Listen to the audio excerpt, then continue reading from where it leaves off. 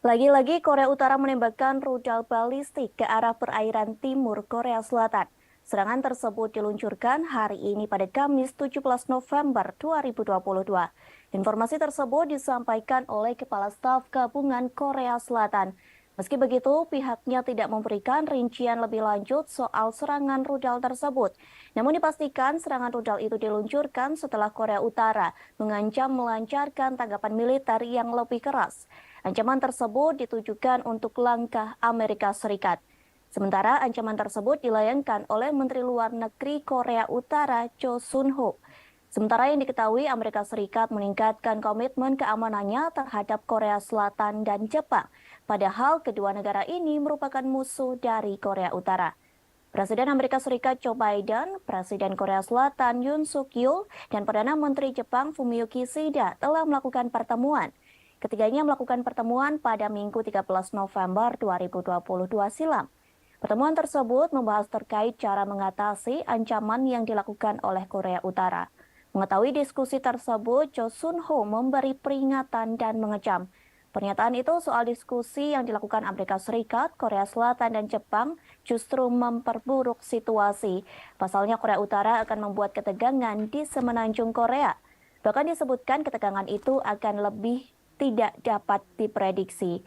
Chu Sun-ho mengatakan militer Korea Utara akan melakukan perlawanan yang semakin sengit.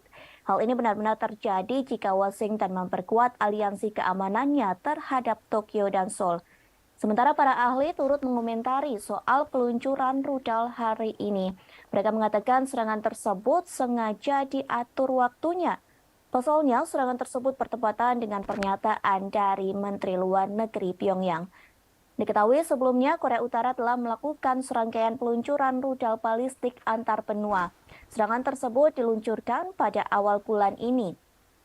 Tercatat lebih dari 20 rudal yang ditembakkan Korea Utara pada Rabu 2 November silam. Tak lama setelah itu, Pyongyang kembali menyerang Korea Selatan dengan dua pesawat pengebom supersonik B-1B pada Sabtu 5 November 2022. Lalu senjata Korea Selatan juga hancur di rudal Korea Utara pada Rabu 9 November silam. Menanggapi rentetan serangan tersebut, Presiden Korea Selatan Yoon Suk Yeol mengatakan serangan tersebut merupakan invasi teritorial.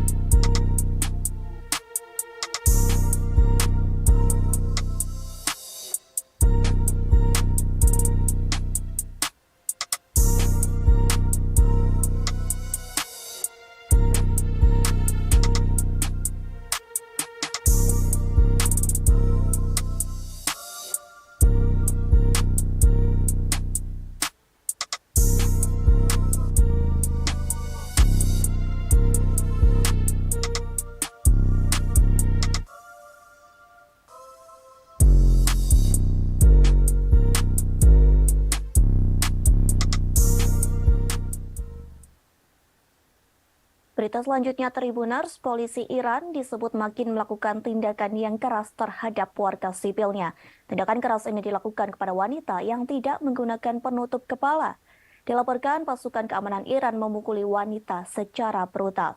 Tak hanya memukul, namun polisi di Iran juga menembak wanita. Peristiwa ini terjadi di sebuah stasiun metro di Teheran. Bahkan video yang memperlihatkan tindakan keras polisi Iran ini beredar di media sosial. Satu akun yang aktif membagikan peristiwa tersebut yakni @1500tasfir. Dari postingan yang diunggah, nampak penumpang berlarian menuju pintu keluar. Akibatnya banyak orang yang jatuh dan terinjak-injak. Seusai itu, nampak polisi melepaskan tembakan ke peron yang ramai. Bahkan terlihat polisi sedang menyisir gerbong kereta, kemudian mereka memukuli wanita Iran yang tak memakai penutup rambut. Para polisi itu tega memukuli wanita dengan pentungnya. Dilaporkan stasiun metro dan angkutan umum memang seringkali menjadi sasaran patroli oleh polisi moral Iran. Biasanya para pengunjuk rasa melakukan protes dengan memberikan teriakan ataupun slogan. Tak hanya itu, mereka juga membakar kain penutup kepala di stasiun metro Teheran tersebut. Lokasi itu telah menjadi pusat kekerasan negara dan pengawasan terhadap warga wanita yang tidak menggunakan penutup kepala. Selain itu, polisi Iran juga bertindak keras kepada wanita yang melakukan protes atas kematian Mahsa Amini. Padahal Mahsa Amini telah meninggal 3 bulan yang lalu. Namun demonstrasi ini meningkat pada Selasa 15 November 2022. Bahkan dalam demonstrasi tersebut mengakibatkan 6 orang tewas.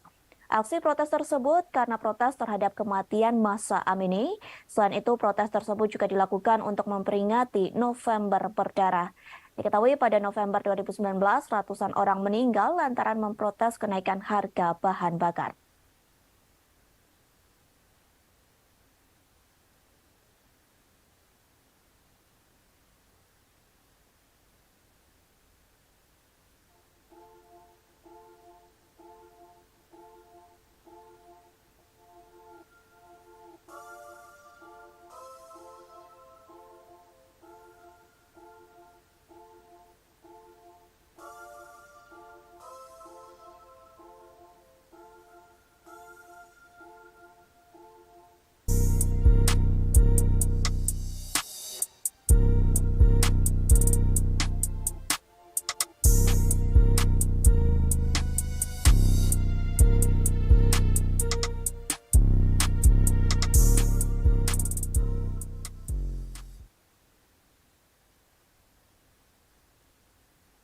Kita beralih ke berita selanjutnya, Tribuners. Sebuah rudal yang menghantam Polandia diduga bukan serangan dari Rusia.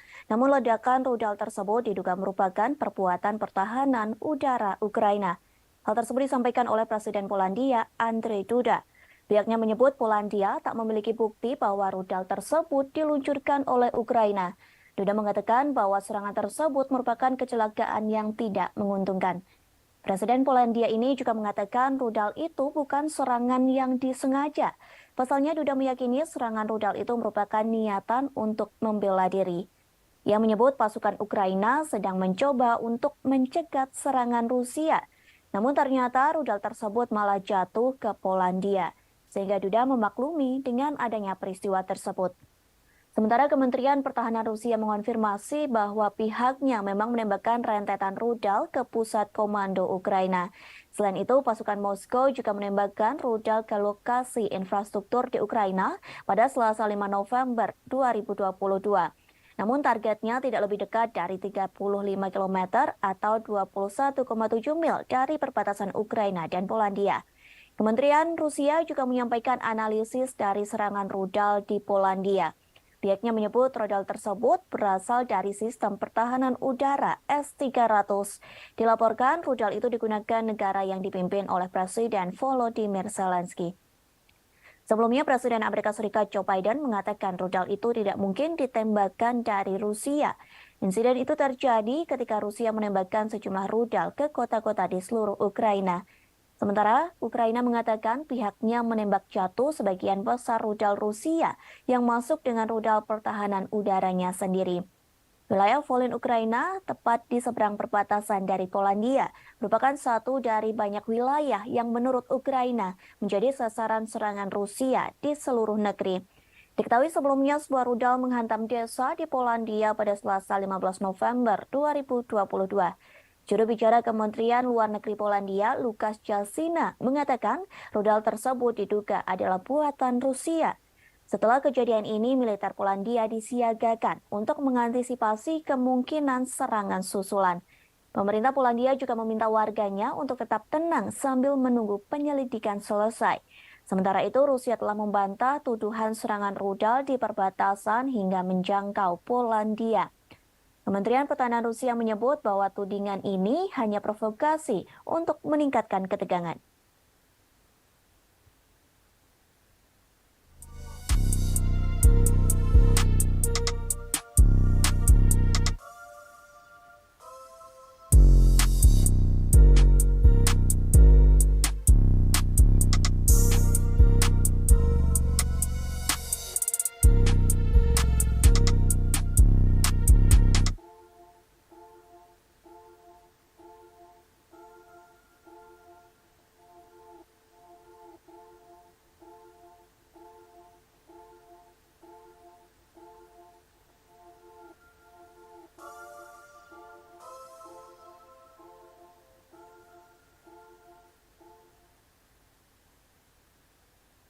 Amerika Serikat tetap kukuh menyalahkan Rusia atas serangan rudal di Polandia. Padahal NATO telah memperkirakan serangan di Polandia merupakan rudal milik Ukraina.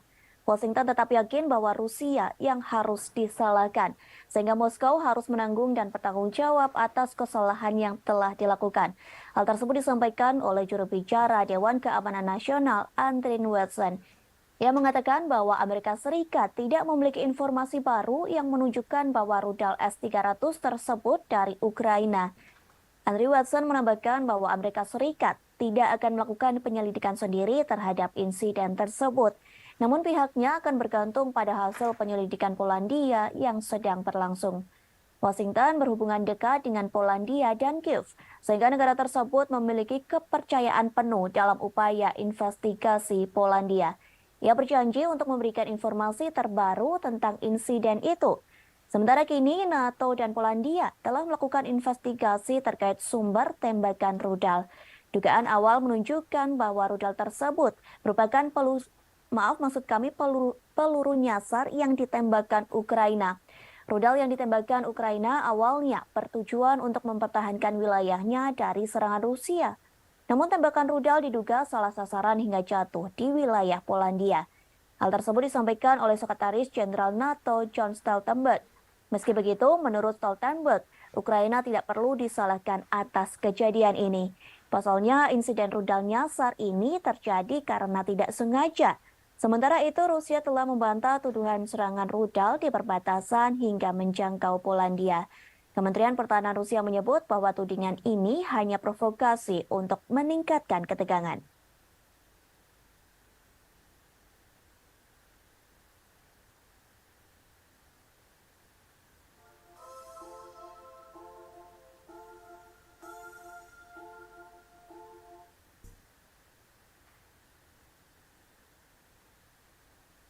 An investigation into this incident is ongoing, and we need to await its outcome. But we have no indication that this was the result of a deliberate attack. And we have no indication that Russia is preparing offensive military actions against NATO. Our preliminary analysis suggests that the incident was likely caused by a Ukrainian air defense missile fired to defend Ukrainian territory against Russian cruise missile attacks. But let me be clear, this is not Ukraine's fault. Russia bears ultimate responsibility as it continues its illegal war against Ukraine. Vatikan menawarkan diri menjadi juru damai dalam perang yang terjadi antara Rusia dan Ukraina. Hal tersebut disampaikan oleh Sekretaris Negara Vatikan Kardinal Pietro Parolin. Kesiapan jadi juru damai itu disampaikan dalam pertemuan antara Vatikan dengan Paguyuban Wartawan Katolik Indonesia atau PWKI. Diketahui PWKI baru saja melakukan kunjungan resmi ke Vatikan. Kunjungan tersebut diikuti sebanyak 18 orang delegasi PWKI. Kunjungan tersebut dipimpin oleh mantan anggota Komisi Penyiaran Indonesia Mayong Suryo Laksono, kemudian penasehat PWKI AM Putut Prabantoro turut mendampingi dalam kunjungan tersebut. PWKI mengatakan Vatikan akan terus memperjuangkan perdamaian antara Rusia dan Ukraina. Vatikan akan terus berjuang lantaran kedua negara ini terus berperang dalam kurun waktu hampir 1 tahun. Bahkan hingga kini perang tersebut belum ada tanda-tanda berhenti atau perdamaian. Parolin mengaku Vatikan turut prihatin lantaran perang tersebut sudah banyak memakan korban. Lebih jauh, Kardinal Parolin mengungkapkan jika melihat peta dunia, sebenarnya bukan hanya Ukraina saja yang dilanda perang. Namun di beberapa tempat di dunia juga mengalami kondisi dan situasi yang buruk. Karena itulah Paus Fransiskus bersama Sheikh Ahmad Al-Tayib, Imam Besar Al-Azhar, menerbitkan dokumen Abu Dhabi. Dokumen tersebut telah diterbitkan pada 4 Februari 2019 di Uni Emirat Arab. Dokumen Abu Dhabi berisi persaudaraan manusia untuk perdamaian. Terlebih Parolin menyadari dunia menjadi berbeda setelah pandemi COVID-19. Pada kesempatan yang sama, Parolin juga mengungkapkan rasa prihatinnya terhadap media yang membuat kekacauan dengan berita-berita negatif. Tak hanya itu, Parolin menyebut banyak media melaporkan berita hoax yang menjauhkan manusia dari perdamaian, sehingga Parolin berpesan kepada delegasi PWKI. Pesan tersebut terkait wartawan yang tidak membuat tembok penghalang atau pembatas. Diharapkan para wartawan bisa membangun jembatan persaudaraan. Satu caranya bekerja sama dengan pihak lain. Satu hal ini dilakukan, Parolin berharap negara-negara bisa mencapai titik perdamaian.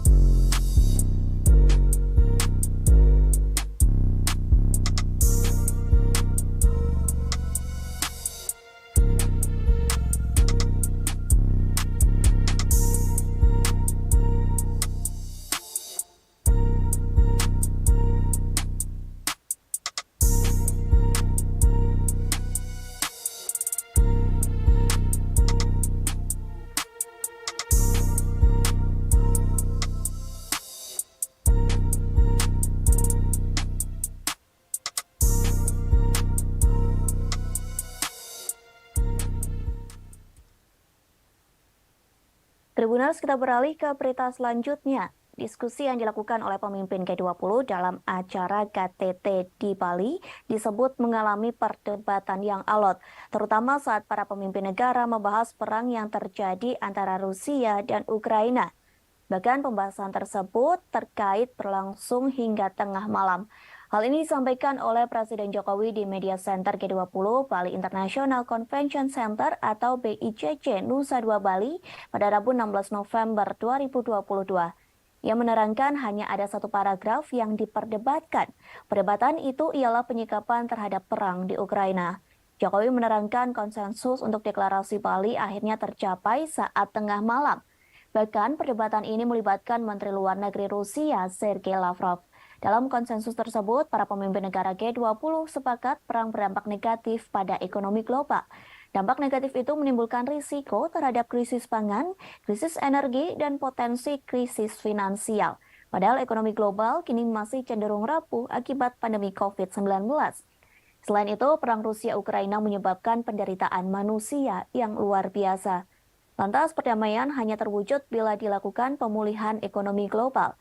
Kepala pemerintahan menegaskan sejak awal perang harus dihentikan, sehingga dalam deklarasi KTT G20 sebagian besar anggota mengecam keras perang yang masih berkecamuk di Ukraina. Dalam deklarasi itu dari 20 negara anggota hanya Rusia yang menolaknya, sementara China dan India memilih tidak memberikan suara dalam perdebatan soal perang Rusia-Ukraina. Di sisi lain, Jokowi mengakui G20 di Bali menghasilkan beberapa hasil yang konkret. Hasil itu diantaranya terbentuk Pandemic Fund yang sampai hari ini terkumpul 1,5 miliar dolar Amerika Serikat. Kemudian Indonesia memperoleh komitmen dari Just Energy Transition Program sebesar 20 miliar dolar Amerika Serikat. Di samping itu, dihasilkan juga komitmen bersama, yakni setidaknya 30% dari daratan dunia dan 30% lautan dunia dilindungi di tahun 2020. Maaf, maksud kami di tahun 2030.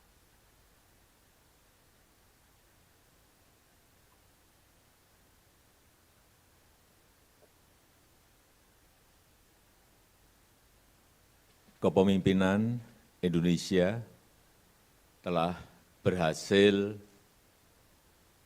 menghasilkan deklarasi pemimpin G20, G20 Bali Leaders Declaration yang awalnya diragukan oleh banyak pihak. Deklarasi terdiri atas 52 paragraf dan paragraf yang sangat diperdebatkan adalah penyikapan terhadap perang di Ukraina.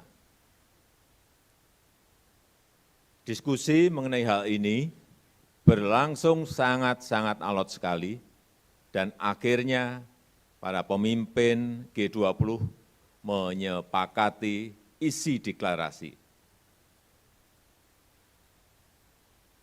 yaitu condemnation perang di Ukraina karena telah melanggar batas wilayah, melanggar integritas wilayah. Perang ini telah mengakibatkan penderitaan masyarakat dan memperberat ekonomi global yang masih rapuh akibat pandemi yang menimbulkan risiko terhadap krisis pangan, krisis energi, dan potensi krisis finansial. Oleh karena itu, G20 membahas dampak perang terhadap kondisi perekonomian global. Momen Presiden China Xi Jinping marah ke Perdana Menteri Kanada Justin Trudeau terekam kamera dan viral di media sosial. Hal ini terjadi saat gelaran konferensi tingkat tinggi atau KTT G20 di Bali. Satu akun yang mengunggah momen tersebut merupakan wartawan asal Kanada. Adapun video berdurasi 1 menit itu memperlihatkan senyuman Xi Jinping saat berbicara kepada Trudeau dalam bahasa Mandarin. Hanya saja nampaknya Trudeau salah menangkap maksud senyuman Xi yang sembari berbicara kepadanya. Penerjemah Xi menjelaskan maksud kedatangan sang presiden merupakan meluapkan protes kepada Trudeau. Ternyata protes tersebut terkait percakapan mereka yang bocor di media dan dinilai tidak pantas. Kemarahan Xi itu pun hanya dibalas dengan senyuman oleh Trudeau. Tak hanya sampai di situ, Xi kembali menumpahkan kekesalannya terkait bocornya pembicaraan dirinya dengan Trudeau. Trudeau pun langsung menyambar ketika penerjemah baru saja mengartikan perkataan Xi. Dirinya berkata bahwa kebebasan di Kanada dijamin oleh negara, sehingga Trudeau menilai hal ini mungkin tidak dijalani di negeri tirai bambu. Xi pun mengakhiri percakapan tersebut dengan menyatakan adanya penentuan batas-batas yang disepakati ketika akan berdialog dengannya. Setelah itu, Xi mengakhiri percakapan dengan Trudeau dengan menyalaminya dan melenggang pergi. Sementara Trudeau juga pergi, namun ia tampak kebingungan. Hal ini terlihat dari langkah kakinya yang tak pasti. Sebagai informasi, video ini telah ditonton sebanyak 6,3 juta kali. Terkait video ini, warganet asal Tiongkok menilai baru kali ini Xi Jinping terlihat mencolok dalam sebuah pertemuan kenegaraan. Perlu diketahui, tensi hubungan antara Kanada dan China telah meninggi sejak penahanan pimpinan Huawei Meng Wanzhou pada tahun 2018. Hubungan kedua negara pun semakin buruk ketika Ottawa memban peralatan 5G dari Huawei pada Mei lalu. Tindakan ini dibalas dengan meminta 3 perusahaan asal Tiongkok untuk pergi dari Kanada. Trudeau dan Xi terakhir bertemu pada Juni 2019 lalu pada gelaran G20 di Osaka, Jepang. Mereka baru bertemu lagi pada gelaran KTT G20 di Bali pada 15 hingga 16 November 2022 yang lalu.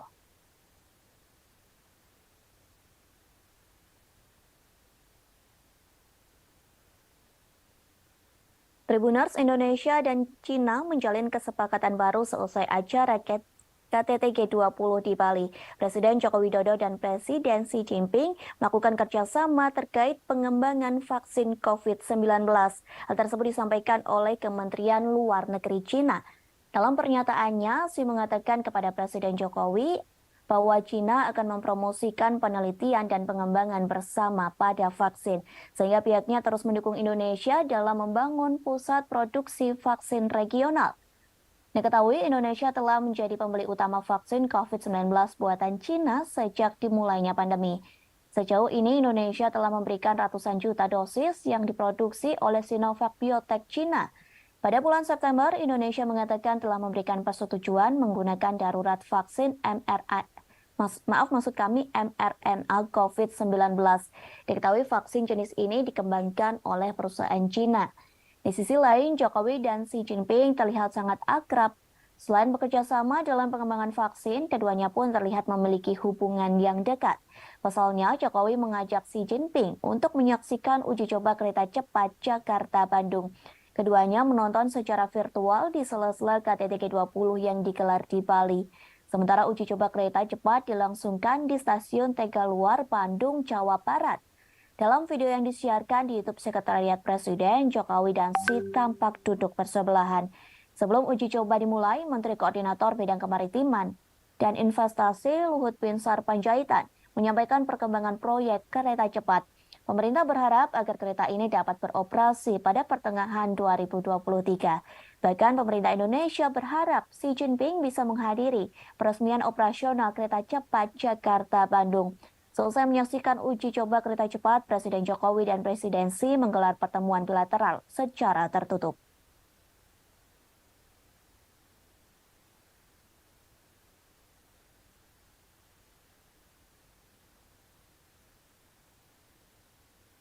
Presiden Joko Widodo secara resmi telah menutup konferensi tingkat tinggi atau KTT G20 di Bali. Acara tersebut dipersiapkan dengan matang sehingga mendapat pujian dari para pemimpin negara.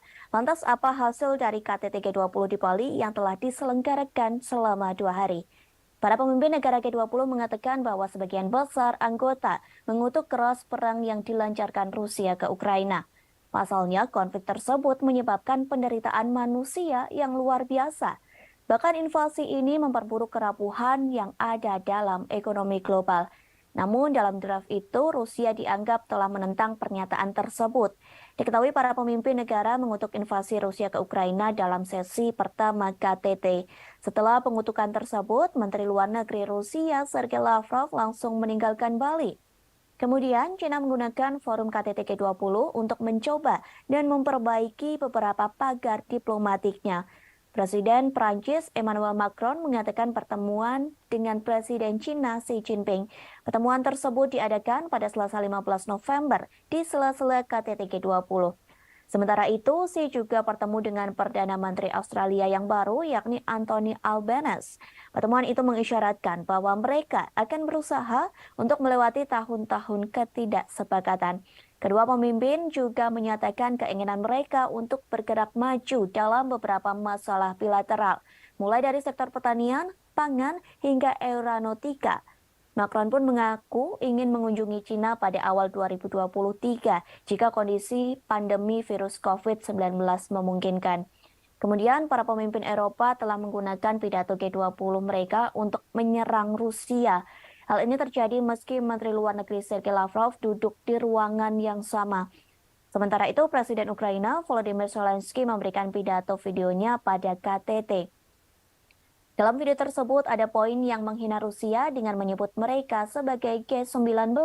Pasalnya, Presiden Rusia Vladimir Putin tidak menghadiri forum profil tingkat tinggi yang diadakan di Bali itu. Lalu, Presiden Prancis Emmanuel Macron menggunakan KTT G20 untuk meluncurkan kembali ambisi strategis Prancis di kawasan Asia Pasifik. Ia bertemu dengan tokoh-tokoh regional termasuk Presiden China dan PM India Modi di sela-sela KTT Bali. Namun di antara semua hal yang telah dibahas, fokus resmi KTT terkait stabilitas keuangan, kesehatan, energi berkelanjutan, dan transformasi digital.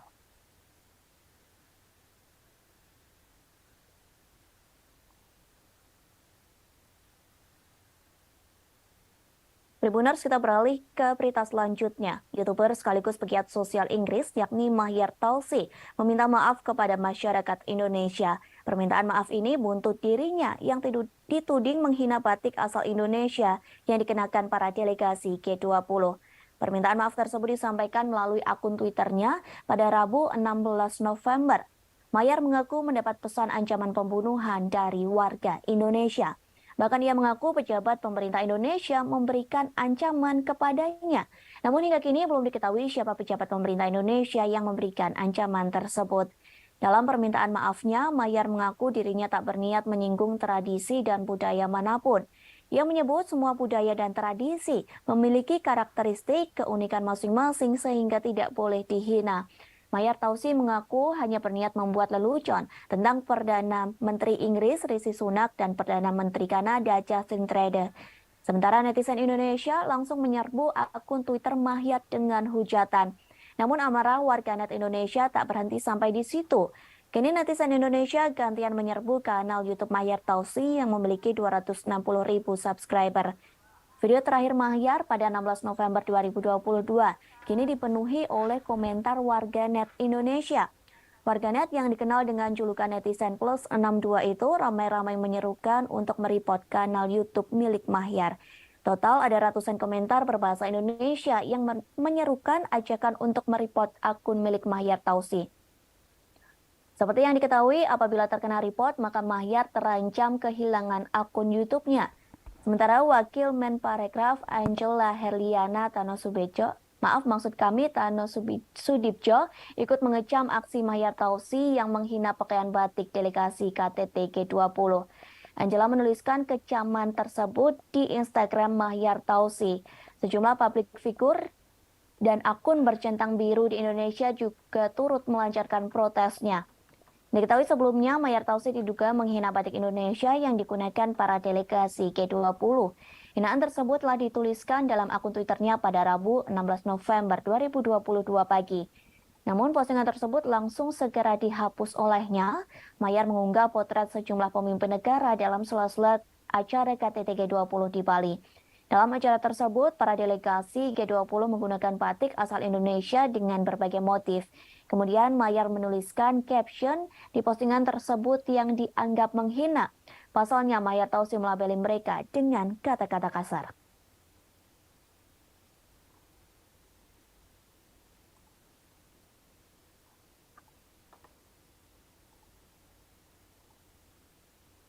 Jurnalis asing menyebut lemper mirip dengan sushi roll. Hal tersebut terjadi saat mereka meliput KTT G20 di Nusa Dua Bali.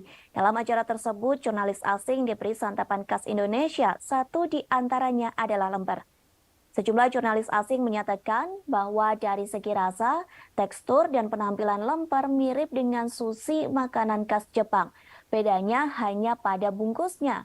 Sushi dibungkus nori dan bisa dimakan, sedangkan lemper dibalut daun pisang yang tidak bisa dimakan. Hal tersebut disampaikan oleh seorang jurnalis asal Jerman, Ennet. Ia mengaku semua makanan Indonesia memiliki rasa yang enak. Bahkan ia mengaku sering heran dengan makanan Indonesia yang enak dan banyak macamnya. Para pewarta dari luar negeri mencicipi jajanan Indonesia saat meliput di Media Center Bali International Convention atau Center BICC Western Hotel Nusa Dua. Jajanan disajikan sebagai makanan penutup, antara lain wajik, kue apem, lemper, dan beberapa kudapan tradisional khas Nusantara lainnya. Makanan kecil ini juga dihidangkan untuk sarapan pagi, makan siang, dan makan malam. Pilihan hidangan internasional juga tersaji seperti makanan barat, India, dan Oriental. Namun kudapan lokal dilaporkan menarik perhatian tersendiri di mata awak media asing. Seorang staf minuman BICC yakni Edi menyebut banyak wartawan yang terlihat ragu-ragu mengambil makanan khas Indonesia. Namun setelah memakannya, mereka kerap kembali untuk mengambil hidangan tersebut. Senada dengan pernyataan Edi, si fotografer asing yakni Chai Hingo mengakui kegemarannya menyantap kudapan Indonesia. Chai menambahkan setiap pagi sebelum beraktivitas, ia selalu berbekal kue dari toko roti favoritnya. Meski begitu, ia mengakui ada beberapa makanan Indonesia yang kurang disukai. Makanan yang tidak disukai merupakan kue basah yang memiliki tekstur lembek.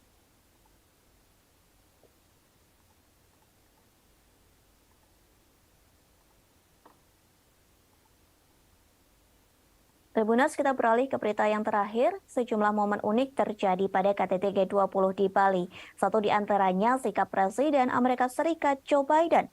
Pasalnya perhatian Biden tertuju kepada jurnalis Rusia yakni Yuri Solmov. Diketahui Yuri Solmov merupakan kameramen dari Channel One Rusia. Biden disebut takjub melihat badan Solmov begitu kekar dan berotot. Ia pun mengaku khawatir dengan otot lengan pria tersebut. Pernyataan itu disambut tawa oleh Presiden Indonesia Joko Widodo. Bahkan para delegasi KTT G20 yang lain juga ikut tertawa. Kemudian terdengar seseorang mengatakan kepada Biden bahwa Solmov merupakan orang Rusia. Mendengar hal tersebut, Biden mengaku tidak peduli dengan orang itu. Bahkan Biden sempat bergurau dengan Yuri Solmov. Biden mengatakan ia berharap tidak bermusuhan dengan jurnalis asal Rusia bertubuh kekar itu. Di sisi lain, Biden sendiri mengaku betah tinggal di Indonesia dan sebenarnya tak ingin pulang ke negara asalnya. Curhatan ini disampaikan oleh Biden saat ia diantar oleh Sandiaga Uno setelah selesainya acara KTT G20 di Bali. Melalui Instagramnya, Sandi menceritakan bagaimana ia mendampingi Biden hingga Presiden Amerika Serikat itu naik ke pesawat. Dalam perjalanan ke pesawat, Biden sempat berbincang dengan Sandi. Biden awalnya mengucapkan selamat dan terima kasih atas KTT G20 di Bali yang begitu meriah. Kemudian Biden mengutarakan bagaimana dirinya begitu nyaman di Bali, bahkan merasa seperti berada di rumah sendiri.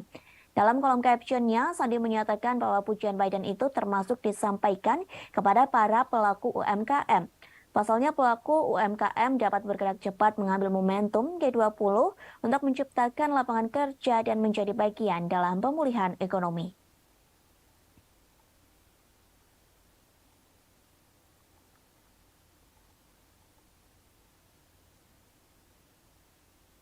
Lagi-lagi Korea Utara menembakkan rudal balistik ke arah perairan timur Korea Selatan. Serangan tersebut diluncurkan hari ini pada Kamis 17 November 2022. Informasi tersebut disampaikan oleh Kepala Staf Gabungan Korea Selatan. Meski begitu, pihaknya tidak memberikan rincian lebih lanjut soal serangan rudal tersebut. Namun dipastikan serangan rudal itu diluncurkan setelah Korea Utara mengancam melancarkan tanggapan militer yang lebih keras. Ancaman tersebut ditujukan untuk langkah Amerika Serikat.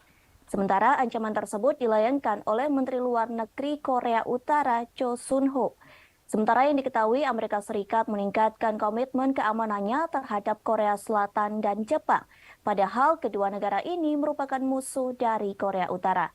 Presiden Amerika Serikat Joe Biden, Presiden Korea Selatan Yoon Suk Yeol, dan Perdana Menteri Jepang Fumio Kishida telah melakukan pertemuan. Ketiganya melakukan pertemuan pada Minggu 13 November 2022 silam. Pertemuan tersebut membahas terkait cara mengatasi ancaman yang dilakukan oleh Korea Utara. Mengetahui diskusi tersebut, Cho Sun-ho memberi peringatan dan mengecam.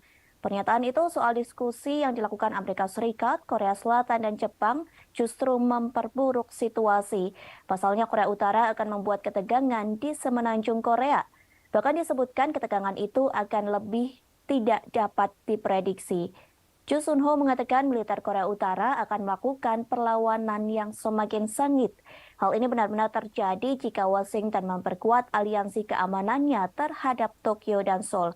Sementara para ahli turut mengomentari soal peluncuran rudal hari ini.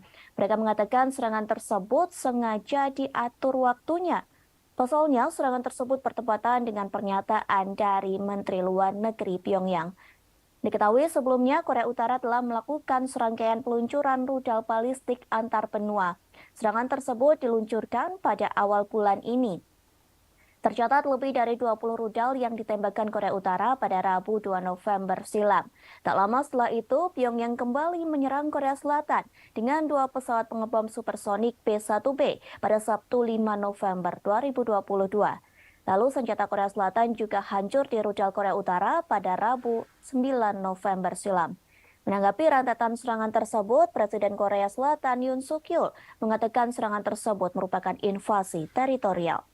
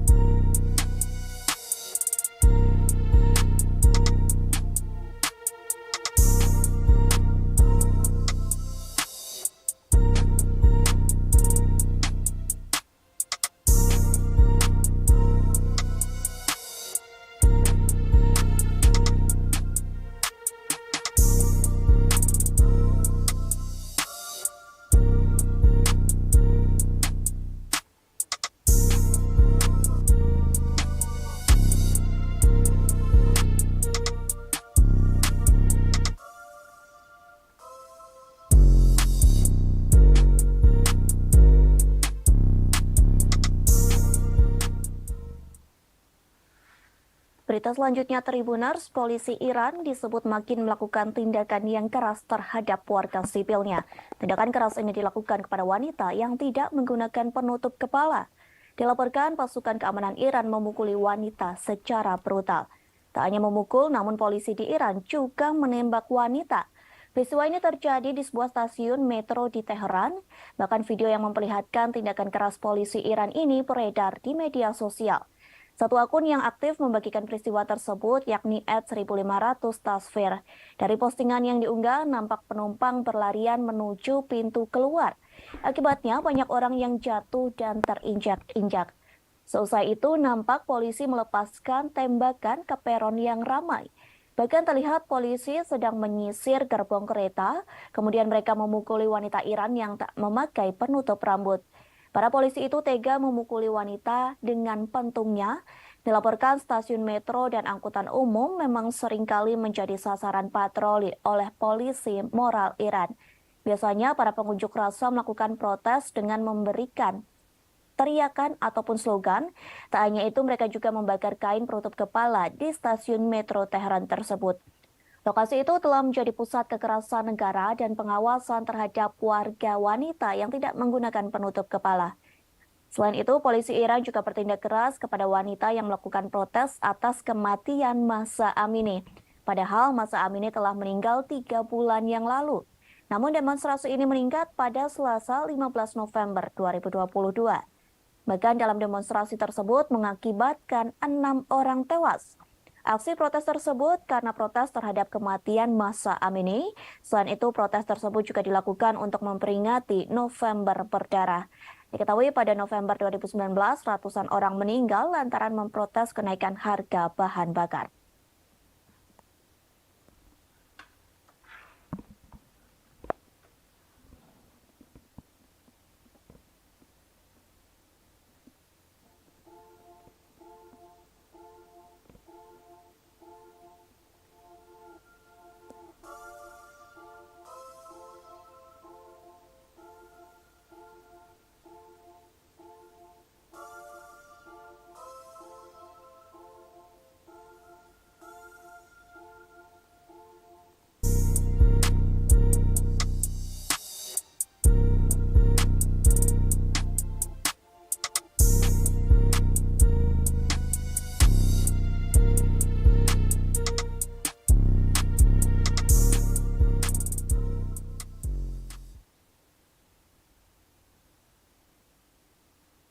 Kita beralih ke berita selanjutnya, Tribuners. Sebuah rudal yang menghantam Polandia diduga bukan serangan dari Rusia. Namun ledakan rudal tersebut diduga merupakan perbuatan pertahanan udara Ukraina. Hal tersebut disampaikan oleh Presiden Polandia, Andrzej Duda. Pihaknya menyebut Polandia tak memiliki bukti bahwa rudal tersebut diluncurkan oleh Ukraina. Duda mengatakan bahwa serangan tersebut merupakan kecelakaan yang tidak menguntungkan. Presiden Polandia ini juga mengatakan rudal itu bukan serangan yang disengaja. Pasalnya, Duda meyakini serangan rudal itu merupakan niatan untuk membela diri. Ia menyebut pasukan Ukraina sedang mencoba untuk mencegat serangan Rusia. Namun ternyata rudal tersebut malah jatuh ke Polandia, sehingga Duda memaklumi dengan adanya peristiwa tersebut. Sementara Kementerian Pertahanan Rusia mengonfirmasi bahwa pihaknya memang menembakkan rentetan rudal ke pusat komando Ukraina. Selain itu, pasukan Moskow juga menembakkan rudal ke lokasi infrastruktur di Ukraina pada Selasa 5 November 2022. Namun targetnya tidak lebih dekat dari 35 km atau 21,7 mil dari perbatasan Ukraina dan Polandia. Kementerian Rusia juga menyampaikan analisis dari serangan rudal di Polandia. Pihaknya menyebut rudal tersebut berasal dari sistem pertahanan udara S-300. Dilaporkan rudal itu digunakan negara yang dipimpin oleh Presiden Volodymyr Zelensky. Sebelumnya, Presiden Amerika Serikat Joe Biden mengatakan rudal itu tidak mungkin ditembakkan dari Rusia. Insiden itu terjadi ketika Rusia menembakkan sejumlah rudal ke kota-kota di seluruh Ukraina. Sementara Ukraina mengatakan pihaknya menembak jatuh sebagian besar rudal Rusia yang masuk dengan rudal pertahanan udaranya sendiri.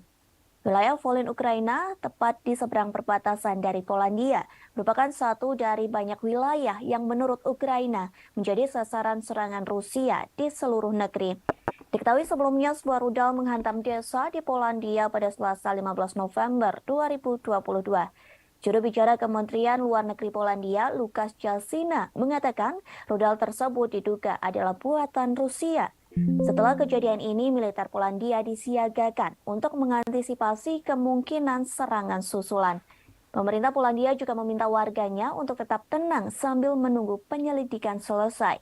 Sementara itu, Rusia telah membantah tuduhan serangan rudal di perbatasan hingga menjangkau Polandia. Kementerian Pertahanan Rusia menyebut bahwa tudingan ini hanya provokasi untuk meningkatkan ketegangan.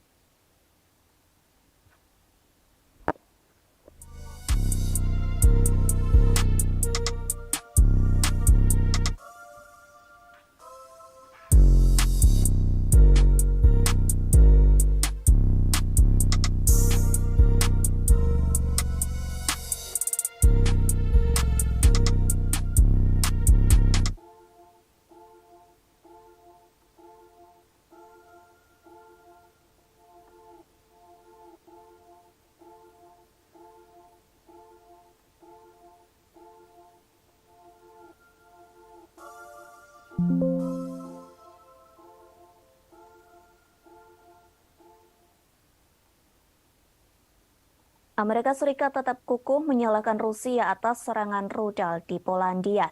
Padahal NATO telah memperkirakan serangan di Polandia merupakan rudal milik Ukraina. Washington tetap yakin bahwa Rusia yang harus disalahkan, sehingga Moskow harus menanggung dan bertanggung jawab atas kesalahan yang telah dilakukan. Hal tersebut disampaikan oleh juru bicara Dewan Keamanan Nasional, Antrin Wilson. Ia mengatakan bahwa Amerika Serikat tidak memiliki informasi baru yang menunjukkan bahwa rudal S-300 tersebut dari Ukraina. Andrew Watson menambahkan bahwa Amerika Serikat tidak akan melakukan penyelidikan sendiri terhadap insiden tersebut. Namun pihaknya akan bergantung pada hasil penyelidikan Polandia yang sedang berlangsung. Washington berhubungan dekat dengan Polandia dan Kiev, sehingga negara tersebut memiliki kepercayaan penuh dalam upaya investigasi Polandia. Ia berjanji untuk memberikan informasi terbaru tentang insiden itu. Sementara kini, NATO dan Polandia telah melakukan investigasi terkait sumber tembakan rudal. Dugaan awal menunjukkan bahwa rudal tersebut merupakan peluru nyasar yang ditembakkan Ukraina. Rudal yang ditembakkan Ukraina awalnya bertujuan untuk mempertahankan wilayahnya dari serangan Rusia. Namun tembakan rudal diduga salah sasaran hingga jatuh di wilayah Polandia. Hal tersebut disampaikan oleh Sekretaris Jenderal NATO Jens Stoltenberg. Meski begitu, menurut Stoltenberg, Ukraina tidak perlu disalahkan atas kejadian ini. Pasalnya, insiden rudal nyasar ini terjadi karena tidak sengaja. Sementara itu, Rusia telah membantah tuduhan serangan rudal di perbatasan hingga menjangkau Polandia. Kementerian Pertahanan Rusia menyebut bahwa tudingan ini hanya provokasi untuk meningkatkan ketegangan.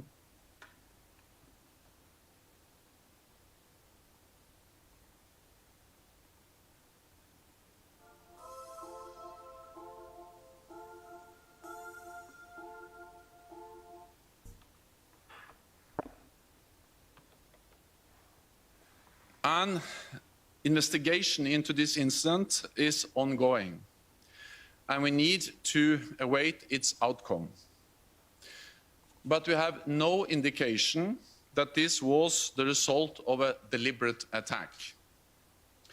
And we have no indication that Russia is preparing offensive military actions against NATO. Our preliminary analysis suggests that the incident was likely caused by a Ukrainian air defense missile fired to defend Ukrainian territory against Russian cruise missile attacks. But let me be clear, this is not Ukraine's fault. Russia bears ultimate responsibility as it continues its illegal war against Ukraine. Vatikan menawarkan diri menjadi juru damai dalam perang yang terjadi antara Rusia dan Ukraina. Hal tersebut disampaikan oleh Sekretaris Negara Vatikan Kardinal Pietro Parolin. Kesiapan jadi juru damai itu disampaikan dalam pertemuan antara Vatikan dengan Paguyuban Wartawan Katolik Indonesia atau PWKI. Diketahui PWKI baru saja melakukan kunjungan resmi ke Vatikan. Kunjungan tersebut diikuti sebanyak 18 orang delegasi PWKI. Kunjungan tersebut dipimpin oleh mantan anggota Komisi Penyiaran Indonesia Mayong Suryo Laksono, kemudian penasihat PWKI AM Putut Prabantoro turut mendampingi dalam kunjungan tersebut. PWKI mengatakan Vatikan akan terus memperjuangkan perdamaian antara Rusia dan Ukraina. Vatikan akan terus berjuang lantaran kedua negara ini terus berperang dalam kurun waktu hampir 1 tahun. Bahkan hingga kini perang tersebut belum ada tanda-tanda berhenti atau perdamaian. Parolin mengaku Vatikan turut prihatin lantaran perang tersebut sudah banyak memakan korban. Lebih jauh, Kardinal Parolin mengungkapkan jika melihat peta dunia, sebenarnya bukan hanya Ukraina saja yang dilanda perang. Namun di beberapa tempat di dunia juga mengalami kondisi dan situasi yang buruk. Karena itulah Paus Fransiskus bersama Sheikh Ahmad Al-Tayib, Imam Besar Al-Azhar, menerbitkan dokumen Abu Dhabi. Dokumen tersebut telah diterbitkan pada 4 Februari 2019 di Uni Emirat Arab. Dokumen Abu Dhabi berisi persaudaraan manusia untuk perdamaian. Terlebih Parolin menyadari dunia menjadi berbeda setelah pandemi COVID-19. Pada kesempatan yang sama, Parolin juga mengungkapkan rasa prihatinnya terhadap media yang membuat kekacauan dengan berita-berita negatif. Tak hanya itu, Parolin menyebut banyak media melaporkan berita hoaks yang menjauhkan manusia dari perdamaian, sehingga Parolin berpesan kepada delegasi PWKI. Pesan tersebut terkait wartawan yang tidak membuat tembok penghalang atau pembatas. Diharapkan para wartawan bisa membangun jembatan persaudaraan. Satu caranya bekerja sama dengan pihak lain. Satu hal ini dilakukan, Parolin berharap negara-negara bisa mencapai titik perdamaian.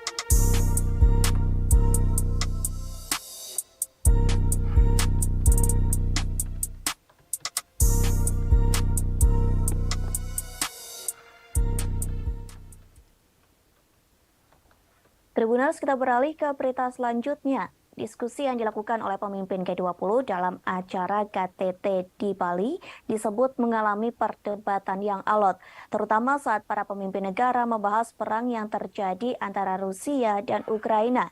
Bahkan pembahasan tersebut terkait berlangsung hingga tengah malam.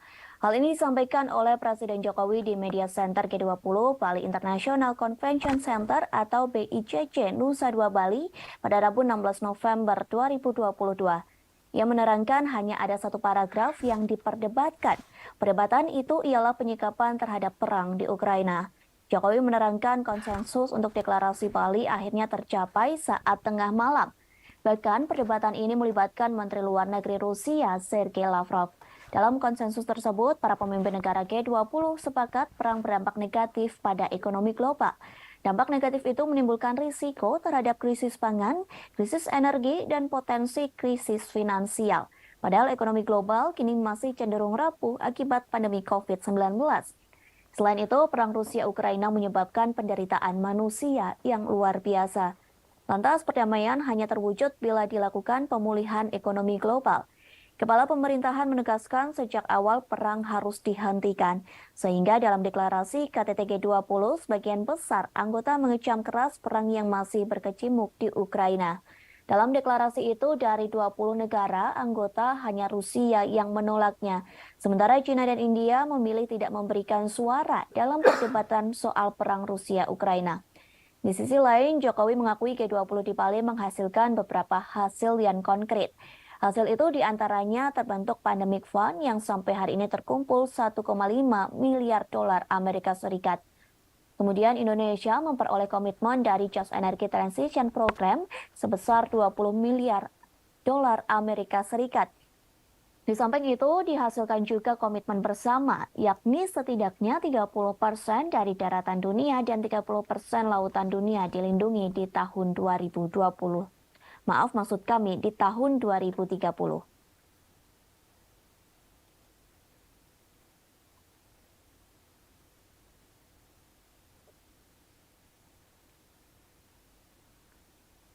Kepemimpinan Indonesia telah berhasil menghasilkan deklarasi pemimpin G20, G20 Bali Leaders Declaration yang awalnya diragukan oleh banyak pihak. Deklarasi terdiri atas 52 paragraf dan paragraf yang sangat diperdebatkan adalah penyikapan terhadap perang di Ukraina. Diskusi mengenai hal ini berlangsung sangat-sangat alot sekali dan akhirnya para pemimpin G20 menyepakati isi deklarasi, yaitu condemnation perang di Ukraina karena telah melanggar batas wilayah, melanggar integritas wilayah. Perang ini telah mengakibatkan penderitaan masyarakat dan memperberat ekonomi global yang masih rapuh akibat pandemi yang menimbulkan risiko terhadap krisis pangan, krisis energi, dan potensi krisis finansial. Oleh karena itu, G20 membahas dampak perang terhadap kondisi perekonomian global. Momen Presiden China Xi Jinping marah ke Perdana Menteri Kanada Justin Trudeau terekam kamera dan viral di media sosial. Hal ini terjadi saat gelaran konferensi tingkat tinggi atau KTT G20 di Bali. Satu akun yang mengunggah momen tersebut merupakan wartawan asal Kanada. Adapun video berdurasi 1 menit itu memperlihatkan senyuman Xi Jinping saat berbicara kepada Trudeau dalam bahasa Mandarin. Hanya saja nampaknya Trudeau salah menangkap maksud senyuman Xi yang sembari berbicara kepadanya. Penerjemah Xi menjelaskan maksud kedatangan sang presiden merupakan meluapkan protes kepada Trudeau. Ternyata protes tersebut terkait percakapan mereka yang bocor di media dan dinilai tidak pantas. Kemarahan Xi itu pun hanya dibalas dengan senyuman oleh Trudeau. Tak hanya sampai di situ, Xi kembali menumpahkan kekesalannya terkait bocornya pembicaraan dirinya dengan Trudeau. Trudeau pun langsung menyambar ketika penerjemah baru saja mengartikan perkataan Xi.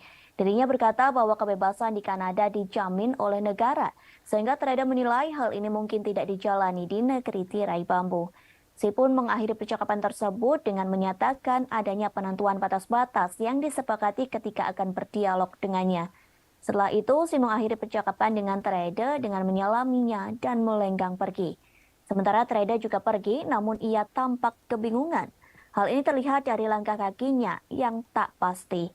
Sebagai informasi, video ini telah ditonton sebanyak 6,3 juta kali. Terkait video ini, warganet asal Tiongkok menilai baru kali ini Xi Jinping terlihat mencolok dalam sebuah pertemuan kenegaraan. Perlu diketahui, tensi hubungan antara Kanada dan China telah meninggi sejak penahanan pimpinan Huawei Meng Wanzhou pada tahun 2018. Hubungan kedua negara pun semakin buruk ketika Ottawa memban peralatan 5G dari Huawei pada Mei lalu. Tindakan ini dibalas dengan meminta 3 perusahaan asal Tiongkok untuk pergi dari Kanada. Trade dan Xi terakhir bertemu pada Juni 2019 lalu pada gelaran G20 di Osaka, Jepang. Mereka baru bertemu lagi pada gelaran KTT G20 di Bali pada 15 hingga 16 November 2022 yang lalu.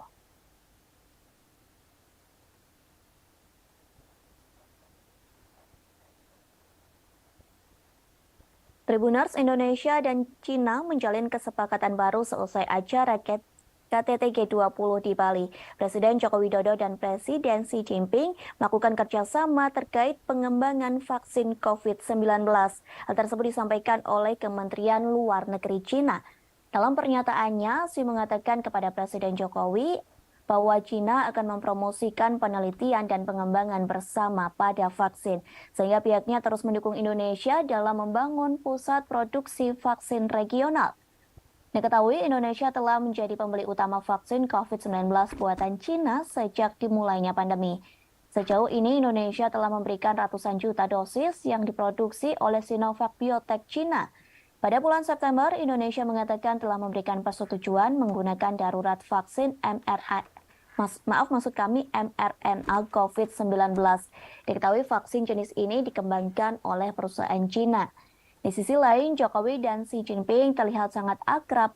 Selain bekerja sama dalam pengembangan vaksin, keduanya pun terlihat memiliki hubungan yang dekat. Pasalnya, Jokowi mengajak Xi Jinping untuk menyaksikan uji coba kereta cepat Jakarta-Bandung.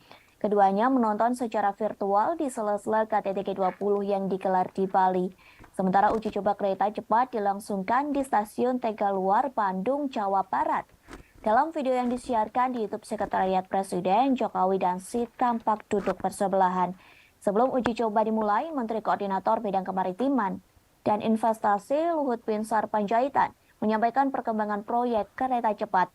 Pemerintah berharap agar kereta ini dapat beroperasi pada pertengahan 2023. Bahkan pemerintah Indonesia berharap Xi Jinping bisa menghadiri peresmian operasional kereta cepat Jakarta-Bandung. Selesai menyaksikan uji coba kereta cepat, Presiden Jokowi dan Presiden Xi menggelar pertemuan bilateral secara tertutup.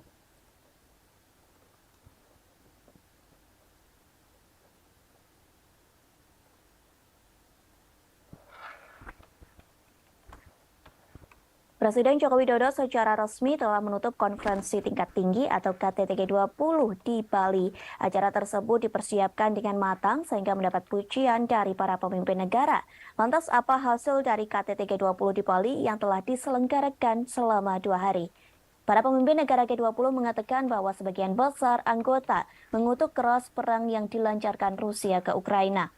Pasalnya, konflik tersebut menyebabkan penderitaan manusia yang luar biasa.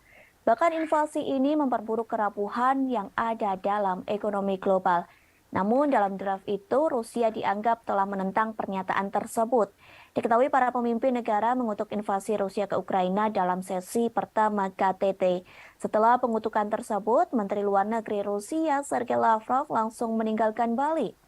Kemudian, China menggunakan forum KTT G20 untuk mencoba dan memperbaiki beberapa pagar diplomatiknya. Presiden Prancis Emmanuel Macron mengatakan pertemuan dengan Presiden China Xi Jinping. Pertemuan tersebut diadakan pada Selasa 15 November di sela-sela KTT G20. Sementara itu, Xi juga bertemu dengan Perdana Menteri Australia yang baru, yakni Anthony Albanese. Pertemuan itu mengisyaratkan bahwa mereka akan berusaha untuk melewati tahun-tahun ketidaksepakatan. Kedua pemimpin juga menyatakan keinginan mereka untuk bergerak maju dalam beberapa masalah bilateral, mulai dari sektor pertanian, pangan, hingga aeronautika. Macron pun mengaku ingin mengunjungi China pada awal 2023 jika kondisi pandemi virus COVID-19 memungkinkan. Kemudian para pemimpin Eropa telah menggunakan pidato G20 mereka untuk menyerang Rusia. Hal ini terjadi meski Menteri Luar Negeri Sergei Lavrov duduk di ruangan yang sama. Sementara itu, Presiden Ukraina Volodymyr Zelensky memberikan pidato videonya pada KTT. Dalam video tersebut ada poin yang menghina Rusia dengan menyebut mereka sebagai G19. Pasalnya, Presiden Rusia Vladimir Putin tidak menghadiri forum profil tingkat tinggi yang diadakan di Bali itu. Lalu, Presiden Prancis Emmanuel Macron menggunakan KTT G20 untuk meluncurkan kembali ambisi strategis Prancis di kawasan Asia Pasifik. Ia bertemu dengan tokoh-tokoh regional termasuk Presiden China dan PM India Modi di sela-sela KTT Bali. Namun di antara semua hal yang telah dibahas, fokus resmi KTT terkait stabilitas keuangan, kesehatan, energi berkelanjutan, dan transformasi digital.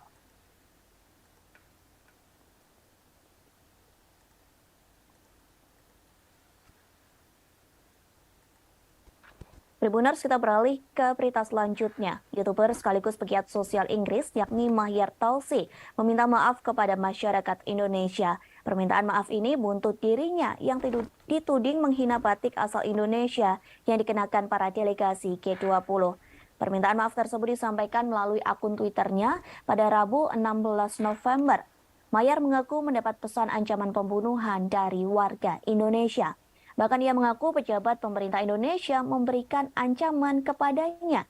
Namun hingga kini belum diketahui siapa pejabat pemerintah Indonesia yang memberikan ancaman tersebut.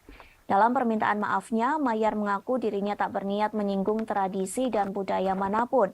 Ia menyebut semua budaya dan tradisi memiliki karakteristik keunikan masing-masing sehingga tidak boleh dihina. Mahyar Tousi mengaku hanya berniat membuat lelucon tentang Perdana Menteri Inggris Rishi Sunak dan Perdana Menteri Kanada Justin Trudeau. Sementara netizen Indonesia langsung menyerbu akun Twitter Mahyar dengan hujatan. Namun amarah warganet Indonesia tak berhenti sampai di situ.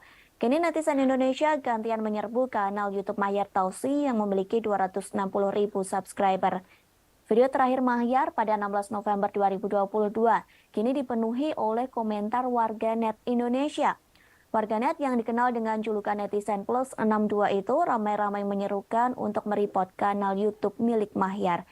Total ada ratusan komentar berbahasa Indonesia yang menyerukan ajakan untuk mereport akun milik Mahyar Tousi.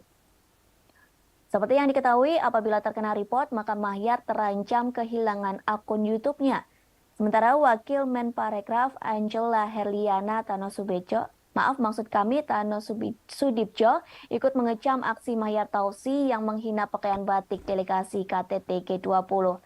Angela menuliskan kecaman tersebut di Instagram Mahyar Tousi.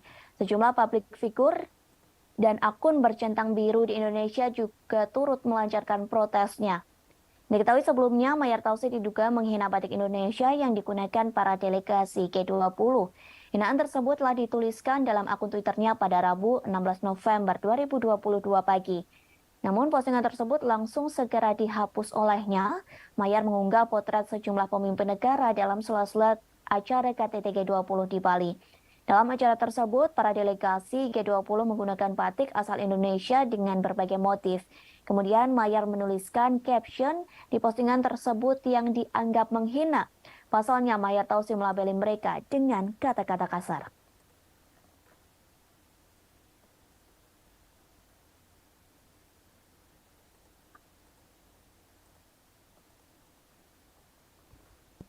Jurnalis asing menyebut lemper mirip dengan sushi roll. Hal tersebut terjadi saat mereka meliput KTT G20 di Nusa Dua Bali.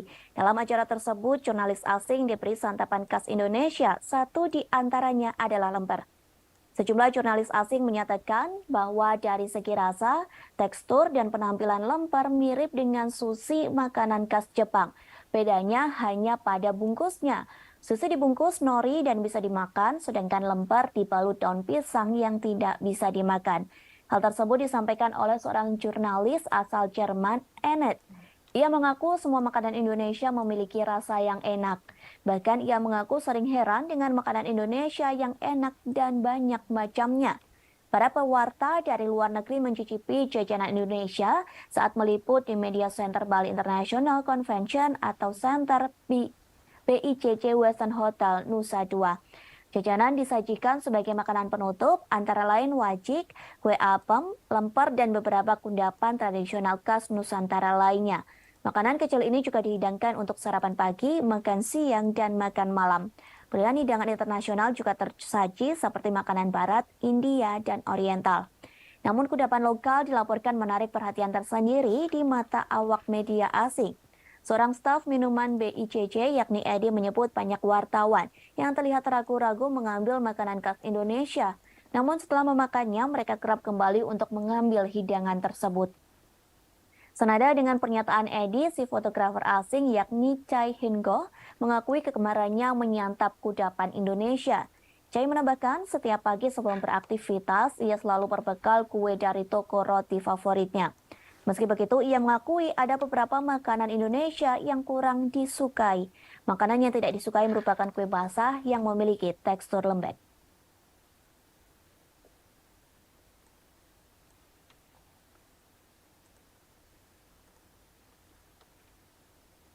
Tribunas, kita beralih ke berita yang terakhir. Sejumlah momen unik terjadi pada KTT G20 di Bali. Satu di antaranya sikap Presiden Amerika Serikat Joe Biden. Pasalnya perhatian Biden tertuju kepada jurnalis Rusia yakni Yuri Solmov. Diketahui Yuri Solmov merupakan kameramen dari Channel One Rusia. Biden disebut takjub melihat badan Solmov begitu kekar dan berotot. Ia pun mengaku khawatir dengan otot lengan pria tersebut. Pernyataan itu disambut tawa oleh Presiden Indonesia Joko Widodo. Bahkan para delegasi KTT G20 yang lain juga ikut tertawa. Kemudian terdengar seseorang mengatakan kepada Biden bahwa Solmov merupakan orang Rusia. Mendengar hal tersebut, Biden mengaku tidak peduli dengan orang itu. Bahkan Biden sempat bergurau dengan Yuri Solmov. Biden mengatakan ia berharap tidak bermusuhan dengan jurnalis asal Rusia bertubuh kekar itu. Di sisi lain, Biden sendiri mengaku betah tinggal di Indonesia dan sebenarnya tak ingin pulang ke negara asalnya. Curhatan ini disampaikan oleh Biden saat ia diantar oleh Sandiaga Uno setelah selesainya acara KTT G20 di Bali. Melalui Instagramnya, Sandi menceritakan bagaimana ia mendampingi Biden hingga Presiden Amerika Serikat itu naik ke pesawat. Dalam perjalanan ke pesawat, Biden sempat berbincang dengan Sandi. Biden awalnya mengucapkan selamat dan terima kasih atas KTT G20 di Bali yang begitu meriah. Kemudian Biden mengutarakan bagaimana dirinya begitu nyaman di Bali, bahkan merasa seperti berada di rumah sendiri. Dalam kolom captionnya, Sandi menyatakan bahwa pujian Biden itu termasuk disampaikan kepada para pelaku UMKM. Pasalnya pelaku UMKM dapat bergerak cepat mengambil momentum G20 untuk menciptakan lapangan kerja dan menjadi bagian dalam pemulihan ekonomi.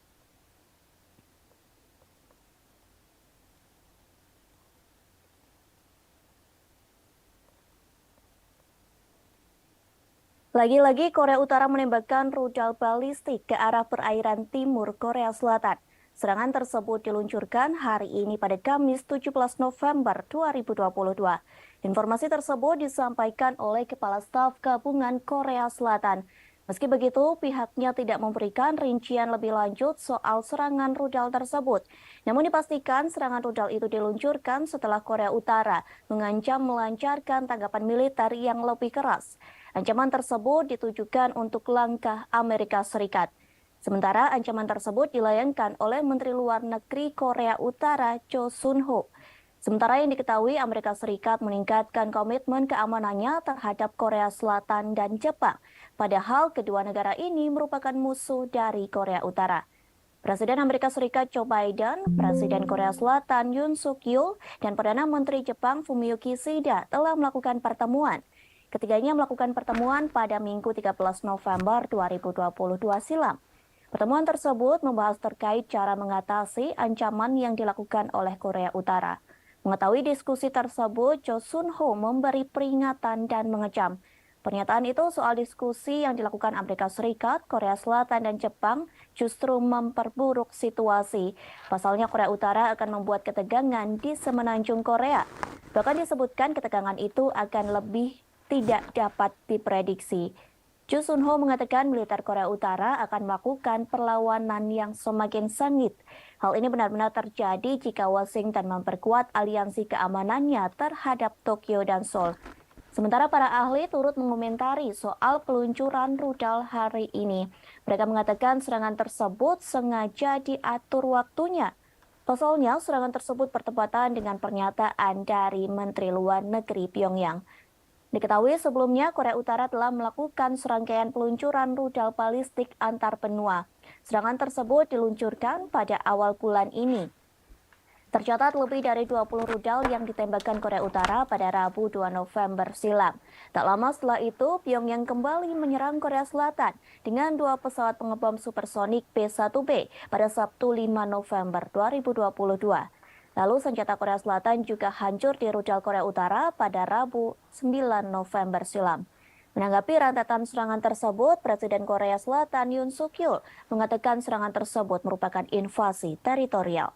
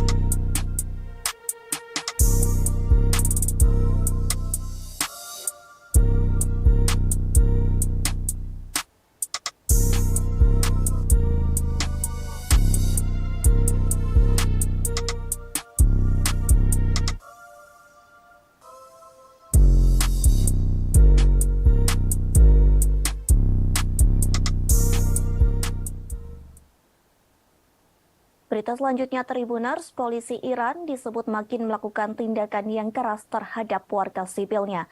Tindakan keras ini dilakukan kepada wanita yang tidak menggunakan penutup kepala. Dilaporkan pasukan keamanan Iran memukuli wanita secara brutal. Tak hanya memukul, namun polisi di Iran juga menembak wanita. Peristiwa ini terjadi di sebuah stasiun metro di Teheran. Bahkan video yang memperlihatkan tindakan keras polisi Iran ini beredar di media sosial. Satu akun yang aktif membagikan peristiwa tersebut yakni @1500tasfir. Dari postingan yang diunggah, nampak penumpang berlarian menuju pintu keluar. Akibatnya banyak orang yang jatuh dan terinjak-injak. Seusai itu, nampak polisi melepaskan tembakan ke peron yang ramai. Bahkan terlihat polisi sedang menyisir gerbong kereta, kemudian mereka memukuli wanita Iran yang tak memakai penutup rambut. Para polisi itu tega memukuli wanita dengan pentungnya. Dilaporkan stasiun metro dan angkutan umum memang seringkali menjadi sasaran patroli oleh polisi moral Iran. Biasanya para pengunjuk rasa melakukan protes dengan memberikan teriakan ataupun slogan. Tak hanya itu, mereka juga membakar kain penutup kepala di stasiun metro Teheran tersebut. Lokasi itu telah menjadi pusat kekerasan negara dan pengawasan terhadap warga wanita yang tidak menggunakan penutup kepala. Selain itu, polisi Iran juga bertindak keras kepada wanita yang melakukan protes atas kematian Mahsa Amini. Padahal Mahsa Amini telah meninggal 3 bulan yang lalu. Namun demonstrasi ini meningkat pada Selasa 15 November 2022. Bahkan dalam demonstrasi tersebut mengakibatkan 6 orang tewas. Aksi protes tersebut karena protes terhadap kematian Mahsa Amini. Selain itu, protes tersebut juga dilakukan untuk memperingati November berdarah. Diketahui pada November 2019, ratusan orang meninggal lantaran memprotes kenaikan harga bahan bakar.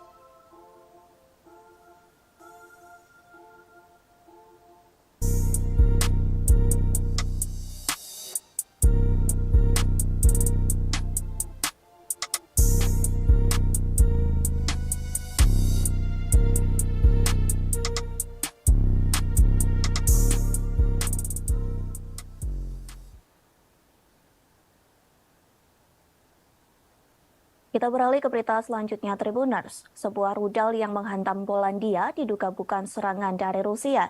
Namun ledakan rudal tersebut diduga merupakan perbuatan pertahanan udara Ukraina. Hal tersebut disampaikan oleh Presiden Polandia, Andrzej Duda. Pihaknya menyebut Polandia tak memiliki bukti bahwa rudal tersebut diluncurkan oleh Ukraina. Duda mengatakan bahwa serangan tersebut merupakan kecelakaan yang tidak menguntungkan. Presiden Polandia ini juga mengatakan rudal itu bukan serangan yang disengaja. Pasalnya Duda meyakini serangan rudal itu merupakan niatan untuk membela diri. Ia menyebut pasukan Ukraina sedang mencoba untuk mencegat serangan Rusia.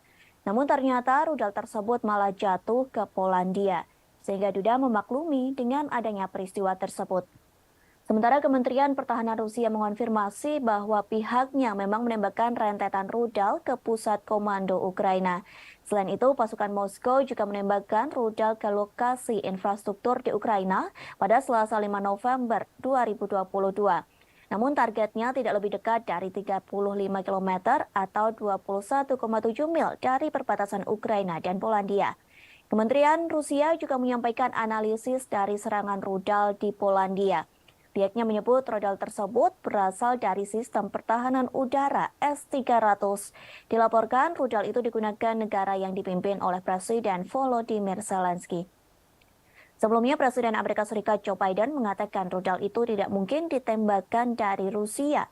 Insiden itu terjadi ketika Rusia menembakkan sejumlah rudal ke kota-kota di seluruh Ukraina. Sementara Ukraina mengatakan pihaknya menembak jatuh sebagian besar rudal Rusia yang masuk dengan rudal pertahanan udaranya sendiri. Wilayah Volyn Ukraina, tepat di seberang perbatasan dari Polandia, merupakan satu dari banyak wilayah yang menurut Ukraina menjadi sasaran serangan Rusia di seluruh negeri. Diketahui sebelumnya sebuah rudal menghantam desa di Polandia pada Selasa 15 November 2022. Juru bicara Kementerian Luar Negeri Polandia, Lukasz Jasina, mengatakan rudal tersebut diduga adalah buatan Rusia. Setelah kejadian ini, militer Polandia disiagakan untuk mengantisipasi kemungkinan serangan susulan. Pemerintah Polandia juga meminta warganya untuk tetap tenang sambil menunggu penyelidikan selesai. Sementara itu, Rusia telah membantah tuduhan serangan rudal di perbatasan hingga menjangkau Polandia. Kementerian Pertahanan Rusia menyebut bahwa tudingan ini hanya provokasi untuk meningkatkan ketegangan.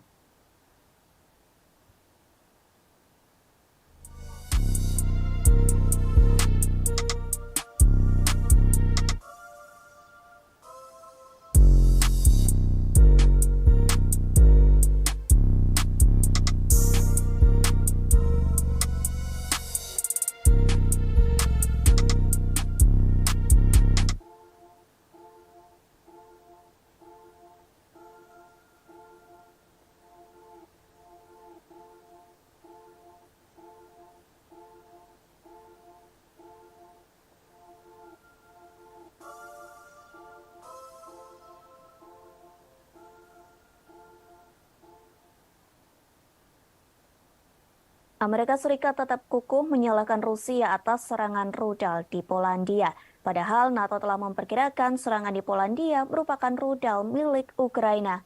Washington tetap yakin bahwa Rusia yang harus disalahkan, sehingga Moskow harus menanggung dan bertanggung jawab atas kesalahan yang telah dilakukan. Hal tersebut disampaikan oleh juru bicara Dewan Keamanan Nasional, Andrin Watson. Ia mengatakan bahwa Amerika Serikat tidak memiliki informasi baru yang menunjukkan bahwa rudal S-300 tersebut dari Ukraina. Andrew Watson menambahkan bahwa Amerika Serikat tidak akan melakukan penyelidikan sendiri terhadap insiden tersebut. Namun pihaknya akan bergantung pada hasil penyelidikan Polandia yang sedang berlangsung. Washington berhubungan dekat dengan Polandia dan Kiev, sehingga negara tersebut memiliki kepercayaan penuh dalam upaya investigasi Polandia. Ia berjanji untuk memberikan informasi terbaru tentang insiden itu. Sementara kini, NATO dan Polandia telah melakukan investigasi terkait sumber tembakan rudal. Dugaan awal menunjukkan bahwa rudal tersebut merupakan peluru nyasar yang ditembakkan Ukraina. Rudal yang ditembakkan Ukraina awalnya bertujuan untuk mempertahankan wilayahnya dari serangan Rusia. Namun tembakan rudal diduga salah sasaran hingga jatuh di wilayah Polandia.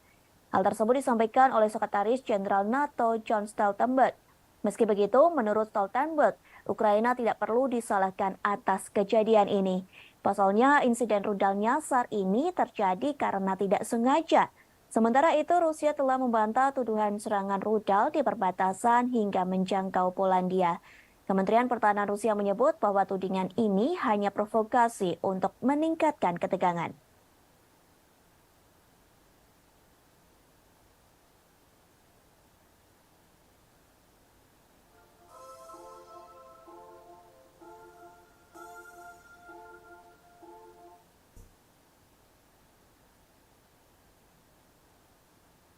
An investigation into this incident is ongoing, and we need to await its outcome. But we have no indication that this was the result of a deliberate attack. And we have no indication that Russia is preparing offensive military actions against NATO. Our preliminary analysis suggests that the incident was likely caused by a Ukrainian air defense missile fired to defend Ukrainian territory against Russian cruise missile attacks. But let me be clear, this is not Ukraine's fault. Russia bears ultimate responsibility as it continues its illegal war against Ukraine. Vatikan menawarkan diri menjadi juru damai dalam perang yang terjadi antara Rusia dan Ukraina. Hal tersebut disampaikan oleh Sekretaris Negara Vatikan Kardinal Pietro Parolin. Kesiapan jadi juru damai itu disampaikan dalam pertemuan antara Vatikan dengan Paguyuban Wartawan Katolik Indonesia atau PWKI. Diketahui PWKI baru saja melakukan kunjungan resmi ke Vatikan. Kunjungan tersebut diikuti sebanyak 18 orang delegasi PWKI. Kunjungan tersebut dipimpin oleh mantan anggota Komisi Penyiaran Indonesia Mayong Suryo Laksono, kemudian penasehat PWKI AM Putut Prabantoro turut mendampingi dalam kunjungan tersebut. PWKI mengatakan Vatikan akan terus memperjuangkan perdamaian antara Rusia dan Ukraina. Vatikan akan terus berjuang lantaran kedua negara ini terus berperang dalam kurun waktu hampir 1 tahun. Bahkan hingga kini perang tersebut belum ada tanda-tanda berhenti atau perdamaian. Parolin mengaku Vatikan turut prihatin lantaran perang tersebut sudah banyak memakan korban. Lebih jauh, Kardinal Parolin mengungkapkan jika melihat peta dunia, sebenarnya bukan hanya Ukraina saja yang dilanda perang. Namun di beberapa tempat di dunia juga mengalami kondisi dan situasi yang buruk. Karena itulah Paus Fransiskus bersama Sheikh Ahmad Al-Tayib, Imam Besar Al-Azhar, menerbitkan dokumen Abu Dhabi. Dokumen tersebut telah diterbitkan pada 4 Februari 2019 di Uni Emirat Arab. Dokumen Abu Dhabi berisi persaudaraan manusia untuk perdamaian. Terlebih Parolin menyadari dunia menjadi berbeda setelah pandemi COVID-19. Pada kesempatan yang sama, Parolin juga mengungkapkan rasa prihatinnya terhadap media yang membuat kekacauan dengan berita-berita negatif. Tak hanya itu, Parolin menyebut banyak media melaporkan berita hoaks yang menjauhkan manusia dari perdamaian, sehingga Parolin berpesan kepada delegasi PWKI. Pesan tersebut terkait wartawan yang tidak membuat tembok penghalang atau pembatas. Diharapkan para wartawan bisa membangun jembatan persaudaraan. Satu caranya bekerja sama dengan pihak lain. Satu hal ini dilakukan, Parolin berharap negara-negara bisa mencapai titik perdamaian.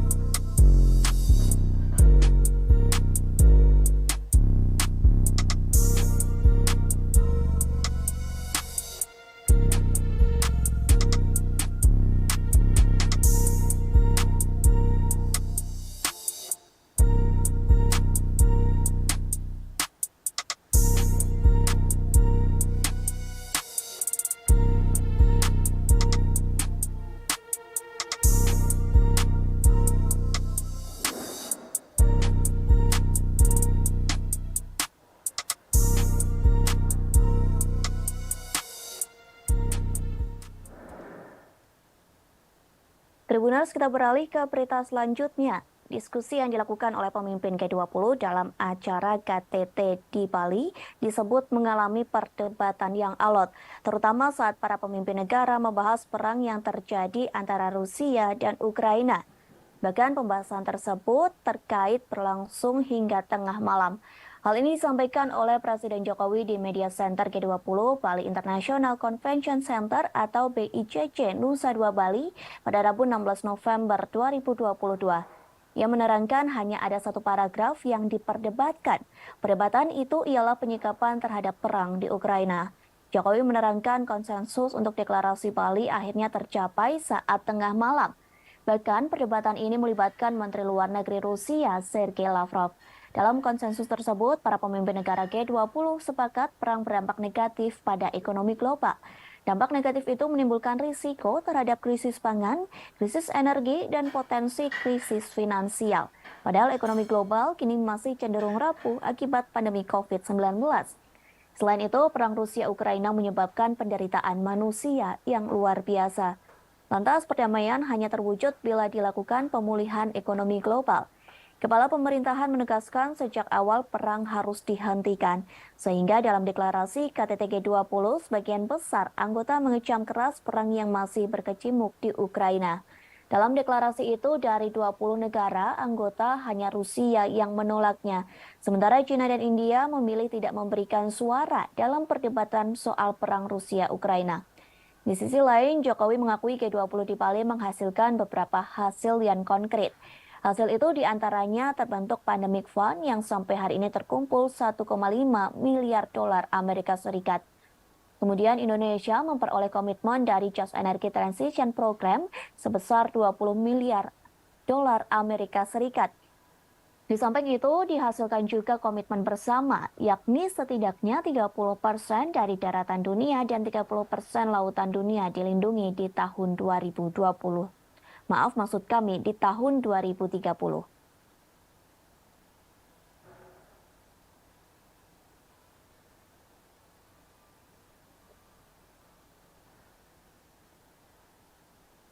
Kepemimpinan Indonesia telah berhasil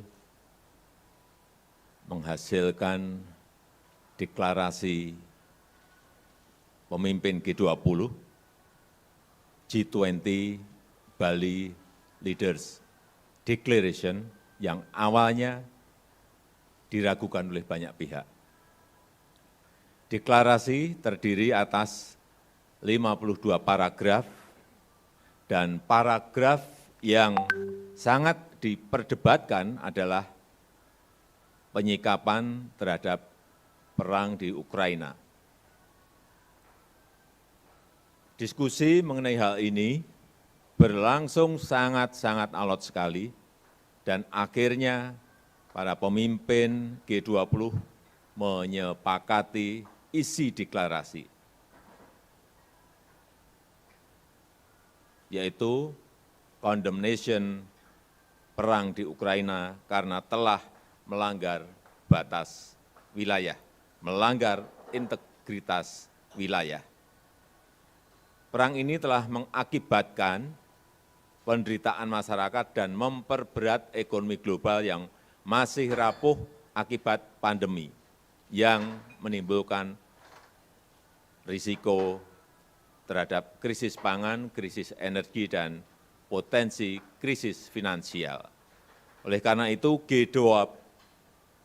G20 membahas dampak perang terhadap kondisi perekonomian global. Momen Presiden China Xi Jinping marah ke Perdana Menteri Kanada Justin Trudeau terekam kamera dan viral di media sosial. Hal ini terjadi saat gelaran konferensi tingkat tinggi atau KTT G20 di Bali. Satu akun yang mengunggah momen tersebut merupakan wartawan asal Kanada. Adapun video berdurasi 1 menit itu memperlihatkan senyuman Xi Jinping saat berbicara kepada Trudeau dalam bahasa Mandarin. Hanya saja nampaknya Trudeau salah menangkap maksud senyuman Xi yang sembari berbicara kepadanya. Penerjemah Xi menjelaskan maksud kedatangan sang presiden merupakan meluapkan protes kepada trader. Ternyata protes tersebut terkait percakapan mereka yang bocor di media dan dinilai tidak pantas. Kemarahan Xi itu pun hanya dibalas dengan senyuman oleh trader. Tak hanya sampai di situ, Xi kembali menumpahkan kekesalannya terkait bocornya pembicaraan dirinya dengan trader. Trader pun langsung menyambar ketika penerjemah baru saja mengartikan perkataan Xi. Dirinya berkata bahwa kebebasan di Kanada dijamin oleh negara, sehingga trader menilai hal ini mungkin tidak dijalani di negeri tirai bambu. Xi pun mengakhiri percakapan tersebut dengan menyatakan adanya penentuan batas-batas yang disepakati ketika akan berdialog dengannya. Setelah itu, Xi mengakhiri percakapan dengan trader dengan menyalaminya dan melenggang pergi. Sementara trader juga pergi, namun ia tampak kebingungan. Hal ini terlihat dari langkah kakinya yang tak pasti. Sebagai informasi, video ini telah ditonton sebanyak 6,3 juta kali. Terkait video ini, warganet asal Tiongkok menilai baru kali ini Xi Jinping terlihat mencolok dalam sebuah pertemuan kenegaraan. Perlu diketahui, tensi hubungan antara Kanada dan China telah meninggi sejak penahanan pimpinan Huawei Meng Wanzhou pada tahun 2018. Hubungan kedua negara pun semakin buruk ketika Ottawa memban peralatan 5G dari Huawei pada Mei lalu. Tindakan ini dibalas dengan meminta 3 perusahaan asal Tiongkok untuk pergi dari Kanada. Trader dan Xi terakhir bertemu pada Juni 2019 lalu pada gelaran G20 di Osaka, Jepang. Mereka baru bertemu lagi pada gelaran KTT G20 di Bali pada 15 hingga 16 November 2022 yang lalu.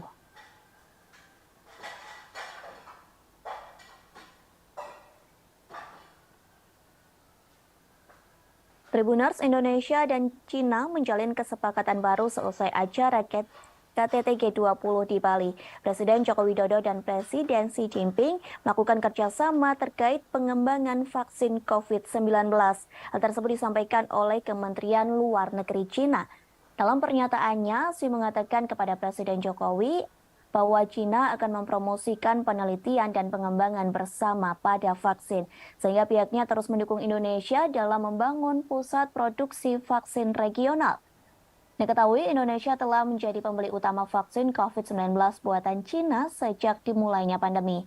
Sejauh ini Indonesia telah memberikan ratusan juta dosis yang diproduksi oleh Sinovac Biotech China. Pada bulan September, Indonesia mengatakan telah memberikan persetujuan menggunakan darurat vaksin mRNA COVID-19. Diketahui vaksin jenis ini dikembangkan oleh perusahaan Cina. Di sisi lain, Jokowi dan Xi Jinping terlihat sangat akrab. Selain bekerja sama dalam pengembangan vaksin, keduanya pun terlihat memiliki hubungan yang dekat. Pasalnya, Jokowi mengajak Xi Jinping untuk menyaksikan uji coba kereta cepat Jakarta-Bandung. Keduanya menonton secara virtual di sela-sela KTT G20 yang digelar di Bali. Sementara uji coba kereta cepat dilangsungkan di stasiun Tegaluar, Bandung, Jawa Barat. Dalam video yang disiarkan di YouTube Sekretariat Presiden, Jokowi dan Xi tampak duduk bersebelahan. Sebelum uji coba dimulai, Menteri Koordinator Bidang Kemaritiman dan Investasi Luhut Binsar Panjaitan menyampaikan perkembangan proyek kereta cepat. Pemerintah berharap agar kereta ini dapat beroperasi pada pertengahan 2023. Bahkan pemerintah Indonesia berharap Xi Jinping bisa menghadiri peresmian operasional kereta cepat Jakarta-Bandung. Selesai menyaksikan uji coba kereta cepat, Presiden Jokowi dan Presiden Xi menggelar pertemuan bilateral secara tertutup.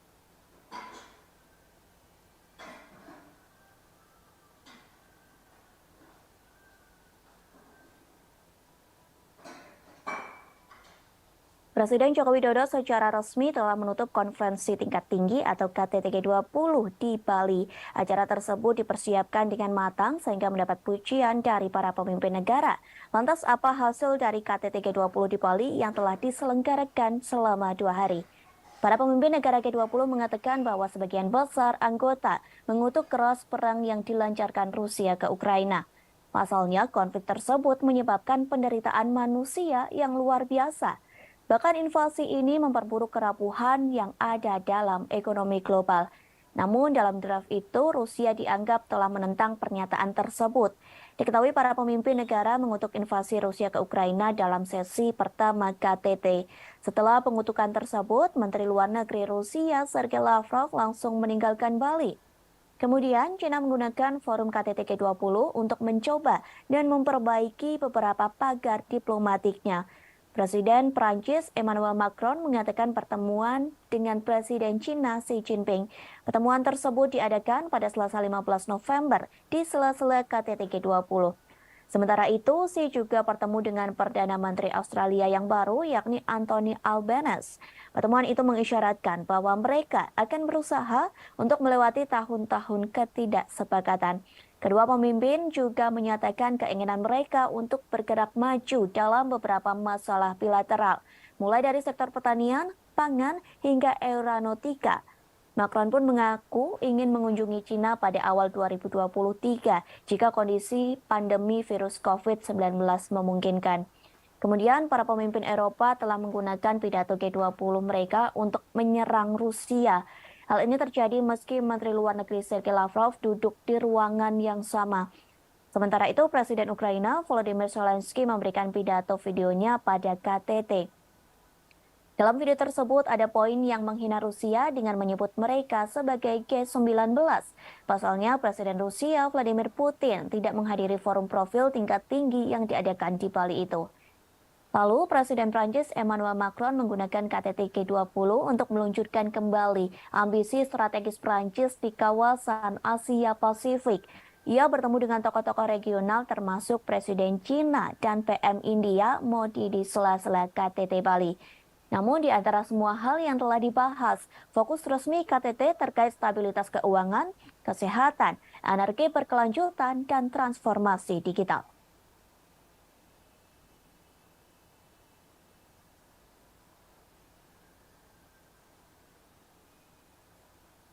Tribuners, kita beralih ke berita selanjutnya. YouTuber sekaligus pegiat sosial Inggris yakni Mahyar Tousi meminta maaf kepada masyarakat Indonesia. Permintaan maaf ini buntut dirinya yang dituding menghina batik asal Indonesia yang dikenakan para delegasi G20. Permintaan maaf tersebut disampaikan melalui akun Twitternya pada Rabu 16 November.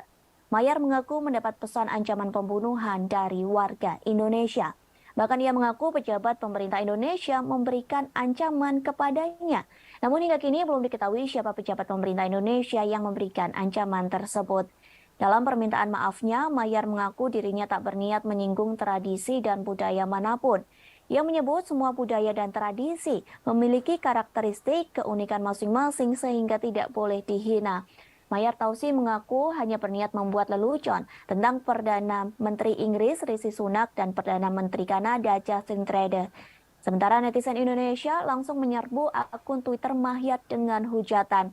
Namun amarah warganet Indonesia tak berhenti sampai di situ. Kini netizen Indonesia gantian menyerbu kanal YouTube Mahyar Tousi yang memiliki 260.000 subscriber. Video terakhir Mahyar pada 16 November 2022 kini dipenuhi oleh komentar warganet Indonesia. Warganet yang dikenal dengan julukan netizen plus 62 itu ramai-ramai menyerukan untuk mereport kanal YouTube milik Mahyar. Total ada ratusan komentar berbahasa Indonesia yang menyerukan ajakan untuk mereport akun milik Mahyar Tousi. Seperti yang diketahui, apabila terkena report, maka Mahyar terancam kehilangan akun YouTube-nya. Sementara Wakil Menparekraf Angela Herliana Tano Sudibjo ikut mengecam aksi Mahyar Tousi yang menghina pakaian batik delegasi KTT G20. Angela menuliskan kecaman tersebut di Instagram Mahyar Tousi. Sejumlah publik figur dan akun bercentang biru di Indonesia juga turut melancarkan protesnya. Diketahui sebelumnya, Mahyar Tousi diduga menghina batik Indonesia yang digunakan para delegasi G20. Hinaan tersebut telah dituliskan dalam akun Twitternya pada Rabu 16 November 2022 pagi. Namun postingan tersebut langsung segera dihapus olehnya. Mahyar mengunggah potret sejumlah pemimpin negara dalam sela-sela acara KTT G20 di Bali. Dalam acara tersebut, para delegasi G20 menggunakan batik asal Indonesia dengan berbagai motif. Kemudian Mahyar menuliskan caption di postingan tersebut yang dianggap menghina. Pasalnya Mahyar Tousi melabeli mereka dengan kata-kata kasar.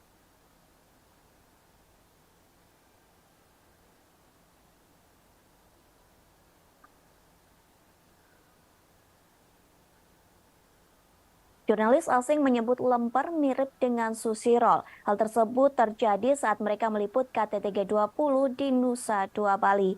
Dalam acara tersebut, jurnalis asing diberi santapan khas Indonesia. Satu di antaranya adalah lemper.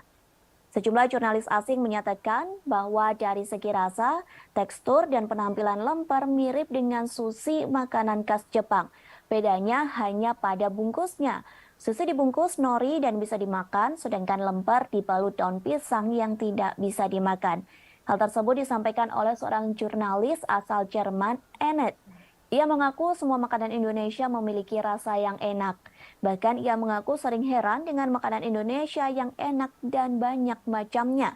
Para pewarta dari luar negeri mencicipi jajanan Indonesia saat meliput di Media Center Bali International Convention atau Center BICC Western Hotel Nusa Dua. Jajanan disajikan sebagai makanan penutup, antara lain wajik, kue apem, lemper, dan beberapa kudapan tradisional khas Nusantara lainnya. Makanan kecil ini juga dihidangkan untuk sarapan pagi, makan siang, dan makan malam. Pilihan hidangan internasional juga tersaji seperti makanan barat, India, dan Oriental. Namun kudapan lokal dilaporkan menarik perhatian tersendiri di mata awak media asing. Seorang staf minuman BICC yakni Edi menyebut banyak wartawan yang terlihat ragu-ragu mengambil makanan khas Indonesia. Namun setelah memakannya mereka kerap kembali untuk mengambil hidangan tersebut. Senada dengan pernyataan Edi, si fotografer asing yakni Chai Hingo mengakui kegemarannya menyantap kudapan Indonesia. Chai menambahkan setiap pagi sebelum beraktivitas ia selalu berbekal kue dari toko roti favoritnya. Meski begitu, ia mengakui ada beberapa makanan Indonesia yang kurang disukai. Makanan yang tidak disukai merupakan kue basah yang memiliki tekstur lembek.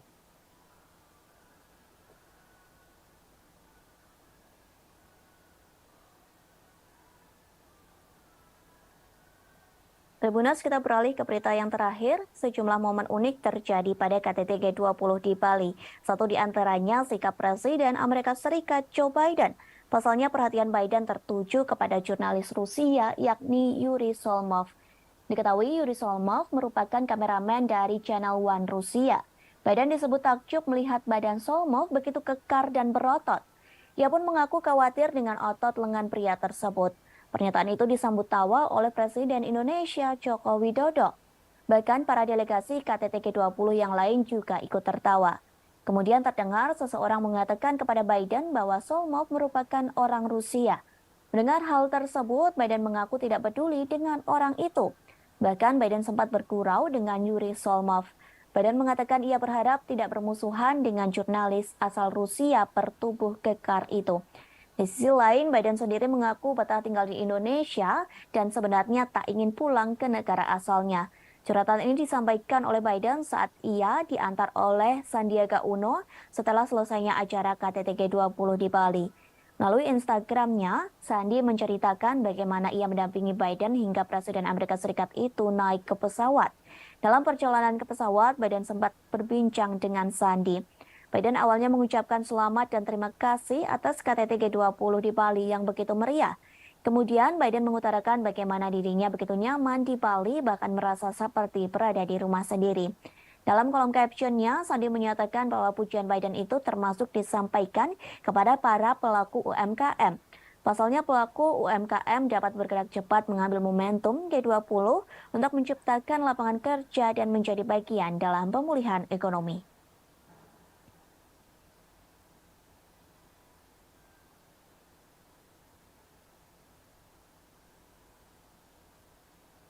Lagi-lagi Korea Utara menembakkan rudal balistik ke arah perairan timur Korea Selatan.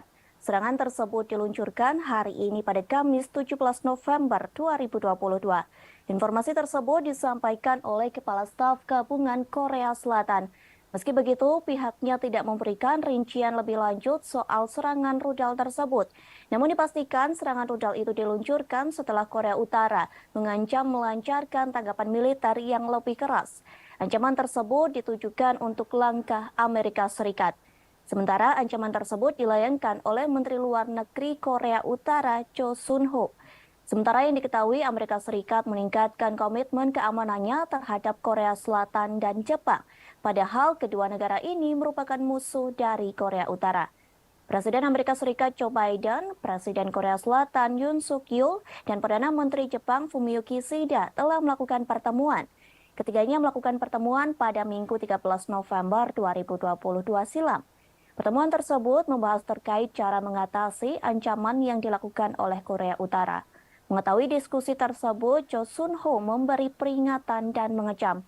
Pernyataan itu soal diskusi yang dilakukan Amerika Serikat, Korea Selatan, dan Jepang justru memperburuk situasi. Pasalnya Korea Utara akan membuat ketegangan di semenanjung Korea. Bahkan disebutkan ketegangan itu akan lebih tidak dapat diprediksi. Jo Sun Ho mengatakan militer Korea Utara akan melakukan perlawanan yang semakin sengit. Hal ini benar-benar terjadi jika Washington memperkuat aliansi keamanannya terhadap Tokyo dan Seoul. Sementara para ahli turut mengomentari soal peluncuran rudal hari ini. Mereka mengatakan serangan tersebut sengaja diatur waktunya. Pasalnya, serangan tersebut bertepatan dengan pernyataan dari Menteri Luar Negeri Pyongyang. Diketahui sebelumnya Korea Utara telah melakukan serangkaian peluncuran rudal balistik antar benua. Serangan tersebut diluncurkan pada awal bulan ini. Tercatat lebih dari 20 rudal yang ditembakkan Korea Utara pada Rabu 2 November silam. Tak lama setelah itu, Pyongyang kembali menyerang Korea Selatan dengan 2 pesawat pengebom supersonik B-1B pada Sabtu 5 November 2022. Lalu senjata Korea Selatan juga hancur di rudal Korea Utara pada Rabu 9 November silam. Menanggapi rentetan serangan tersebut, Presiden Korea Selatan Yoon Suk Yeol mengatakan serangan tersebut merupakan invasi teritorial.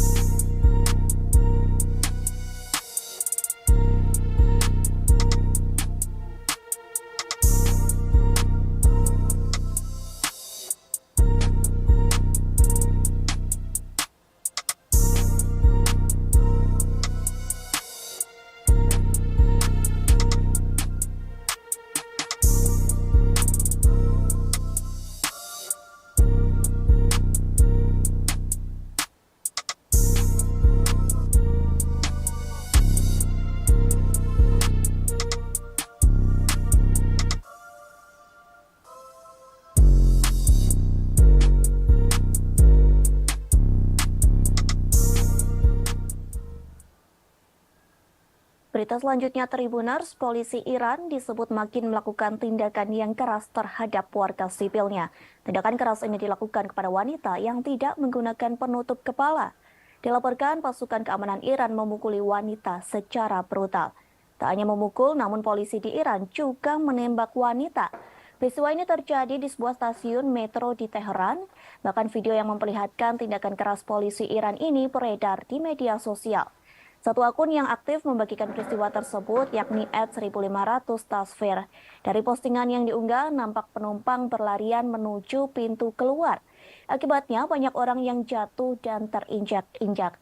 Seusai itu nampak polisi melepaskan tembakan ke peron yang ramai.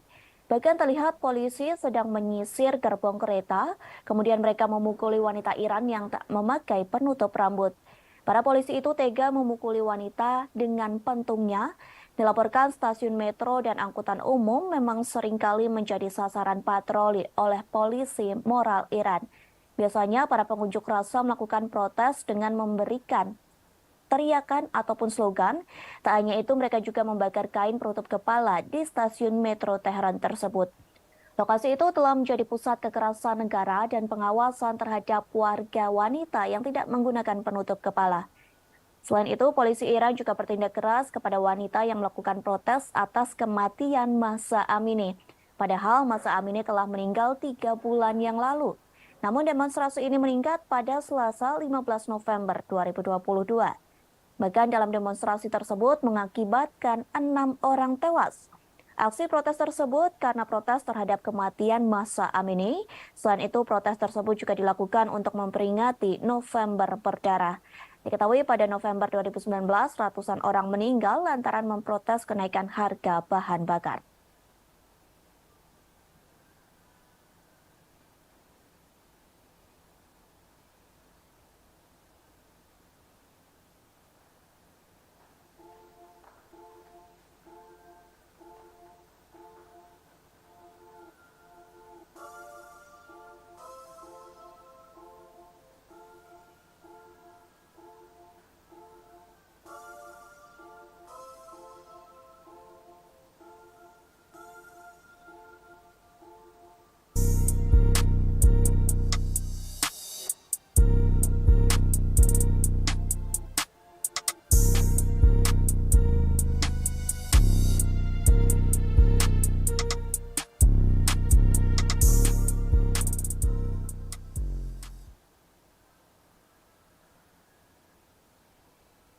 Kita beralih ke berita selanjutnya, Tribuners. Sebuah rudal yang menghantam Polandia diduga bukan serangan dari Rusia. Namun ledakan rudal tersebut diduga merupakan perbuatan pertahanan udara Ukraina. Hal tersebut disampaikan oleh Presiden Polandia, Andrzej Duda. Pihaknya menyebut Polandia tak memiliki bukti bahwa rudal tersebut diluncurkan oleh Ukraina. Duda mengatakan bahwa serangan tersebut merupakan kecelakaan yang tidak menguntungkan. Presiden Polandia ini juga mengatakan rudal itu bukan serangan yang disengaja. Pasalnya Duda meyakini serangan rudal itu merupakan niatan untuk membela diri. Ia menyebut pasukan Ukraina sedang mencoba untuk mencegat serangan Rusia. Namun ternyata rudal tersebut malah jatuh ke Polandia, sehingga Duda memaklumi dengan adanya peristiwa tersebut. Sementara Kementerian Pertahanan Rusia mengonfirmasi bahwa pihaknya memang menembakkan rentetan rudal ke pusat komando Ukraina. Selain itu, pasukan Moskow juga menembakkan rudal ke lokasi infrastruktur di Ukraina pada Selasa 5 November 2022. Namun targetnya tidak lebih dekat dari 35 km atau 21,7 mil dari perbatasan Ukraina dan Polandia. Kementerian Rusia juga menyampaikan analisis dari serangan rudal di Polandia. Pihaknya menyebut rudal tersebut berasal dari sistem pertahanan udara S-300. Dilaporkan rudal itu digunakan negara yang dipimpin oleh Presiden Volodymyr Zelensky. Sebelumnya Presiden Amerika Serikat Joe Biden mengatakan rudal itu tidak mungkin ditembakkan dari Rusia. Insiden itu terjadi ketika Rusia menembakkan sejumlah rudal ke kota-kota di seluruh Ukraina. Sementara Ukraina mengatakan pihaknya menembak jatuh sebagian besar rudal Rusia yang masuk dengan rudal pertahanan udaranya sendiri. Wilayah Volyn Ukraina, tepat di seberang perbatasan dari Polandia, merupakan satu dari banyak wilayah yang menurut Ukraina menjadi sasaran serangan Rusia di seluruh negeri. Diketahui sebelumnya sebuah rudal menghantam desa di Polandia pada Selasa 15 November 2022. Juru bicara Kementerian Luar Negeri Polandia, Lukasz Jasina, mengatakan rudal tersebut diduga adalah buatan Rusia. Setelah kejadian ini, militer Polandia disiagakan untuk mengantisipasi kemungkinan serangan susulan. Pemerintah Polandia juga meminta warganya untuk tetap tenang sambil menunggu penyelidikan selesai. Sementara itu, Rusia telah membantah tuduhan serangan rudal di perbatasan hingga menjangkau Polandia. Kementerian Pertahanan Rusia menyebut bahwa tudingan ini hanya provokasi untuk meningkatkan ketegangan.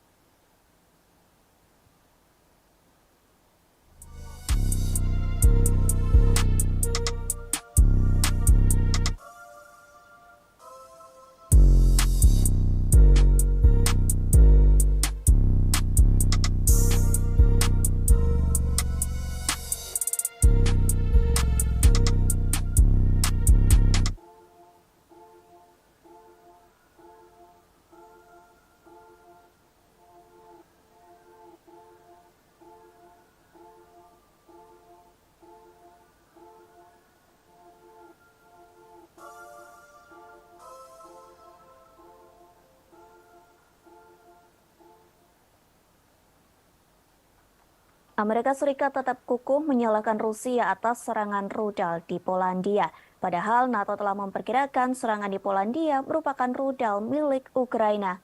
Washington tetap yakin bahwa Rusia yang harus disalahkan, sehingga Moskow harus menanggung dan bertanggung jawab atas kesalahan yang telah dilakukan. Hal tersebut disampaikan oleh juru bicara Dewan Keamanan Nasional, Andrin Watson.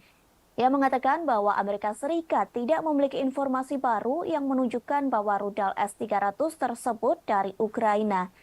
Andrew Watson menambahkan bahwa Amerika Serikat tidak akan melakukan penyelidikan sendiri terhadap insiden tersebut. Namun pihaknya akan bergantung pada hasil penyelidikan Polandia yang sedang berlangsung. Washington berhubungan dekat dengan Polandia dan Kiev, sehingga negara tersebut memiliki kepercayaan penuh dalam upaya investigasi Polandia. Ia berjanji untuk memberikan informasi terbaru tentang insiden itu. Sementara kini, NATO dan Polandia telah melakukan investigasi terkait sumber tembakan rudal. Dugaan awal menunjukkan bahwa rudal tersebut merupakan peluru nyasar yang ditembakkan Ukraina. Rudal yang ditembakkan Ukraina awalnya bertujuan untuk mempertahankan wilayahnya dari serangan Rusia. Namun tembakan rudal diduga salah sasaran hingga jatuh di wilayah Polandia. Hal tersebut disampaikan oleh Sekretaris Jenderal NATO Jens Stoltenberg. Meski begitu, menurut Stoltenberg, Ukraina tidak perlu disalahkan atas kejadian ini. Pasalnya, insiden rudal nyasar ini terjadi karena tidak sengaja.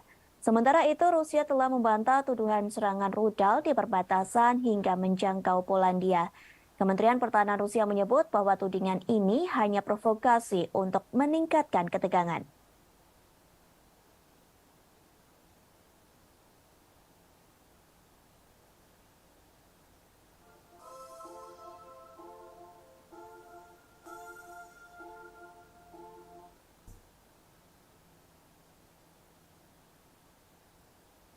An investigation into this incident is ongoing, and we need to await its outcome. But we have no indication that this was the result of a deliberate attack. And we have no indication that Russia is preparing offensive military actions against NATO. Our preliminary analysis suggests that the incident was likely caused by a Ukrainian air defense missile fired to defend Ukrainian territory against Russian cruise missile attacks. But let me be clear, this is not Ukraine's fault. Russia bears ultimate responsibility as it continues its illegal war against Ukraine. Vatikan menawarkan diri menjadi juru damai dalam perang yang terjadi antara Rusia dan Ukraina. Hal tersebut disampaikan oleh Sekretaris Negara Vatikan Kardinal Pietro Parolin. Kesiapan jadi juru damai itu disampaikan dalam pertemuan antara Vatikan dengan Paguyuban Wartawan Katolik Indonesia atau PWKI. Diketahui PWKI baru saja melakukan kunjungan resmi ke Vatikan. Kunjungan tersebut diikuti sebanyak 18 orang delegasi PWKI. Kunjungan tersebut dipimpin oleh mantan anggota Komisi Penyiaran Indonesia, Mayong Suryo Laksono. Kemudian penasehat PWKI, AM Putut Prabantoro, turut mendampingi dalam kunjungan tersebut. PWKI mengatakan Vatikan akan terus memperjuangkan perdamaian antara Rusia dan Ukraina. Vatikan akan terus berjuang lantaran kedua negara ini terus berperang dalam kurun waktu hampir 1 tahun. Bahkan hingga kini perang tersebut belum ada tanda-tanda berhenti atau perdamaian. Parolin mengaku Vatikan turut prihatin lantaran perang tersebut sudah banyak memakan korban. Lebih jauh, Kardinal Parolin mengungkapkan jika melihat peta dunia, sebenarnya bukan hanya Ukraina saja yang dilanda perang. Namun di beberapa tempat di dunia juga mengalami kondisi dan situasi yang buruk. Karena itulah Paus Fransiskus bersama Sheikh Ahmad Al-Tayib, Imam Besar Al-Azhar, menerbitkan dokumen Abu Dhabi. Dokumen tersebut telah diterbitkan pada 4 Februari 2019 di Uni Emirat Arab. Dokumen Abu Dhabi berisi persaudaraan manusia untuk perdamaian. Terlebih Parolin menyadari dunia menjadi berbeda setelah pandemi COVID-19. Pada kesempatan yang sama, Parolin juga mengungkapkan rasa prihatinnya terhadap media yang membuat kekacauan dengan berita-berita negatif. Tak hanya itu, Parolin menyebut banyak media melaporkan berita hoax yang menjauhkan manusia dari perdamaian. Sehingga Parolin berpesan kepada delegasi PWKI Pesan tersebut terkait wartawan yang tidak membuat tembok penghalang atau pembatas. Diharapkan para wartawan bisa membangun jembatan persaudaraan. Satu caranya bekerja sama dengan pihak lain. Satu hal ini dilakukan, Parolin berharap negara-negara bisa mencapai titik perdamaian.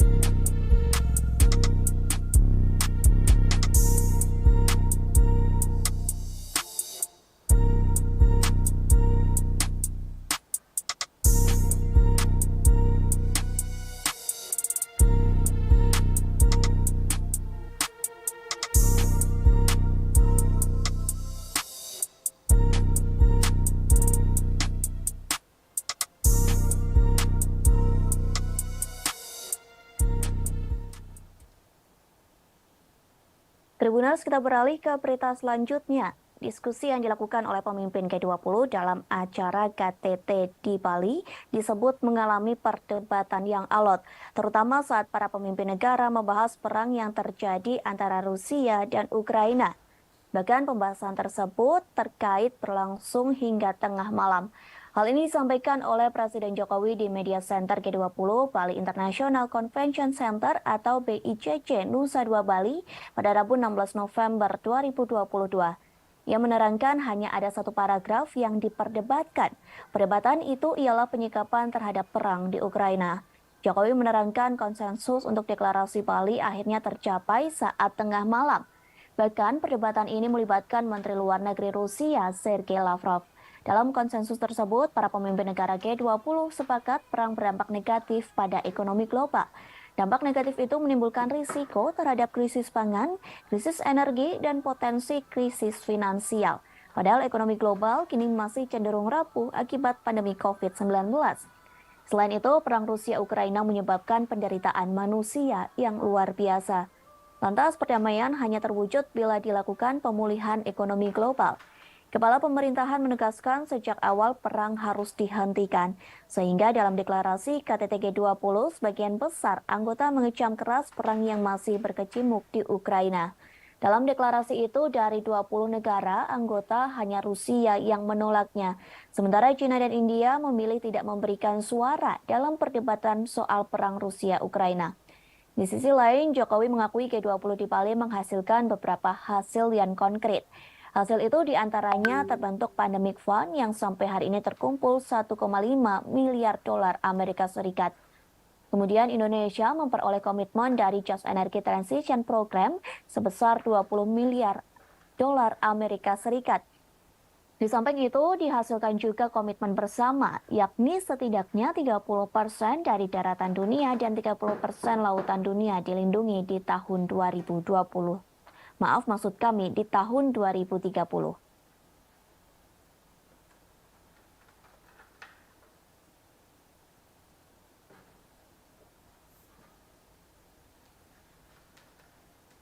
Kepemimpinan Indonesia telah berhasil menghasilkan deklarasi pemimpin G20, G20 Bali Leaders Declaration yang awalnya diragukan oleh banyak pihak. Deklarasi terdiri atas 52 paragraf dan paragraf yang sangat diperdebatkan adalah penyikapan terhadap perang di Ukraina. Diskusi mengenai hal ini berlangsung sangat-sangat alot sekali, dan akhirnya para pemimpin G20 menyepakati isi deklarasi, yaitu condemnation perang di Ukraina karena telah melanggar batas wilayah, melanggar integritas wilayah. Perang ini telah mengakibatkan penderitaan masyarakat dan memperberat ekonomi global yang masih rapuh akibat pandemi yang menimbulkan risiko terhadap krisis pangan, krisis energi, dan potensi krisis finansial. Oleh karena itu, G20 membahas dampak perang terhadap kondisi perekonomian global. Momen Presiden Cina Xi Jinping marah ke Perdana Menteri Kanada Justin Trudeau terekam kamera dan viral di media sosial. Hal ini terjadi saat gelaran konferensi tingkat tinggi atau KTT G20 di Bali. Satu akun yang mengunggah momen tersebut merupakan wartawan asal Kanada. Adapun video berdurasi 1 menit itu memperlihatkan senyuman Xi Jinping saat berbicara kepada Trudeau dalam bahasa Mandarin. Hanya saja nampaknya Trudeau salah menangkap maksud senyuman Xi yang sembari berbicara kepadanya. Penerjemah Xi menjelaskan maksud kedatangan sang presiden merupakan meluapkan protes kepada Trudeau. Ternyata protes tersebut terkait percakapan mereka yang bocor di media dan dinilai tidak pantas. Kemarahan Xi itu pun hanya dibalas dengan senyuman oleh Trudeau. Tak hanya sampai di situ, Xi kembali menumpahkan kekesalannya terkait bocornya pembicaraan dirinya dengan Trudeau. Trudeau pun langsung menyambar ketika penerjemah baru saja mengartikan perkataan Xi. Dirinya berkata bahwa kebebasan di Kanada dijamin oleh negara, sehingga Trudeau menilai hal ini mungkin tidak dijalani di negeri tirai bambu. Xi pun mengakhiri percakapan tersebut dengan menyatakan adanya penentuan batas-batas yang disepakati ketika akan berdialog dengannya. Setelah itu, Xi mengakhiri percakapan dengan Trudeau dengan menyalaminya dan melenggang pergi. Sementara Trudeau juga pergi, namun ia tampak kebingungan. Hal ini terlihat dari langkah kakinya yang tak pasti. Sebagai informasi, video ini telah ditonton sebanyak 6,3 juta kali. Terkait video ini, warganet asal Tiongkok menilai baru kali ini Xi Jinping terlihat mencolok dalam sebuah pertemuan kenegaraan. Perlu diketahui, tensi hubungan antara Kanada dan China telah meninggi sejak penahanan pimpinan Huawei Meng Wanzhou pada tahun 2018. Hubungan kedua negara pun semakin buruk ketika Ottawa memban peralatan 5G dari Huawei pada Mei lalu. Tindakan ini dibalas dengan meminta 3 perusahaan asal Tiongkok untuk pergi dari Kanada. Trudeau dan Xi terakhir bertemu pada Juni 2019 lalu pada gelaran G20 di Osaka, Jepang. Mereka baru bertemu lagi pada gelaran KTT G20 di Bali pada 15 hingga 16 November 2022 yang lalu.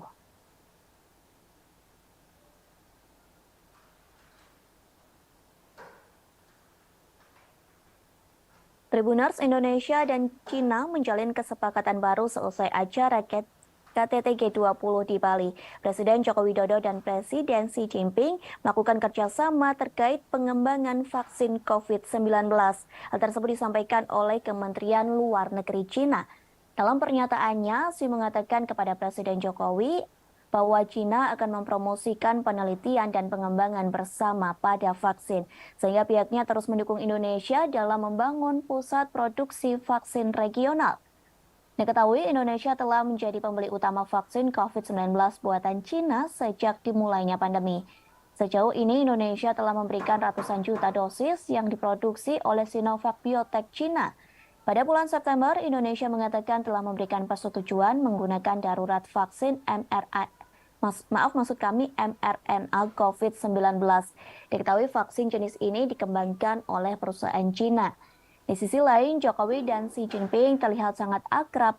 Selain bekerja sama dalam pengembangan vaksin, keduanya pun terlihat memiliki hubungan yang dekat. Pasalnya, Jokowi mengajak Xi Jinping untuk menyaksikan uji coba kereta cepat Jakarta-Bandung. Keduanya menonton secara virtual di sela-sela KTT G20 yang digelar di Bali. Sementara uji coba kereta cepat dilangsungkan di stasiun Tegaluar, Bandung, Jawa Barat. Dalam video yang disiarkan di YouTube Sekretariat Presiden, Jokowi dan Sy tampak duduk bersebelahan. Sebelum uji coba dimulai, Menteri Koordinator Bidang Kemaritiman dan Investasi Luhut Binsar Panjaitan menyampaikan perkembangan proyek kereta cepat.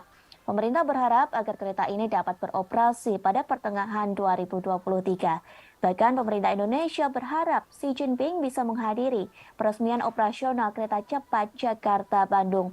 Selesai menyaksikan uji coba kereta cepat, Presiden Jokowi dan Presiden Xi menggelar pertemuan bilateral secara tertutup.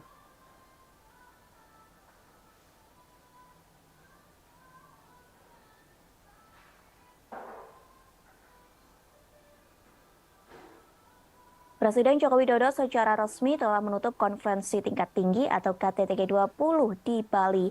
Acara tersebut dipersiapkan dengan matang sehingga mendapat pujian dari para pemimpin negara. Lantas apa hasil dari KTT G20 di Bali yang telah diselenggarakan selama 2 hari? Para pemimpin negara G20 mengatakan bahwa sebagian besar anggota mengutuk keras perang yang dilancarkan Rusia ke Ukraina. Pasalnya, konflik tersebut menyebabkan penderitaan manusia yang luar biasa. Bahkan invasi ini memperburuk kerapuhan yang ada dalam ekonomi global. Namun dalam draft itu, Rusia dianggap telah menentang pernyataan tersebut. Diketahui para pemimpin negara mengutuk invasi Rusia ke Ukraina dalam sesi pertama KTT. Setelah pengutukan tersebut, Menteri Luar Negeri Rusia Sergei Lavrov langsung meninggalkan Bali. Kemudian, China menggunakan forum KTT G20 untuk mencoba dan memperbaiki beberapa pagar diplomatiknya. Presiden Prancis Emmanuel Macron mengatakan pertemuan dengan Presiden China Xi Jinping. Pertemuan tersebut diadakan pada Selasa 15 November di sela-sela KTT G20. Sementara itu, Xi juga bertemu dengan Perdana Menteri Australia yang baru, yakni Anthony Albanese. Pertemuan itu mengisyaratkan bahwa mereka akan berusaha untuk melewati tahun-tahun ketidaksepakatan. Kedua pemimpin juga menyatakan keinginan mereka untuk bergerak maju dalam beberapa masalah bilateral, mulai dari sektor pertanian, pangan, hingga aeronautika. Macron pun mengaku ingin mengunjungi China pada awal 2023 jika kondisi pandemi virus COVID-19 memungkinkan. Kemudian para pemimpin Eropa telah menggunakan pidato G20 mereka untuk menyerang Rusia. Hal ini terjadi meski Menteri Luar Negeri Sergei Lavrov duduk di ruangan yang sama. Sementara itu, Presiden Ukraina Volodymyr Zelensky memberikan pidato videonya pada KTT. Dalam video tersebut ada poin yang menghina Rusia dengan menyebut mereka sebagai G19. Pasalnya, Presiden Rusia Vladimir Putin tidak menghadiri forum profil tingkat tinggi yang diadakan di Bali itu. Lalu, Presiden Prancis Emmanuel Macron menggunakan KTT G20 untuk meluncurkan kembali ambisi strategis Prancis di kawasan Asia Pasifik. Ia bertemu dengan tokoh-tokoh regional termasuk Presiden China dan PM India Modi di sela-sela KTT Bali. Namun di antara semua hal yang telah dibahas, fokus resmi KTT terkait stabilitas keuangan, kesehatan, energi berkelanjutan, dan transformasi digital.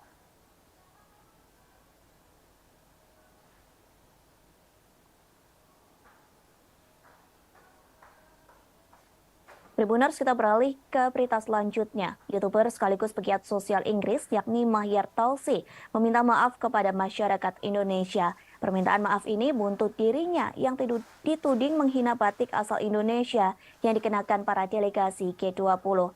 Permintaan maaf tersebut disampaikan melalui akun Twitternya pada Rabu 16 November. Mahyar mengaku mendapat pesan ancaman pembunuhan dari warga Indonesia.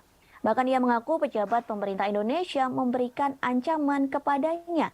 Namun hingga kini belum diketahui siapa pejabat pemerintah Indonesia yang memberikan ancaman tersebut. Dalam permintaan maafnya, Mahyar mengaku dirinya tak berniat menyinggung tradisi dan budaya manapun.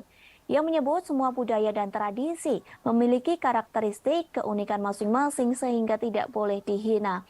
Mahyar Tousi mengaku hanya berniat membuat lelucon tentang Perdana Menteri Inggris Rishi Sunak dan Perdana Menteri Kanada Justin Trudeau. Sementara netizen Indonesia langsung menyerbu akun Twitter Mahyar dengan hujatan. Namun amarah warganet Indonesia tak berhenti sampai di situ. Kini netizen Indonesia gantian menyerbu kanal YouTube Mahyar Tousi yang memiliki 260.000 subscriber. Video terakhir Mahyar pada 16 November 2022 kini dipenuhi oleh komentar warganet Indonesia. Warganet yang dikenal dengan julukan netizen plus 62 itu ramai-ramai menyerukan untuk mereport kanal YouTube milik Mahyar. Total ada ratusan komentar berbahasa Indonesia yang menyerukan ajakan untuk mereport akun milik Mahyar Tausi. Seperti yang diketahui, apabila terkena report, maka Mahyar terancam kehilangan akun YouTube-nya. Sementara Wakil Menparekraf Angela Herliana Tano Sudibjo ikut mengecam aksi Mahyar Tausi yang menghina pakaian batik delegasi KTT G20. Angela menuliskan kecaman tersebut di Instagram Mahyar Tausi. Sejumlah publik figur dan akun bercentang biru di Indonesia juga turut melancarkan protesnya. Diketahui sebelumnya, Mahyar Tausi diduga menghina batik Indonesia yang digunakan para delegasi G20. Hinaan tersebut telah dituliskan dalam akun Twitternya pada Rabu 16 November 2022 pagi. Namun postingan tersebut langsung segera dihapus olehnya. Mahyar mengunggah potret sejumlah pemimpin negara dalam sela-sela acara KTT G20 di Bali. Dalam acara tersebut, para delegasi G20 menggunakan batik asal Indonesia dengan berbagai motif. Kemudian Mahyar menuliskan caption di postingan tersebut yang dianggap menghina. Pasalnya Mahyar Tausi melabeli mereka dengan kata-kata kasar.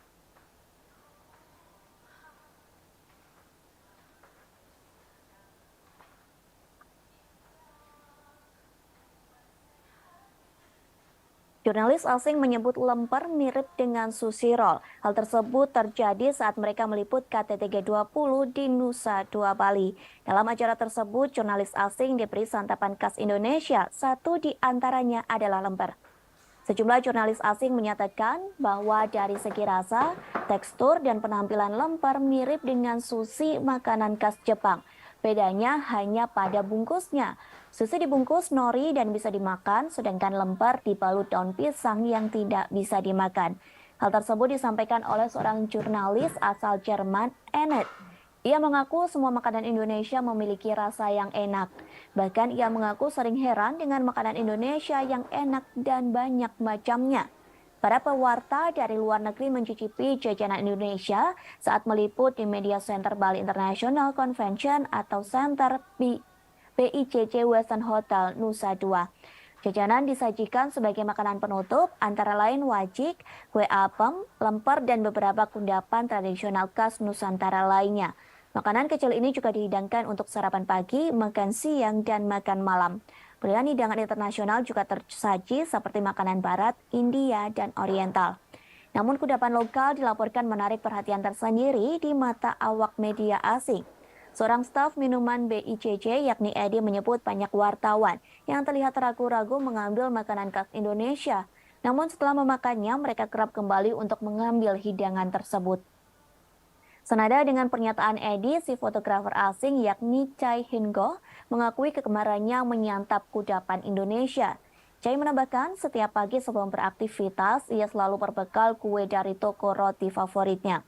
Meski begitu, ia mengakui ada beberapa makanan Indonesia yang kurang disukai. Makanan yang tidak disukai merupakan kue basah yang memiliki tekstur lembek.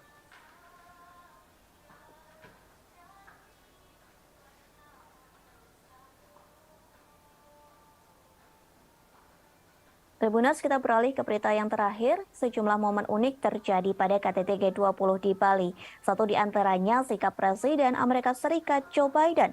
Pasalnya perhatian Biden tertuju kepada jurnalis Rusia yakni Yuri Solmov. Diketahui Yuri Solmov merupakan kameramen dari Channel One Rusia. Biden disebut takjub melihat badan Solmov begitu kekar dan berotot. Ia pun mengaku khawatir dengan otot lengan pria tersebut. Pernyataan itu disambut tawa oleh Presiden Indonesia Joko Widodo. Bahkan para delegasi KTT G20 yang lain juga ikut tertawa. Kemudian terdengar seseorang mengatakan kepada Biden bahwa Solmov merupakan orang Rusia. Mendengar hal tersebut, Biden mengaku tidak peduli dengan orang itu. Bahkan Biden sempat bergurau dengan Yuri Solmov. Biden mengatakan ia berharap tidak bermusuhan dengan jurnalis asal Rusia bertubuh kekar itu.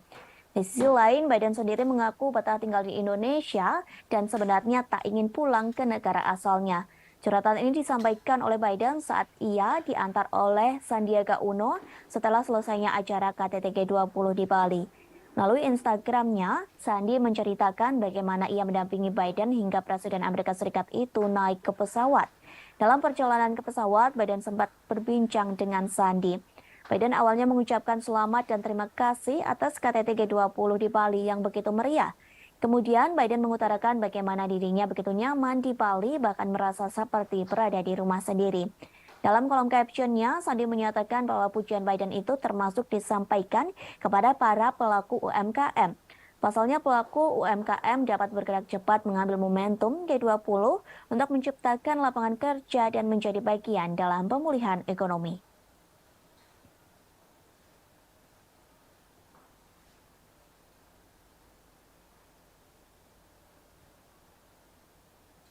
Lagi-lagi Korea Utara menembakkan rudal balistik ke arah perairan timur Korea Selatan.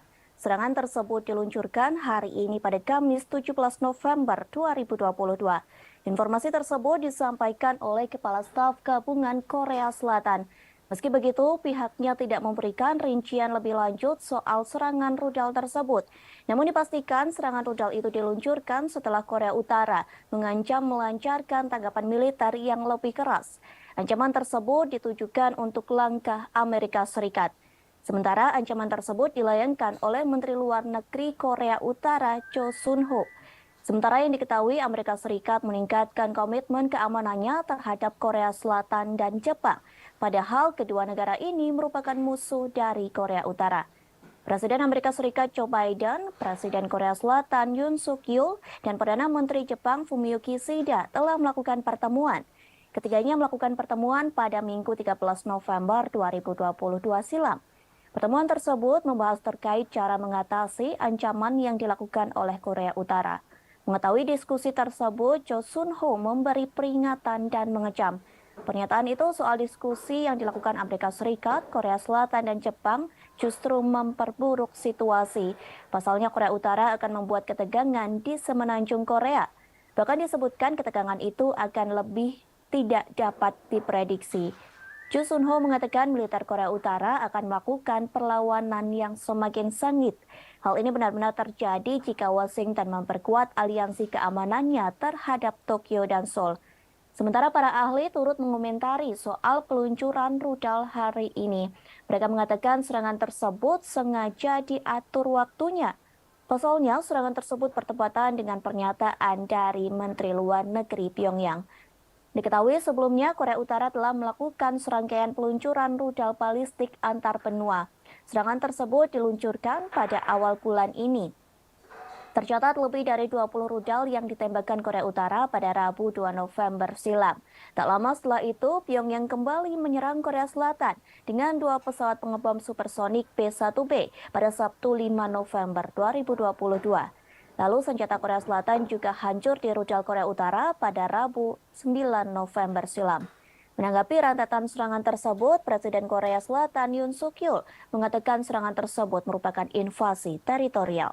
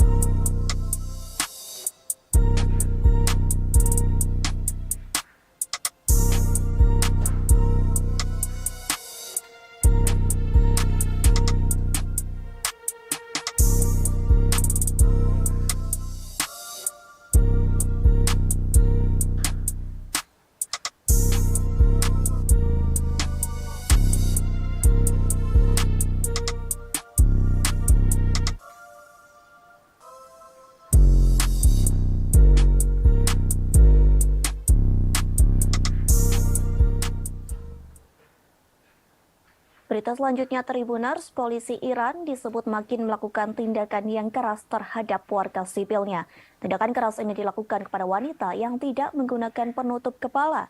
Dilaporkan pasukan keamanan Iran memukuli wanita secara brutal. Tak hanya memukul, namun polisi di Iran juga menembak wanita.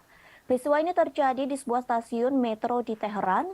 Bahkan video yang memperlihatkan tindakan keras polisi Iran ini beredar di media sosial. Satu akun yang aktif membagikan peristiwa tersebut yakni @1500tasfir. Dari postingan yang diunggah, nampak penumpang berlarian menuju pintu keluar. Akibatnya banyak orang yang jatuh dan terinjak-injak. Seusai itu, nampak polisi melepaskan tembakan ke peron yang ramai. Bahkan terlihat polisi sedang menyisir gerbong kereta, kemudian mereka memukuli wanita Iran yang tak memakai penutup rambut. Para polisi itu tega memukuli wanita dengan pentungnya. Dilaporkan stasiun metro dan angkutan umum memang seringkali menjadi sasaran patroli oleh polisi moral Iran. Biasanya para pengunjuk rasa melakukan protes dengan memberikan teriakan ataupun slogan.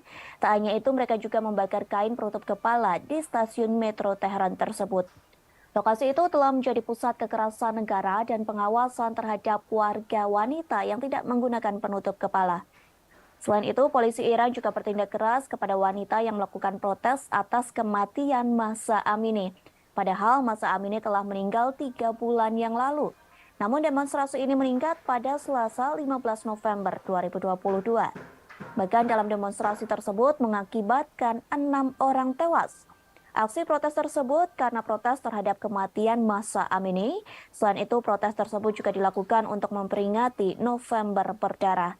Diketahui pada November 2019, ratusan orang meninggal lantaran memprotes kenaikan harga bahan bakar.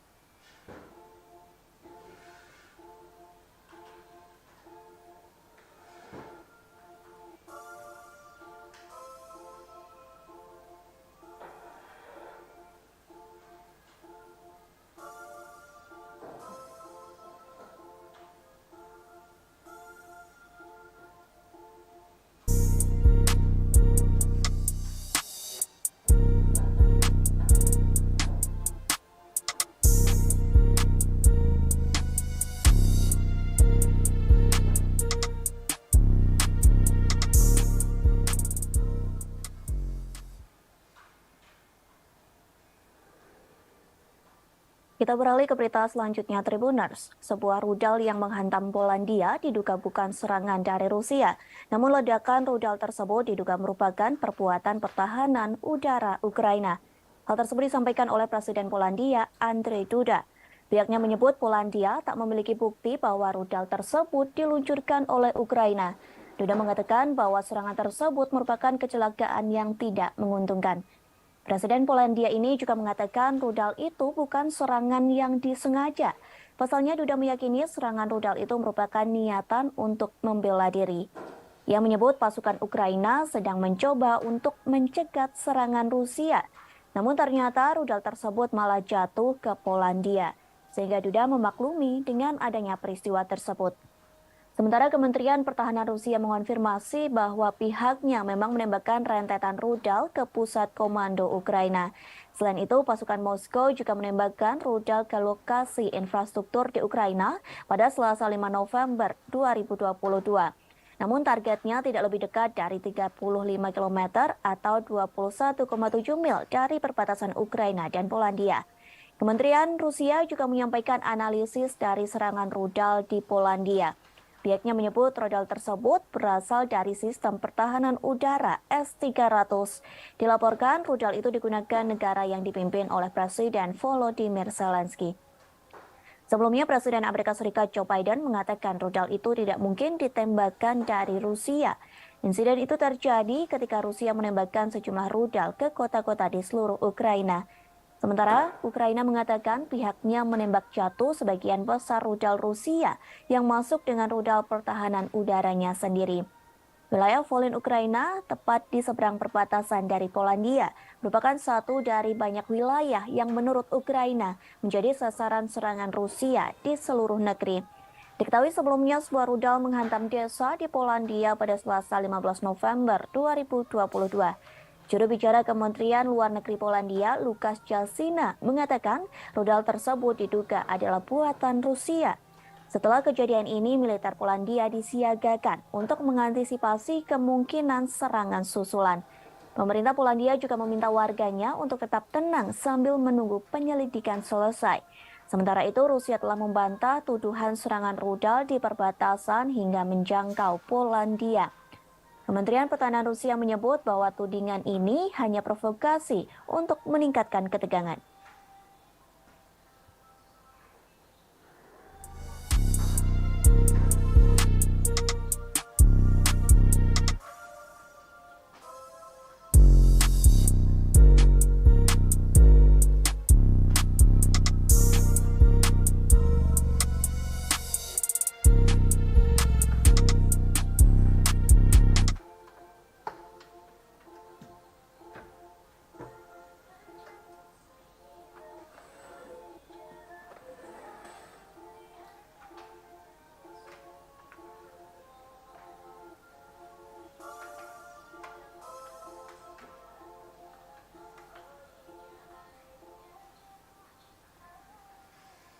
Amerika Serikat tetap kukuh menyalahkan Rusia atas serangan rudal di Polandia. Padahal NATO telah memperkirakan serangan di Polandia merupakan rudal milik Ukraina. Washington tetap yakin bahwa Rusia yang harus disalahkan, sehingga Moskow harus menanggung dan bertanggung jawab atas kesalahan yang telah dilakukan. Hal tersebut disampaikan oleh juru bicara Dewan Keamanan Nasional, Andrew Wilson. Ia mengatakan bahwa Amerika Serikat tidak memiliki informasi baru yang menunjukkan bahwa rudal S-300 tersebut dari Ukraina. Andrew Wilson menambahkan bahwa Amerika Serikat tidak akan melakukan penyelidikan sendiri terhadap insiden tersebut. Namun pihaknya akan bergantung pada hasil penyelidikan Polandia yang sedang berlangsung. Washington berhubungan dekat dengan Polandia dan Kiev, sehingga negara tersebut memiliki kepercayaan penuh dalam upaya investigasi Polandia. Ia berjanji untuk memberikan informasi terbaru tentang insiden itu. Sementara kini, NATO dan Polandia telah melakukan investigasi terkait sumber tembakan rudal. Dugaan awal menunjukkan bahwa rudal tersebut merupakan peluru nyasar yang ditembakkan Ukraina.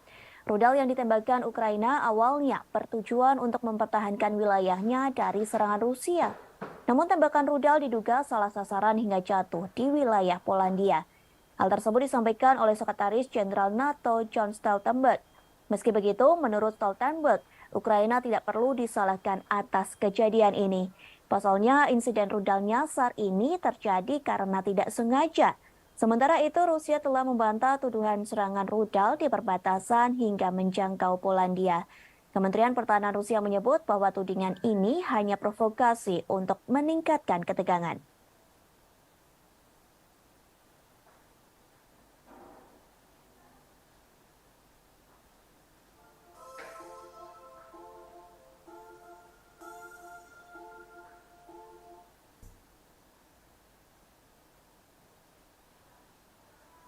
An investigation into this incident is ongoing, and we need to await its outcome. But we have no indication that this was the result of a deliberate attack. And we have no indication that Russia is preparing offensive military actions against NATO.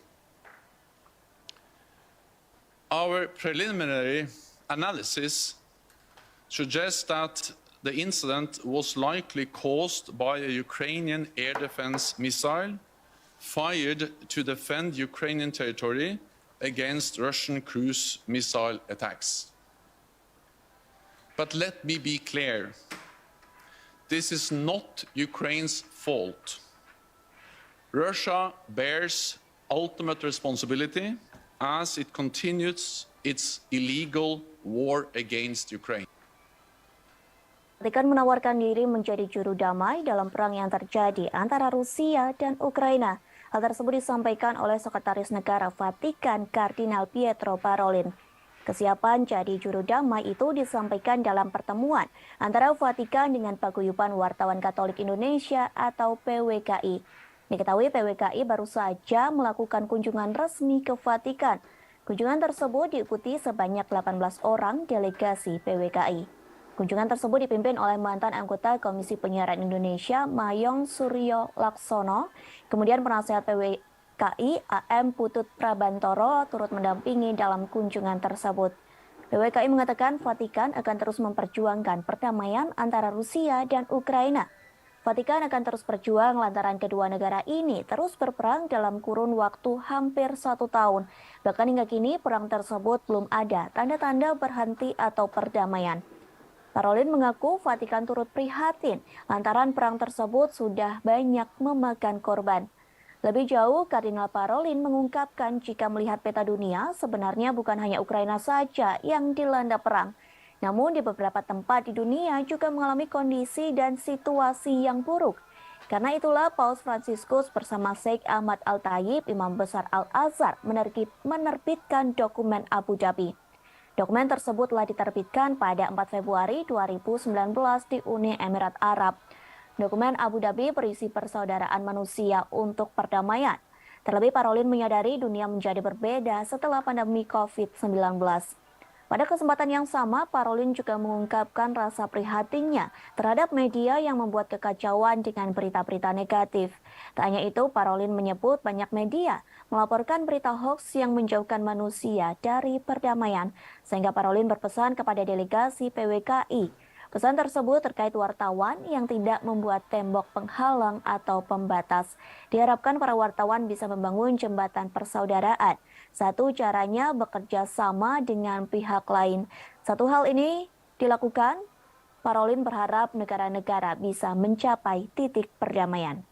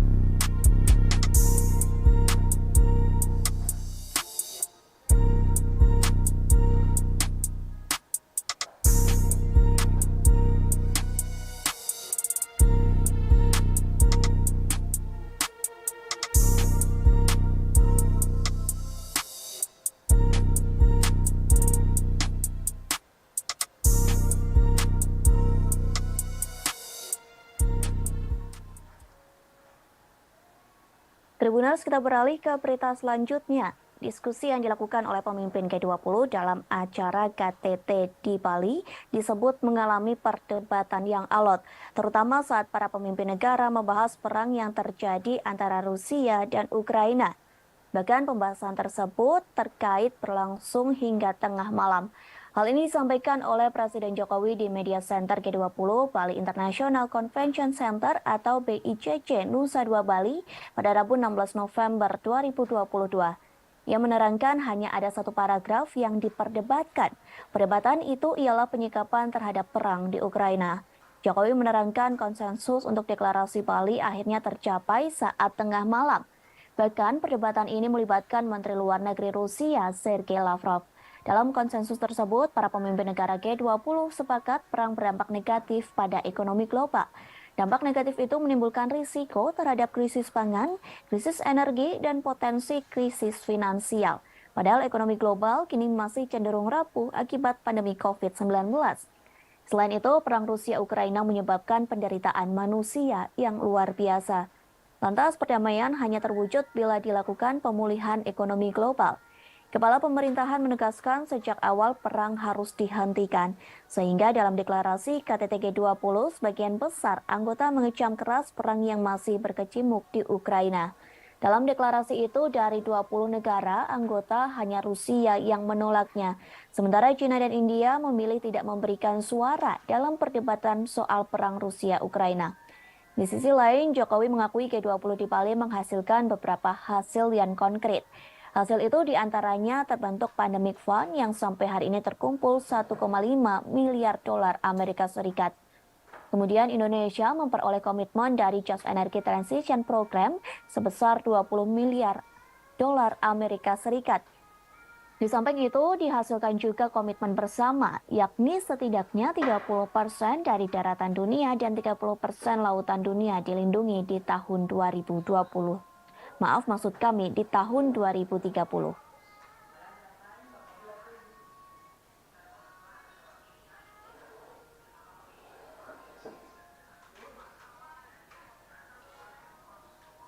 Kepemimpinan Indonesia telah berhasil menghasilkan deklarasi pemimpin G20, G20 Bali Leaders Declaration yang awalnya diragukan oleh banyak pihak.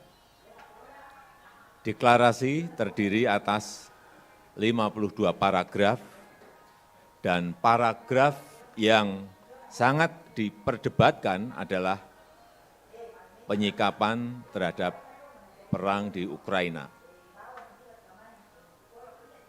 Diskusi mengenai hal ini berlangsung sangat-sangat alot sekali dan akhirnya para pemimpin G20 menyepakati isi deklarasi,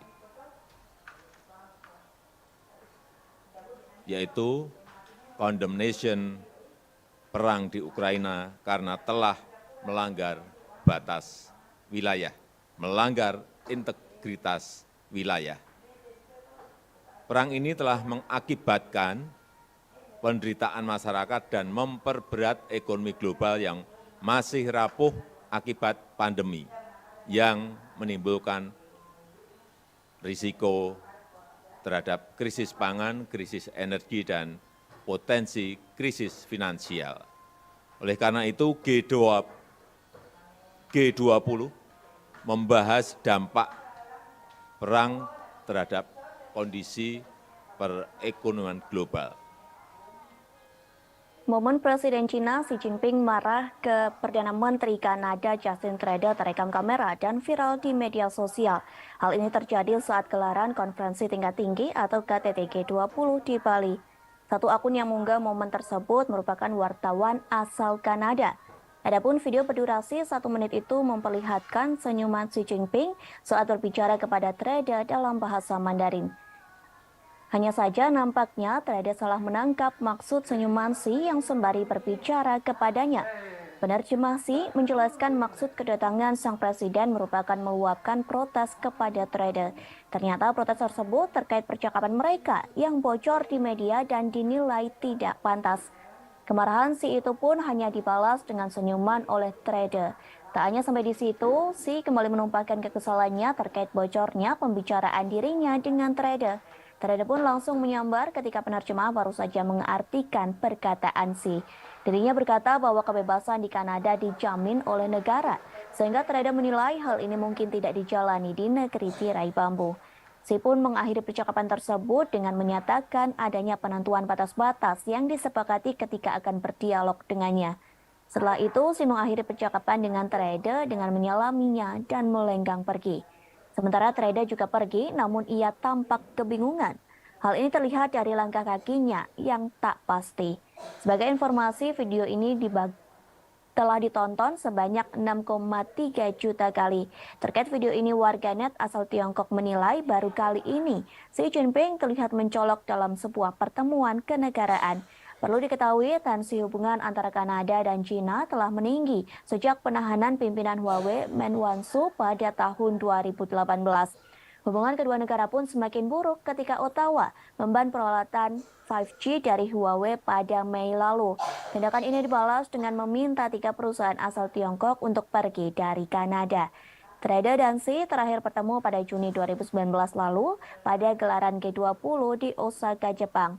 Mereka baru bertemu lagi pada gelaran KTT G20 di Bali pada 15 hingga 16 November 2022 yang lalu.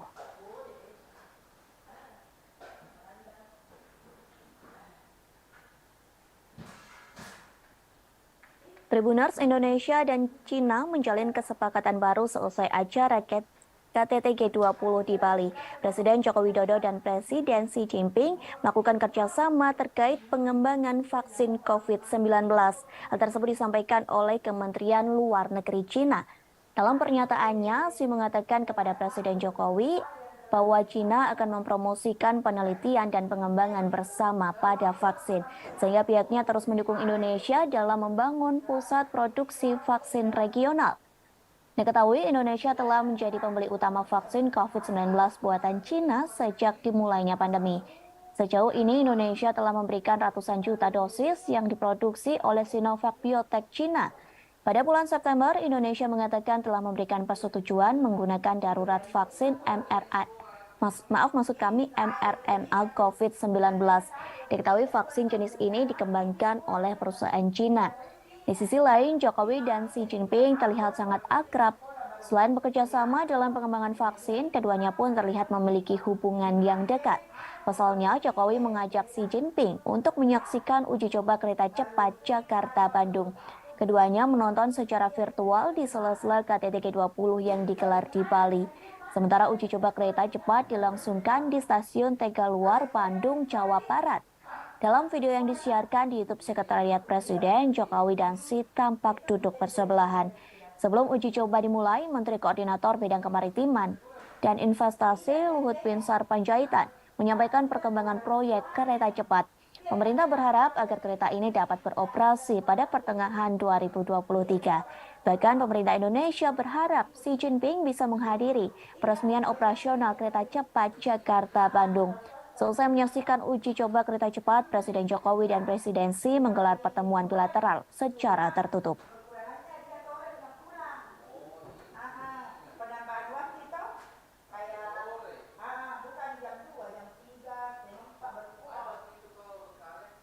Presiden Joko Widodo secara resmi telah menutup konferensi tingkat tinggi atau KTT G20 di Bali.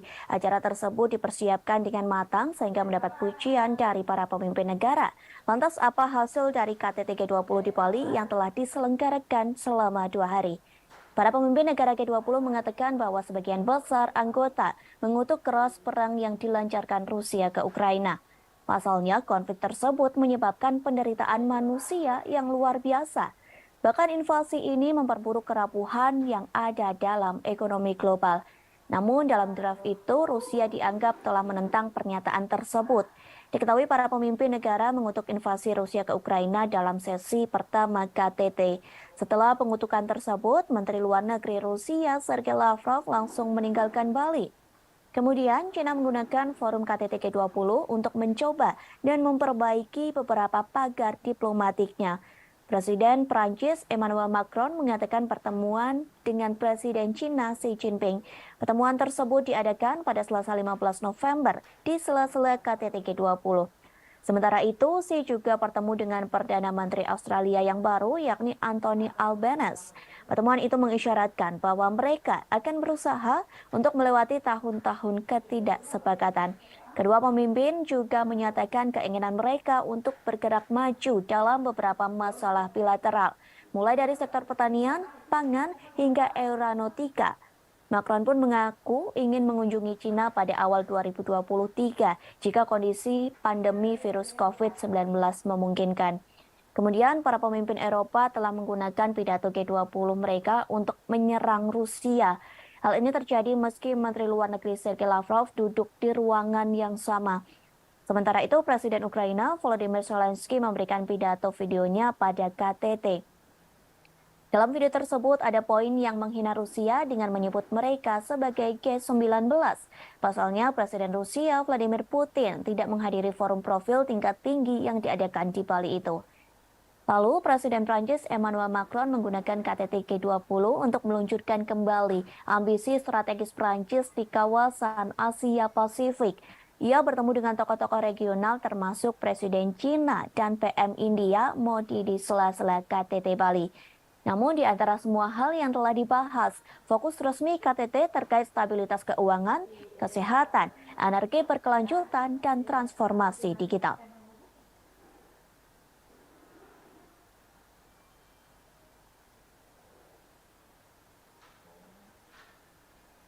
Tribuners, kita beralih ke berita selanjutnya. YouTuber sekaligus pegiat sosial Inggris yakni Mahyar Tousi meminta maaf kepada masyarakat Indonesia. Permintaan maaf ini buntut dirinya yang dituding menghina batik asal Indonesia yang dikenakan para delegasi G20.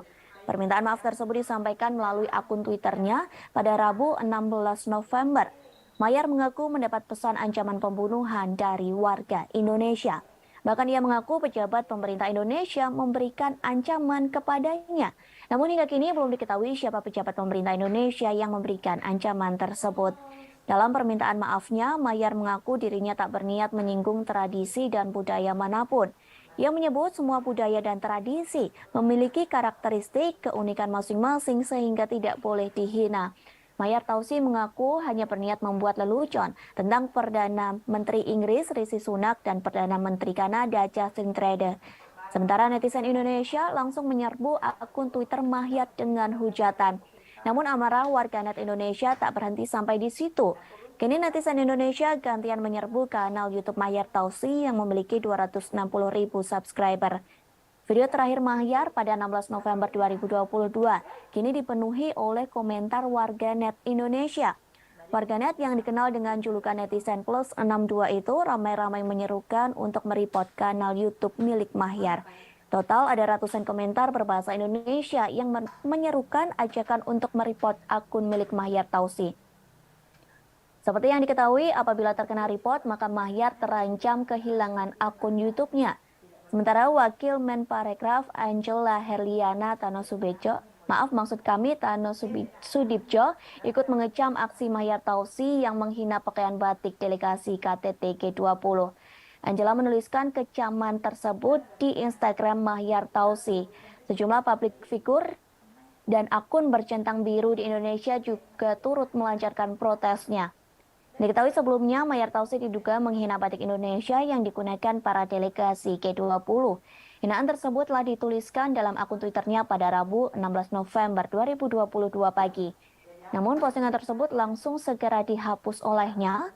Mahyar mengunggah potret sejumlah pemimpin negara dalam sela-sela acara KTT G20 di Bali. Dalam acara tersebut, para delegasi G20 menggunakan batik asal Indonesia dengan berbagai motif. Kemudian Mahyar menuliskan caption di postingan tersebut yang dianggap menghina. Pasalnya Mahyar Tousi melabeli mereka dengan kata-kata kasar.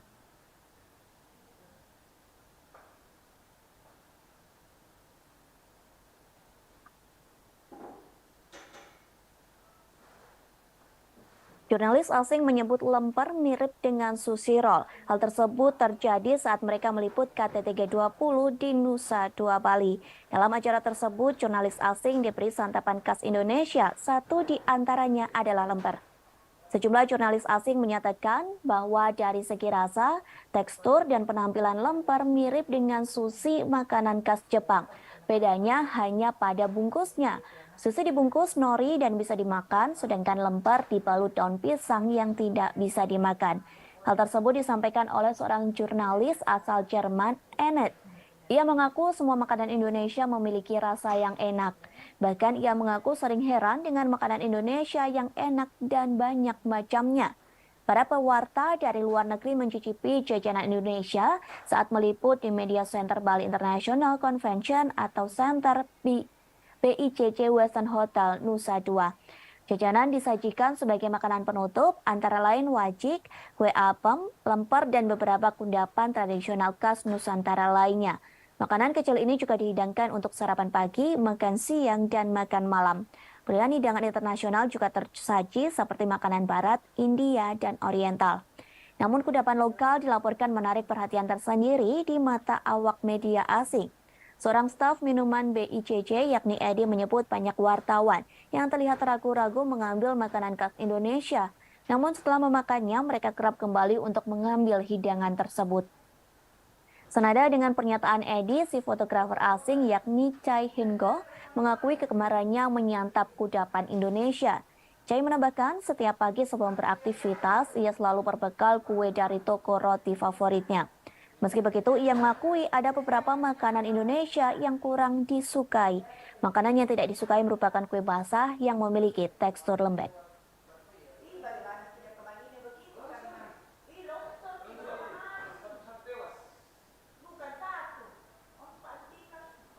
Tribuners, kita beralih ke berita yang terakhir. Sejumlah momen unik terjadi pada KTT G20 di Bali.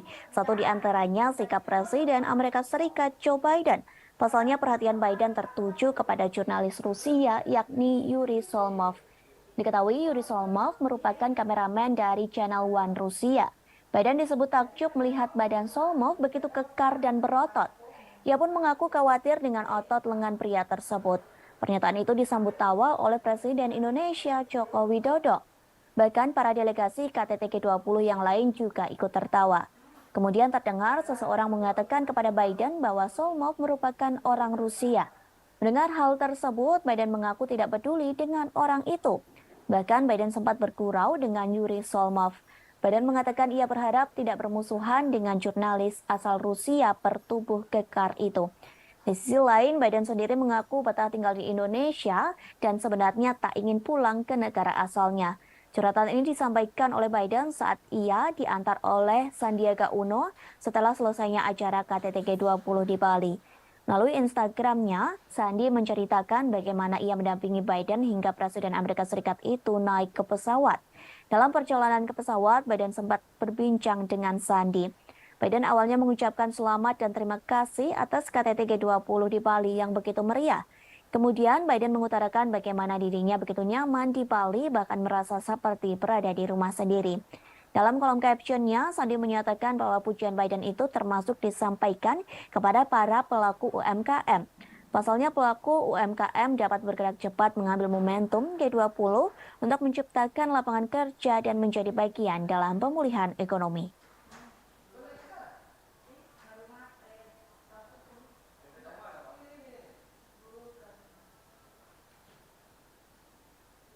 Lagi-lagi Korea Utara menembakkan rudal balistik ke arah perairan timur Korea Selatan. Serangan tersebut diluncurkan hari ini pada Kamis 17 November 2022. Informasi tersebut disampaikan oleh Kepala Staf Gabungan Korea Selatan. Meski begitu, pihaknya tidak memberikan rincian lebih lanjut soal serangan rudal tersebut. Namun dipastikan serangan rudal itu diluncurkan setelah Korea Utara mengancam melancarkan tanggapan militer yang lebih keras. Ancaman tersebut ditujukan untuk langkah Amerika Serikat. Sementara ancaman tersebut dilayangkan oleh Menteri Luar Negeri Korea Utara Cho Sun-ho. Sementara yang diketahui Amerika Serikat meningkatkan komitmen keamanannya terhadap Korea Selatan dan Jepang. Padahal kedua negara ini merupakan musuh dari Korea Utara. Presiden Amerika Serikat Joe Biden, Presiden Korea Selatan Yoon Suk Yeol, dan Perdana Menteri Jepang Fumio Kishida telah melakukan pertemuan. Ketiganya melakukan pertemuan pada Minggu 13 November 2022 silam.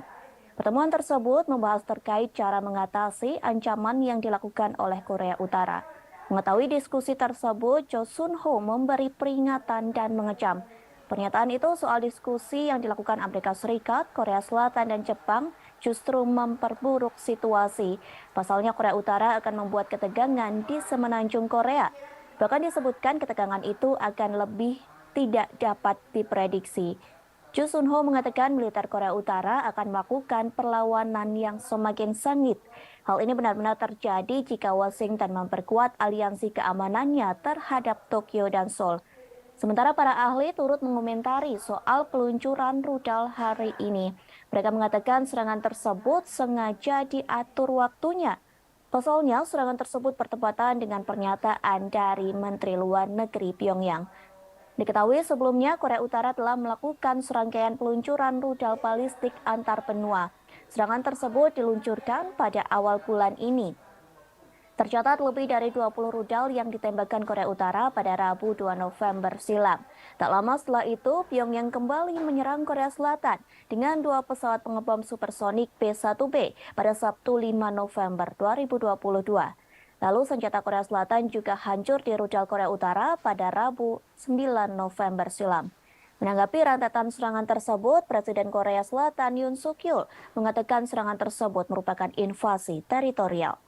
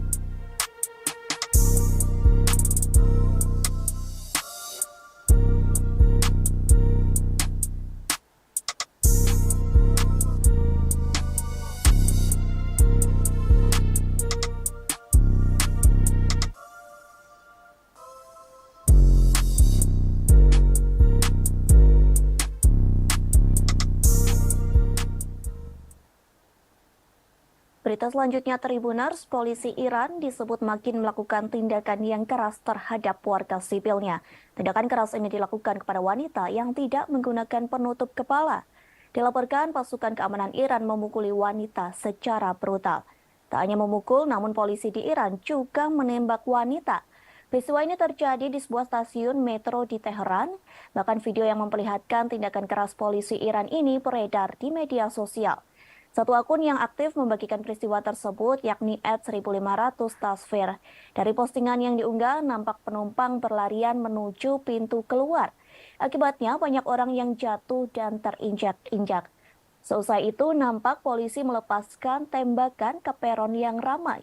Bahkan terlihat polisi sedang menyisir gerbong kereta, kemudian mereka memukuli wanita Iran yang tak memakai penutup rambut. Para polisi itu tega memukuli wanita dengan pentungnya. Dilaporkan stasiun metro dan angkutan umum memang seringkali menjadi sasaran patroli oleh polisi moral Iran. Biasanya para pengunjuk rasa melakukan protes dengan memberikan teriakan ataupun slogan. Tak hanya itu, mereka juga membakar kain penutup kepala di stasiun metro Teheran tersebut. Lokasi itu telah menjadi pusat kekerasan negara dan pengawasan terhadap warga wanita yang tidak menggunakan penutup kepala. Selain itu, polisi Iran juga bertindak keras kepada wanita yang melakukan protes atas kematian Mahsa Amini. Padahal Mahsa Amini telah meninggal 3 bulan yang lalu. Namun demonstrasi ini meningkat pada Selasa 15 November 2022. Bahkan dalam demonstrasi tersebut mengakibatkan 6 orang tewas. Aksi protes tersebut karena protes terhadap kematian Mahsa Amini. Selain itu, protes tersebut juga dilakukan untuk memperingati November berdarah. Diketahui pada November 2019, ratusan orang meninggal lantaran memprotes kenaikan harga bahan bakar.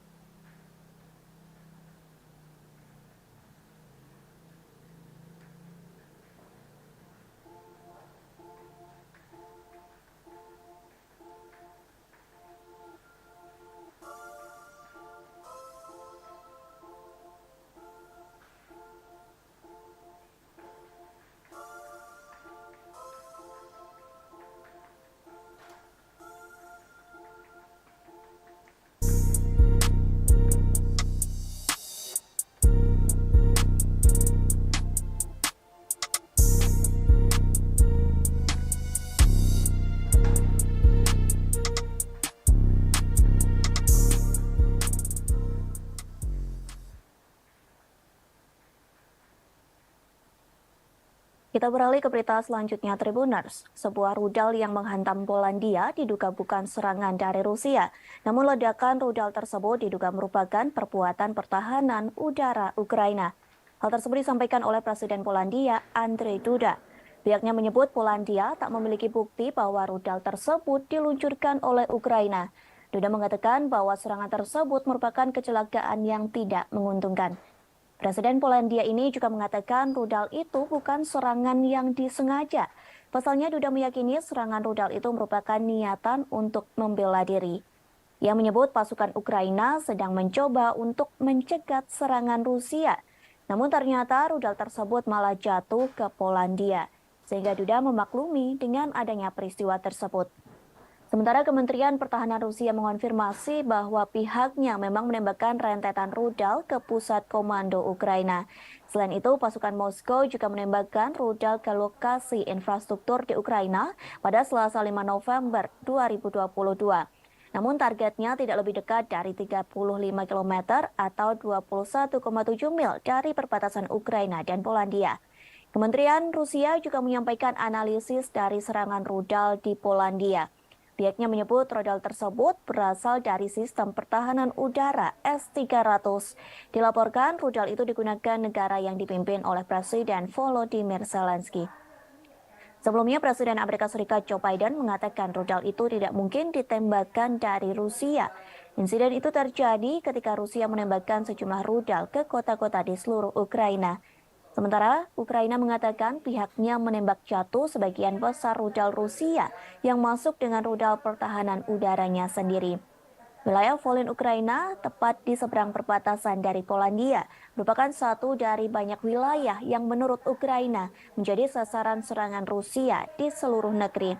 Diketahui sebelumnya sebuah rudal menghantam desa di Polandia pada Selasa 15 November 2022. Juru bicara Kementerian Luar Negeri Polandia, Lukasz Jalsina, mengatakan rudal tersebut diduga adalah buatan Rusia. Setelah kejadian ini, militer Polandia disiagakan untuk mengantisipasi kemungkinan serangan susulan. Pemerintah Polandia juga meminta warganya untuk tetap tenang sambil menunggu penyelidikan selesai.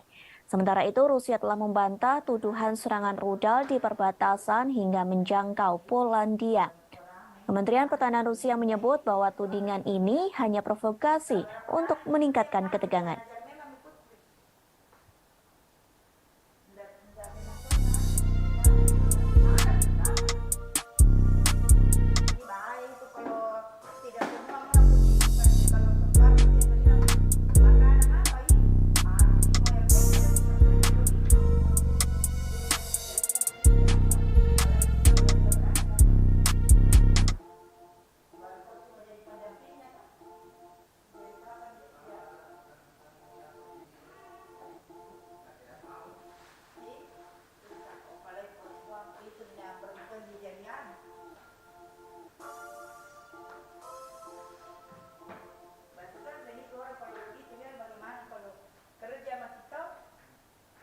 Amerika Serikat tetap kukuh menyalahkan Rusia atas serangan rudal di Polandia. Padahal NATO telah memperkirakan serangan di Polandia merupakan rudal milik Ukraina. Washington tetap yakin bahwa Rusia yang harus disalahkan, sehingga Moskow harus menanggung dan bertanggung jawab atas kesalahan yang telah dilakukan. Hal tersebut disampaikan oleh juru bicara Dewan Keamanan Nasional, Andrew Wilson. Ia mengatakan bahwa Amerika Serikat tidak memiliki informasi baru yang menunjukkan bahwa rudal S-300 tersebut dari Ukraina. Andrew Watson menambahkan bahwa Amerika Serikat tidak akan melakukan penyelidikan sendiri terhadap insiden tersebut. Namun pihaknya akan bergantung pada hasil penyelidikan Polandia yang sedang berlangsung. Washington berhubungan dekat dengan Polandia dan Kiev, sehingga negara tersebut memiliki kepercayaan penuh dalam upaya investigasi Polandia. Ia berjanji untuk memberikan informasi terbaru tentang insiden itu. Sementara kini, NATO dan Polandia telah melakukan investigasi terkait sumber tembakan rudal. Dugaan awal menunjukkan bahwa rudal tersebut merupakan peluru nyasar yang ditembakkan Ukraina. Rudal yang ditembakkan Ukraina awalnya bertujuan untuk mempertahankan wilayahnya dari serangan Rusia. Namun tembakan rudal diduga salah sasaran hingga jatuh di wilayah Polandia. Hal tersebut disampaikan oleh Sekretaris Jenderal NATO Jens Stoltenberg. Meski begitu, menurut Stoltenberg, Ukraina tidak perlu disalahkan atas kejadian ini. Pasalnya, insiden rudal nyasar ini terjadi karena tidak sengaja. Sementara itu, Rusia telah membantah tuduhan serangan rudal di perbatasan hingga menjangkau Polandia. Kementerian Pertahanan Rusia menyebut bahwa tudingan ini hanya provokasi untuk meningkatkan ketegangan.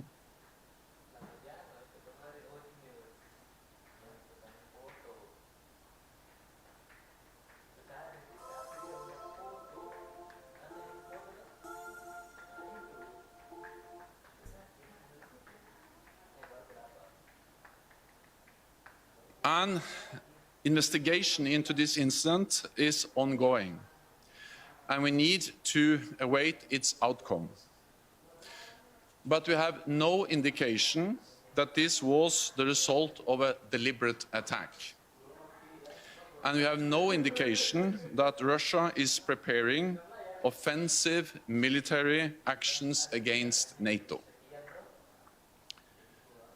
Our preliminary analysis suggests that the incident was likely caused by a Ukrainian air defense missile fired to defend Ukrainian territory against Russian cruise missile attacks. But let me be clear, this is not Ukraine's fault. Russia bears ultimate responsibility as it continues its illegal war against Ukraine.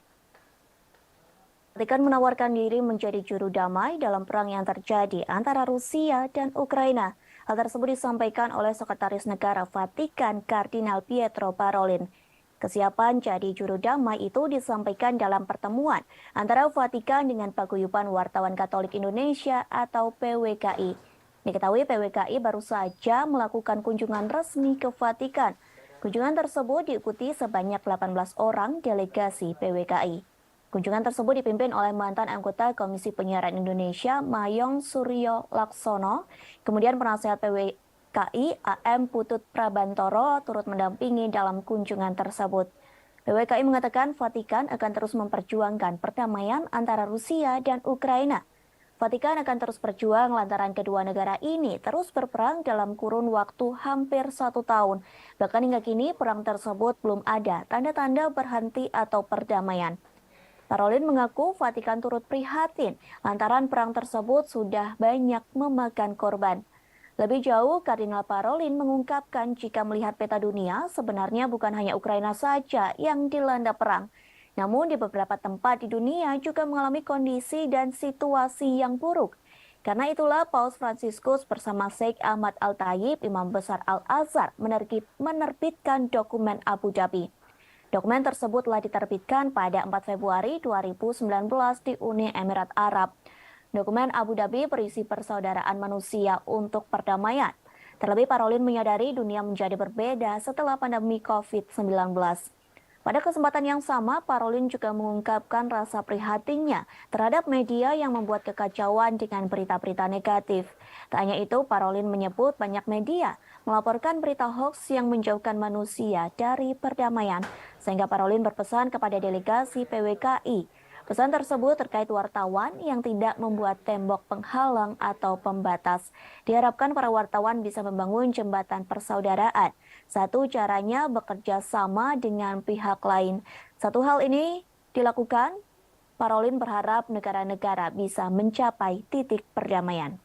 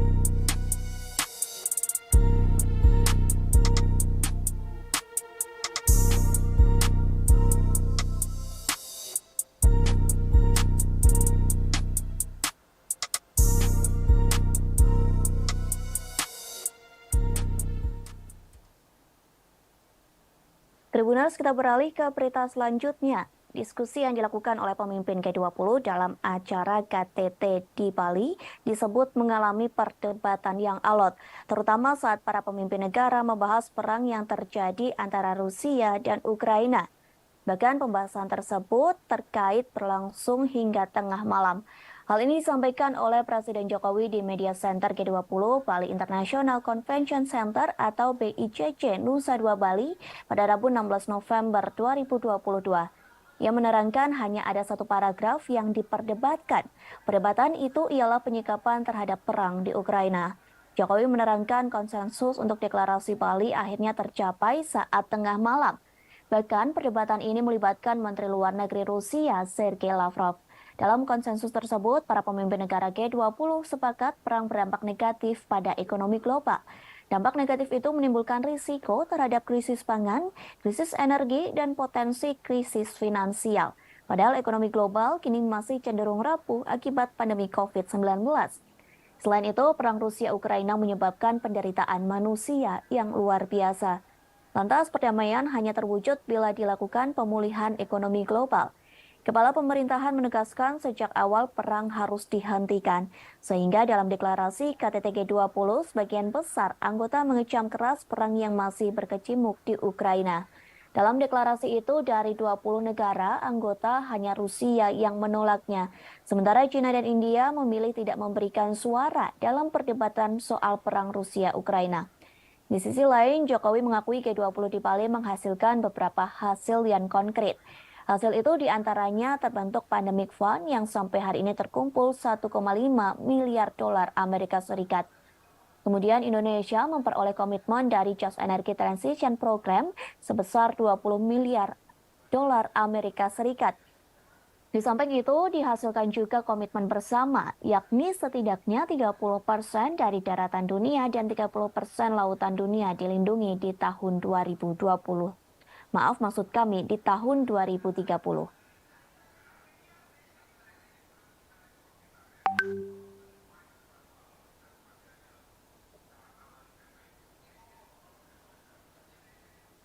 Kepemimpinan Indonesia telah berhasil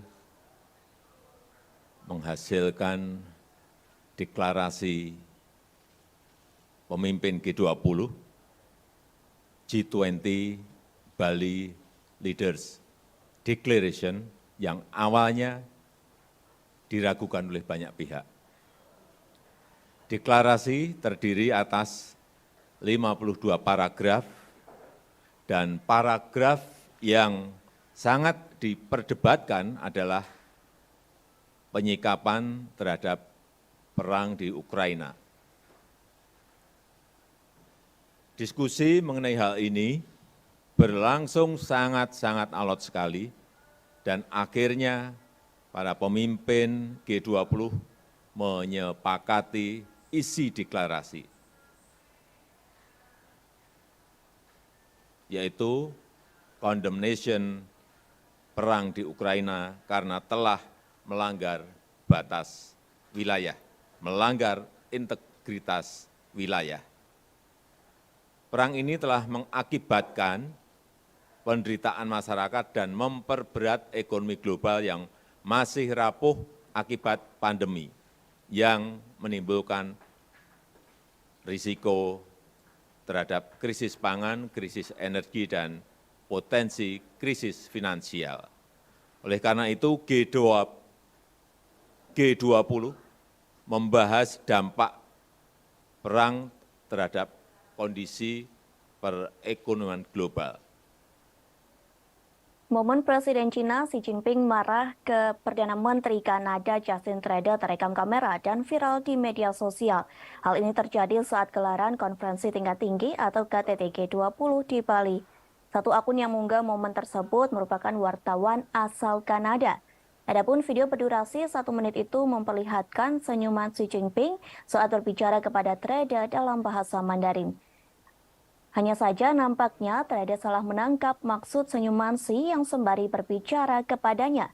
Penerjemah Xi menjelaskan maksud kedatangan sang presiden merupakan meluapkan protes kepada Trudeau. Ternyata protes tersebut terkait percakapan mereka yang bocor di media dan dinilai tidak pantas.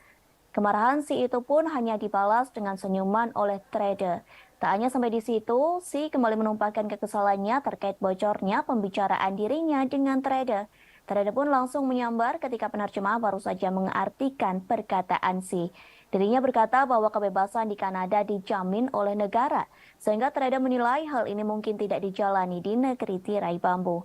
Xi pun mengakhiri percakapan tersebut dengan menyatakan adanya penentuan batas-batas yang disepakati ketika akan berdialog dengannya. Setelah itu, Xi mengakhiri percakapan dengan trader dengan menyalaminya dan melenggang pergi. Sementara trader juga pergi, namun ia tampak kebingungan. Hal ini terlihat dari langkah kakinya yang tak pasti. Sebagai informasi, video ini telah ditonton sebanyak 6,3 juta kali. Terkait video ini, warganet asal Tiongkok menilai baru kali ini Xi Jinping terlihat mencolok dalam sebuah pertemuan kenegaraan. Perlu diketahui, tensi hubungan antara Kanada dan China telah meninggi sejak penahanan pimpinan Huawei Meng Wanzhou pada tahun 2018. Hubungan kedua negara pun semakin buruk ketika Ottawa memban peralatan 5G dari Huawei pada Mei lalu. Tindakan ini dibalas dengan meminta 3 perusahaan asal Tiongkok untuk pergi dari Kanada. Trader dan Xi terakhir bertemu pada Juni 2019 lalu pada gelaran G20 di Osaka, Jepang. Mereka baru bertemu lagi pada gelaran KTT G20 di Bali pada 15 hingga 16 November 2022 yang lalu.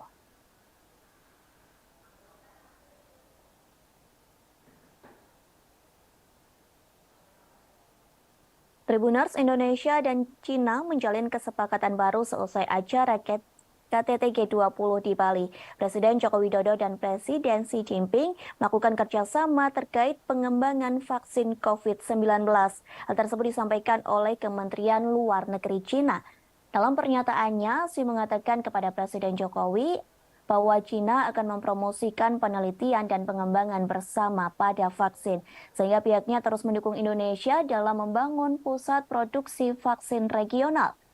Diketahui Indonesia telah menjadi pembeli utama vaksin COVID-19 buatan China sejak dimulainya pandemi. Sejauh ini Indonesia telah memberikan ratusan juta dosis yang diproduksi oleh Sinovac Biotech China.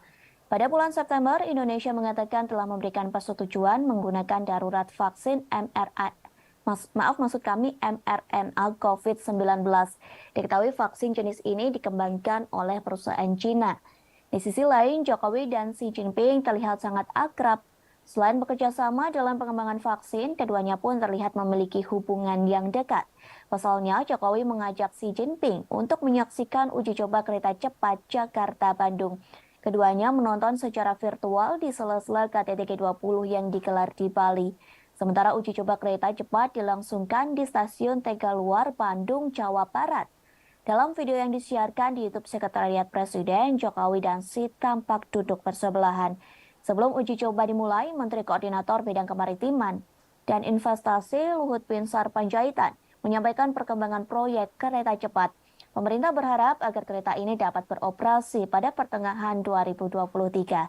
Bahkan pemerintah Indonesia berharap Xi Jinping bisa menghadiri peresmian operasional kereta cepat Jakarta-Bandung. Selesai menyaksikan uji coba kereta cepat, Presiden Jokowi dan Presiden Xi menggelar pertemuan bilateral secara tertutup.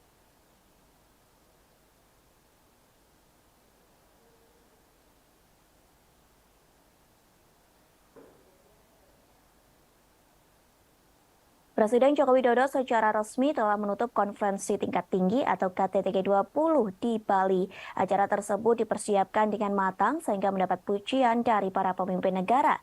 Lantas apa hasil dari KTT G20 di Bali yang telah diselenggarakan selama 2 hari? Para pemimpin negara G20 mengatakan bahwa sebagian besar anggota mengutuk keras perang yang dilancarkan Rusia ke Ukraina. Pasalnya, konflik tersebut menyebabkan penderitaan manusia yang luar biasa. Bahkan invasi ini memperburuk kerapuhan yang ada dalam ekonomi global. Namun dalam draft itu, Rusia dianggap telah menentang pernyataan tersebut. Diketahui para pemimpin negara mengutuk invasi Rusia ke Ukraina dalam sesi pertama KTT. Setelah pengutukan tersebut, Menteri Luar Negeri Rusia Sergei Lavrov langsung meninggalkan Bali. Kemudian, China menggunakan forum KTT G20 untuk mencoba dan memperbaiki beberapa pagar diplomatiknya. Presiden Prancis Emmanuel Macron mengatakan pertemuan dengan Presiden China Xi Jinping. Pertemuan tersebut diadakan pada Selasa 15 November di sela-sela KTT G20. Sementara itu, Xi juga bertemu dengan Perdana Menteri Australia yang baru, yakni Anthony Albanese. Pertemuan itu mengisyaratkan bahwa mereka akan berusaha untuk melewati tahun-tahun ketidaksepakatan. Kedua pemimpin juga menyatakan keinginan mereka untuk bergerak maju dalam beberapa masalah bilateral, mulai dari sektor pertanian, pangan, hingga aeronautika. Macron pun mengaku ingin mengunjungi China pada awal 2023 jika kondisi pandemi virus COVID-19 memungkinkan. Kemudian para pemimpin Eropa telah menggunakan pidato G20 mereka untuk menyerang Rusia. Hal ini terjadi meski Menteri Luar Negeri Sergei Lavrov duduk di ruangan yang sama. Sementara itu, Presiden Ukraina Volodymyr Zelensky memberikan pidato videonya pada KTT. Dalam video tersebut ada poin yang menghina Rusia dengan menyebut mereka sebagai G19. Pasalnya, Presiden Rusia Vladimir Putin tidak menghadiri forum profil tingkat tinggi yang diadakan di Bali itu. Lalu, Presiden Prancis Emmanuel Macron menggunakan KTT G20 untuk meluncurkan kembali ambisi strategis Prancis di kawasan Asia Pasifik. Ia bertemu dengan tokoh-tokoh regional termasuk Presiden China dan PM India Modi di sela-sela KTT Bali. Namun di antara semua hal yang telah dibahas, fokus resmi KTT terkait stabilitas keuangan, kesehatan, energi berkelanjutan, dan transformasi digital.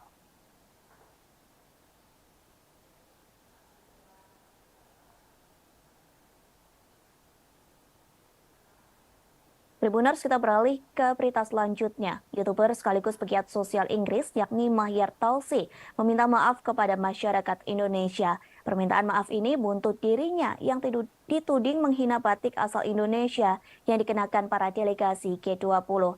Permintaan maaf tersebut disampaikan melalui akun Twitternya pada Rabu 16 November. Mahyar mengaku mendapat pesan ancaman pembunuhan dari warga Indonesia. Bahkan ia mengaku pejabat pemerintah Indonesia memberikan ancaman kepadanya. Namun hingga kini belum diketahui siapa pejabat pemerintah Indonesia yang memberikan ancaman tersebut. Dalam permintaan maafnya, Mahyar mengaku dirinya tak berniat menyinggung tradisi dan budaya manapun. Ia menyebut semua budaya dan tradisi memiliki karakteristik keunikan masing-masing sehingga tidak boleh dihina. Mahyar Tousi mengaku hanya berniat membuat lelucon tentang Perdana Menteri Inggris Rishi Sunak dan Perdana Menteri Kanada Justin Trudeau. Sementara netizen Indonesia langsung menyerbu akun Twitter Mahyar dengan hujatan. Namun amarah warganet Indonesia tak berhenti sampai di situ. Kini netizen Indonesia gantian menyerbu kanal YouTube Mahyar Tousi yang memiliki 260.000 subscriber. Video terakhir Mahyar pada 16 November 2022 kini dipenuhi oleh komentar warganet Indonesia. Warganet yang dikenal dengan julukan netizen plus 62 itu ramai-ramai menyerukan untuk mereport kanal YouTube milik Mahyar. Total ada ratusan komentar berbahasa Indonesia yang menyerukan ajakan untuk mereport akun milik Mahyar Tousi. Seperti yang diketahui, apabila terkena report, maka Mahyar terancam kehilangan akun YouTube-nya. Sementara Wakil Menparekraf Angela Herliana Tano Sudibjo ikut mengecam aksi Mahyar Tousi yang menghina pakaian batik delegasi KTT G20. Angela menuliskan kecaman tersebut di Instagram Mahyar Tousi. Sejumlah publik figur dan akun bercentang biru di Indonesia juga turut melancarkan protesnya. Diketahui sebelumnya, Mahyar Tousi diduga menghina batik Indonesia yang digunakan para delegasi G20. Hinaan tersebut telah dituliskan dalam akun Twitternya pada Rabu 16 November 2022 pagi. Namun postingan tersebut langsung segera dihapus olehnya. Mahyar mengunggah potret sejumlah pemimpin negara dalam sela-sela acara KTT G20 di Bali. Dalam acara tersebut, para delegasi G20 menggunakan batik asal Indonesia dengan berbagai motif. Kemudian Mahyar menuliskan caption di postingan tersebut yang dianggap menghina. Pasalnya Mahyar Tousi melabeli mereka dengan kata-kata kasar.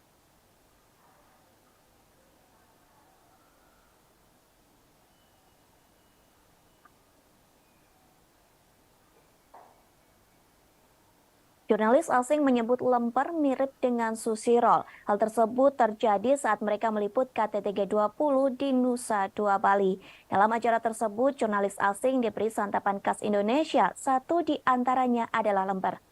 Sejumlah jurnalis asing menyatakan bahwa dari segi rasa, tekstur, dan penampilan lemper mirip dengan sushi makanan khas Jepang. Bedanya hanya pada bungkusnya. Sushi dibungkus nori dan bisa dimakan, sedangkan lemper dibalut daun pisang yang tidak bisa dimakan. Hal tersebut disampaikan oleh seorang jurnalis asal Jerman, Ennet. Ia mengaku semua makanan Indonesia memiliki rasa yang enak. Bahkan ia mengaku sering heran dengan makanan Indonesia yang enak dan banyak macamnya. Para pewarta dari luar negeri mencicipi jajanan Indonesia saat meliput di Media Center Bali International Convention atau Center BICC Western Hotel Nusa Dua. Jajanan disajikan sebagai makanan penutup, antara lain wajik, kue apem, lemper, dan beberapa kudapan tradisional khas Nusantara lainnya. Makanan kecil ini juga dihidangkan untuk sarapan pagi, makan siang, dan makan malam. Pilihan hidangan internasional juga tersaji seperti makanan barat, India, dan Oriental. Namun kudapan lokal dilaporkan menarik perhatian tersendiri di mata awak media asing. Seorang staf minuman BICC yakni Edi menyebut banyak wartawan yang terlihat ragu-ragu mengambil makanan khas Indonesia. Namun setelah memakannya mereka kerap kembali untuk mengambil hidangan tersebut. Senada dengan pernyataan Edi, si fotografer asing yakni Chai Hingo mengakui kegemarannya menyantap kudapan Indonesia. Chai menambahkan setiap pagi sebelum beraktivitas ia selalu berbekal kue dari toko roti favoritnya. Meski begitu, ia mengakui ada beberapa makanan Indonesia yang kurang disukai. Makanan yang tidak disukai merupakan kue basah yang memiliki tekstur lembek.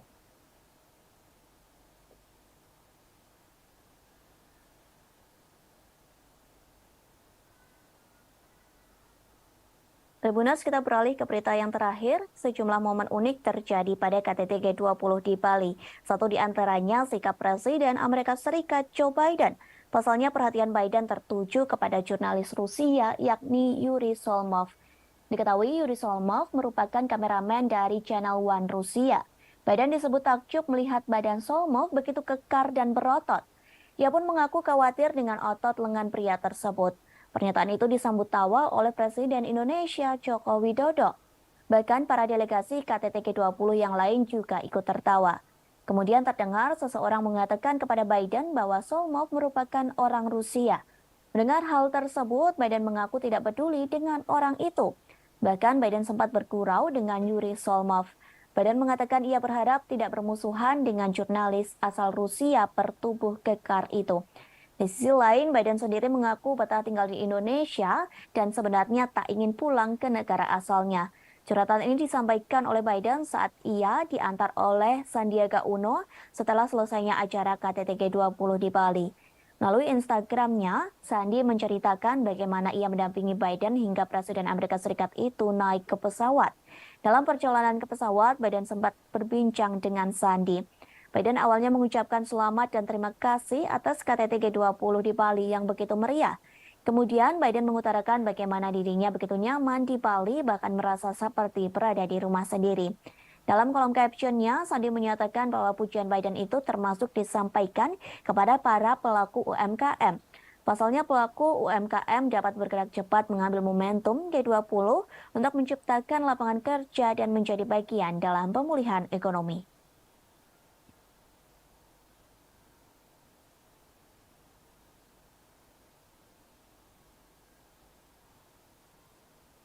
Lagi-lagi Korea Utara menembakkan rudal balistik ke arah perairan timur Korea Selatan. Serangan tersebut diluncurkan hari ini pada Kamis 17 November 2022. Informasi tersebut disampaikan oleh Kepala Staf Gabungan Korea Selatan. Meski begitu, pihaknya tidak memberikan rincian lebih lanjut soal serangan rudal tersebut. Namun dipastikan serangan rudal itu diluncurkan setelah Korea Utara mengancam melancarkan tanggapan militer yang lebih keras. Ancaman tersebut ditujukan untuk langkah Amerika Serikat. Sementara ancaman tersebut dilayangkan oleh Menteri Luar Negeri Korea Utara Cho Sun-ho. Sementara yang diketahui Amerika Serikat meningkatkan komitmen keamanannya terhadap Korea Selatan dan Jepang. Padahal kedua negara ini merupakan musuh dari Korea Utara. Presiden Amerika Serikat Joe Biden, Presiden Korea Selatan Yoon Suk Yeol, dan Perdana Menteri Jepang Fumio Kishida telah melakukan pertemuan. Ketiganya melakukan pertemuan pada Minggu 13 November 2022 silam. Pertemuan tersebut membahas terkait cara mengatasi ancaman yang dilakukan oleh Korea Utara. Mengetahui diskusi tersebut, Jo Sun Ho memberi peringatan dan mengecam.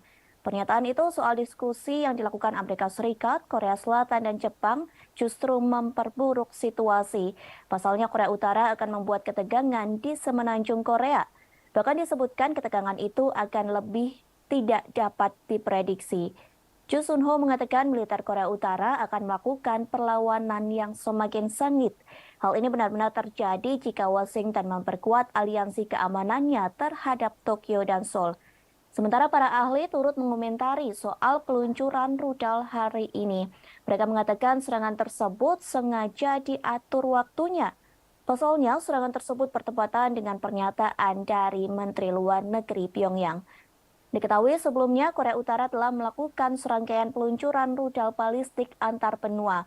Serangan tersebut diluncurkan pada awal bulan ini. Tercatat lebih dari 20 rudal yang ditembakkan Korea Utara pada Rabu 2 November silam. Tak lama setelah itu, Pyongyang kembali menyerang Korea Selatan dengan 2 pesawat pengebom supersonik B-1B pada Sabtu 5 November 2022. Lalu senjata Korea Selatan juga hancur di rudal Korea Utara pada Rabu 9 November silam. Menanggapi rentetan serangan tersebut, Presiden Korea Selatan Yoon Suk Yeol mengatakan serangan tersebut merupakan invasi teritorial.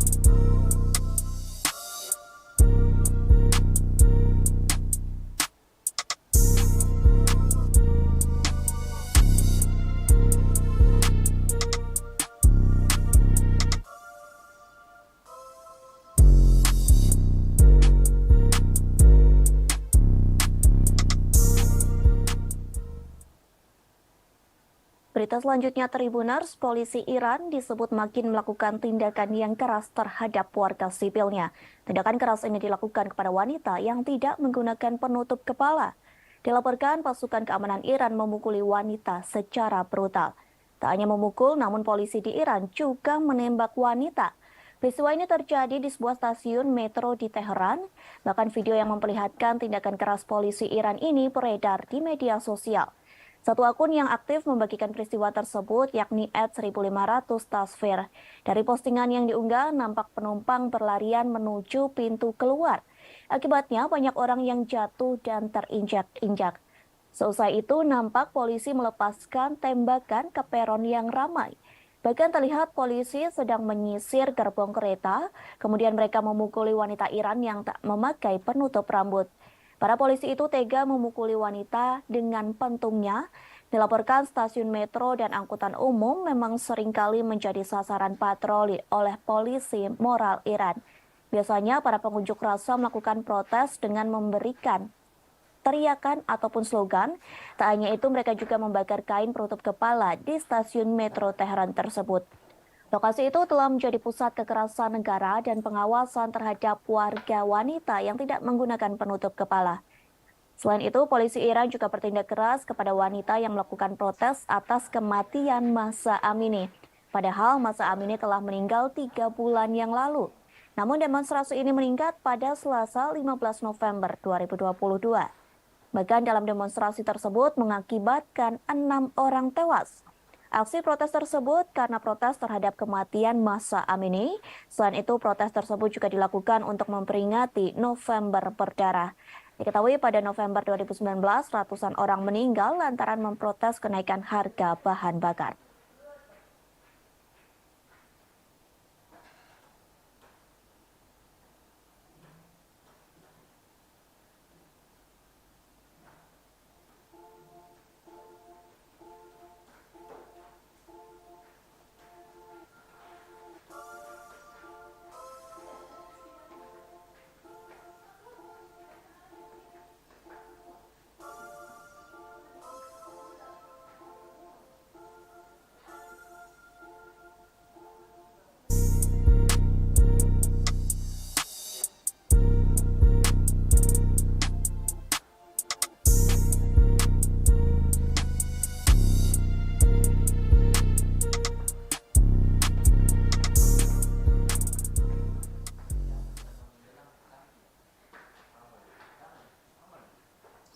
Kita beralih ke berita selanjutnya, Tribuners. Sebuah rudal yang menghantam Polandia diduga bukan serangan dari Rusia. Namun ledakan rudal tersebut diduga merupakan perbuatan pertahanan udara Ukraina. Hal tersebut disampaikan oleh Presiden Polandia, Andrzej Duda. Pihaknya menyebut Polandia tak memiliki bukti bahwa rudal tersebut diluncurkan oleh Ukraina. Duda mengatakan bahwa serangan tersebut merupakan kecelakaan yang tidak menguntungkan. Presiden Polandia ini juga mengatakan rudal itu bukan serangan yang disengaja. Pasalnya Duda meyakini serangan rudal itu merupakan niatan untuk membela diri. Ia menyebut pasukan Ukraina sedang mencoba untuk mencegat serangan Rusia. Namun ternyata rudal tersebut malah jatuh ke Polandia. Sehingga Duda memaklumi dengan adanya peristiwa tersebut. Sementara Kementerian Pertahanan Rusia mengonfirmasi bahwa pihaknya memang menembakkan rentetan rudal ke pusat komando Ukraina. Selain itu, pasukan Moskow juga menembakkan rudal ke lokasi infrastruktur di Ukraina pada Selasa 5 November 2022. Namun targetnya tidak lebih dekat dari 35 km atau 21,7 mil dari perbatasan Ukraina dan Polandia. Kementerian Rusia juga menyampaikan analisis dari serangan rudal di Polandia. Pihaknya menyebut rudal tersebut berasal dari sistem pertahanan udara S-300. Dilaporkan rudal itu digunakan negara yang dipimpin oleh Presiden Volodymyr Zelensky. Sebelumnya, Presiden Amerika Serikat Joe Biden mengatakan rudal itu tidak mungkin ditembakkan dari Rusia. Insiden itu terjadi ketika Rusia menembakkan sejumlah rudal ke kota-kota di seluruh Ukraina. Sementara Ukraina mengatakan pihaknya menembak jatuh sebagian besar rudal Rusia yang masuk dengan rudal pertahanan udaranya sendiri. Wilayah Volyn Ukraina, tepat di seberang perbatasan dari Polandia, merupakan satu dari banyak wilayah yang menurut Ukraina menjadi sasaran serangan Rusia di seluruh negeri. Diketahui sebelumnya sebuah rudal menghantam desa di Polandia pada Selasa 15 November 2022. Juru bicara Kementerian Luar Negeri Polandia, Lukasz Jasina, mengatakan rudal tersebut diduga adalah buatan Rusia. Setelah kejadian ini, militer Polandia disiagakan untuk mengantisipasi kemungkinan serangan susulan. Pemerintah Polandia juga meminta warganya untuk tetap tenang sambil menunggu penyelidikan selesai. Sementara itu, Rusia telah membantah tuduhan serangan rudal di perbatasan hingga menjangkau Polandia. Kementerian Pertahanan Rusia menyebut bahwa tudingan ini hanya provokasi untuk meningkatkan ketegangan.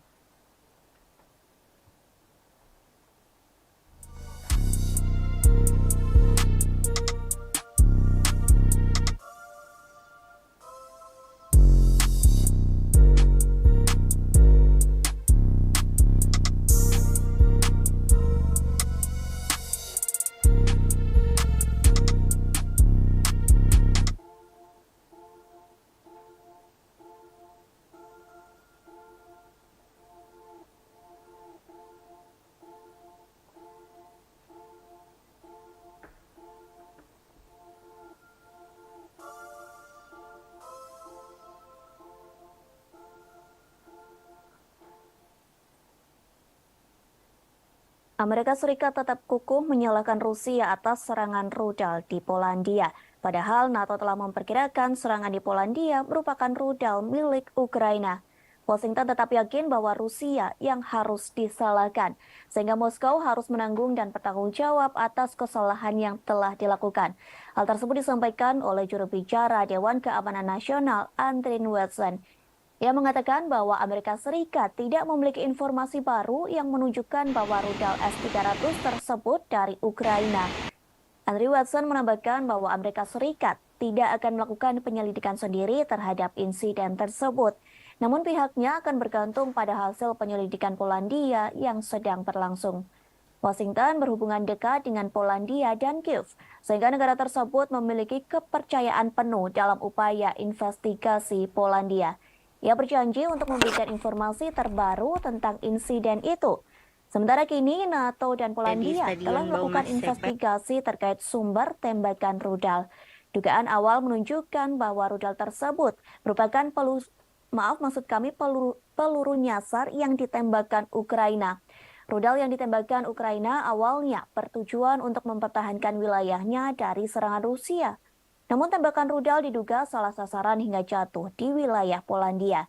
Hal tersebut disampaikan oleh Sekretaris Jenderal NATO Jens Stoltenberg. Meski begitu, menurut Stoltenberg, Ukraina tidak perlu disalahkan atas kejadian ini. Pasalnya, insiden rudal nyasar ini terjadi karena tidak sengaja. Sementara itu, Rusia telah membantah tuduhan serangan rudal di perbatasan hingga menjangkau Polandia. Kementerian Pertahanan Rusia menyebut bahwa tudingan ini hanya provokasi untuk meningkatkan ketegangan.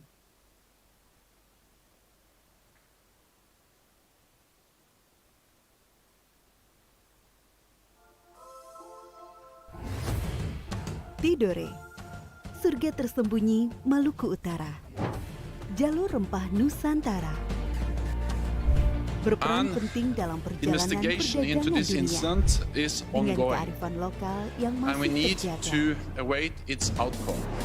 Dorong kejayaan But we jalur have rempah no Nusantara indication dan that this sukseskan was the result acara of a puncak deliberate Sel Tidore attack. 26 November And we have no 2022 indication that Russia is preparing dipersembahkan oleh offensive military actions against NATO.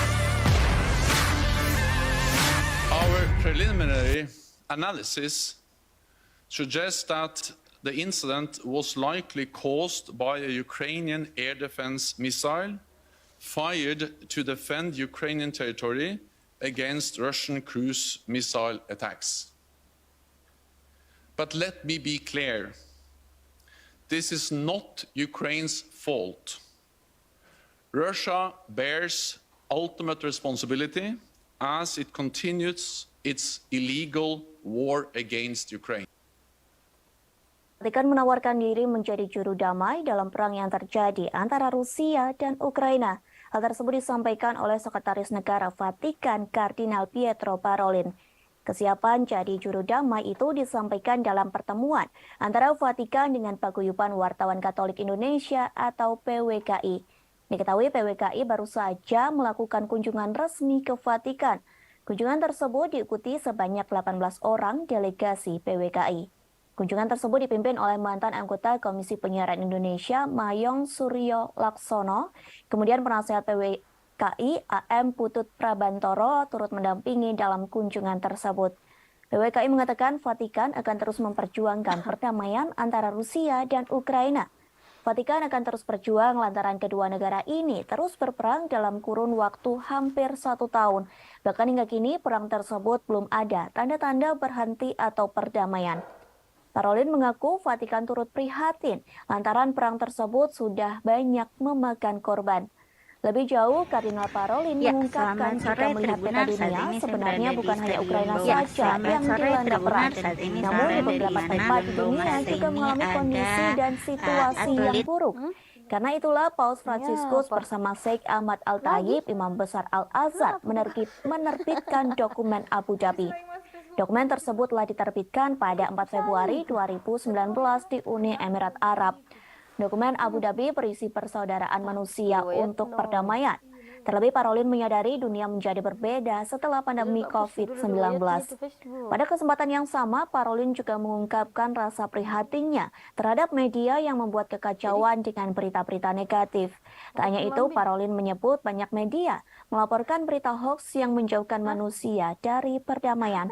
Sehingga Parolin berpesan kepada delegasi PWKI Pesan tersebut terkait wartawan yang tidak membuat tembok penghalang atau pembatas. Diharapkan para wartawan bisa membangun jembatan persaudaraan. Satu caranya bekerja sama dengan pihak lain. Satu hal ini dilakukan, Parolin berharap negara-negara bisa mencapai titik perdamaian. Wih, kenapa itu di? Tahu kau? Kami kan bareng-bareng. Ih, saya. Bisa kak?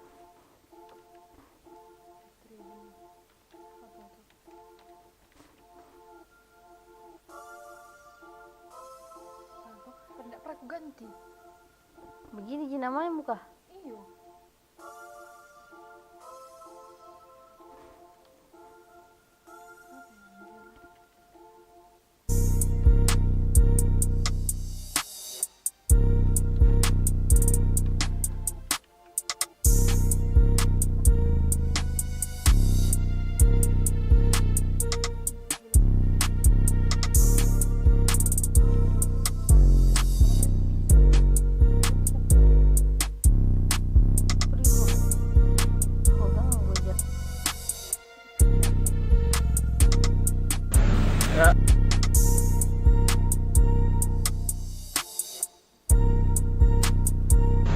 Ya, selamat malam Tribuners dan Gara-gara terupload terlogin di Macmu.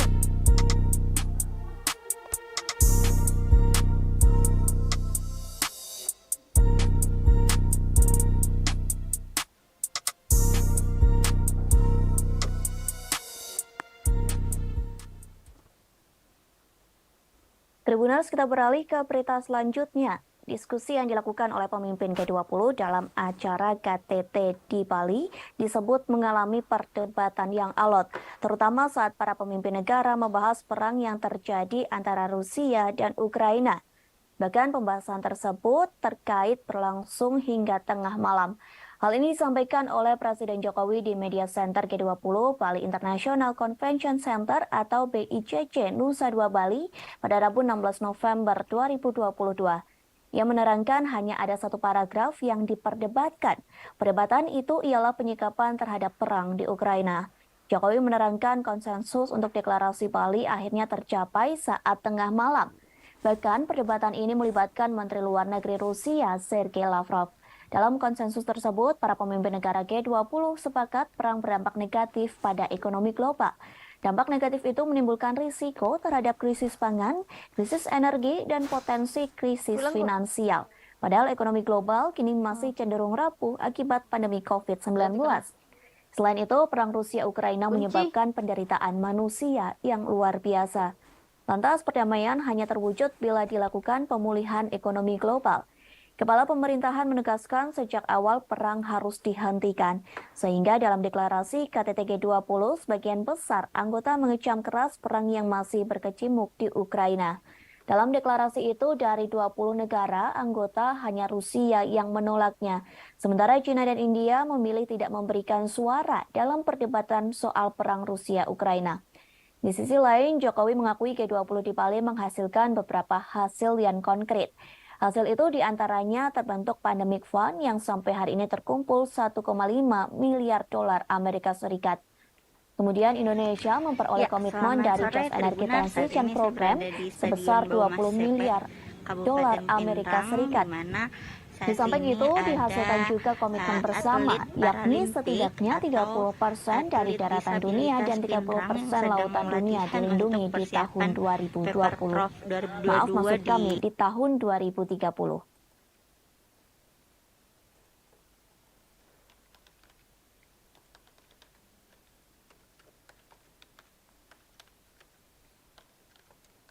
Kepemimpinan Indonesia telah berhasil menghasilkan deklarasi pemimpin G20 G20 Bali Leaders Declaration yang awalnya diragukan oleh banyak pihak. Deklarasi terdiri atas 52 paragraf dan paragraf yang sangat diperdebatkan adalah penyikapan terhadap perang di Ukraina. Diskusi mengenai hal ini berlangsung sangat-sangat alot sekali dan akhirnya para pemimpin G20 menyepakati isi deklarasi, yaitu condemnation perang di Ukraina karena telah melanggar batas wilayah, melanggar integritas wilayah. Lempar. Perang ini telah mengakibatkan penderitaan masyarakat dan memperberat ekonomi global yang masih rapuh akibat pandemi, yang menimbulkan risiko terhadap krisis pangan, krisis energi, dan potensi krisis finansial. Oleh karena itu, G20 membahas dampak perang terhadap kondisi perekonomian global. Momen Presiden Cina Xi Jinping marah ke Perdana Menteri Kanada Justin Trudeau terekam kamera dan viral di media sosial. Hal ini terjadi saat gelaran konferensi tingkat tinggi atau KTT G20 di Bali. Satu akun yang mengunggah momen tersebut merupakan wartawan asal Kanada. Adapun video berdurasi 1 menit itu memperlihatkan senyuman Xi Jinping saat berbicara kepada Trudeau dalam bahasa Mandarin. Hanya saja nampaknya Trudeau salah menangkap maksud senyuman Xi yang sembari berbicara kepadanya. Penerjemah Xi menjelaskan maksud kedatangan sang presiden merupakan meluapkan protes kepada Trudeau. Ternyata protes tersebut terkait percakapan mereka yang bocor di media dan dinilai tidak pantas. Kemarahan Xi itu pun hanya dibalas dengan senyuman oleh Trudeau. Tak hanya sampai di situ, Xi kembali menumpahkan kekesalannya terkait bocornya pembicaraan dirinya dengan Trudeau. Trudeau pun langsung menyambar ketika penerjemah baru saja mengartikan perkataan Xi. Dirinya berkata bahwa kebebasan di Kanada dijamin oleh negara, sehingga Trudeau menilai hal ini mungkin tidak dijalani di negeri tirai bambu. Xi pun mengakhiri percakapan tersebut dengan menyatakan adanya penentuan batas-batas yang disepakati ketika akan berdialog dengannya. Setelah itu, Xi mengakhiri percakapan dengan Trudeau dengan menyalaminya dan melenggang pergi. Sementara Trudeau juga pergi, namun ia tampak kebingungan. Hal ini terlihat dari langkah kakinya yang tak pasti. Sebagai informasi, video ini telah ditonton sebanyak 6,3 juta kali. Terkait video ini, warganet asal Tiongkok menilai baru kali ini Xi Jinping terlihat mencolok dalam sebuah pertemuan kenegaraan. Perlu diketahui, tensi hubungan antara Kanada dan China telah meninggi sejak penahanan pimpinan Huawei Meng Wanzhou pada tahun 2018. Hubungan kedua negara pun semakin buruk ketika Ottawa memban peralatan 5G dari Huawei pada Mei lalu. Tindakan ini dibalas dengan meminta 3 perusahaan asal Tiongkok untuk pergi dari Kanada. Trudeau dan Xi terakhir bertemu pada Juni 2019 lalu pada gelaran G20 di Osaka, Jepang. Mereka baru bertemu lagi pada gelaran KTT G20 di Bali pada 15 hingga 16 November 2022 yang lalu. Ini dia diajari step-step untuk melempar yang baik. Tribuners Indonesia dan Cina menjalin kesepakatan baru selesai acara KTT G20 di Bali. Presiden Joko Widodo dan Presiden Xi Jinping melakukan kerjasama terkait pengembangan vaksin COVID-19. Hal tersebut disampaikan oleh Kementerian Luar Negeri Cina. Dalam pernyataannya, Xi mengatakan kepada Presiden Jokowi bahwa Cina akan mempromosikan penelitian dan pengembangan bersama pada vaksin, sehingga pihaknya terus mendukung Indonesia dalam membangun pusat produksi vaksin regional. Diketahui Indonesia telah menjadi pembeli utama vaksin COVID-19 buatan Cina sejak dimulainya pandemi. Sejauh ini Indonesia telah memberikan ratusan juta dosis yang diproduksi oleh Sinovac Biotech Cina.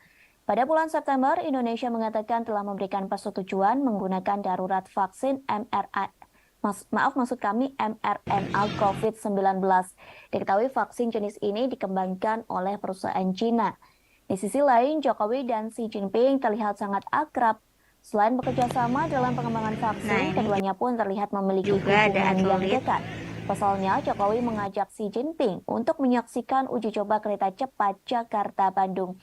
Keduanya menonton secara virtual di sela-sela KTT G20 yang digelar di Bali. Sementara uji coba kereta cepat dilangsungkan di stasiun Tegaluar, Bandung, Jawa Barat.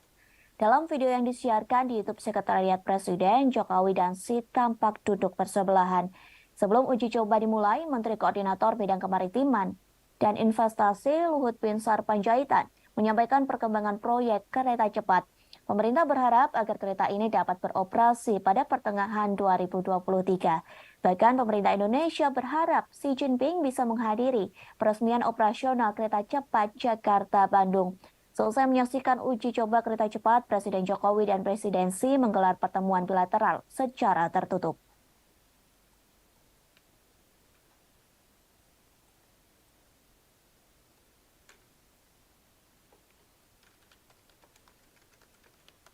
Presiden Joko Widodo secara resmi telah menutup konferensi tingkat tinggi atau KTT G20 di Bali. Acara tersebut dipersiapkan dengan matang sehingga mendapat pujian dari para pemimpin negara. Lantas apa hasil dari KTT G20 di Bali yang telah diselenggarakan selama 2 hari? Para pemimpin negara G20 mengatakan bahwa sebagian besar anggota mengutuk keras perang yang dilancarkan Rusia ke Ukraina. Pasalnya, konflik tersebut menyebabkan penderitaan manusia yang luar biasa. Bahkan invasi ini memperburuk kerapuhan yang ada dalam ekonomi global. Namun dalam draft itu, Rusia dianggap telah menentang pernyataan tersebut. Diketahui para pemimpin negara mengutuk invasi Rusia ke Ukraina dalam sesi pertama KTT. Setelah pengutukan tersebut, Menteri Luar Negeri Rusia Sergei Lavrov langsung meninggalkan Bali. Kemudian, China menggunakan forum KTT G20 untuk mencoba dan memperbaiki beberapa pagar diplomatiknya. Presiden Prancis Emmanuel Macron menyatakan pertemuan dengan Presiden China Xi Jinping. Pertemuan tersebut diadakan pada Selasa 15 November di sela-sela KTT G20. Sementara itu, Xi juga bertemu dengan Perdana Menteri Australia yang baru, yakni Anthony Albanese. Pertemuan itu mengisyaratkan bahwa mereka akan berusaha untuk melewati tahun-tahun ketidaksepakatan. Kedua pemimpin juga menyatakan keinginan mereka untuk bahasa isyarat bergerak ya. maju dalam beberapa masalah Tribunars. bilateral, mulai dari sektor pertanian, pangan, hingga aeronautika. Macron pun mengaku ingin mengunjungi China pada awal 2023 jika kondisi pandemi virus COVID-19 memungkinkan. Kemudian para pemimpin Eropa telah menggunakan pidato G20 mereka untuk menyerang Rusia. Hal ini terjadi meski Menteri Luar Negeri Sergei Lavrov duduk di ruangan yang sama. Sementara itu, Presiden Ukraina Volodymyr Zelensky memberikan pidato videonya pada KTT. Dalam video tersebut ada poin yang menghina Rusia dengan menyebut mereka sebagai G19. Pasalnya, Presiden Rusia Vladimir Putin tidak menghadiri forum profil tingkat tinggi yang diadakan di Bali itu. Lalu, Presiden Prancis Emmanuel Macron menggunakan KTT G20 untuk meluncurkan kembali ambisi strategis Prancis di kawasan Asia Pasifik. Ia bertemu dengan tokoh-tokoh regional termasuk Presiden China dan PM India Modi di sela-sela KTT Bali. Namun di antara semua hal yang telah dibahas, fokus resmi KTT terkait stabilitas keuangan, kesehatan, energi berkelanjutan, dan transformasi digital. Kabupaten Pinrang, di mana saat ini untuk atletik sendiri juga ada. Tribuners, kita beralih ke berita selanjutnya. YouTuber sekaligus pegiat sosial Inggris yakni Mahyar Tausi meminta maaf kepada masyarakat Indonesia. Sukarelawannya Permintaan sedang maaf ini buntut dirinya mengajarkan atlet dituding menghina batik Paralimpik asal Indonesia bagaimana yang cara dikenakan para delegasi baik G20. untuk Permintaan maaf tersebut lempar. disampaikan melalui akun Twitternya pada Rabu 16 November. Mahyar mengaku mendapat pesan ancaman pembunuhan dari warga Indonesia.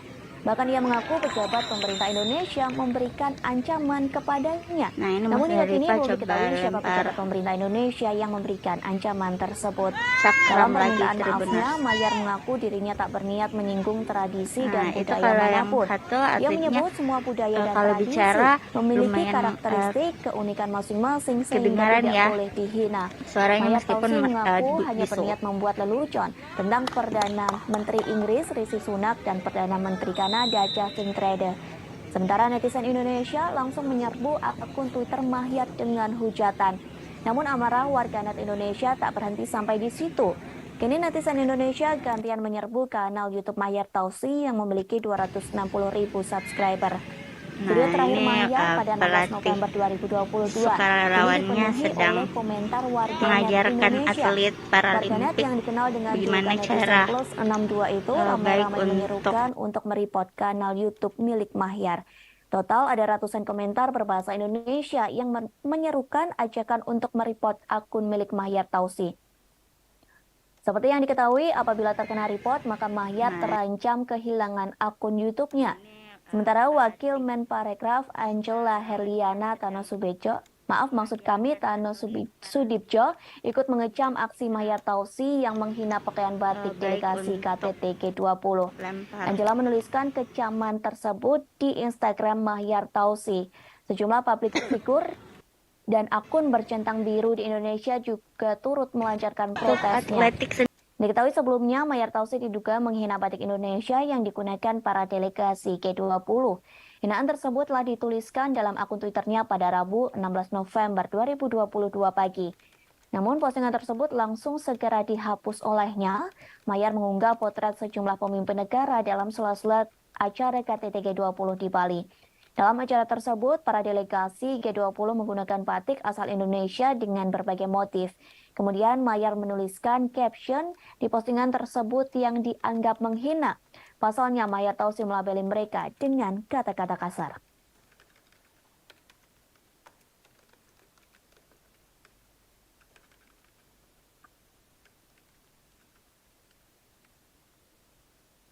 Jurnalis asing menyebut lemper mirip dengan sushi roll. Hal tersebut terjadi saat mereka meliput KTT G20 di Nusa Dua Bali.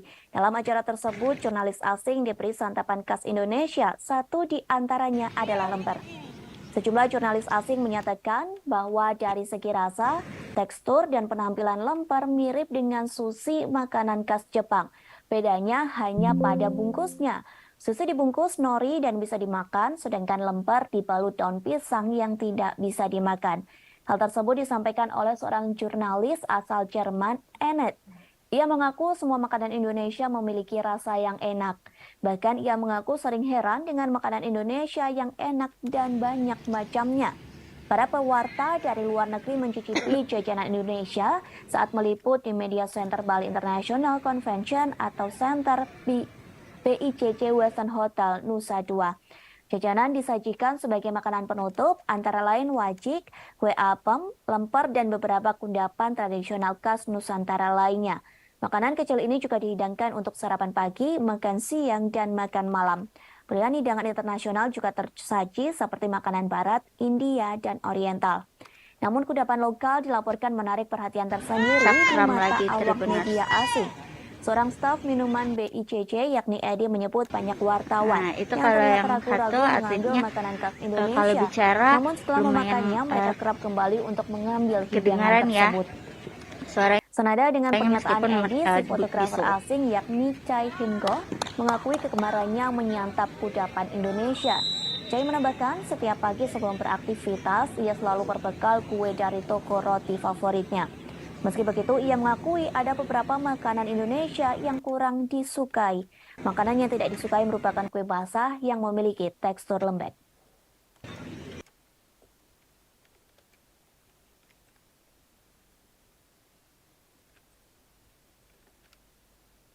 Tribunas, kita beralih ke berita yang terakhir. Sejumlah momen unik terjadi pada KTT G20 di Bali. Satu di antaranya sikap Presiden Amerika Serikat Joe Biden. Pasalnya perhatian Biden tertuju kepada jurnalis Rusia yakni Yuri Solmov. Diketahui Yuri Solmov merupakan kameramen dari Channel One Rusia. Biden disebut takjub melihat badan Solmov begitu kekar dan berotot. Ia pun mengaku khawatir dengan otot lengan pria tersebut. Pernyataan itu disambut tawa oleh Presiden Indonesia Joko Widodo. Bahkan para delegasi KTT G20 yang lain juga ikut tertawa. Kemudian terdengar seseorang mengatakan kepada Biden bahwa Solmov merupakan orang Rusia. Mendengar hal tersebut, Biden mengaku tidak peduli dengan orang itu. Bahkan Biden sempat bergurau dengan Yuri Solmov. Biden mengatakan ia berharap tidak bermusuhan dengan jurnalis asal Rusia bertubuh kekar itu. Di sisi lain, Biden sendiri mengaku betah tinggal di Indonesia dan sebenarnya tak ingin pulang ke negara asalnya. Curhatan ini disampaikan oleh Biden saat ia diantar oleh Sandiaga Uno setelah selesainya acara KTT G20 di Bali. Melalui Instagramnya, Sandi menceritakan bagaimana ia mendampingi Biden hingga Presiden Amerika Serikat itu naik ke pesawat. Dalam perjalanan ke pesawat, Biden sempat berbincang dengan Sandi. Biden awalnya mengucapkan selamat dan terima kasih atas KTT G20 di Bali yang begitu meriah. Kemudian Biden mengutarakan bagaimana dirinya begitu nyaman di Bali, bahkan merasa seperti berada di rumah sendiri. Dalam kolom captionnya, Sandi menyatakan bahwa pujian Biden itu termasuk disampaikan kepada para pelaku UMKM. Pasalnya pelaku UMKM dapat bergerak cepat mengambil momentum G20 untuk menciptakan lapangan kerja dan menjadi bagian dalam pemulihan ekonomi. Ini juga atlet disabilitas yang sedang latihan tolak peluru. Lagi-lagi Korea Utara menembakkan rudal balistik ke arah perairan timur Korea Selatan. Serangan tersebut diluncurkan hari ini pada Kamis 17 November 2022. Informasi tersebut disampaikan oleh Kepala Staf Gabungan Korea Selatan. Meski begitu, pihaknya tidak memberikan rincian lebih lanjut soal serangan rudal tersebut. Namun dipastikan serangan rudal itu diluncurkan setelah Korea Utara mengancam melancarkan tanggapan militer yang lebih keras. Ancaman tersebut ditujukan untuk langkah Amerika Serikat. Sementara ancaman tersebut dilayangkan oleh Menteri Luar Negeri Korea Utara Cho Sun-ho. Sementara yang diketahui Amerika Serikat meningkatkan komitmen keamanannya terhadap Korea Selatan dan Jepang. Padahal kedua negara ini merupakan musuh dari Korea Utara. Presiden Amerika Serikat Joe Biden, Presiden Korea Selatan Yoon Suk Yeol, dan Perdana Menteri Jepang Fumio Kishida telah melakukan pertemuan. Ketiganya melakukan pertemuan pada Minggu 13 November 2022 silam. Pertemuan tersebut membahas terkait cara mengatasi ancaman yang dilakukan oleh Korea Utara. Mengetahui diskusi tersebut, Cho Sun-ho memberi peringatan dan mengecam. Pernyataan itu soal diskusi yang dilakukan Amerika Serikat, Korea Selatan, dan Jepang justru memperburuk situasi. Pasalnya Korea Utara akan membuat ketegangan di semenanjung Korea. Bahkan disebutkan ketegangan itu akan lebih tidak dapat diprediksi. Cho Sun-ho mengatakan militer Korea Utara akan melakukan perlawanan yang semakin sengit. Hal ini benar-benar terjadi jika Washington memperkuat aliansi keamanannya terhadap Tokyo dan Seoul. Sementara para ahli sekian dulu laporan dari saya, Nini Anggreni melaporkan dari Stadion Bau tersebut sengaja diatur waktunya. Pasalnya serangan tersebut bertepatan dengan pernyataan dari Menteri Luar Negeri Pyongyang. Diketahui sebelumnya Korea Utara telah melakukan serangkaian peluncuran rudal balistik antar benua. Serangan tersebut diluncurkan pada awal bulan ini. Tercatat lebih dari 20 rudal yang ditembakkan Korea Utara pada Rabu. Sekian dulu laporan dari saya, Nini Anggreni melaporkan dari Stadion Bau Masepe, Kabupaten Pinrang. Sampai bertemu di live selanjutnya. 2022. Lalu senjata Korea Selatan juga hancur di rudal Korea Utara pada Rabu 9 November silam. Menanggapi rentetan serangan tersebut, Presiden Korea Selatan Yoon Suk Yeol mengatakan serangan tersebut merupakan invasi teritorial.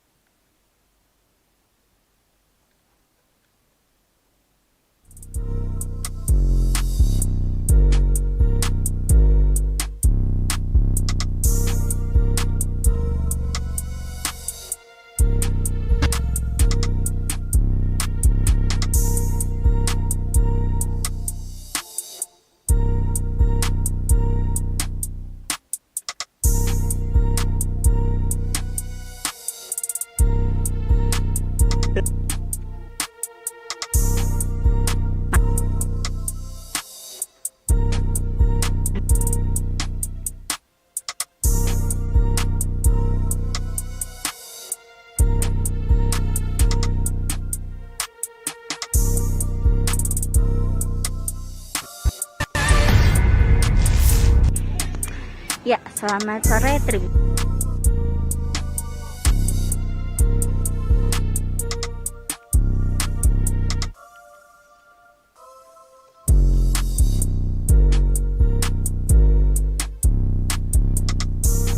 Saat ini saya berada di stadion.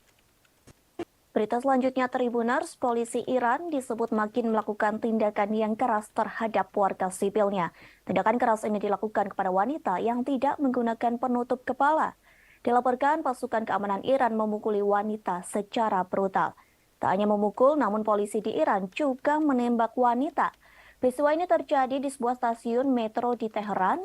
Bahkan video yang memperlihatkan tindakan keras polisi Iran ini beredar di media sosial. Satu akun yang aktif membagikan peristiwa tersebut yakni @1500 Tasfir. Dari postingan yang diunggah, Di live nampak selanjutnya. penumpang berlarian menuju pintu keluar. Akibatnya banyak orang yang jatuh dan terinjak-injak. Seusai itu nampak polisi melepaskan tembakan ke peron yang ramai. Bahkan terlihat polisi sedang menyisir gerbong kereta, kemudian mereka memukuli wanita Iran yang tak memakai penutup rambut. Para polisi itu tega memukuli wanita dengan pentungnya. Dilaporkan stasiun metro dan angkutan umum memang seringkali menjadi sasaran patroli oleh polisi moral Iran. Biasanya para pengunjuk rasa melakukan protes dengan memberikan teriakan ataupun slogan. Tak hanya itu, mereka juga membakar kain penutup kepala di stasiun metro Teheran tersebut. Lokasi itu telah menjadi pusat kekerasan negara dan pengawasan terhadap warga wanita yang tidak menggunakan penutup kepala. Selain itu, polisi Iran juga bertindak keras kepada wanita yang melakukan protes atas kematian Mahsa Amini. Padahal Mahsa Amini telah meninggal 3 bulan yang lalu. Namun demonstrasi ini meningkat pada Selasa 15 November 2022. Bahkan dalam demonstrasi tersebut mengakibatkan 6 orang tewas. Aksi protes tersebut karena protes terhadap kematian Mahsa Amini. Selain itu, protes tersebut juga dilakukan untuk memperingati November berdarah. Diketahui pada November 2019, ratusan orang meninggal lantaran memprotes kenaikan harga bahan bakar.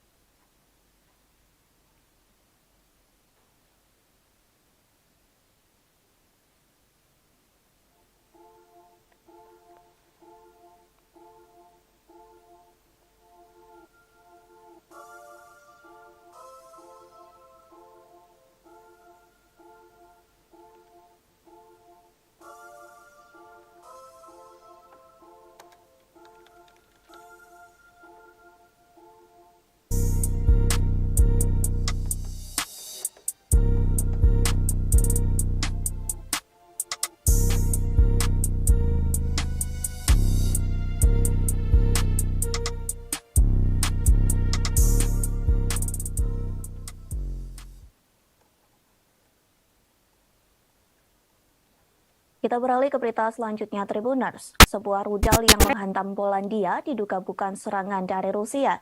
Namun ledakan rudal tersebut diduga merupakan perbuatan pertahanan udara Ukraina. Hal tersebut disampaikan oleh Presiden Polandia, Andrzej Duda. Pihaknya menyebut Polandia tak memiliki bukti bahwa rudal tersebut diluncurkan oleh Ukraina. Duda mengatakan bahwa serangan tersebut merupakan kecelakaan yang tidak menguntungkan. Presiden Polandia ini juga mengatakan rudal itu bukan serangan yang disengaja. Pasalnya, Duda meyakini serangan rudal itu merupakan niatan untuk membela diri. Ia menyebut pasukan Ukraina sedang mencoba untuk mencegat serangan Rusia. Namun ternyata rudal tersebut malah jatuh ke Polandia, sehingga Duda memaklumi dengan adanya peristiwa tersebut. Sementara Kementerian Pertahanan Rusia mengonfirmasi bahwa pihaknya memang menembakkan rentetan rudal ke pusat komando Ukraina. Selain itu, pasukan Moskow juga menembakkan rudal ke lokasi infrastruktur di Ukraina pada Selasa 5 November 2022. Namun targetnya tidak lebih dekat dari 35 km atau 21,7 mil dari perbatasan Ukraina dan Polandia. Kementerian Rusia juga menyampaikan analisis dari serangan rudal di Polandia. Pihaknya menyebut rudal tersebut berasal dari sistem pertahanan udara S-300. Dilaporkan rudal itu digunakan negara yang dipimpin oleh Presiden Volodymyr Zelensky. Sebelumnya, Presiden Amerika Serikat Joe Biden mengatakan rudal itu tidak mungkin ditembakkan dari Rusia. Insiden itu terjadi ketika Rusia menembakkan sejumlah rudal ke kota-kota di seluruh Ukraina.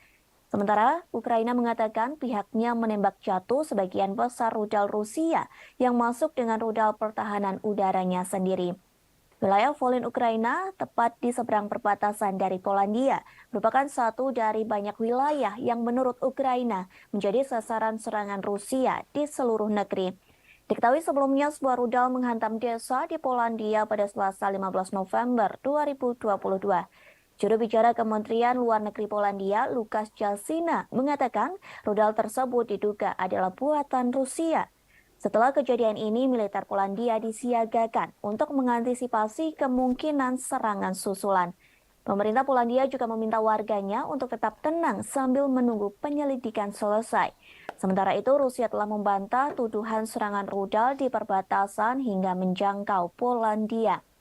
Kementerian Pertahanan Rusia menyebut bahwa tudingan ini hanya provokasi untuk meningkatkan ketegangan.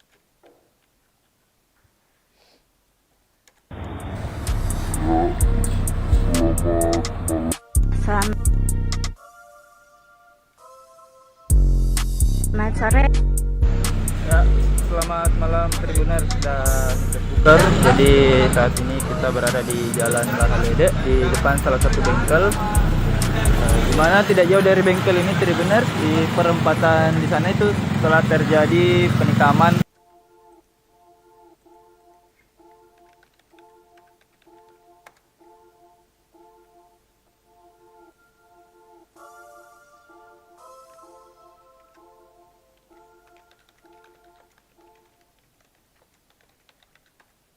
Amerika Serikat tetap kukuh menyalahkan Rusia atas serangan rudal di Polandia. Padahal NATO telah memperkirakan Antara dua orang remaja Tribuners. Jadi awalnya dua.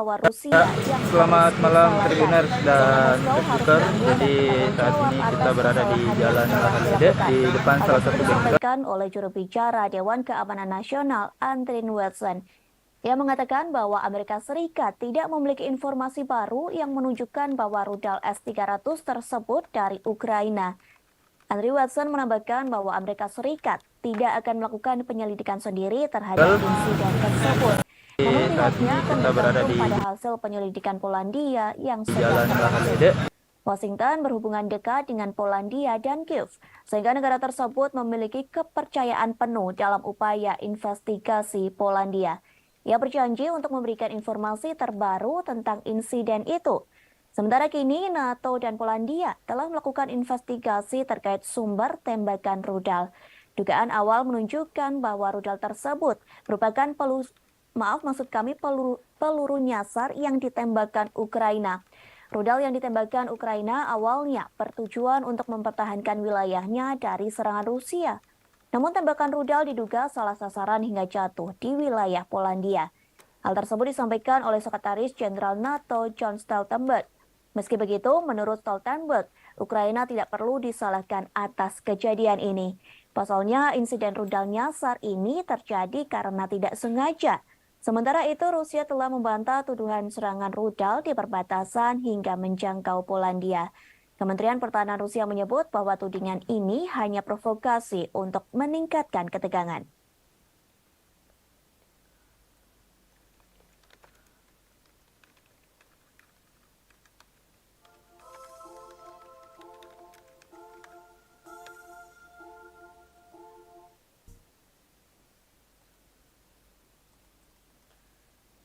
An investigation into this incident is ongoing, and we need to await its outcome.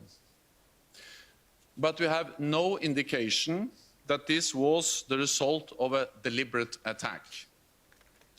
And we have no indication that Russia is preparing offensive military actions against NATO. Di depan salah satu bengkel, di mana tidak the incident was likely caused by a Ukrainian air defense missile fired to defend Ukrainian territory against di perempatan missile attacks. Jadi awalnya dua orang remaja ini menaiki motor dan terlibat keributan sehingga keduanya ultimate responsibility remaja. Jadi awalnya war against Ukraine. Dua orang remaja ini menaiki motor dan terlibat keributan sehingga keduanya bertemu atau salah satunya menahan. Di juru dalmat itu disampaikan dalam pertemuan antara Vatikan dengan Paguyuban Wartawan Katolik Indonesia atau PWKI. Diketahui PWKI baru saja melakukan kunjungan. Memang belum terlalu jelas kronologi bagaimana penikaman ini terjadi, namun kita masih menunggu penjelasan dari pihak kepolisian yang sedang tahu kronologi. Dan di sini juga sudah ada pihak bengkel ya, Tribuners, pihak bengkel yang kemudian bisa dijadikan saksi atau mengetahui jalan kronologi terjadinya perjuangan lantaran kedua negara yang ini kita terus menunggu berperang dalam kurun bagaimana waktu hampir 1 tahun. kelanjutan atau Namun hingga kini penjelasan perang apa yang tersebut belum ada tanda-tanda berhenti atau perdamaian. Parolin mengaku Vatikan turut prihatin lantaran perang tersebut sudah banyak memakan korban. Lebih jauh, Kardinal Parolin mengungkapkan jika melihat peta dunia, sebenarnya bukan hanya Ukraina saja yang dilanda perang. Namun di beberapa tempat di dunia juga mengalami kondisi dan situasi yang buruk. kita bisa dapatkan dari kejadian ini menerbitkan dokumen Abu Dhabi. Dokumen tersebut Di sini, diterbitkan pada 4 Februari 2019 di Uni Emirat Arab. Dokumen Abu Dhabi polisi berisi sudah persamaan mendatangi manusia TKP untuk melakukan perdamaian. penyelidikan dan Terlebih mengumpulkan Parolin menyadari dunia menjadi berbeda setelah pandemi informasi. COVID-19. Dan juga tadi menurut penuturan Pada warga kesempatan yang sama, atau Parolin penuturan juga pihak bengkel ini mengungkapkan bahwa terhadap media yang apa namanya? kekacauan dengan berita-berita negatif. Tak hanya itu, Parolin menyebut Pelaku banyak media terekam melaporkan berita hoax terambil yang menjauhkan CCTV. manusia dari perdamaian. Sehingga Parolin berpesan kepada delegasi PWKI. Pesan tersebut terkait wartawan yang tidak membuat tembok penghalang atau pembatas. Diharapkan para wartawan bisa membangun jembatan persaudaraan. Satu caranya bekerja sama dengan pihak lain. Satu hal ini dilakukan, Parolin berharap negara-negara bisa mencapai perdamaian. Ya, siap.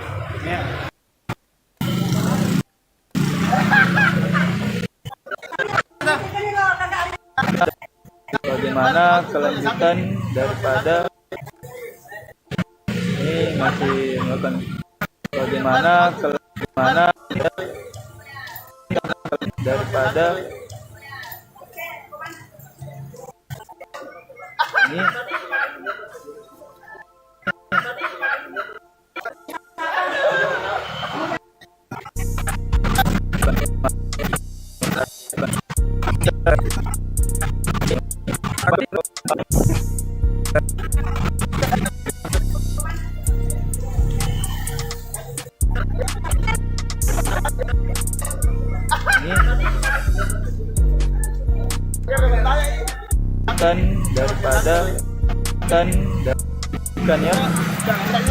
bagaimana kelanjutan daripada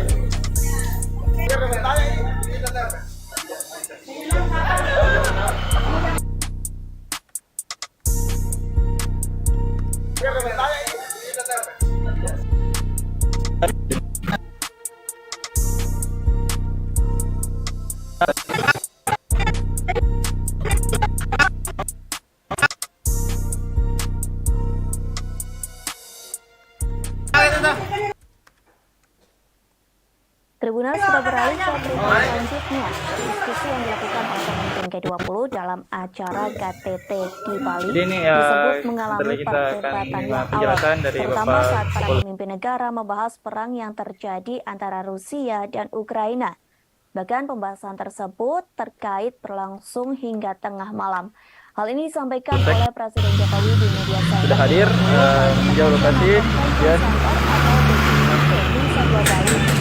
ya, Pak Kapolsek, bisa dijelaskan hari ini apa yang terjadi? Baik, saya Kapolsek Suryan bersama penyikapan terhadap perang di Ukraina. Jokowi dari menyarankan Bapak konsensus untuk deklarasi untuk Bali lihat akhirnya TV ya, tercapai yang bisa saat diambil. tengah malam. Bahkan perdebatan ini melibatkan Menteri Luar Negeri Rusia Sergei Lavrov. Dalam konsensus tersebut, para pemimpin negara G20 sepakat perang berdampak negatif pada ekonomi global. Dampak negatif itu menimbulkan risiko terhadap krisis pangan, krisis energi, dan potensi krisis finansial. Padahal ekonomi global kini masih cenderung rapuh akibat pandemi COVID-19. Selain itu, perang Rusia-Ukraina menyebabkan penderitaan manusia yang luar biasa. Lantas, perdamaian hanya terwujud bila dilakukan pemulihan ekonomi global. Kepala pemerintahan menegaskan sejak awal perang harus dihentikan, sehingga dalam deklarasi KTT G20 sebagian besar anggota mengecam keras perang yang masih berkecamuk di Ukraina. Dalam deklarasi itu, dari 20 negara anggota hanya Rusia yang menolaknya. Sementara China dan India memilih tidak memberikan suara dalam perdebatan soal perang Dari Rusia Bapak Ukraina. Kapolsek yang Di sisi lain, Jokowi sudah hadir meninjau lokasi dan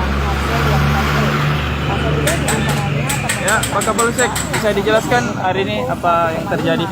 Baik, saya Kapolsek yang bersama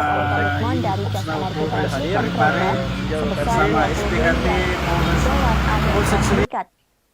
Di samping itu dihasilkan juga komitmen bersama, yakni setidaknya 30% dijelaskan dari hari ini daratan dunia apa dan yang terjadi? 30% lautan dunia dilindungi di tahun 2020. Maaf, maksud kami di tahun 2030. Penjelasan dari Bapak Kapolsek sudah hadir.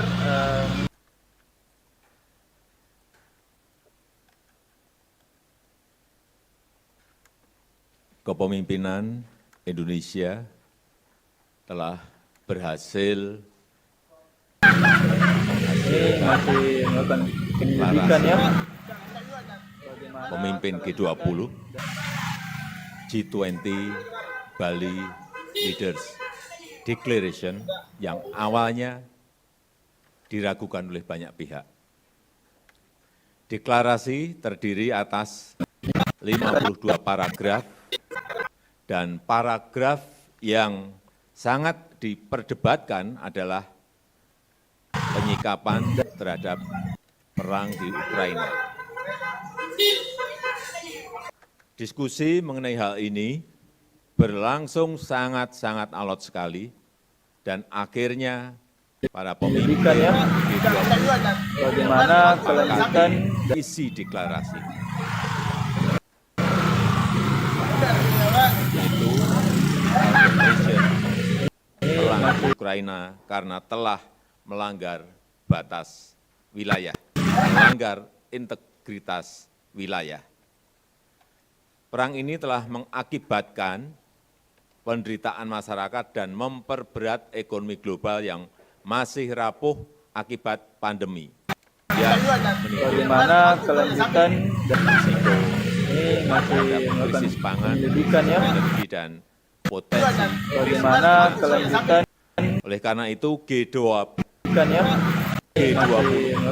membahas dampak perang terhadap kondisi perekonomian global. Momen Presiden Cina Xi Jinping marah ke Perdana Menteri Kanada Justin Trudeau dalam kamera dan viral di media sosial. Hal ini terjadi saat gelaran konferensi tingkat tinggi atau KTT G20 di Bali. Satu akun yang mengunggah gambar tersebut merupakan wartawan asal Kanada. Adapun video berdurasi 1 menit itu memperlihatkan senyuman Xi Jinping saat berbicara kepada Trudeau dalam bahasa Mandarin. Hanya saja nampaknya Trudeau salah menangkap maksud senyuman Xi yang sembari berbicara kepadanya. Penerjemah Xi menjelaskan maksud kedatangan sang presiden merupakan meluapkan protes kepada Trudeau. Ternyata protes tersebut adalah percakapan mereka yang bocor di media yang dinilai tidak pantas. Kemarahan Xi tersebut dibalas dengan senyuman oleh Trudeau. Hanya sampai di situ, Xi menumpahkan kekesalannya terkait bocornya pembicaraan dengan Trudeau. Trudeau pun langsung menyambar ketika penerjemah baru saja mengartikan perkataan Xi. Dirinya berkata bahwa kebebasan ini pihak kepolisian dalam sehingga Trudeau menilai hal ini mungkin tidak dijalani di negeri tirai bambu. Xi pun mengakhiri percakapan tersebut dengan menyatakan adanya penentuan batas-batas yang disepakati tidak akan berdialog dengannya.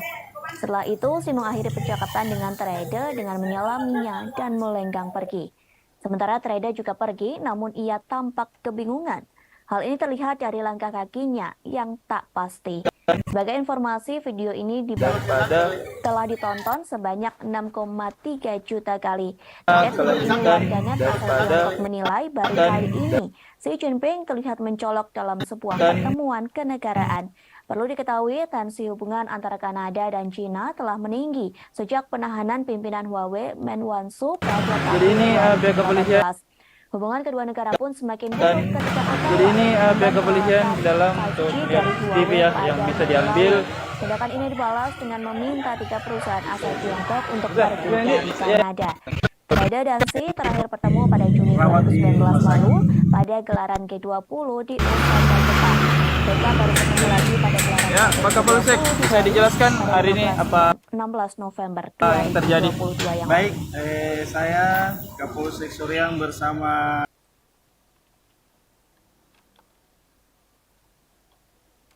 Tribuners Indonesia dan Cina menjalin kesepakatan baru selesai acara KTT saya G20 di Bali.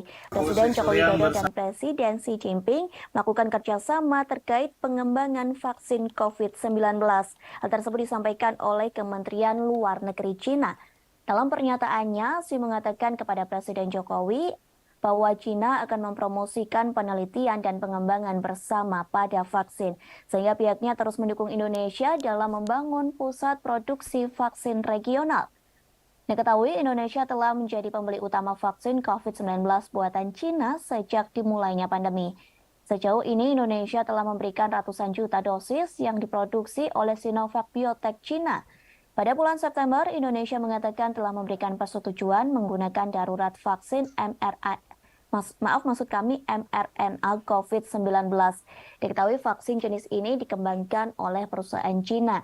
Di sisi lain, Jokowi dan Xi Jinping terlihat sangat akrab. Selain bekerja sama dalam pengembangan vaksin, keduanya pun terlihat memiliki hubungan yang dekat.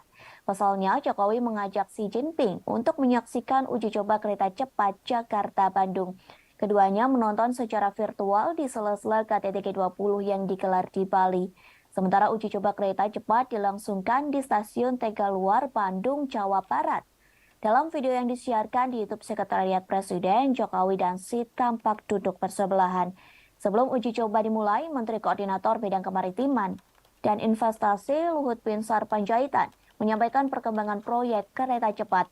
Pemerintah berharap agar kereta ini dapat beroperasi pada pertengahan 2023. Bahkan pemerintah Indonesia berharap Kapolsek Suryang mendatangi Jakarta-Bandung. Selesai menyaksikan uji coba kereta cepat, Presiden Jokowi dan Presiden Xi menggelar pertemuan secara tertutup.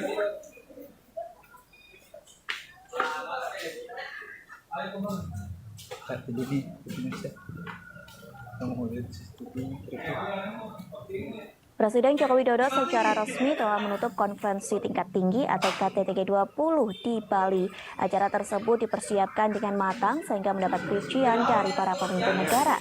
Lantas apa hasil dari KTT G20 di Bali yang telah diselenggarakan selama 2 hari? Para pemimpin negara G20 mengatakan bahwa sebagian besar anggota mengutuk keras kerja lapangan di bengkel ini. Pasalnya, konflik tersebut menyebabkan penderitaan manusia yang luar biasa. Bahkan invasi ini memperburuk kerapuhan yang ada dalam ekonomi global. Namun dalam draft itu Rusia dianggap telah menentang pernyataan tersebut. Saat ini kita berada di Jalan Lahalede di depan ke Ukraina dalam sesi pertama KTT. Setelah pengutukan tersebut, Menteri Luar Negeri Rusia Sergei Lavrov langsung meninggalkan Bali. ini di lokasi China menggunakan korban G20 untuk mencoba dan memperbaiki beberapa pagar diplomatiknya. Presiden Prancis Emmanuel Macron mengatakan pertemuan dengan Presiden Cina Xi Jinping. Pertemuan tersebut diadakan pada Selasa 15 November di sela-sela KTT G20. Sementara itu, Xi juga bertemu dengan Perdana Menteri Australia yang baru, yakni Anthony Albanese.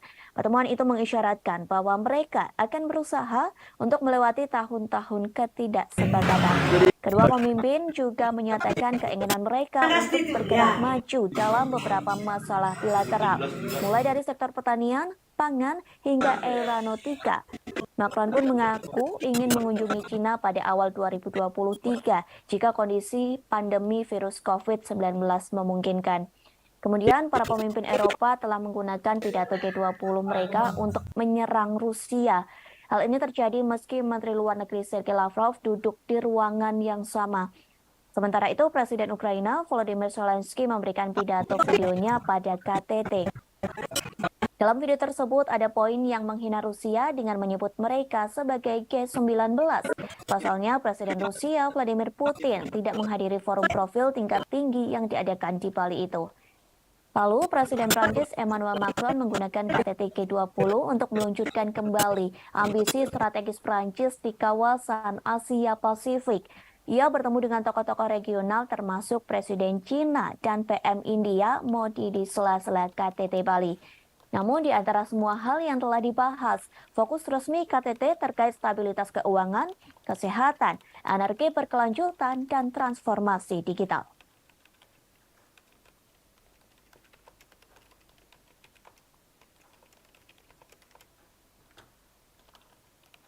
Tribuners, kita beralih ke berita selanjutnya. YouTuber sekaligus pegiat sosial Inggris yakni Mahyar Tousi meminta maaf kepada masyarakat Indonesia. Permintaan maaf ini buntut dirinya yang dituding menghina batik asal Indonesia yang dikenakan para delegasi G20. Permintaan maaf tersebut disampaikan melalui akun Twitternya pada Rabu 16 November. Mahyar mengaku mendapat pesan ancaman pembunuhan dari warga Indonesia. Bahkan ia mengaku pejabat pemerintah Indonesia memberikan ancaman kepadanya. Namun hingga kini belum diketahui siapa pejabat pemerintah Indonesia yang memberikan ancaman tersebut. Dalam permintaan maafnya, Mahyar mengaku dirinya tak berniat menyinggung tradisi dan budaya manapun. Ia menyebut semua budaya dan tradisi memiliki karakteristik keunikan masing-masing sehingga tidak boleh dihina. Mahyar Tousi mengaku hanya berniat membuat lelucon tentang Perdana Menteri Inggris Rishi Sunak dan Perdana Menteri Kanada Justin Trudeau. Sementara netizen Indonesia langsung menyerbu akun Twitter Mahyar dengan hujatan. Namun amarah warganet Indonesia tak berhenti sampai di situ. Kini netizen Indonesia gantian menyerbu kanal YouTube Mahyar Tousi yang memiliki 260.000 subscriber. Video terakhir Mahyar pada 16 November 2022 kini dipenuhi oleh komentar warganet Indonesia. Warganet yang dikenal dengan julukan netizen plus 62 itu ramai-ramai menyerukan untuk mereport kanal YouTube milik Mahyar. Total ada ratusan komentar berbahasa Indonesia yang menyerukan ajakan untuk mereport akun milik Mahyar Tousi. Seperti yang diketahui, apabila terkena report, maka Mahyar terancam kehilangan akun YouTube-nya. Sementara Wakil Menparekraf Angela Herliana Tano Sudibjo ikut mengecam aksi Mahyar Tousi yang menghina pakaian batik delegasi KTT G20. Angela menuliskan kecaman tersebut di Instagram Mahyar Tousi.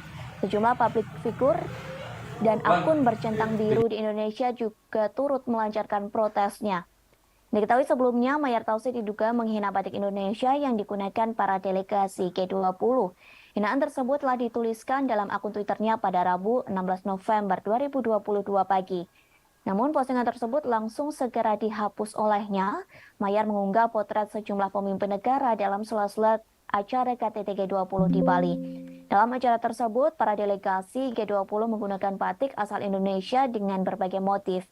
Kemudian Mahyar menuliskan caption di postingan tersebut yang dianggap menghina. Pasalnya Mahyar Tousi melabeli mereka dengan kata-kata kasar.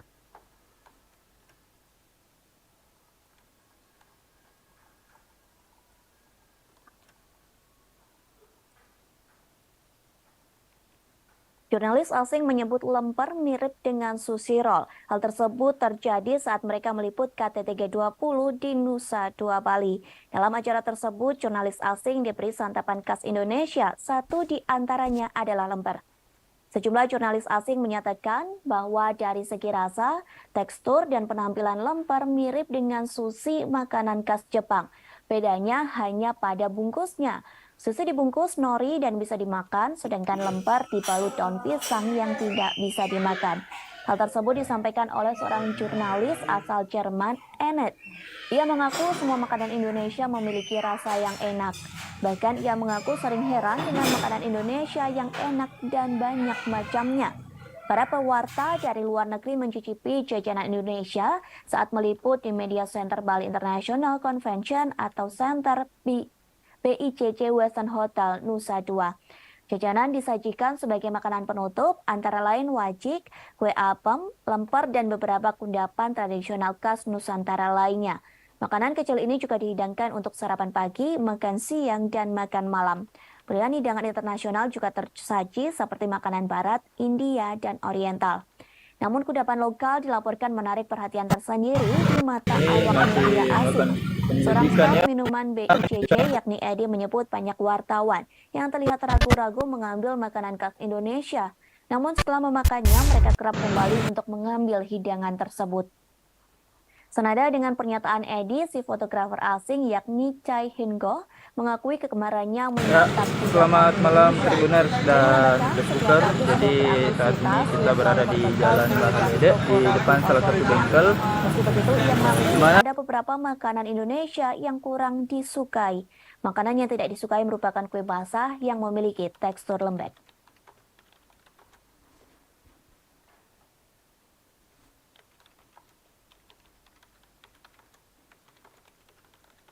Tribuners, kita beralih ke berita yang terakhir. Sejumlah momen unik terjadi pada KTT G20 di Bali. Satu di antaranya sikap Presiden Amerika Serikat Joe Biden. Pasalnya perhatian Biden tertuju kepada jurnalis Rusia yakni Yuri Solmov. Diketahui Yuri Solmov merupakan kameramen dari Channel One Rusia. Biden disebut takjub melihat badan Solmov begitu kekar dan berotot. Ia pun mengaku khawatir dengan otot lengan pria tersebut. Pernyataan itu disambut tawa oleh Presiden Indonesia Joko Widodo. Bahkan para delegasi KTT G20 yang lain juga ikut tertawa. Kemudian terdengar seseorang mengatakan kepada Biden bahwa Solmov merupakan orang Rusia. Mendengar hal tersebut, Biden mengaku tidak peduli dengan orang itu. Bahkan Biden sempat bergurau dengan Yuri Solmov. Biden mengatakan ia berharap tidak bermusuhan dengan jurnalis asal Rusia bertubuh kekar itu.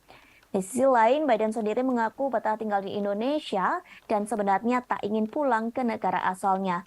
Curhatan ini disampaikan oleh Biden saat ia diantar oleh Sandiaga Uno setelah selesainya acara KTT G20 di Bali. Melalui Instagramnya, Sandi menceritakan bagaimana ia mendampingi Biden hingga Presiden Amerika Serikat itu naik ke pesawat. Dalam perjalanan ke pesawat, Biden sempat berbincang dengan Sandi. Biden awalnya mengucapkan selamat dan terima kasih atas KTT G20 di Bali yang begitu meriah.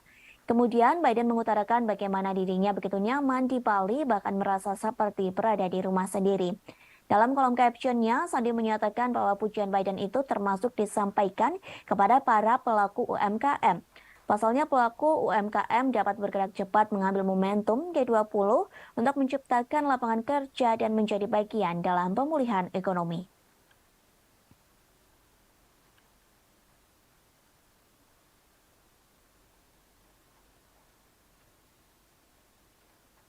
Lagi-lagi Korea Utara menembakkan rudal balistik ke arah perairan timur Korea Selatan.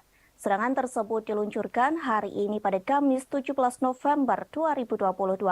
Informasi tersebut disampaikan oleh Kepala Staf Gabungan Korea Selatan. Meski begitu, pihaknya tidak memberikan rincian lebih lanjut soal serangan rudal tersebut.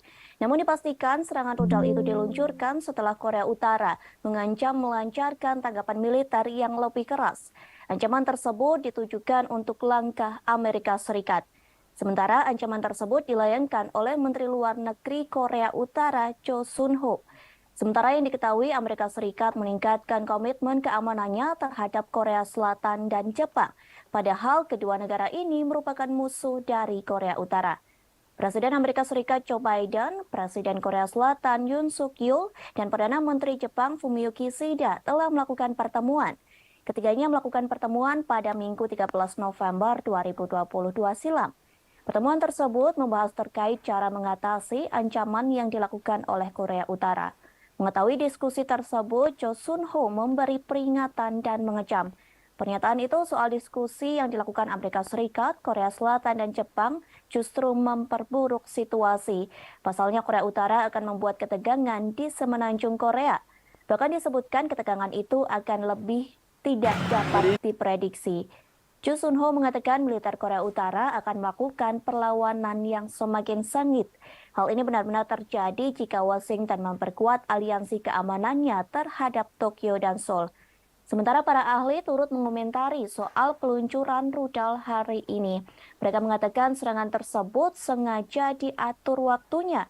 Pasalnya serangan tersebut bertepatan dengan pernyataan dari Menteri Luar Negeri Pyongyang. Diketahui sebelumnya Korea Utara telah melakukan serangkaian peluncuran rudal balistik antar benua. Serangan tersebut diluncurkan pada awal bulan ini. Tercatat lebih dari 20 rudal yang ditembakkan Korea Utara pada Rabu 2 November silam. Tak lama setelah itu, Pyongyang kembali menyerang Korea Selatan dengan 2 pesawat pengebom supersonik P-1B pada Sabtu 5 November 2022. Lalu senjata Korea Selatan juga hancur di rudal Korea Utara pada Rabu 9 November silam.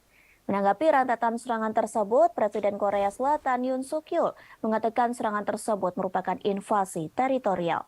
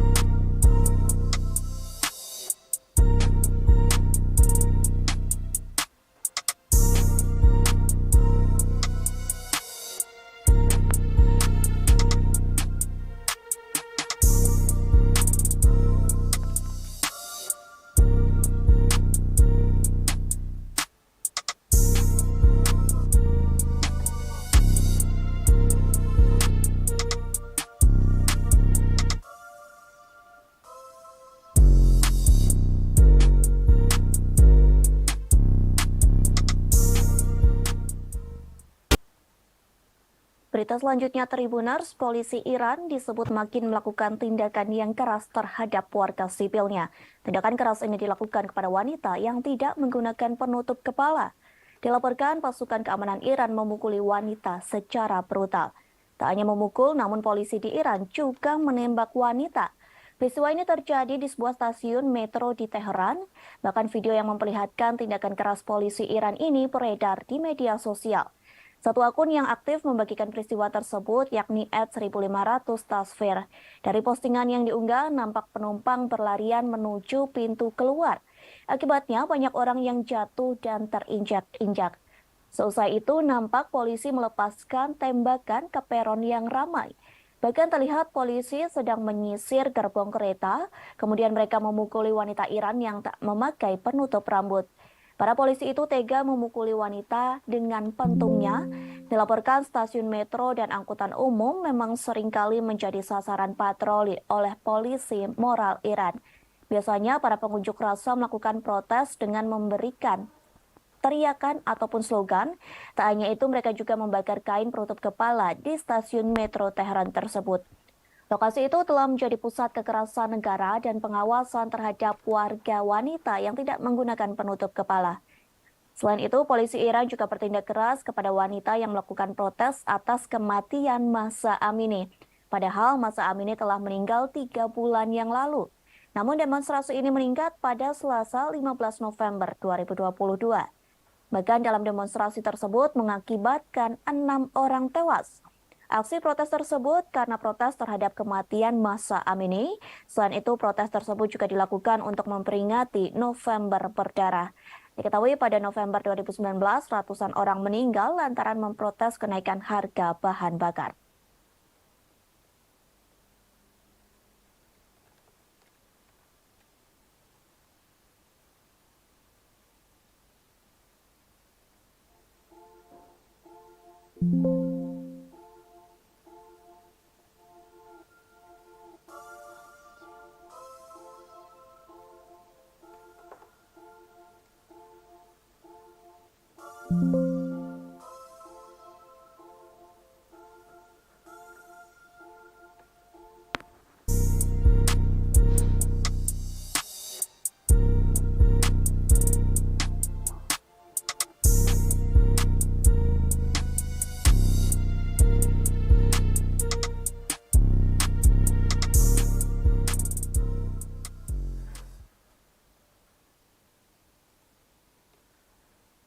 Kita beralih ke berita selanjutnya, Tribuners. Sebuah rudal yang menghantam Polandia diduga bukan serangan dari Rusia.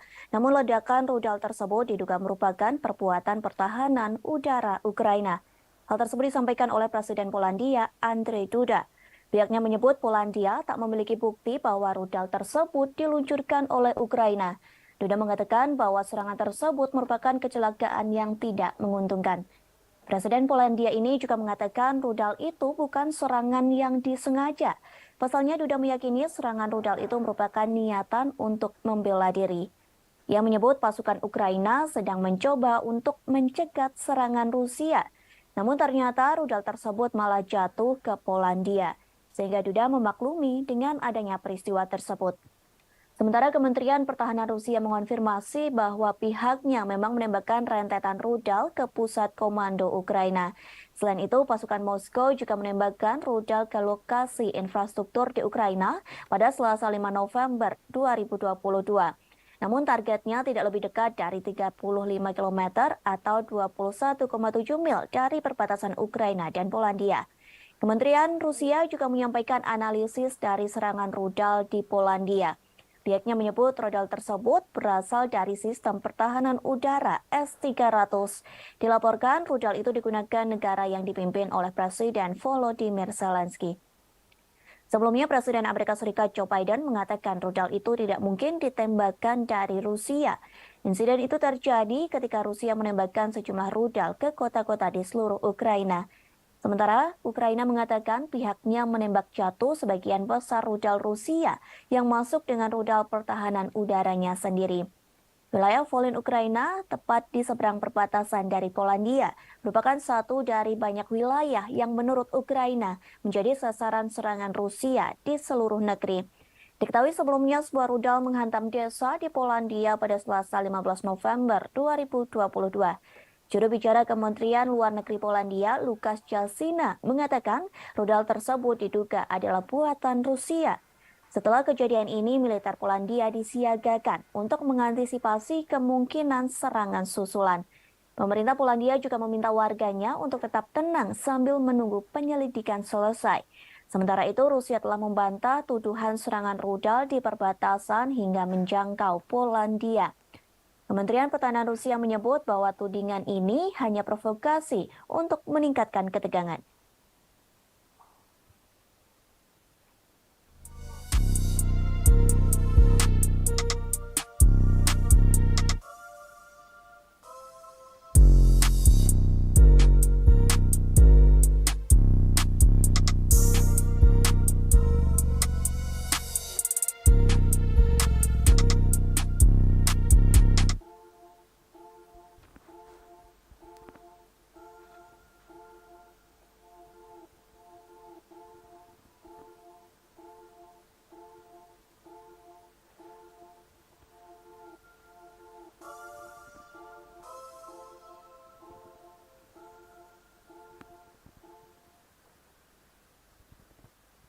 Amerika Serikat tetap kukuh menyalahkan Rusia atas serangan rudal di Polandia. Padahal NATO telah memperkirakan serangan di Polandia merupakan rudal milik Ukraina. Washington tetap yakin bahwa Rusia yang harus disalahkan, sehingga Moskow harus menanggung dan bertanggung jawab atas kesalahan yang telah dilakukan. Hal tersebut disampaikan oleh juru bicara Dewan Keamanan Nasional, Andrew Watson. Ia mengatakan bahwa Amerika Serikat tidak memiliki informasi baru yang menunjukkan bahwa rudal S-300 tersebut dari Ukraina. Andrew Watson menambahkan bahwa Amerika Serikat tidak akan melakukan penyelidikan sendiri terhadap insiden tersebut. Namun pihaknya akan bergantung pada hasil penyelidikan Polandia yang sedang berlangsung. Washington berhubungan dekat dengan Polandia dan Kiev, sehingga negara tersebut memiliki kepercayaan penuh dalam upaya investigasi Polandia. Ia berjanji untuk memberikan informasi terbaru tentang insiden itu. Sementara kini, NATO dan Polandia telah melakukan investigasi terkait sumber tembakan rudal. Dugaan awal menunjukkan bahwa rudal tersebut merupakan peluru nyasar yang ditembakkan Ukraina. Rudal yang ditembakkan Ukraina awalnya bertujuan untuk mempertahankan wilayahnya dari serangan Rusia. Namun tembakan rudal diduga salah sasaran hingga jatuh di wilayah Polandia. Hal tersebut disampaikan oleh Sekretaris Jenderal NATO John Stoltenberg. Meski begitu, menurut Stoltenberg, Ukraina tidak perlu disalahkan atas kejadian ini. Pasalnya, insiden rudal nyasar ini terjadi karena tidak sengaja. Sementara itu, Rusia telah membantah tuduhan serangan rudal di perbatasan hingga menjangkau Polandia. Kementerian Pertahanan Rusia menyebut bahwa tudingan ini hanya provokasi untuk meningkatkan ketegangan.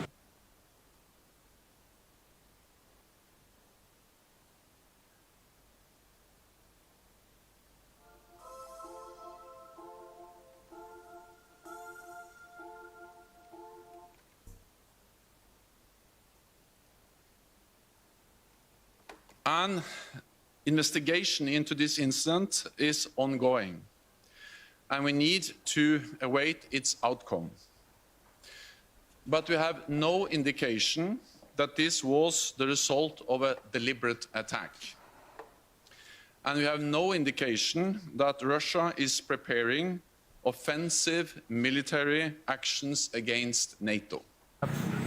lawannya begitu Tribunal. Our Jadi ini preliminary analysis suggests that the incident was likely caused by a Ukrainian air defense missile fired to defend Ukrainian territory against Russian cruise missile attacks.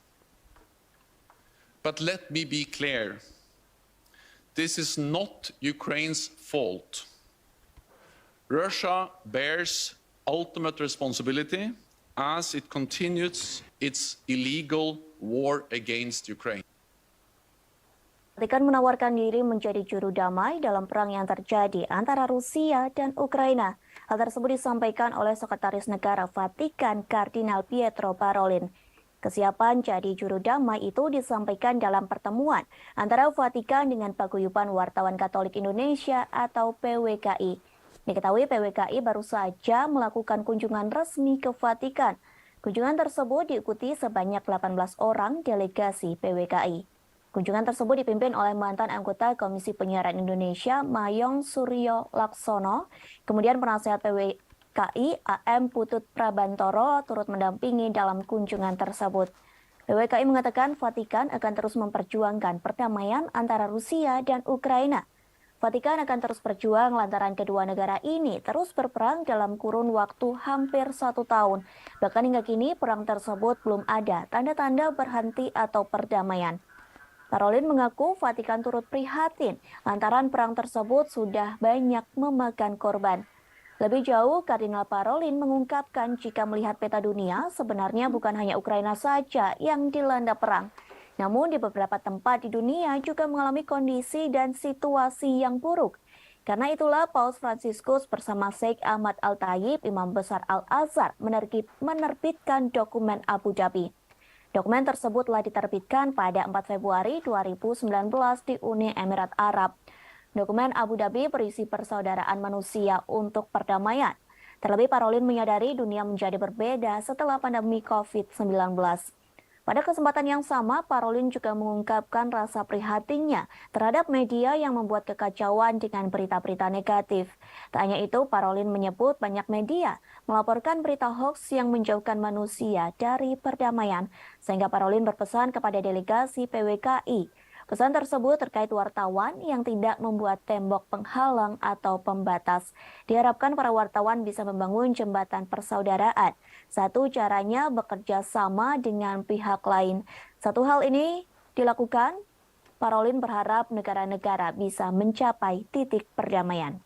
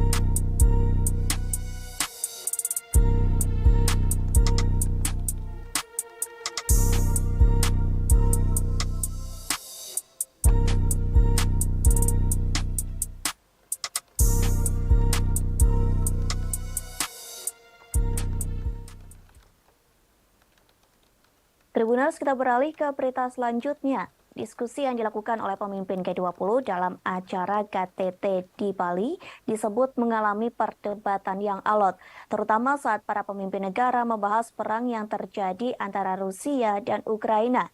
Bahkan pembahasan tersebut terkait berlangsung hingga tengah malam. Hal ini disampaikan oleh Presiden Jokowi di Media Center G20 Bali International Convention Center atau BICC Nusa Dua Bali pada Rabu 16 November 2022. Ia menerangkan hanya ada satu paragraf yang diperdebatkan. Perdebatan itu ialah penyikapan terhadap perang di Ukraina. Jokowi menerangkan konsensus untuk deklarasi Bali akhirnya tercapai saat tengah malam. Bahkan perdebatan ini melibatkan Menteri Luar Negeri Rusia Sergei Lavrov. Dalam konsensus tersebut, para pemimpin negara G20 sepakat perang berdampak negatif pada ekonomi global. Dampak negatif itu menimbulkan risiko terhadap krisis pangan, krisis energi, dan potensi krisis finansial. Padahal ekonomi global kini masih cenderung rapuh akibat pandemi COVID-19. Selain itu, perang Rusia-Ukraina menyebabkan penderitaan manusia yang luar biasa. Lantas, perdamaian hanya terwujud bila dilakukan pemulihan ekonomi global. Kepala pemerintahan menegaskan sejak awal perang harus dihentikan, sehingga dalam deklarasi KTT G20 sebagian besar anggota mengecam keras perang yang masih berkecamuk di Ukraina. Dalam deklarasi itu dari 20 negara anggota hanya Rusia yang menolaknya, sementara China dan India memilih tidak memberikan suara dalam perdebatan soal perang Rusia-Ukraina. Di sisi lain, Jokowi mengakui G20 di Bali menghasilkan beberapa hasil yang konkret. Hasil itu diantaranya terbentuk Pandemic Fund yang sampai hari ini terkumpul 1,5 miliar dolar Amerika Serikat. Kemudian Indonesia memperoleh komitmen dari Just Energy Transition Program sebesar 20 miliar dolar Amerika Serikat. Di samping itu dihasilkan juga komitmen bersama, yakni setidaknya 30% dari daratan dunia dan 30% lautan dunia dilindungi di tahun 2020. Maksud kami di tahun 2030.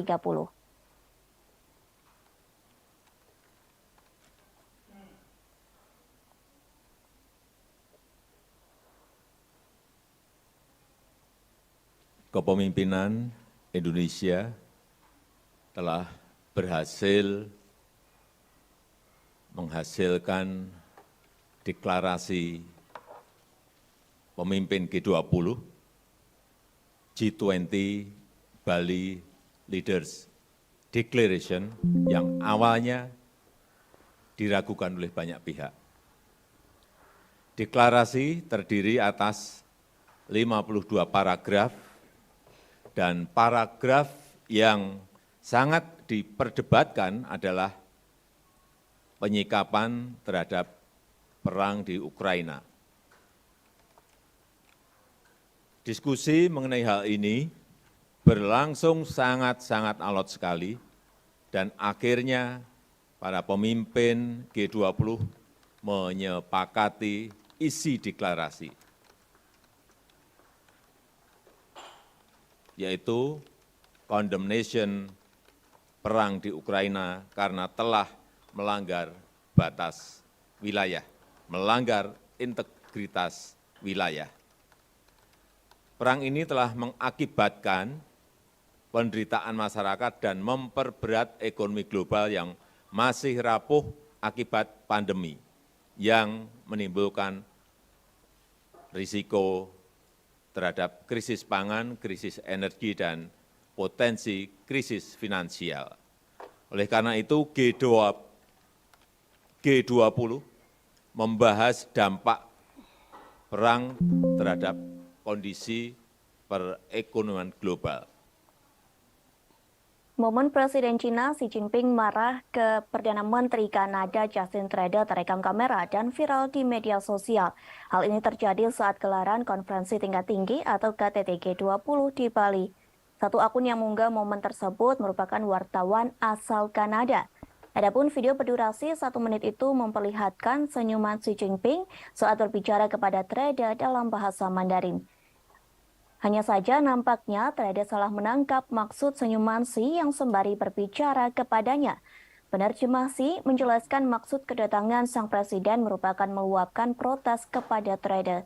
Ternyata protes tersebut terkait percakapan mereka yang bocor di media dan dinilai tidak pantas. Kemarahan Xi itu pun hanya dibalas dengan senyuman oleh trader. Tak hanya sampai di situ, Xi kembali menumpahkan kekesalannya terkait bocornya pembicaraan dirinya dengan trader. Trader pun langsung menyambar ketika penerjemah baru saja mengartikan perkataan Xi. Dirinya berkata bahwa kebebasan di Kanada dijamin oleh negara, sehingga trader menilai hal ini mungkin tidak dijalani di negeri tirai bambu. Xi pun mengakhiri percakapan tersebut dengan menyatakan adanya penentuan batas-batas yang disepakati ketika akan berdialog dengannya.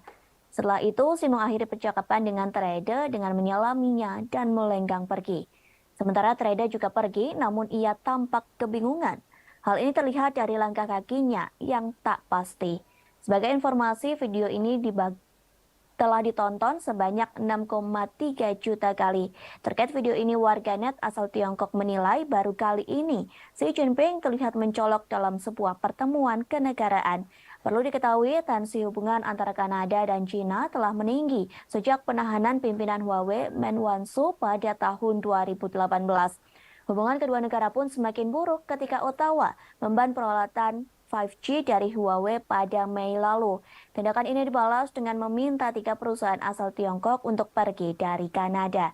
Trader dan Xi terakhir bertemu pada Juni 2019 lalu pada gelaran G20 di Osaka, Jepang. Mereka baru bertemu lagi pada gelaran KTT G20 di Bali pada 15 hingga 16 November 2022 yang lalu.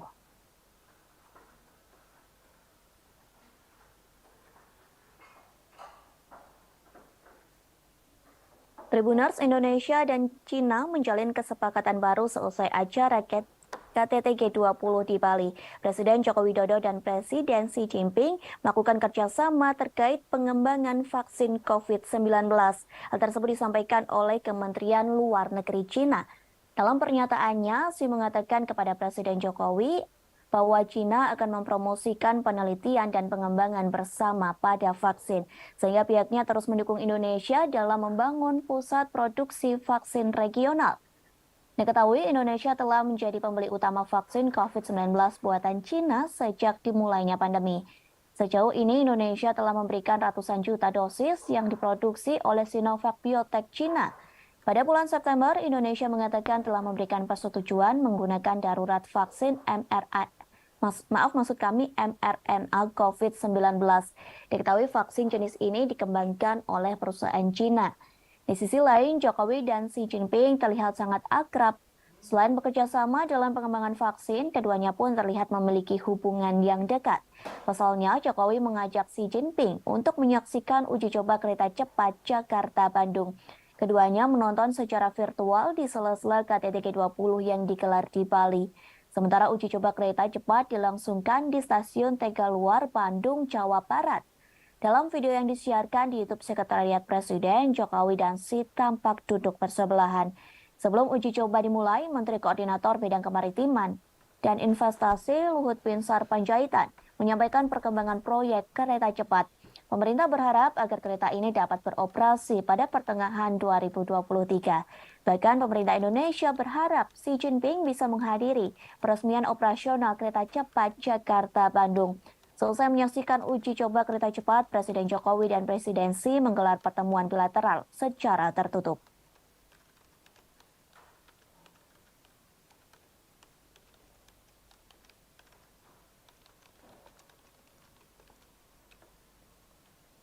Presiden Joko Widodo secara resmi telah menutup konferensi tingkat tinggi atau KTT G20 di Bali.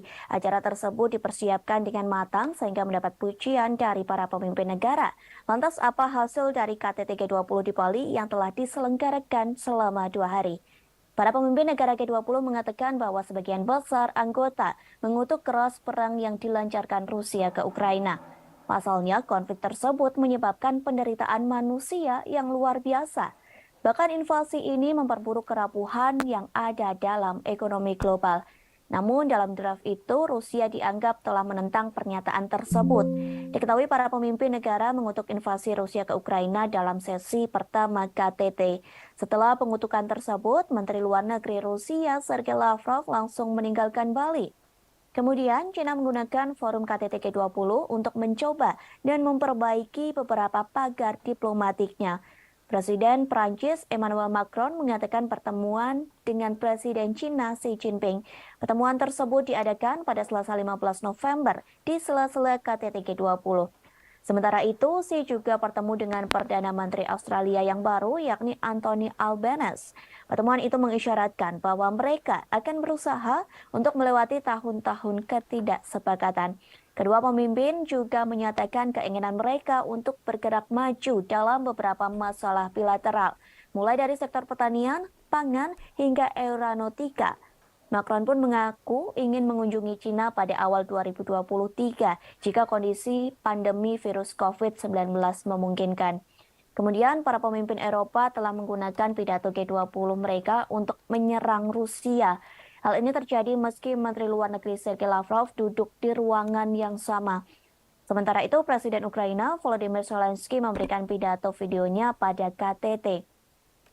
Dalam video tersebut ada poin yang menghina Rusia dengan menyebut mereka sebagai G19. Pasalnya, Presiden Rusia Vladimir Putin tidak menghadiri forum profil tingkat tinggi yang diadakan di Bali itu.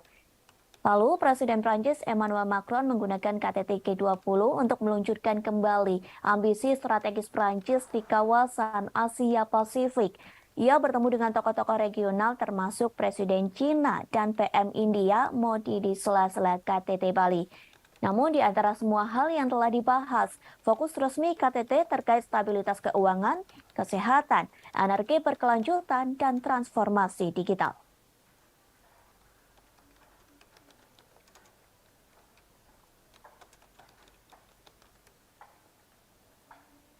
Tribuners, kita beralih ke berita selanjutnya. YouTuber sekaligus pegiat sosial Inggris yakni Mahyar Tousi meminta maaf kepada masyarakat Indonesia. Permintaan maaf ini buntut dirinya yang dituding menghina batik asal Indonesia yang dikenakan para delegasi G20. Permintaan maaf tersebut disampaikan melalui akun Twitternya pada Rabu 16 November. Mahyar mengaku mendapat pesan ancaman pembunuhan dari warga Indonesia. Bahkan ia mengaku pejabat pemerintah Indonesia memberikan ancaman kepadanya.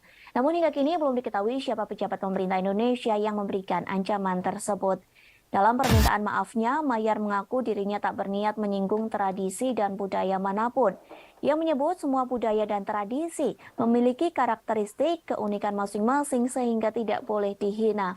Mahyar Tousi mengaku hanya berniat membuat lelucon tentang Perdana Menteri Inggris Rishi Sunak dan Perdana Menteri Kanada Justin Trudeau.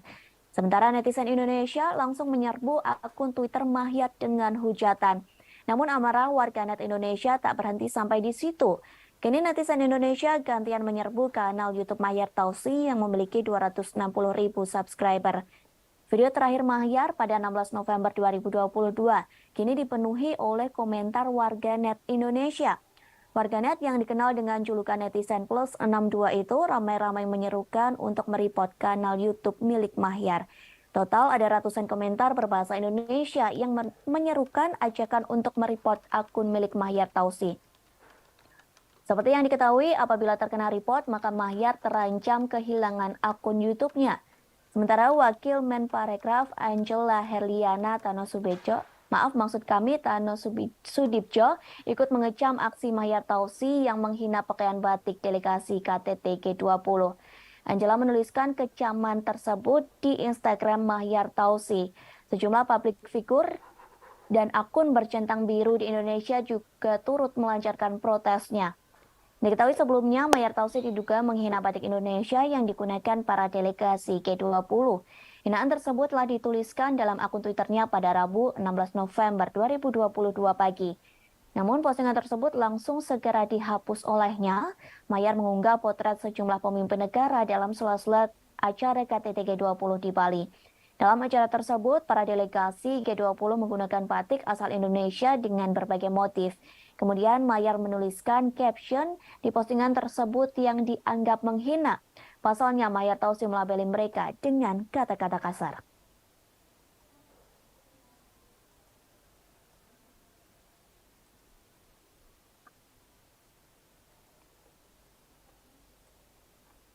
Jurnalis asing menyebut lemper mirip dengan sushi roll. Hal tersebut terjadi saat mereka meliput KTT G20 di Nusa Dua Bali. Dalam acara tersebut, jurnalis asing diberi santapan khas Indonesia. Satu di antaranya adalah lemper. Sejumlah jurnalis asing menyatakan bahwa dari segi rasa, tekstur, dan penampilan lemper mirip dengan sushi makanan khas Jepang. Bedanya hanya pada bungkusnya. Sushi dibungkus nori dan bisa dimakan, sedangkan lemper dibalut daun pisang yang tidak bisa dimakan. Hal tersebut disampaikan oleh seorang jurnalis asal Jerman, Ennet. Ia mengaku semua makanan Indonesia memiliki rasa yang enak. Bahkan ia mengaku sering heran dengan makanan Indonesia yang enak dan banyak macamnya.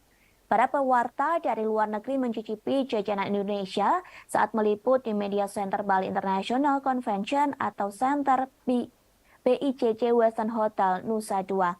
Jajanan disajikan sebagai makanan penutup, antara lain wajik, kue apem, lemper, dan beberapa kudapan tradisional khas Nusantara lainnya. Makanan kecil ini juga dihidangkan untuk sarapan pagi, makan siang, dan makan malam. Pilihan hidangan internasional juga tersaji seperti makanan barat, India, dan Oriental. Namun kudapan lokal dilaporkan menarik perhatian tersendiri di mata awak media asing. Seorang staf minuman BICC yakni Edi menyebut banyak wartawan yang terlihat ragu-ragu mengambil makanan khas Indonesia. Namun setelah memakannya mereka kerap kembali untuk mengambil hidangan tersebut.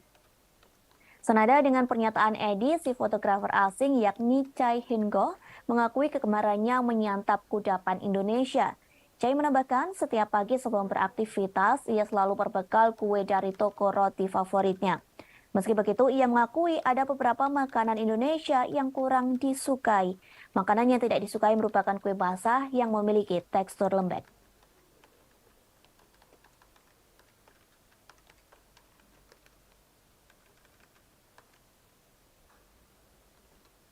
Tribuners, kita beralih ke berita yang terakhir. Sejumlah momen unik terjadi pada KTT G20 di Bali.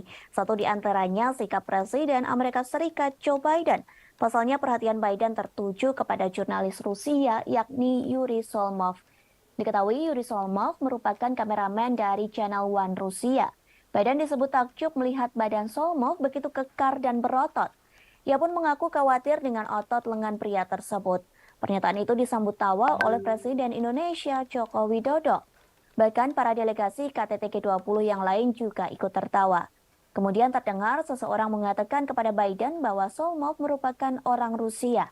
Mendengar hal tersebut, Biden mengaku tidak peduli dengan orang itu. Bahkan Biden sempat bergurau dengan Yuri Solmov.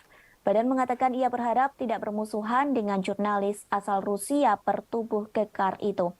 Di sisi lain, Biden sendiri mengaku betah tinggal di Indonesia dan sebenarnya tak ingin pulang ke negara asalnya. Curhatan ini disampaikan oleh Biden saat ia diantar oleh Sandiaga Uno setelah selesainya acara KTT G20 di Bali. Melalui Instagramnya, Sandi menceritakan bagaimana ia mendampingi Biden hingga Presiden Amerika Serikat itu naik ke pesawat. Dalam perjalanan ke pesawat, Biden sempat berbincang dengan Sandi. Biden awalnya mengucapkan selamat dan terima kasih atas KTT G20 di Bali yang begitu meriah.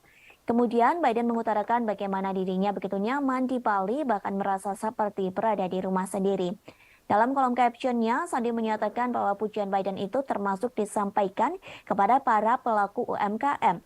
Pasalnya pelaku UMKM dapat bergerak cepat mengambil momentum G20 untuk menciptakan lapangan kerja dan menjadi bagian dalam pemulihan ekonomi.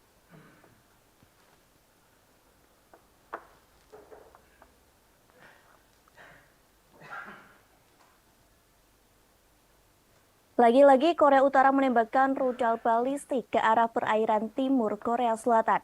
Serangan tersebut diluncurkan hari ini pada Kamis 17 November 2022. Informasi tersebut disampaikan oleh Kepala Staf Gabungan Korea Selatan. Meski begitu, pihaknya tidak memberikan rincian lebih lanjut soal serangan rudal tersebut. Namun dipastikan serangan rudal itu diluncurkan setelah Korea Utara mengancam melancarkan tanggapan militer yang lebih keras. Ancaman tersebut ditujukan untuk langkah Amerika Serikat. Sementara ancaman tersebut dilayangkan oleh Menteri Luar Negeri Korea Utara Cho Sun-ho. Sementara yang diketahui Amerika Serikat meningkatkan komitmen keamanannya terhadap Korea Selatan dan Jepang. Padahal kedua negara ini merupakan musuh dari Korea Utara. Presiden Amerika Serikat Joe Biden, Inilah Presiden wajah Korea dan Selatan identitas Yoon Suk pria. Yeol, dan Perdana Menteri Jepang Fumio Kishida telah melakukan pertemuan. Ketiganya melakukan pertemuan pada Minggu 13 November 2022 silam. Pertemuan tersebut membahas terkait cara mengatasi ancaman yang dilakukan oleh Korea Utara. Mengetahui diskusi tersebut, Jo Sun Ho memberi peringatan dan mengecam. Pernyataan itu soal diskusi yang dilakukan Amerika Serikat, Korea Selatan, dan Jepang justru memperburuk situasi. Pasalnya Korea Utara akan membuat Inilah ketegangan wajah di dan semenanjung identitas Korea. pria yang menghina Bahkan ibu disebutkan negara ketegangan Iriana itu Jokowi akan di lebih Twitter. tidak dapat diprediksi. Jo Sun Ho mengatakan militer Korea Utara akan melakukan perlawanan yang semakin sengit. Hal ini benar-benar terjadi jika Washington memperkuat aliansi keamanannya terhadap Tokyo dan Seoul.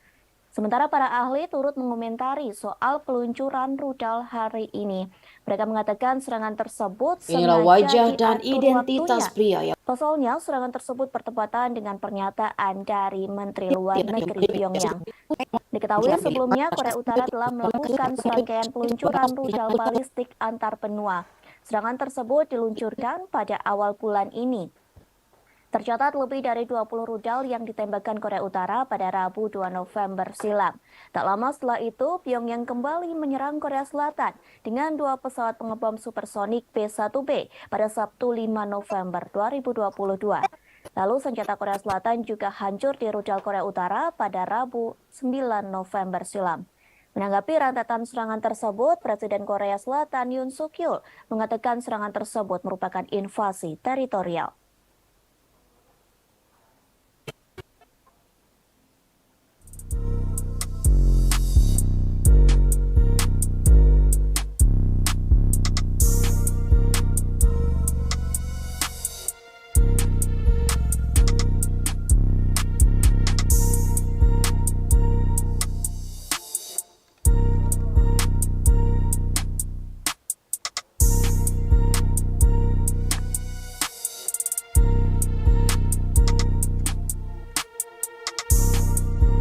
identitas pria yang menghina ibu negara Iriana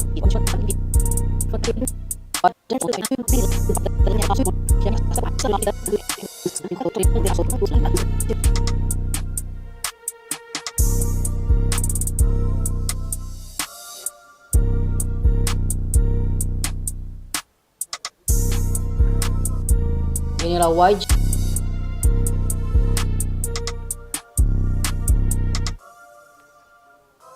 dan identitas. Inilah wajah dan identitas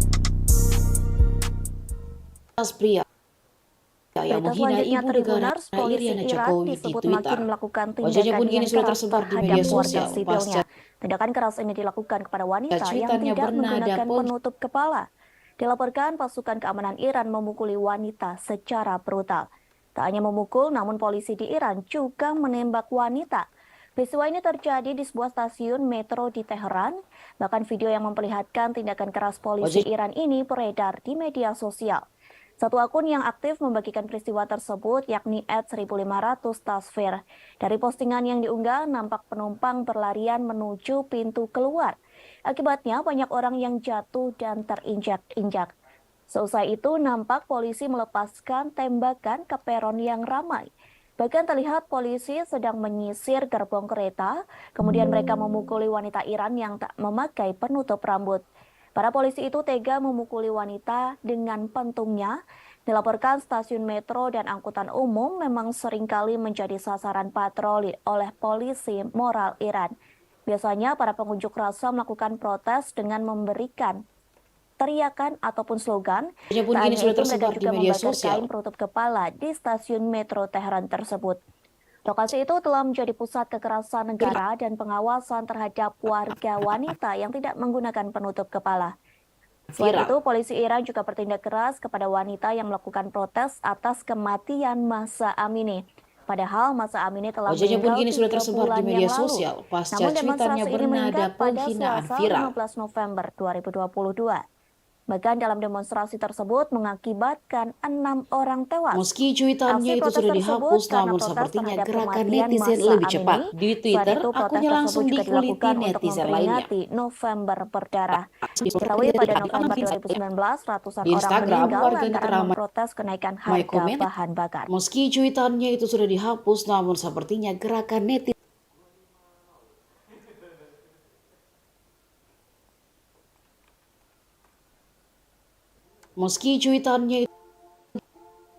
hinaan viral. Meski cuitannya itu sudah dihapus, namun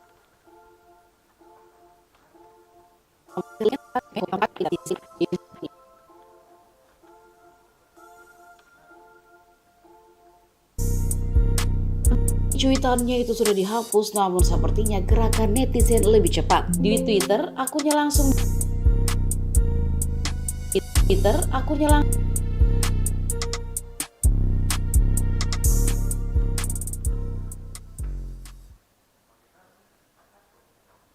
dikuliti netizen lain. Kita beralih ke berita selanjutnya, Tribuners. Sebuah rudal yang menghantam Polandia diduga bukan serangan dari Rusia. Namun ledakan rudal tersebut diduga merupakan perbuatan dikuliti pertahanan netizen udara lainnya. Ukraina. Hal tersebut disampaikan oleh Presiden Polandia, Andrzej Duda. Pihaknya menyebut Polandia tak memiliki bukti bahwa rudal tersebut diluncurkan oleh Ukraina. Duda mengatakan bahwa serangan tersebut merupakan kecelakaan yang tidak menguntungkan. Presiden Polandia ini juga mengatakan rudal itu bukan serangan yang Di disengaja. Instagram, warganet Pasalnya ramai Duda meyakini komentar serangan jika rudal bentar itu lagi merupakan pakai baju niatan untuk membela diri. oranye. Ia menyebut pasukan Ukraina sedang mencoba untuk mencegat serangan Rusia. Namun ternyata rudal tersebut malah jatuh ke Polandia. Akunnya langsung Sehingga Duda dikuliti memaklumi dengan adanya peristiwa tersebut. Sementara Kementerian Pertahanan Rusia mengonfirmasi bahwa pihaknya memang menembakkan rentetan rudal ke pusat komando Ukraina. Selain itu, pasukan Moskow juga menembakkan rudal ke jika bentar lokasi lagi infrastruktur pakai di baju oranye. Ukraina pada Selasa 5 November Namanya adalah 2022. Karisma Jati. Dia Namun seorang targetnya komikus tidak dan lebih dekat kreator dari komik 35 dewasa. km atau 21,7 mil dari perbatasan Ukraina dan Polandia. Karyanya yang telah Kementerian Rusia juga terbit adalah menyampaikan seri analisis dari serangan rudal di Polandia. Pihaknya menyebut rudal tersebut berasal dari sistem pertahanan Wajahnya pun udara S-300. Dilaporkan rudal itu digunakan negara yang dipimpin oleh Presiden Volodymyr Zelensky. Sebelumnya, Presiden Amerika Serikat Joe Biden mengatakan rudal itu tidak mungkin ditembakkan dari Rusia. Insiden itu terjadi ketika Rusia menembakkan sejumlah rudal ke kota-kota di seluruh Ukraina. Sementara Ukraina mengatakan pihaknya menembak jatuh sebagian besar Wajahnya pun rudal kini sudah Rusia yang masuk dengan rudal pertahanan udaranya sendiri. Wilayah Volyn Ukraina, tepat di seberang perbatasan dari Wajahnya pun Polandia, kini sudah tersebar merupakan satu di dari media banyak sosial wilayah pasca yang menurut cuitannya Ukraina bernada menjadi sasaran penghinaan serangan viral. Rusia di seluruh negeri. Diketahui sebelumnya sebuah rudal menghantam viral. desa di Polandia pada Selasa 15 November 2022. Viral. Juru bicara Kementerian Luar Negeri Polandia, Lukasz Jasina, mengatakan rudal tersebut diduga adalah buatan Rusia. Setelah kejadian ini, Penghinaan militer viral. Polandia disiagakan untuk mengantisipasi Meski kemungkinan cuitannya itu sudah serangan dihapus, susulan. namun seperti Pemerintah Polandia juga meminta warganya untuk tetap namun tenang sepertinya sambil gerakan menunggu netizen lebih penyelidikan cepat. selesai. Di Twitter, Sementara akunnya itu, langsung Rusia telah dikuliti membantah netizen tuduhan lain. serangan rudal di perbatasan Di Twitter, hingga akunnya menjangkau langsung dikuliti Polandia. netizen lainnya. Kementerian Pertahanan Di Rusia Instagram, menyebut bahwa warganet tudingan ramai ini komentar hanya jika bentar provokasi lagi untuk pakai baju meningkatkan oranye. ketegangan. Namanya adalah Karisma Jati.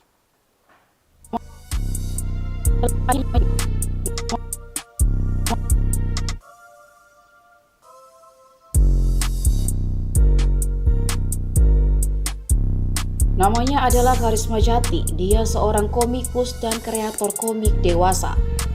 Karyanya yang telah terbit adalah seri Anakos Dodol di Komikin yang terbit tahun 2009 hingga 2013.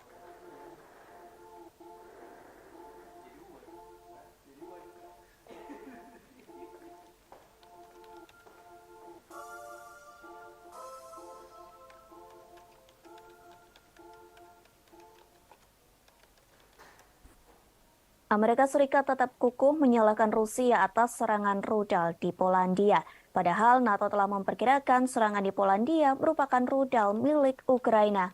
Washington tetap yakin bahwa Rusia yang harus disalahkan, sehingga Moskow harus menanggung dan bertanggung jawab atas kesalahan yang telah dilakukan. Hal tersebut disampaikan oleh juru bicara Dewan Keamanan Nasional Andrew Watson. Ia mengatakan bahwa Amerika Serikat tidak memiliki informasi baru yang menunjukkan bahwa rudal S-300 tersebut dari Ukraina. Andrew Watson menambahkan bahwa Amerika Serikat tidak akan melakukan Dilansir penyelidikan dari sendiri Twitter, terhadap akun insiden tersebut. @pn717 Namun pihaknya membuktikan akan bergantung pada hasil penyelidikan Polandia yang sedang berlangsung. Washington berhubungan dekat dengan Polandia dan Kiev, sehingga negara tersebut memiliki kepercayaan penuh dalam upaya investigasi Polandia. Ia berjanji untuk memberikan informasi terbaru tentang insiden itu. Sementara kini, NATO dan Polandia telah melakukan investigasi terkait sumber tembakan rudal. Dugaan awal menunjukkan bahwa rudal tersebut merupakan peluru nyasar yang ditembakkan Ukraina. Rudal yang ditembakkan Ukraina awalnya bertujuan untuk mempertahankan wilayahnya dari serangan Rusia. Namun tembakan rudal diduga salah sasaran hingga jatuh di wilayah Polandia. Hal tersebut disampaikan oleh Sekretaris Jenderal NATO John Stoltenberg. Meski begitu, menurut Stoltenberg, Ukraina tidak perlu disalahkan atas kejadian ini. Pasalnya, insiden rudal nyasar ini terjadi karena tidak sengaja. Sementara itu, Rusia telah membantah tuduhan serangan rudal di perbatasan hingga menjangkau Polandia. Kementerian Pertahanan Rusia menyebut bahwa tudingan ini hanya provokasi untuk meningkatkan ketegangan.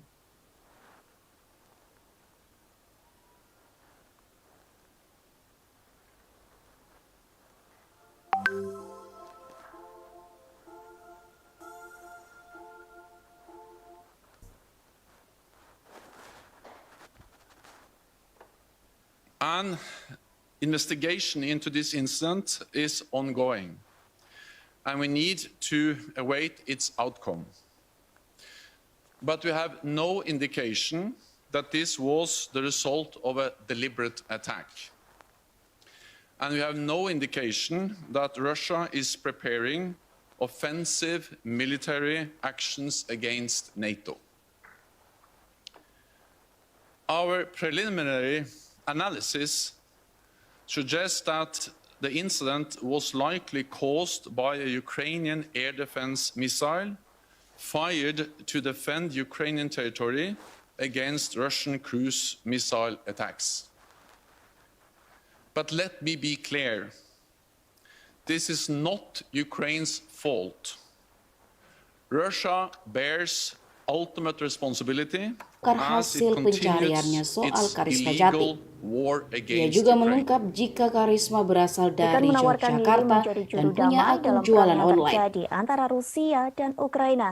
Hal tersebut Masih dari disampaikan akun oleh tersebut, Sekretaris Negara Karisma dikatakan Vatikan, suka membuat Kardinal komik Pietro dewasa Parolin. yang isinya Kesiapan jadi merendahkan juru damai perempuan itu berhijab. disampaikan dalam pertemuan antara Vatikan dengan Paguyuban Wartawan Katolik Indonesia atau PWKI. Diketahui PWKI baru saja melakukan kunjungan resmi Perempuan ke berhijab. Vatikan. Karisma Jati tersebut langsung diikuti viral sebanyak usai cuitan 18 penghina orang di Twitter delegasi melalui PWKI. Kunjungan tersebut perempuan dipimpin oleh berhijab. mantan anggota Komisi Karisma Penyiaran Indonesia Mayong Suryo Laksono, kemudian penasehat PWKI AM Putut Prabantoro turut mendampingi Karisma dalam Jati langsung kunjungan viral tersebut. usai cuitan penghina PWKI di mengatakan Twitter Vatikan melalui akan terus akun memperjuangkan @profil Jati perdamaian pada antara Kamis Rusia 17 dan November Ukraina. 2022. Vatikan akan Pada terus tweetnya itu berjuang akun lantaran tersebut kedua negara memposting ini foto terus Iriana berperang Jokowi dalam sedang kurun berfoto waktu bersama hampir ibu 1 tahun. Bahkan hingga kini perang tersebut belum ada tanda-tanda berhenti atau perdamaian. Parolin mengaku Negara Vatikan Korea turut Selatan, prihatin Kim Kun lantaran perang tersebut sudah banyak pada Kamis memakan 17 korban. November Lebih 2022. jauh, Kardinal Pada Parolin tweetnya itu akun mengungkapkan tersebut jika melihat peta memposting dunia foto Iriana sebenarnya Jokowi bukan hanya Ukraina sedang saja berfoto bersama yang ibu dilanda negara perang. Korea Selatan, Namun di Kim beberapa Kun Hee. tempat di dunia juga mengalami kondisi dan Di Twitter situasi yang melalui buruk. 2022. Karena itulah Pada Paus tweetnya itu Fransiskus bersama Sheikh Ahmad Al-Tayyib, Imam Besar Pada tweet- Al-Azhar, menerbitkan dokumen Abu Dhabi. Dokumen tersebut telah diterbitkan pada 4 Februari 2019 di Uni Emirat Arab. Dokumen Abu Dhabi berisi persaudaraan Karisma Jati manusia untuk perdamaian. langsung Terlebih Parolin menyadari dunia menjadi berbeda setelah pandemi COVID-19. Pada kesempatan yang sama, Parolin juga Langsung mengungkapkan viral usai rasa cuitan penghina prihatinnya di Twitter terhadap melalui media yang akun membuat kekacauan dengan @koprofil_jati pada berita-berita Kamis negatif. 17 November Tak hanya itu, Parolin 2022. menyebut banyak Pada tweetnya media itu akun tersebut melaporkan berita memposting hoax foto yang Iriana menjauhkan manusia dari perdamaian, sehingga Parolin berpesan kepada delegasi Jokowi PWKI. sedang berfoto Pesan bersama tersebut ibu terkait negara Korea wartawan Selatan yang tidak Kim Kun membuat Hee. tembok penghalang Foto atau diambil saat pembatas. Kim Kun Hee Diharapkan para wartawan bisa membangun jembatan persaudaraan. Satu caranya bekerja sama dengan pihak lain. Satu hal ini dilakukan, Parolin berharap negara-negara bisa mencapai negara titik Korea perdamaian. Selatan Kim Kun Hee. Foto diambil saat Kim Kun Hee menghadiri acara KTT G20 di Bali. Namun caption unggahan itulah yang menjadi sorotan.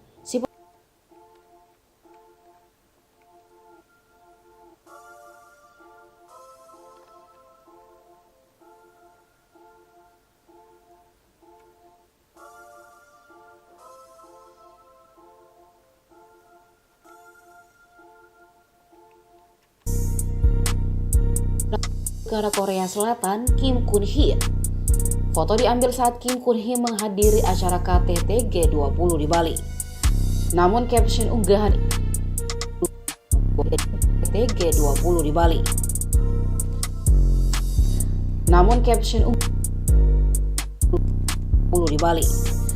Namun caption unggahan itulah yang menjadi sorotan.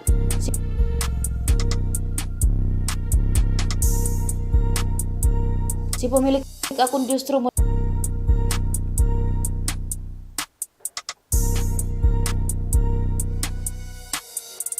menuliskan keterangan yang terdengar sangat merendahkan.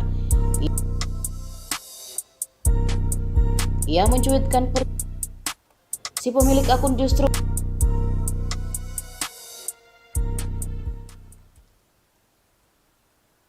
Tribuners, kita beralih ke berita si pemilik akun selanjutnya. justru menilai yang menjadi sorotan. Oleh pemimpin G20 dalam acara KTT di Bali disebut mengalami perdebatan yang alot. Si pemilik terutama akun saat justru para pemimpin menuliskan negara membahas perang yang terjadi antara Rusia dan Ukraina. Bahkan pembahasan tersebut terkait berlangsung hingga tengah malam. Hal ini disampaikan oleh Presiden Jokowi di Media Center G20 Bali International Convention Center atau BICC Nusa Dua Bali pada Rabu 16 November 2022. Ia menerangkan hanya ada satu paragraf yang diperdebatkan. Perdebatan itu ialah penyikapan terhadap perang di Ukraina. Jokowi menerangkan konsensus untuk deklarasi Bali akhirnya tercapai saat tengah Ia malam. mencuitkan percakapan antara asisten rumah tangga dan majikannya di foto tersebut. Dalam konsensus tersebut, para pemimpin negara G20 sepakat perang berdampak negatif pada ekonomi global.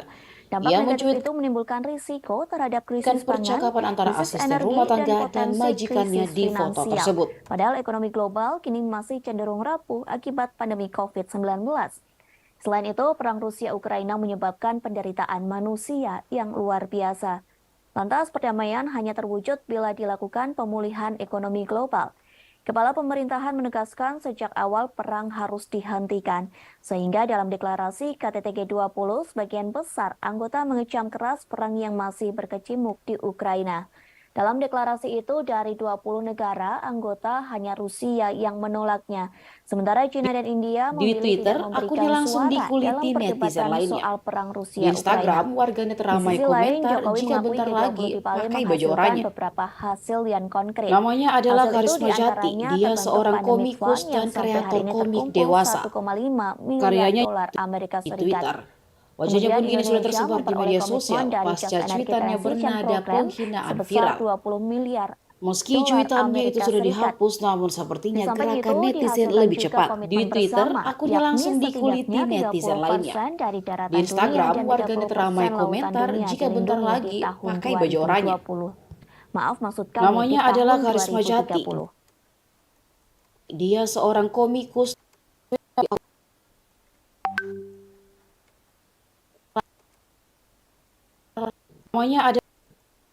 Kepemimpinan namanya Indonesia adalah Karisma Jati. telah berhasil Namanya adalah Karisma Jati. Dia seorang komikus menghasilkan dan kreator komik dewasa. deklarasi Karyanya yang telah terbit adalah Pemimpin seri G20, Anakos Dodol dikomikin G20 Bali Leaders Declaration yang awalnya diragukan oleh banyak pihak.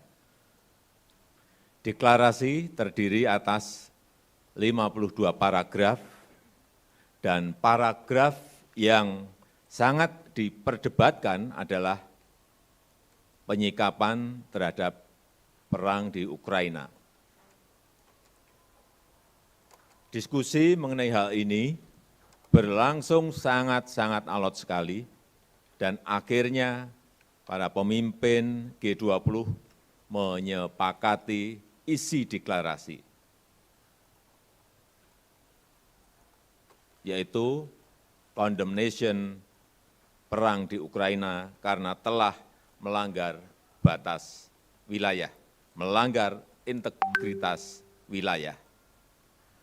Perang ini telah mengakibatkan penderitaan masyarakat dan memperberat ekonomi global yang masih rapuh akibat pandemi yang menimbulkan risiko terhadap krisis pangan, krisis energi, dan potensi krisis finansial. Oleh karena itu,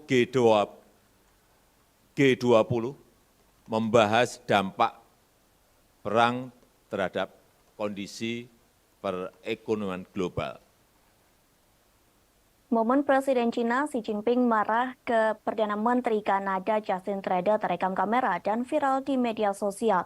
Hal ini terjadi saat gelaran konferensi tingkat tinggi atau KTT G20 di Bali. Satu akun yang mengunggah momen tersebut merupakan wartawan asal Kanada.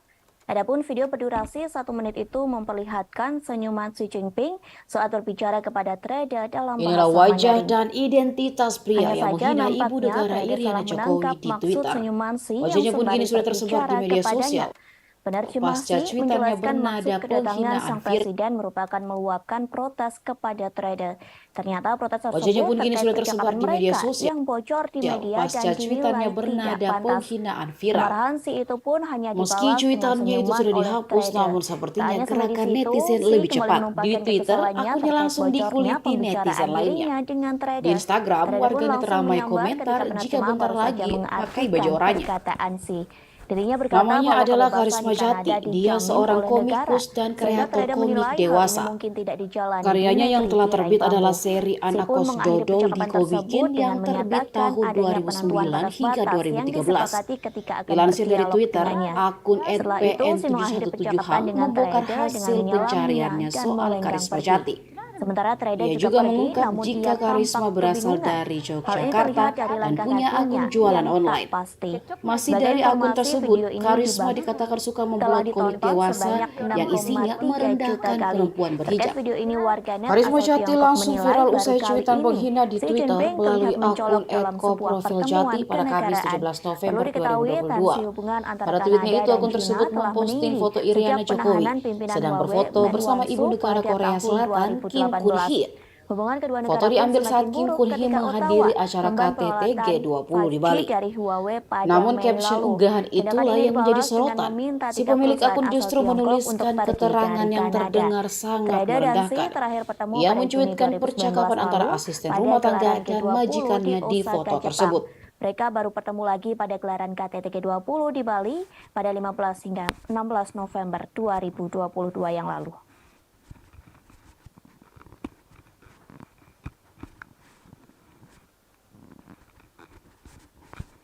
Tribuners Indonesia dan Cina menjalin kesepakatan baru selesai acara KTT G20 di Bali. Presiden Joko Widodo dan Presiden Xi Jinping melakukan kerjasama terkait pengembangan vaksin COVID-19. Hal tersebut disampaikan oleh Kementerian Luar Negeri Cina.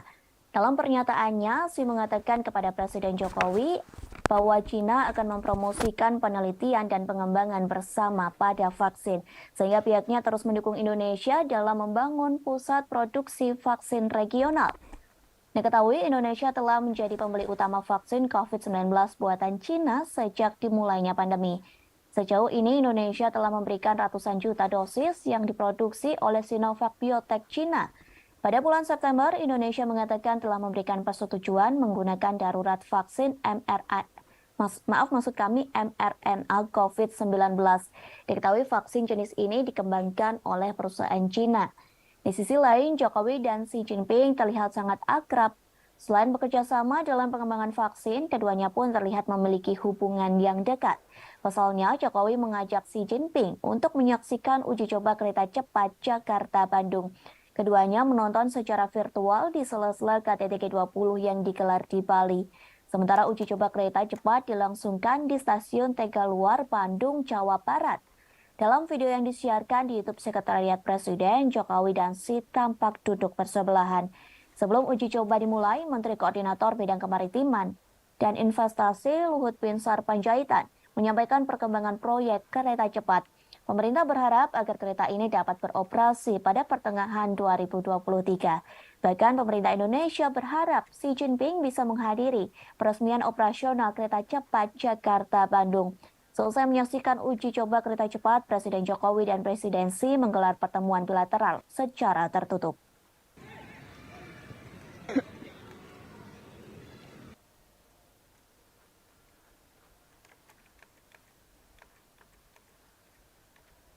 Presiden Joko Widodo secara resmi telah menutup konferensi tingkat tinggi atau KTT G20 di Bali. Acara tersebut dipersiapkan dengan matang sehingga mendapat pujian dari para pemimpin negara.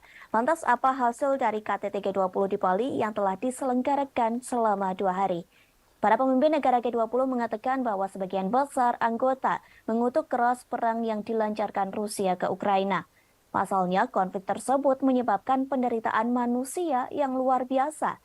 Bahkan invasi ini memperburuk kerapuhan yang ada dalam ekonomi global. Namun dalam draft itu, Rusia dianggap telah menentang pernyataan tersebut. Diketahui para pemimpin negara mengutuk invasi Rusia ke Ukraina dalam sesi pertama KTT. Setelah pengutukan tersebut, Menteri Luar Negeri Rusia Sergei Lavrov meninggalkan Bali.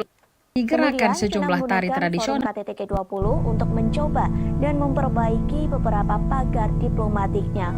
Presiden Prancis Emmanuel Macron mengatakan pertemuan dengan Presiden China Xi Jinping. Pertemuan tersebut diadakan pada Selasa 15 November di sela-sela KTT G20. Sementara itu, Xi juga bertemu dengan Perdana Menteri Australia yang baru, yakni Anthony Albanese. Pertemuan itu mengisyaratkan bahwa mereka akan berusaha untuk melewati tahun-tahun ketidaksepakatan. Kedua pemimpin juga menyatakan keinginan mereka untuk bergerak maju dalam beberapa masalah bilateral, mulai dari sektor pertanian, pangan, hingga aeronautika. Macron pun mengaku ingin mengunjungi China pada awal 2023 jika kondisi pandemi virus COVID-19 memungkinkan. Kemudian para pemimpin Eropa telah menggunakan pidato G20 mereka untuk menyerang Rusia. Hal ini terjadi meski Menteri Luar Negeri Sergei Lavrov duduk di ruangan yang sama. Sementara itu, Presiden Ukraina Volodymyr Zelensky memberikan pidato videonya pada KTT. Dalam video tersebut ada poin yang menghina Rusia dengan menyebut mereka sebagai G19. Pasalnya, Presiden Rusia Vladimir Putin tidak menghadiri forum profil tingkat tinggi yang diadakan di Bali itu. Lalu, Presiden Prancis Emmanuel Macron menggunakan KTT G20 untuk meluncurkan kembali ambisi strategis Prancis di kawasan Asia Pasifik. Ia bertemu dengan tokoh-tokoh regional termasuk Presiden China dan PM India Modi di sela-sela KTT Bali. Namun di antara semua hal yang telah dibahas, itu sudah dihapus, fokus namun resmi sepertinya KTT gerakan terkait netizen stabilitas lebih keuangan, cepat. kesehatan, energi berkelanjutan, Meski dan cuitannya itu sudah transformasi dihapus, digital.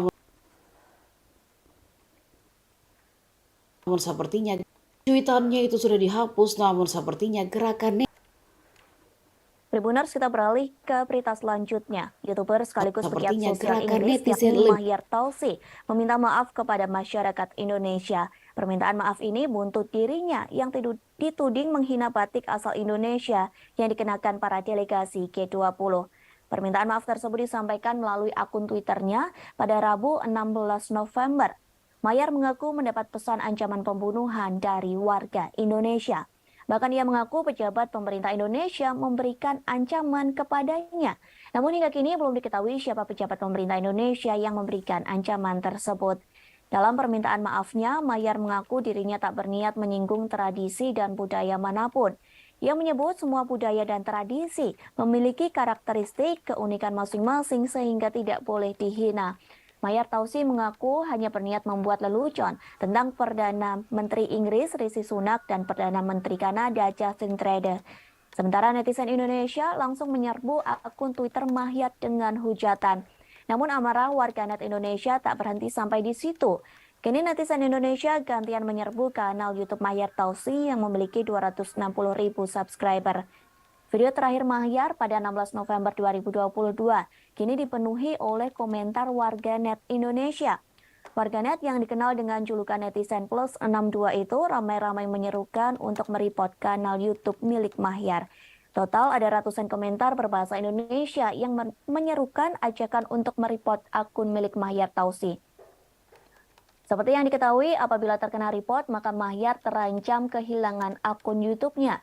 Sementara Wakil Menparekraf Angela Herliana Tano Sudibjo ikut mengecam aksi Mahyar Tausi yang menghina pakaian batik delegasi KTT G20. Angela menuliskan kecaman tersebut di Instagram Mahyar Tausi.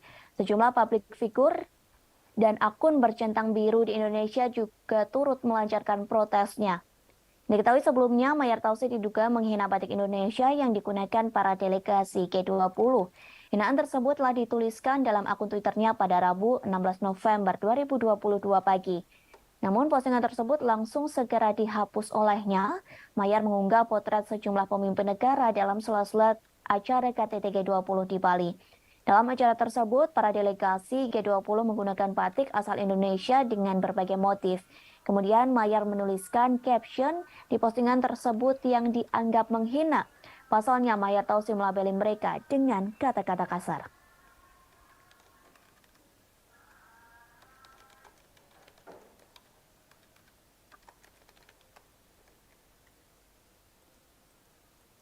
Jurnalis asing menyebut lemper mirip dengan Susirol. Hal tersebut terjadi saat mereka meliput KTT G20 di Nusa Dua Bali. Dalam acara tersebut, jurnalis asing diberi santapan khas Indonesia. Satu di antaranya adalah lemper. Sejumlah jurnalis asing menyatakan bahwa dari segi rasa, tekstur, dan penampilan lemper mirip dengan sushi makanan khas Jepang. Bedanya hanya pada bungkusnya. Sushi dibungkus nori dan bisa dimakan, sedangkan lemper dibalut daun pisang yang tidak bisa dimakan. Hal tersebut disampaikan oleh seorang jurnalis asal Jerman, Ennet. Ia mengaku semua makanan Indonesia memiliki rasa yang enak. Bahkan ia mengaku sering heran dengan makanan Indonesia yang enak dan banyak macamnya. Para pewarta dari luar negeri mencicipi jajanan Indonesia saat meliput di Media Center Bali International Convention atau Center BICC Western Hotel Nusa Dua. Jajanan disajikan sebagai makanan penutup, antara lain wajik, kue apem, lemper, dan beberapa kudapan tradisional khas Nusantara lainnya. Makanan kecil ini juga dihidangkan untuk sarapan pagi, makan siang, dan makan malam. Pilihan hidangan internasional juga tersaji seperti makanan barat, India, dan Oriental. Namun kudapan lokal dilaporkan menarik perhatian tersendiri di mata awak media asing. Seorang staf minuman BICC yakni Edi menyebut banyak wartawan yang terlihat ragu-ragu mengambil makanan khas Indonesia. Namun setelah memakannya, mereka kerap kembali untuk mengambil hidangan tersebut. Senada dengan pernyataan Edi, si fotografer asing yakni Chai Hingo mengakui kegemarannya menyantap kudapan Indonesia. Chai menambahkan setiap pagi sebelum beraktivitas, ia selalu berbekal kue dari toko roti favoritnya. Meski begitu, ia mengakui ada beberapa makanan Indonesia yang kurang disukai. Makanan yang tidak disukai merupakan kue basah yang memiliki tekstur lembek.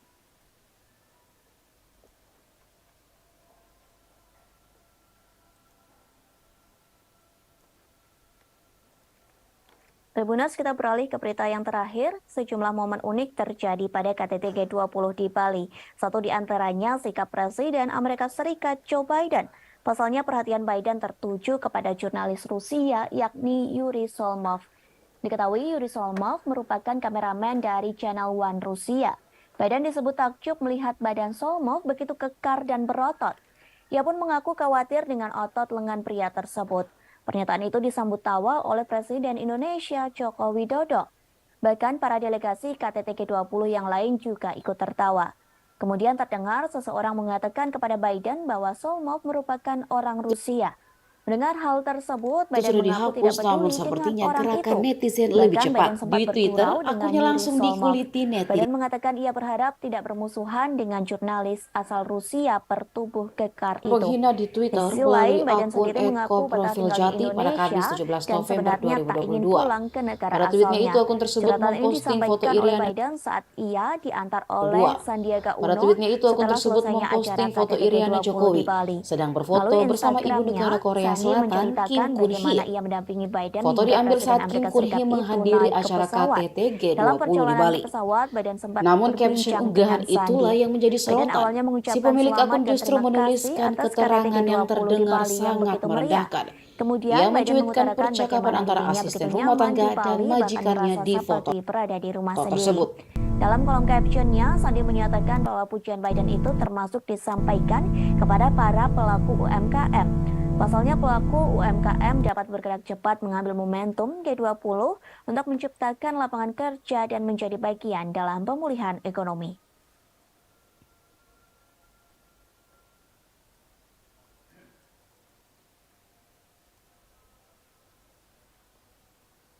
Lagi-lagi Korea Utara menembakkan rudal balistik ke arah perairan timur Korea Selatan. Serangan tersebut diluncurkan hari ini pada Kamis 17 November 2022. Informasi tersebut disampaikan oleh Kepala Staf Gabungan Korea Selatan. Meski begitu, pihaknya tidak memberikan rincian lebih lanjut soal serangan rudal tersebut. Namun dipastikan serangan rudal itu diluncurkan setelah Korea Utara mengancam melancarkan tanggapan militer yang lebih keras. Ancaman tersebut ditujukan untuk langkah Amerika Serikat. Sementara ancaman tersebut dilayangkan oleh Menteri Luar Negeri Korea Utara Jo Sun-ho. Sementara yang diketahui Amerika Serikat meningkatkan komitmen keamanannya terhadap Korea Selatan dan Jepang. Padahal kedua negara ini merupakan musuh dari Korea Utara. Presiden Amerika Serikat Joe Biden, Presiden Korea Selatan Yoon Suk Yeol, dan Perdana Menteri Jepang Fumio Kishida telah melakukan pertemuan. Ketiganya melakukan pertemuan pada Minggu 13 November 2022 silam. Pertemuan tersebut membahas terkait cara mengatasi ancaman yang dilakukan oleh Korea Utara. Mengetahui diskusi tersebut, Menko memberi peringatan dan mengancam. Pernyataan itu soal diskusi yang dilakukan Inilah Amerika wajah Serikat, dan Korea Selatan, identitas dan Jepang pria yang menghina justru ibu negara memperburuk Iriana Jokowi situasi. di Twitter. Pasalnya Korea Utara Wajahnya pun akan kini sudah membuat tersebar di ketegangan media di sosial. semenanjung Korea. Bahkan disebutkan ketegangan itu akan lebih tidak dapat diprediksi. Wajahnya pun kini Jo sudah Sun-ho tersebar di mengatakan media militer sosial Korea Utara pasca akan cuitannya melakukan bernada perlawanan penghinaan yang viral. semakin sengit. Hal ini Meski benar-benar cuitannya terjadi itu sudah jika dihapus, Washington namun memperkuat sepertinya aliansi gerakan netizen keamanannya lebih cepat. terhadap Di Twitter, Tokyo dan akunnya Seoul. langsung Sementara para ahli turut mengomentari soal peluncuran rudal hari ini. langsung Mereka dikuliti mengatakan serangan netizen lainnya. tersebut sengaja Di Instagram, diatur warganet waktunya. ramai Pasalnya, komentar serangan tersebut jika bentar bertepatan lagi dengan pakai pernyataan baju oranye. dari Menteri Luar Negeri Pyongyang. Namanya adalah Karisma Diketahui Jati. sebelumnya Korea Utara telah melakukan serangkaian peluncuran rudal balistik antar benua.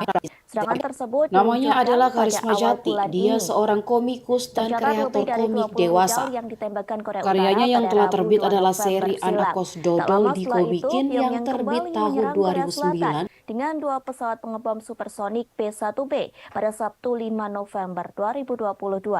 Lalu senjata Korea Selatan juga hancur di rudal Korea Utara pada Rabu 9 November silam. Karyanya Menanggapi rentetan serangan tersebut, Presiden Korea Selatan Yoon Suk Yeol mengatakan serangan tersebut merupakan invasi teritorial.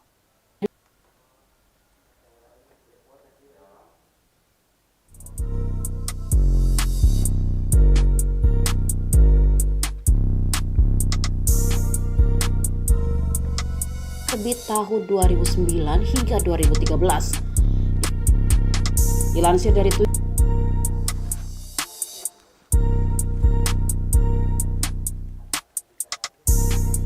Twitter, akun @pn717hang membongkar hasil pencariannya soal Karisma. Dia juga mengungkap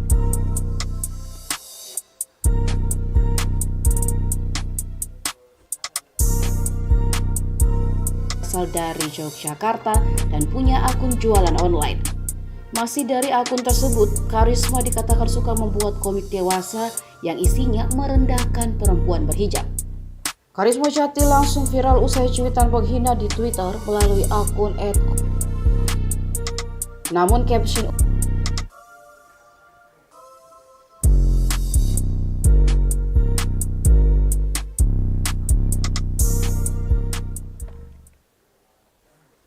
Berita selanjutnya, Tribuners, polisi Iran disebut makin melakukan tindakan yang keras terhadap warga sipilnya. Tindakan keras ini dilakukan kepada wanita yang tidak menggunakan Menuliskan penutup keterangan kepala. yang Dilaporkan terdengar pasukan sangat keamanan Iran merendahkan. memukuli wanita Ia mencuitkan secara percakapan brutal. antara Tak asisten hanya rumah memukul, namun polisi di Iran juga menembak wanita. Peristiwa ini terjadi di sebuah stasiun metro di Teheran. Bahkan video yang memperlihatkan tindakan keras polisi Iran ini beredar di media sosial. Satu akun yang aktif membagikan peristiwa tersebut yakni @1500tasfir. Dari postingan yang diunggah, nampak penumpang berlarian menuju pintu keluar. Akibatnya banyak orang yang jatuh dan terinjak-injak. Seusai itu, nampak polisi melepaskan tembakan ke peron yang ramai.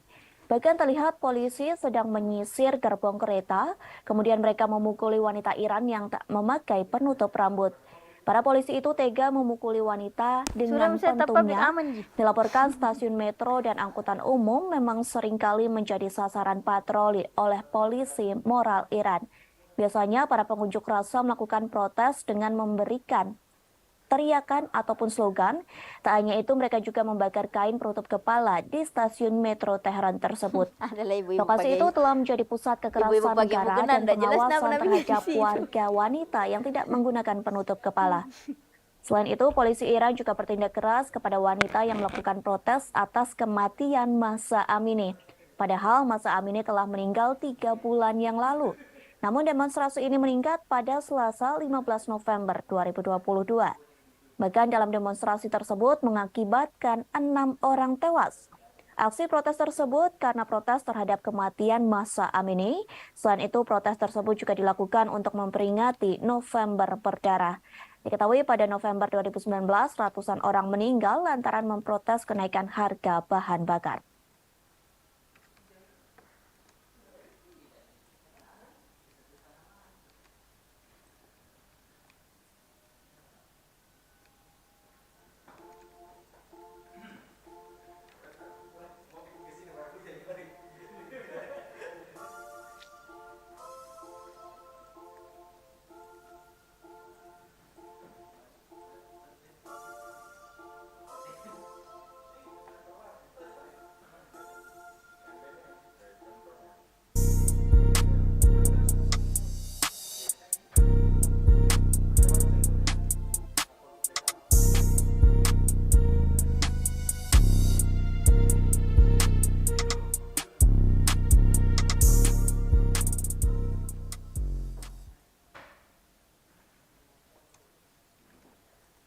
Kita beralih ke berita selanjutnya, Tribuners. Sebuah rudal yang menghantam Polandia diduga bukan serangan dari Rusia. Namun ledakan rudal tersebut diduga merupakan perbuatan pertahanan udara Ukraina. Hal tersebut disampaikan oleh Presiden Polandia, Andrzej Duda. Pihaknya menyebut Polandia tak memiliki bukti bahwa rudal tersebut diluncurkan oleh Ukraina. Duda mengatakan bahwa serangan tersebut merupakan kecelakaan yang tidak menguntungkan. Presiden Polandia ini juga mengatakan rudal itu bukan serangan yang disengaja. Pasalnya Duda meyakini serangan rudal itu merupakan niatan untuk membela diri. Ia menyebut pasukan Ukraina sedang mencoba untuk mencegat serangan Rusia. Namun ternyata rudal tersebut malah jatuh ke Polandia. Sehingga Duda memaklumi dengan adanya peristiwa tersebut. Sementara Kementerian Pertahanan Rusia mengonfirmasi bahwa pihaknya memang menembakkan rentetan rudal ke pusat komando Ukraina. Selain itu, pasukan Moskow juga menembakkan rudal ke lokasi infrastruktur di Ukraina pada Selasa 5 November 2022. Namun targetnya tidak lebih dekat dari 35 km atau 21,7 mil dari perbatasan Ukraina dan Polandia. Kementerian Rusia juga menyampaikan analisis dari serangan rudal di Polandia. Pihaknya menyebut rudal tersebut berasal dari sistem pertahanan udara S-300. Dilaporkan rudal itu digunakan negara yang dipimpin oleh Presiden Volodymyr Zelensky. Sebelumnya, Presiden Amerika Serikat Joe Biden mengatakan rudal itu tidak mungkin ditembakkan dari Rusia. Insiden itu terjadi ketika Rusia menembakkan sejumlah rudal ke kota-kota di seluruh Ukraina. Sementara Ukraina mengatakan pihaknya menembak jatuh sebagian besar rudal Rusia yang masuk dengan rudal pertahanan udaranya sendiri. Wilayah Volyn Ukraina, tepat di seberang perbatasan dari Polandia, merupakan satu dari banyak wilayah yang menurut Ukraina menjadi sasaran serangan Rusia di seluruh negeri. Diketahui sebelumnya sebuah rudal menghantam desa di Polandia pada Selasa 15 November 2022. Juru bicara Kementerian Luar Negeri Polandia, Lukasz Jasina, mengatakan rudal tersebut diduga adalah buatan Rusia. Setelah kejadian ini, militer Polandia disiagakan untuk mengantisipasi kemungkinan serangan susulan. Pemerintah Polandia juga meminta warganya untuk tetap tenang sambil menunggu penyelidikan selesai. Sementara itu, Rusia telah membantah tuduhan serangan rudal di perbatasan hingga menjangkau Polandia. Kementerian Pertahanan Rusia menyebut bahwa tudingan ini hanya provokasi untuk meningkatkan ketegangan.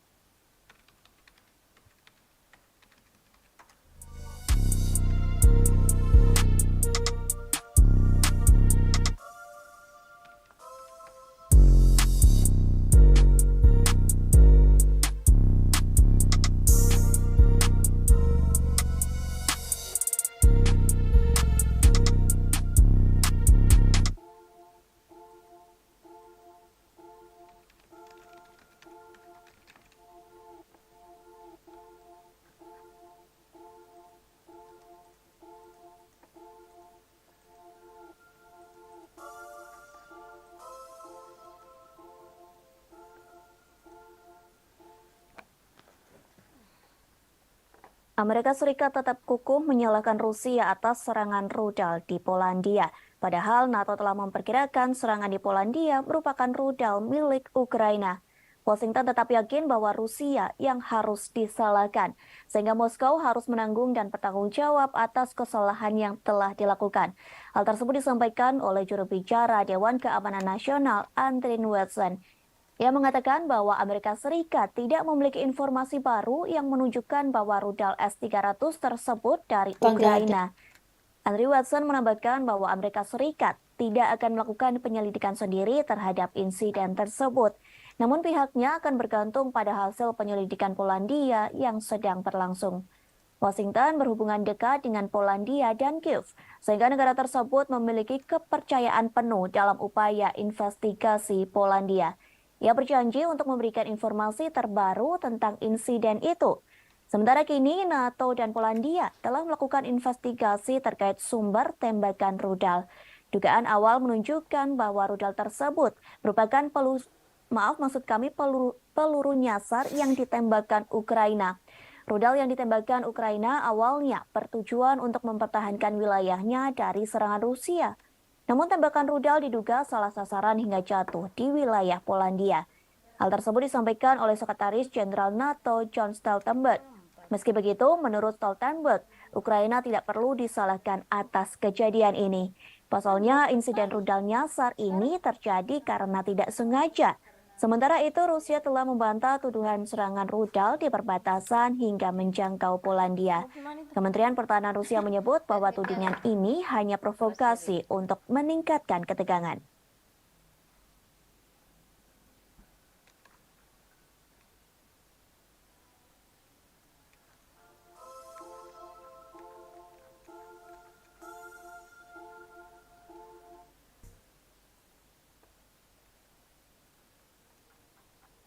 An investigation into this incident is ongoing, and we need to await its outcome.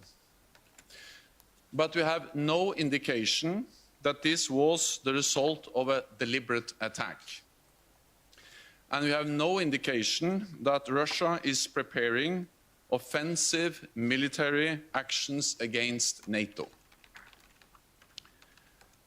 Our preliminary analysis suggests that the incident was likely caused by a Ukrainian air defense missile fired to defend Ukrainian territory against Russian cruise missile attacks.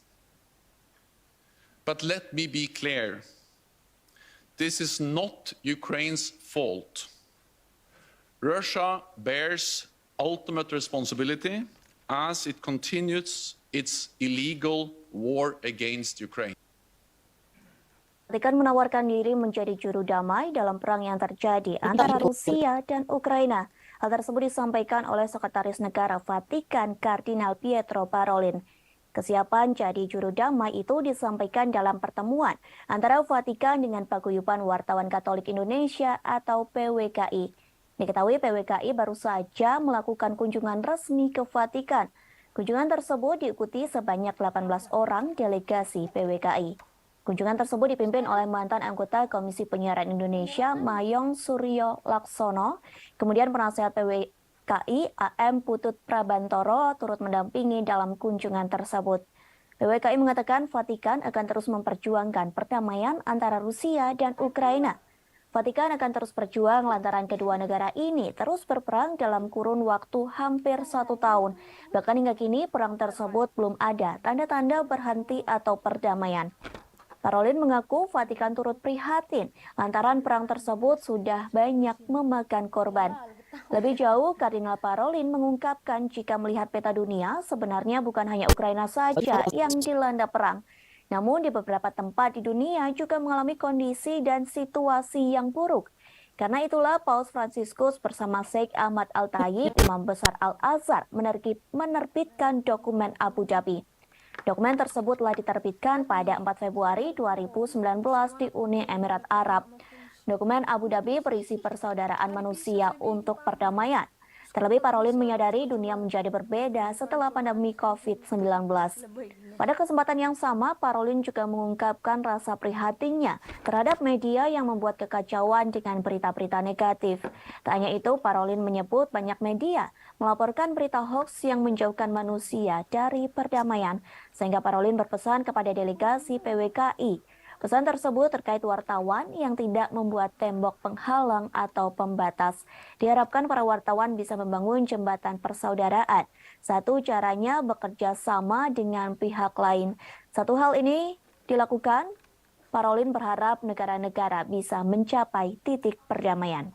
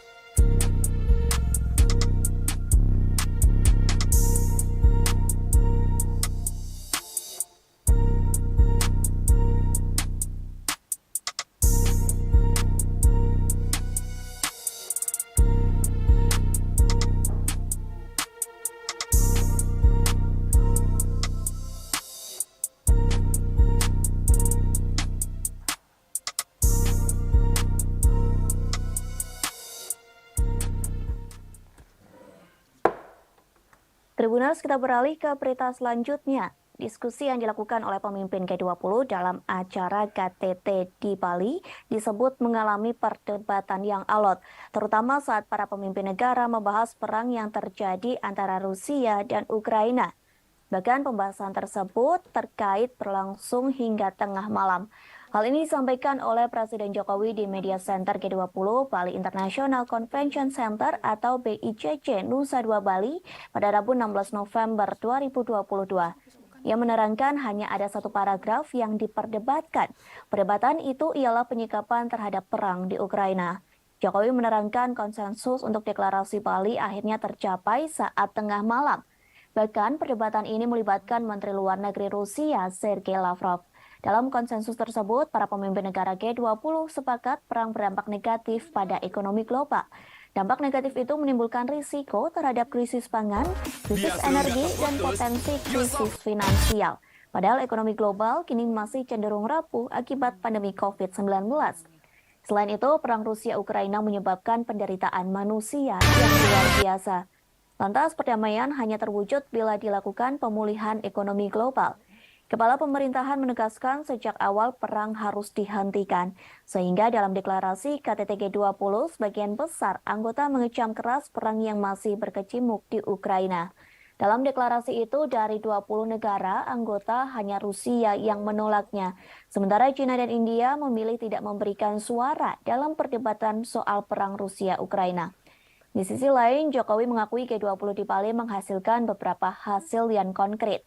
Hasil itu diantaranya terbentuk Pandemic Fund yang sampai hari ini terkumpul 1,5 miliar dolar Amerika Serikat. Kemudian Indonesia memperoleh komitmen dari Just Energy Transition Program sebesar 20 miliar dolar Amerika Serikat.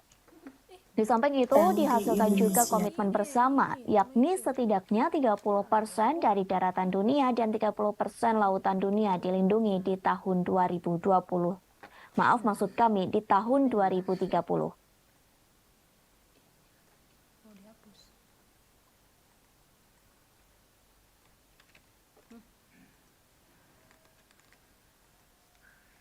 Kepemimpinan Indonesia telah berhasil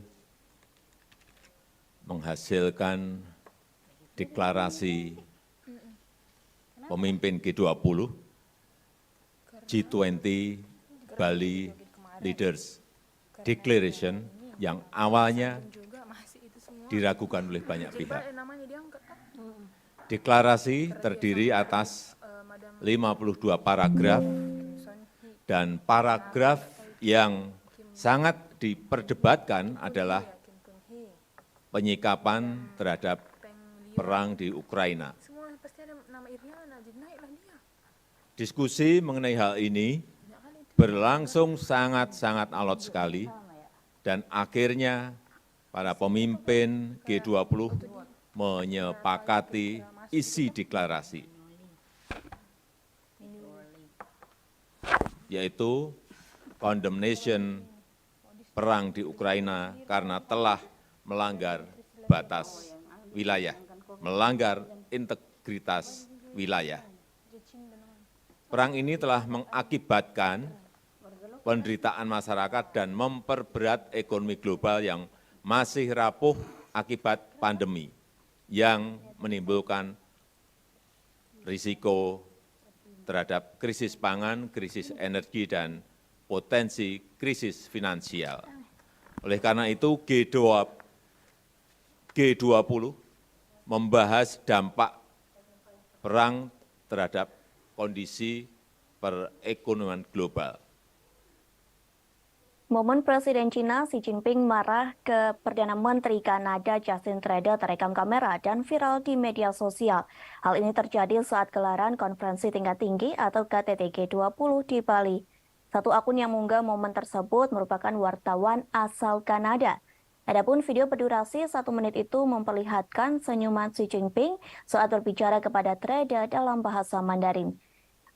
Hanya saja nampaknya Trudeau salah menangkap maksud senyuman Xi yang sembari berbicara kepadanya. Penerjemah Xi menjelaskan maksud kedatangan sang presiden merupakan meluapkan protes kepada Trudeau. Ternyata protes tersebut terkait percakapan mereka yang bocor di media dan dinilai tidak pantas. Kemarahan Xi itu pun hanya dibalas dengan senyuman oleh Trudeau. Tak hanya sampai di situ, Xi kembali menumpahkan kekesalannya terkait bocornya pembicaraan dirinya dengan Trudeau. Trudeau pun langsung menyambar ketika penerjemah baru saja mengartikan perkataan Xi.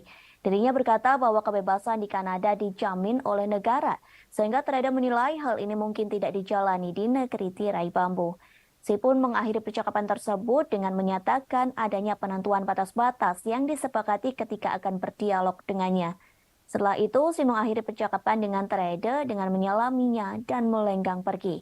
Sementara Trudeau juga pergi, namun ia tampak kebingungan.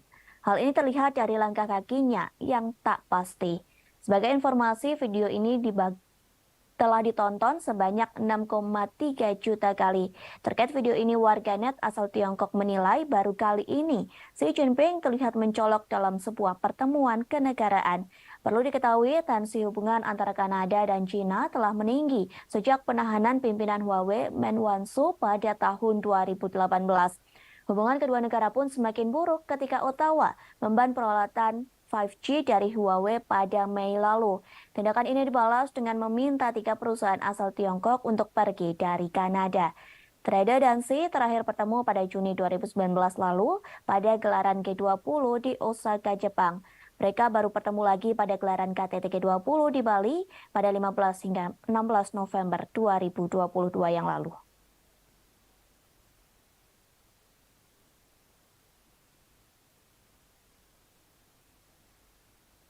Tribuners Indonesia dan Cina menjalin kesepakatan baru selesai acara KTT G20 di Bali. Presiden Joko Widodo dan Presiden Xi Jinping melakukan kerjasama terkait pengembangan vaksin COVID-19. Hal tersebut disampaikan oleh Kementerian Luar Negeri Cina. Dalam pernyataannya, Xi mengatakan kepada Presiden Jokowi bahwa Cina akan mempromosikan penelitian dan pengembangan bersama pada vaksin, sehingga pihaknya terus mendukung Indonesia dalam membangun pusat produksi vaksin regional. Diketahui Indonesia telah menjadi pembeli utama vaksin COVID-19 buatan Cina sejak dimulainya pandemi.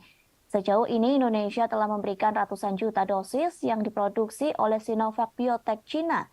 Pada bulan September, Indonesia mengatakan telah memberikan persetujuan menggunakan darurat vaksin mRNA COVID-19. Diketahui vaksin jenis ini dikembangkan oleh perusahaan Cina. Di sisi lain, Jokowi dan Xi Jinping terlihat sangat akrab. Selain bekerja sama dalam pengembangan vaksin, keduanya pun terlihat memiliki hubungan yang dekat. Pasalnya, Jokowi mengajak Xi Jinping untuk menyaksikan uji coba kereta cepat Jakarta-Bandung.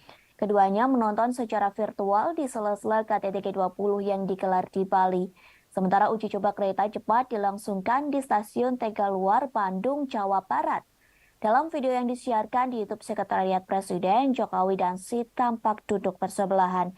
Sebelum uji coba dimulai, Menteri Koordinator Bidang Kemaritiman dan Investasi Luhut Binsar Panjaitan menyampaikan perkembangan proyek kereta cepat.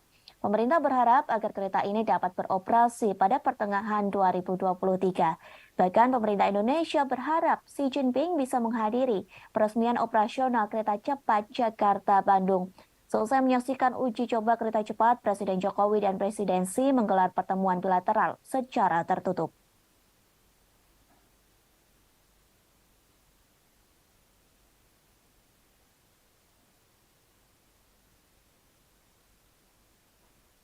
Presiden Joko Widodo secara resmi telah menutup konferensi tingkat tinggi atau KTT G20 di Bali. Acara tersebut dipersiapkan dengan matang sehingga mendapat pujian dari para pemimpin negara. Lantas apa hasil dari KTT G20 di Bali yang telah diselenggarakan selama 2 hari? Para pemimpin negara G20 mengatakan bahwa sebagian besar anggota mengutuk keras perang yang dilancarkan Rusia ke Ukraina. Pasalnya, konflik tersebut menyebabkan penderitaan manusia yang luar biasa. Bahkan invasi ini memperburuk kerapuhan yang ada dalam ekonomi global. Namun dalam draft itu, Rusia dianggap telah menentang pernyataan tersebut. Diketahui para pemimpin negara mengutuk invasi Rusia ke Ukraina dalam sesi pertama KTT. Setelah pengutukan tersebut, Menteri Luar Negeri Rusia Sergei Lavrov langsung meninggalkan Bali. Kemudian, China menggunakan forum KTT G20 untuk mencoba dan memperbaiki beberapa pagar diplomatiknya. Presiden Prancis Emmanuel Macron mengatakan pertemuan dengan Presiden Cina Xi Jinping. Pertemuan tersebut diadakan pada Selasa 15 November di sela-sela KTT G20. Sementara itu, Xi juga bertemu dengan Perdana Menteri Australia yang baru, yakni Anthony Albanese. Pertemuan itu mengisyaratkan bahwa mereka akan berusaha untuk melewati tahun-tahun ketidaksepakatan. Kedua pemimpin juga menyatakan keinginan mereka untuk bergerak maju dalam beberapa masalah bilateral, mulai dari sektor pertanian, pangan, hingga aeronautika.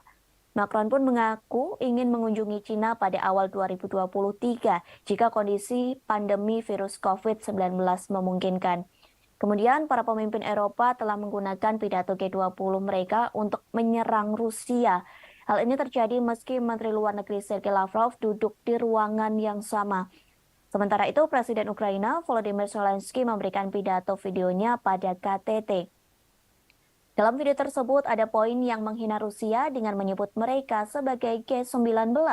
Pasalnya, Presiden Rusia Vladimir Putin tidak menghadiri forum profil tingkat tinggi yang diadakan di Bali itu. Lalu, Presiden Prancis Emmanuel Macron menggunakan KTT G20 untuk meluncurkan kembali ambisi strategis Prancis di kawasan Asia Pasifik. Ia bertemu dengan tokoh-tokoh regional termasuk Presiden Cina dan PM India Modi di sela-sela KTT Bali. Namun di antara semua hal yang telah dibahas, fokus resmi KTT terkait stabilitas keuangan, kesehatan, energi berkelanjutan, dan transformasi digital.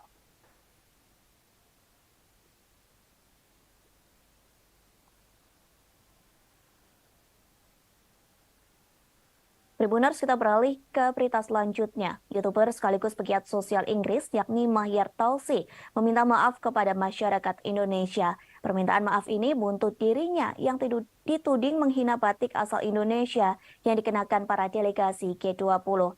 Permintaan maaf tersebut disampaikan melalui akun Twitternya pada Rabu 16 November.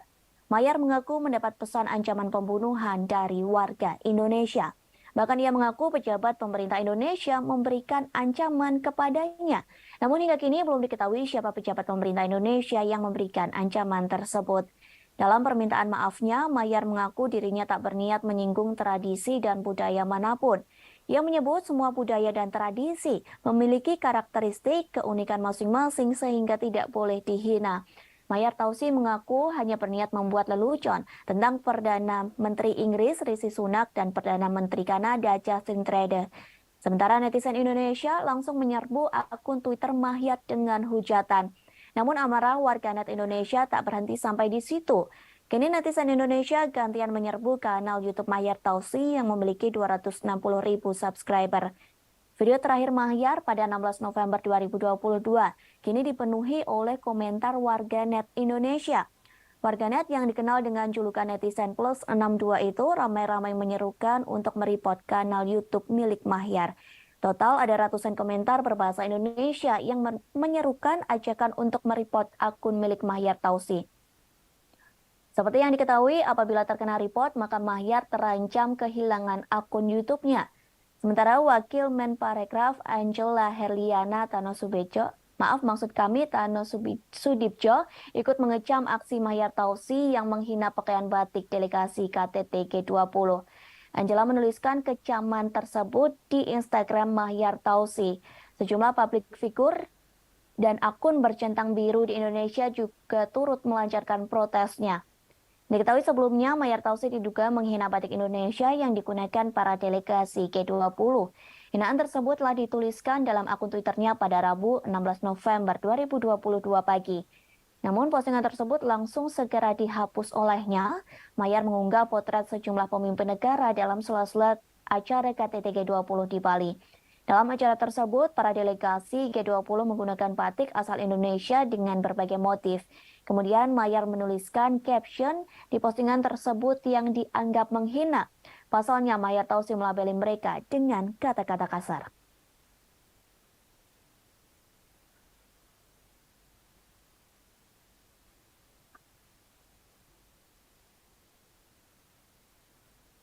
Jurnalis asing menyebut lemper mirip dengan sushi roll. Hal tersebut terjadi saat mereka meliput KTT G20 di Nusa Dua Bali. Dalam acara tersebut, jurnalis asing diberi santapan khas Indonesia. Satu di antaranya adalah lemper. Sejumlah jurnalis asing menyatakan bahwa dari segi rasa, tekstur, dan penampilan lemper mirip dengan sushi makanan khas Jepang. Bedanya hanya pada bungkusnya. Sushi dibungkus nori dan bisa dimakan, sedangkan lemper dibalut daun pisang yang tidak bisa dimakan. Hal tersebut disampaikan oleh seorang jurnalis asal Jerman, Ennet. Ia mengaku semua makanan Indonesia memiliki rasa yang enak. Bahkan ia mengaku sering heran dengan makanan Indonesia yang enak dan banyak macamnya. Para pewarta dari luar negeri mencicipi jajanan Indonesia saat meliput di Media Center Bali International Convention atau Center BICC Western Hotel Nusa Dua. Jajanan disajikan sebagai makanan penutup, antara lain wajik, kue apem, lemper, dan beberapa kudapan tradisional khas Nusantara lainnya. Makanan kecil ini juga dihidangkan untuk sarapan pagi, makan siang, dan makan malam. Pilihan hidangan internasional juga tersaji seperti makanan barat, India, dan Oriental. Namun kudapan lokal dilaporkan menarik perhatian tersendiri di mata awak media asing. Seorang staf minuman BICC yakni Edi menyebut banyak wartawan yang terlihat ragu-ragu mengambil makanan khas Indonesia. Namun setelah memakannya, mereka kerap kembali untuk mengambil hidangan tersebut.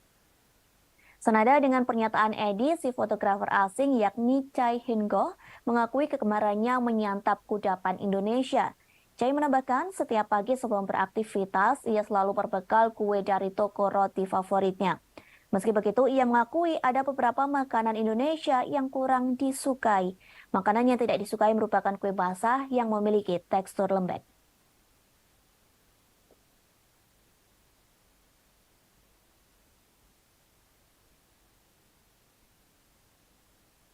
Tribunas, kita beralih ke berita yang terakhir. Sejumlah momen unik terjadi pada KTT G20 di Bali. Satu di antaranya sikap Presiden Amerika Serikat Joe Biden. Pasalnya perhatian Biden tertuju kepada jurnalis Rusia yakni Yuri Solmov. Diketahui Yuri Solmov merupakan kameramen dari Channel One Rusia. Biden disebut takjub melihat badan Solmov begitu kekar dan berotot. Ia pun mengaku khawatir dengan otot lengan pria tersebut. Pernyataan itu disambut tawa oleh Presiden Indonesia Joko Widodo. Bahkan para delegasi KTT G20 yang lain juga ikut tertawa. Kemudian terdengar seseorang mengatakan kepada Biden bahwa Solmov merupakan orang Rusia. Mendengar hal tersebut, Biden mengaku tidak peduli dengan orang itu. Bahkan Biden sempat bergurau dengan Yuri Solmov. Biden mengatakan ia berharap tidak bermusuhan dengan jurnalis asal Rusia bertubuh kekar itu. Di sisi lain, Biden sendiri mengaku betah tinggal di Indonesia dan sebenarnya tak ingin pulang ke negara asalnya. Curhatan ini disampaikan oleh Biden saat ia diantar oleh Sandiaga Uno setelah selesainya acara KTT G20 di Bali. Melalui Instagramnya, Sandi menceritakan bagaimana ia mendampingi Biden hingga Presiden Amerika Serikat itu naik ke pesawat. Dalam perjalanan ke pesawat, Biden sempat berbincang dengan Sandi. Biden awalnya mengucapkan selamat dan terima kasih atas KTT G20 di Bali yang begitu meriah. Kemudian Biden mengutarakan bagaimana dirinya begitu nyaman di Bali, bahkan merasa seperti berada di rumah sendiri. Dalam kolom captionnya, Sandi menyatakan bahwa pujian Biden itu termasuk disampaikan kepada para pelaku UMKM. Pasalnya pelaku UMKM dapat bergerak cepat mengambil momentum G20 untuk menciptakan lapangan kerja dan menjadi bagian dalam pemulihan ekonomi.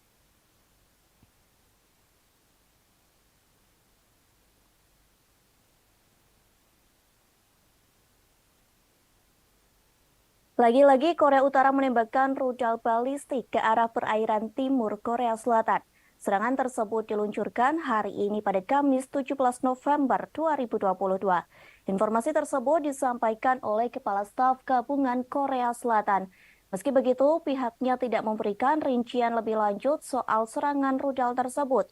Namun dipastikan serangan rudal itu diluncurkan setelah Korea Utara mengancam melancarkan tanggapan militer yang lebih keras. Ancaman tersebut ditujukan untuk langkah Amerika Serikat. Sementara ancaman tersebut dilayangkan oleh Menteri Luar Negeri Korea Utara Cho Sun-ho. Sementara yang diketahui Amerika Serikat meningkatkan komitmen keamanannya terhadap Korea Selatan dan Jepang. Padahal kedua negara ini merupakan musuh dari Korea Utara. Presiden Amerika Serikat Joe Biden, Presiden Korea Selatan Yoon Suk Yeol, dan Perdana Menteri Jepang Fumio Kishida telah melakukan pertemuan. Ketiganya melakukan pertemuan pada Minggu 13 November 2022 silam.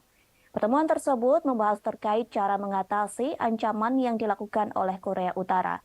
Mengetahui diskusi tersebut, Cho Sun-ho memberi peringatan dan mengecam.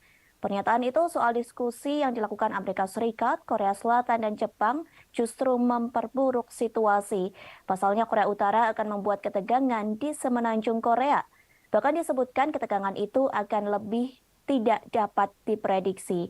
Cho Sun-ho mengatakan militer Korea Utara akan melakukan perlawanan yang semakin sengit. Hal ini benar-benar terjadi jika Washington memperkuat aliansi keamanannya terhadap Tokyo dan Seoul.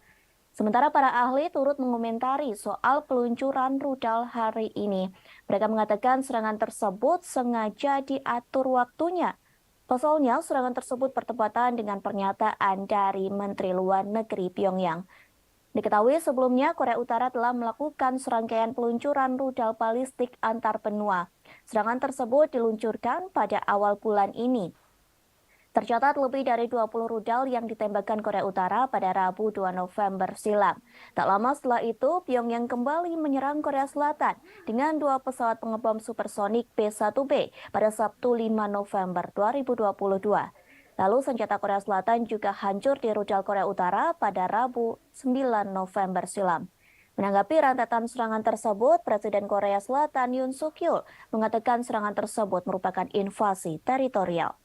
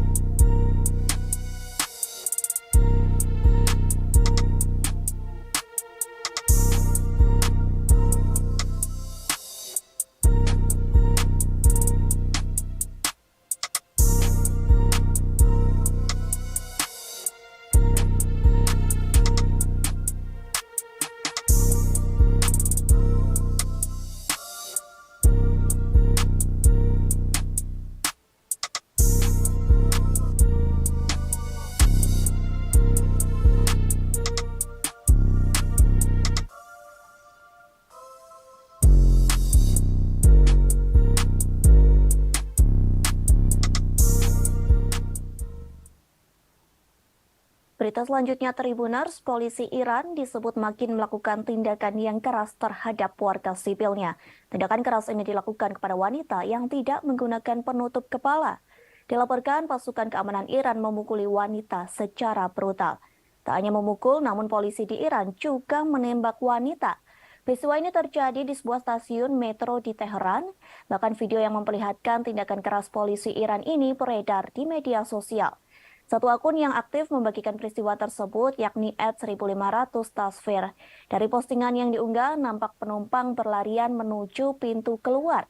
Akibatnya banyak orang yang jatuh dan terinjak-injak. Seusai itu, nampak polisi melepaskan tembakan ke peron yang ramai. Bahkan terlihat polisi sedang menyisir gerbong kereta, kemudian mereka memukuli wanita Iran yang tak memakai penutup rambut. Para polisi itu tega memukuli wanita dengan pentungnya. Dilaporkan stasiun metro dan angkutan umum memang seringkali menjadi sasaran patroli oleh polisi moral Iran. Biasanya para pengunjuk rasa melakukan protes dengan memberikan teriakan ataupun slogan. Tak hanya itu, mereka juga membakar kain penutup kepala di stasiun metro Teheran tersebut. Lokasi itu telah menjadi pusat kekerasan negara dan pengawasan terhadap warga wanita yang tidak menggunakan penutup kepala. Selain itu, polisi Iran juga bertindak keras kepada wanita yang melakukan protes atas kematian Mahsa Amini. Padahal Mahsa Amini telah meninggal 3 bulan yang lalu. Namun demonstrasi ini meningkat pada Selasa 15 November 2022. Bahkan dalam demonstrasi tersebut mengakibatkan 6 orang tewas. Aksi protes tersebut karena protes terhadap kematian Mahsa Amini. Selain itu, protes tersebut juga dilakukan untuk memperingati November berdarah. Diketahui pada November 2019, ratusan orang meninggal lantaran memprotes kenaikan harga bahan bakar.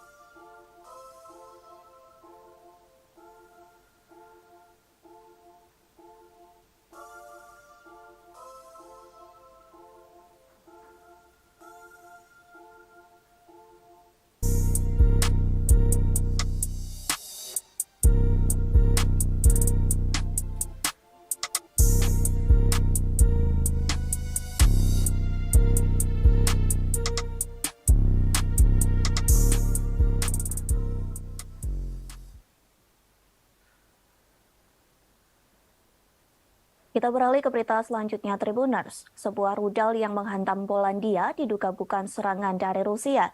Namun ledakan rudal tersebut diduga merupakan perbuatan pertahanan udara Ukraina. Hal tersebut disampaikan oleh Presiden Polandia, Andrzej Duda. Pihaknya menyebut Polandia tak memiliki bukti bahwa rudal tersebut diluncurkan oleh Ukraina. Duda mengatakan bahwa serangan tersebut merupakan kecelakaan yang tidak menguntungkan. Presiden Polandia ini juga mengatakan rudal itu bukan serangan yang disengaja. Pasalnya Duda meyakini serangan rudal itu merupakan niatan untuk membela diri. Ia menyebut pasukan Ukraina sedang mencoba untuk mencegat serangan Rusia. Namun ternyata rudal tersebut malah jatuh ke Polandia, sehingga Duda memaklumi dengan adanya peristiwa tersebut.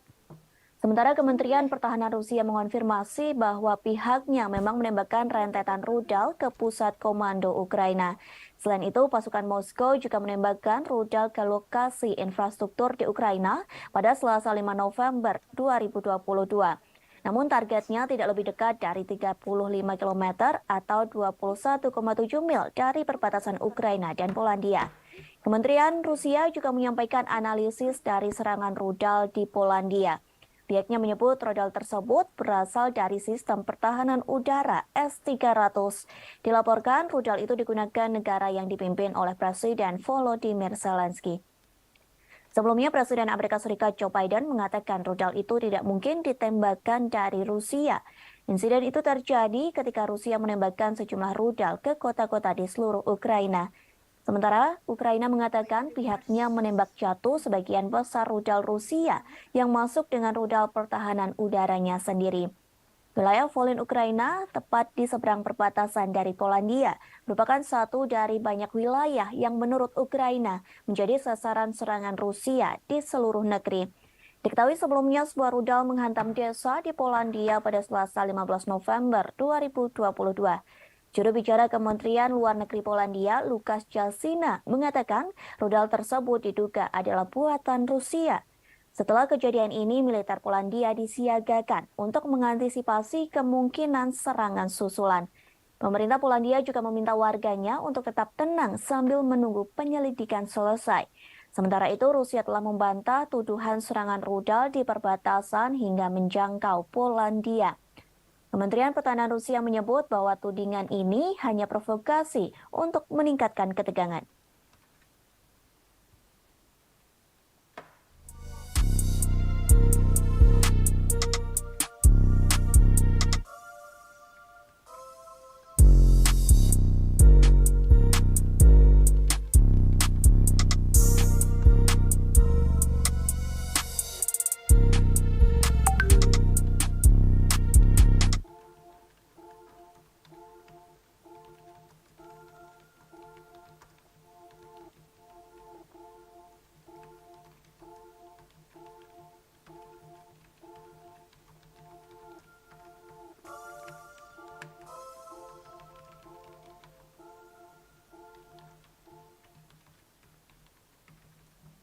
Amerika Serikat tetap kukuh menyalahkan Rusia atas serangan rudal di Polandia. Padahal NATO telah memperkirakan serangan di Polandia merupakan rudal milik Ukraina.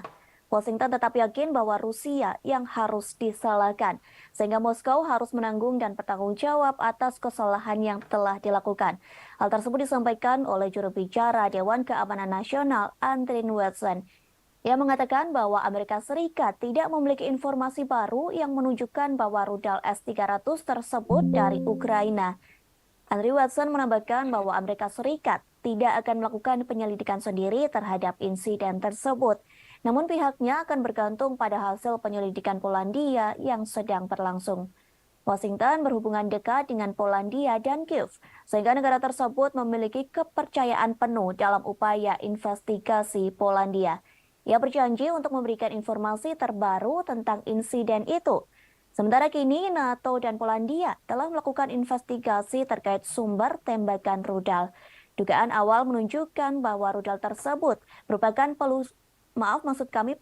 peluru nyasar yang ditembakkan Ukraina. Rudal yang ditembakkan Ukraina awalnya bertujuan untuk mempertahankan wilayahnya dari serangan Rusia. Namun tembakan rudal diduga salah sasaran hingga jatuh di wilayah Polandia. Hal tersebut disampaikan oleh Sekretaris Jenderal NATO Jens Stoltenberg. Meski begitu, menurut Stoltenberg, Ukraina tidak perlu disalahkan atas kejadian ini. Pasalnya, insiden rudal nyasar ini terjadi karena tidak sengaja. Sementara itu, Rusia telah membantah tuduhan serangan rudal di perbatasan hingga menjangkau Polandia. Kementerian Pertahanan Rusia menyebut bahwa tudingan ini hanya provokasi untuk meningkatkan ketegangan.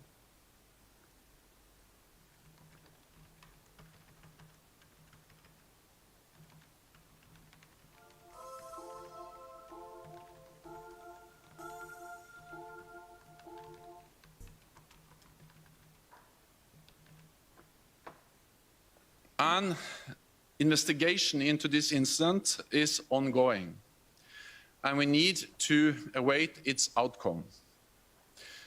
But we have no indication that this was the result of a deliberate attack.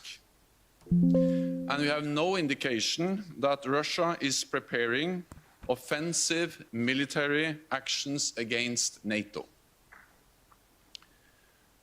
Our preliminary analysis suggests that the incident was likely caused by a Ukrainian air defense missile fired to defend Ukrainian territory against Russian cruise missile attacks. But let me be clear, this is not Ukraine's fault. Russia bears ultimate responsibility as it continues its illegal war against Ukraine. Vatikan menawarkan diri menjadi juru damai dalam perang yang terjadi antara Rusia dan Ukraina. Hal tersebut disampaikan oleh Sekretaris Negara Vatikan Kardinal Pietro Parolin. Kesiapan jadi juru damai itu disampaikan dalam pertemuan antara Vatikan dengan Paguyuban Wartawan Katolik Indonesia atau PWKI. Diketahui PWKI baru saja melakukan kunjungan resmi ke Vatikan. Kunjungan tersebut diikuti sebanyak 18 orang delegasi PWKI. Kunjungan tersebut dipimpin oleh mantan anggota Komisi Penyiaran Indonesia, Mayong Suryo Laksono. Kemudian penasehat PWKI, AM Putut Prabantoro, turut mendampingi dalam kunjungan tersebut. PWKI mengatakan Vatikan akan terus memperjuangkan perdamaian antara Rusia dan Ukraina. Vatikan akan terus berjuang lantaran kedua negara ini terus berperang dalam kurun waktu hampir 1 tahun. Bahkan hingga kini perang tersebut belum ada tanda-tanda berhenti atau perdamaian. Parolin mengaku Vatikan turut prihatin lantaran perang tersebut sudah banyak memakan korban. Lebih jauh, Kardinal Parolin mengungkapkan jika melihat peta dunia, sebenarnya bukan hanya Ukraina saja yang dilanda perang. Namun di beberapa tempat di dunia juga mengalami kondisi dan situasi yang buruk. Karena itulah Paus Fransiskus bersama Sheikh Ahmad Al-Tayib, Imam Besar Al-Azhar, menerbitkan dokumen Abu Dhabi. Dokumen tersebut telah diterbitkan pada 4 Februari 2019 di Uni Emirat Arab. Dokumen Abu Dhabi berisi persaudaraan manusia untuk perdamaian. Terlebih Parolin menyadari dunia menjadi berbeda setelah pandemi COVID-19. Pada kesempatan yang sama, Parolin juga mengungkapkan rasa prihatinnya terhadap media yang membuat kekacauan dengan berita-berita negatif. Tak hanya itu, Parolin menyebut banyak media melaporkan berita hoaks yang menjauhkan manusia dari perdamaian. Sehingga Parolin berpesan kepada delegasi PWKI. Pesan tersebut terkait wartawan yang tidak membuat tembok penghalang atau pembatas. Diharapkan para wartawan bisa membangun jembatan persaudaraan. Satu caranya bekerja sama dengan pihak lain. Satu hal ini dilakukan, Parolin berharap negara-negara bisa mencapai titik perdamaian.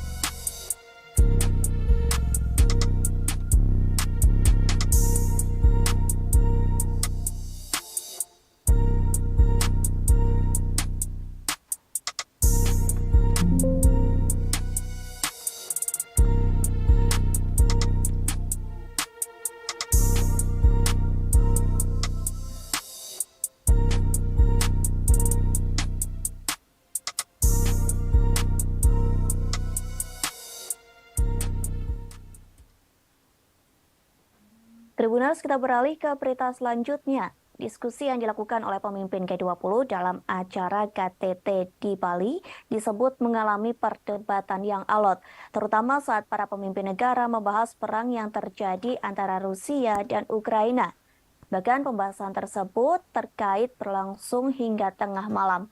Hal ini disampaikan oleh Presiden Jokowi di Media Center G20 Bali International Convention Center atau BICC Nusa Dua Bali pada Rabu 16 November 2022. Ia menerangkan hanya ada satu paragraf yang diperdebatkan.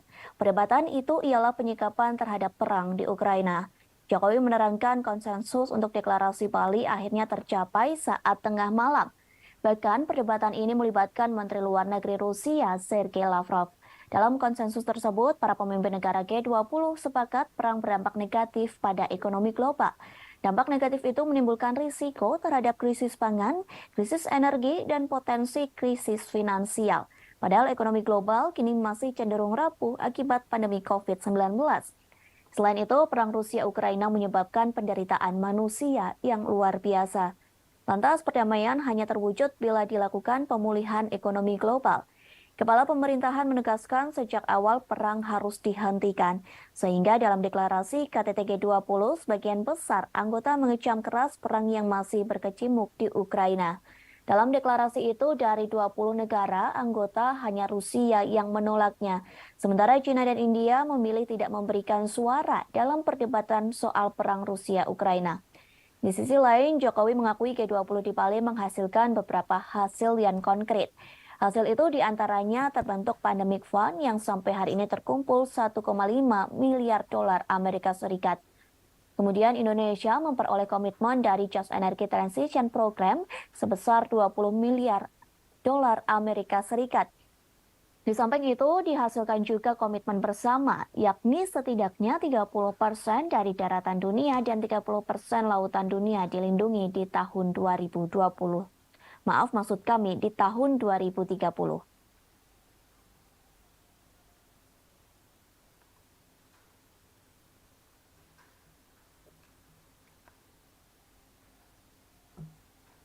Kepemimpinan Indonesia telah berhasil menghasilkan deklarasi pemimpin G20, G20 Bali Leaders Declaration yang awalnya diragukan oleh banyak pihak. Deklarasi terdiri atas 52 paragraf dan paragraf yang sangat diperdebatkan adalah penyikapan terhadap perang di Ukraina. Diskusi mengenai hal ini berlangsung sangat-sangat alot sekali dan akhirnya para pemimpin G20 menyepakati isi deklarasi, yaitu condemnation perang di Ukraina karena telah melanggar batas wilayah, melanggar integritas wilayah. Perang ini telah mengakibatkan penderitaan masyarakat dan memperberat ekonomi global yang masih rapuh akibat pandemi yang menimbulkan risiko terhadap krisis pangan, krisis energi, dan potensi krisis finansial. Oleh karena itu, G20 membahas dampak perang terhadap kondisi perekonomian global. Momen Presiden China Xi Jinping marah ke Perdana Menteri Kanada Justin Trudeau terekam kamera dan viral di media sosial. Hal ini terjadi saat gelaran konferensi tingkat tinggi atau KTT G20 di Bali. Satu akun yang mengunggah momen tersebut merupakan wartawan asal Kanada. Adapun video berdurasi 1 menit itu memperlihatkan senyuman Xi Jinping saat berbicara kepada Trudeau dalam bahasa Mandarin. Hanya saja nampaknya Trudeau salah menangkap maksud senyuman Xi yang sembari berbicara kepadanya. Penerjemah Xi menjelaskan maksud kedatangan sang presiden merupakan meluapkan protes kepada trader. Ternyata protes tersebut terkait percakapan mereka yang bocor di media dan dinilai tidak pantas. Kemarahan Xi itu pun hanya dibalas dengan senyuman oleh trader. Tak hanya sampai di situ, Xi kembali menumpahkan kekesalannya terkait bocornya pembicaraan dirinya dengan trader. Trader pun langsung menyambar ketika penerjemah baru saja mengartikan perkataan Xi. Dirinya berkata bahwa kebebasan di Kanada dijamin oleh negara, sehingga trader menilai hal ini mungkin tidak dijalani di negeri tirai bambu. Xi pun mengakhiri percakapan tersebut dengan menyatakan adanya penentuan batas-batas yang disepakati ketika akan berdialog dengannya. Setelah itu, Xi mengakhiri percakapan dengan trader dengan menyalaminya dan melenggang pergi. Sementara trader juga pergi, namun ia tampak kebingungan. Hal ini terlihat dari langkah kakinya yang tak pasti. Sebagai informasi, video ini telah ditonton sebanyak 6,3 juta kali. Terkait video ini, warganet asal Tiongkok menilai baru kali ini Xi Jinping terlihat mencolok dalam sebuah pertemuan kenegaraan. Perlu diketahui, tensi hubungan antara Kanada dan China telah meninggi sejak penahanan pimpinan Huawei Meng Wanzhou pada tahun 2018. Hubungan kedua negara pun semakin buruk ketika Ottawa memban peralatan 5G dari Huawei pada Mei lalu. Tindakan ini dibalas dengan meminta 3 perusahaan asal Tiongkok untuk pergi dari Kanada. Trader dan Xi terakhir bertemu pada Juni 2019 lalu pada gelaran G20 di Osaka, Jepang. Mereka baru bertemu lagi pada gelaran KTT G20 di Bali pada 15 hingga 16 November 2022 yang lalu.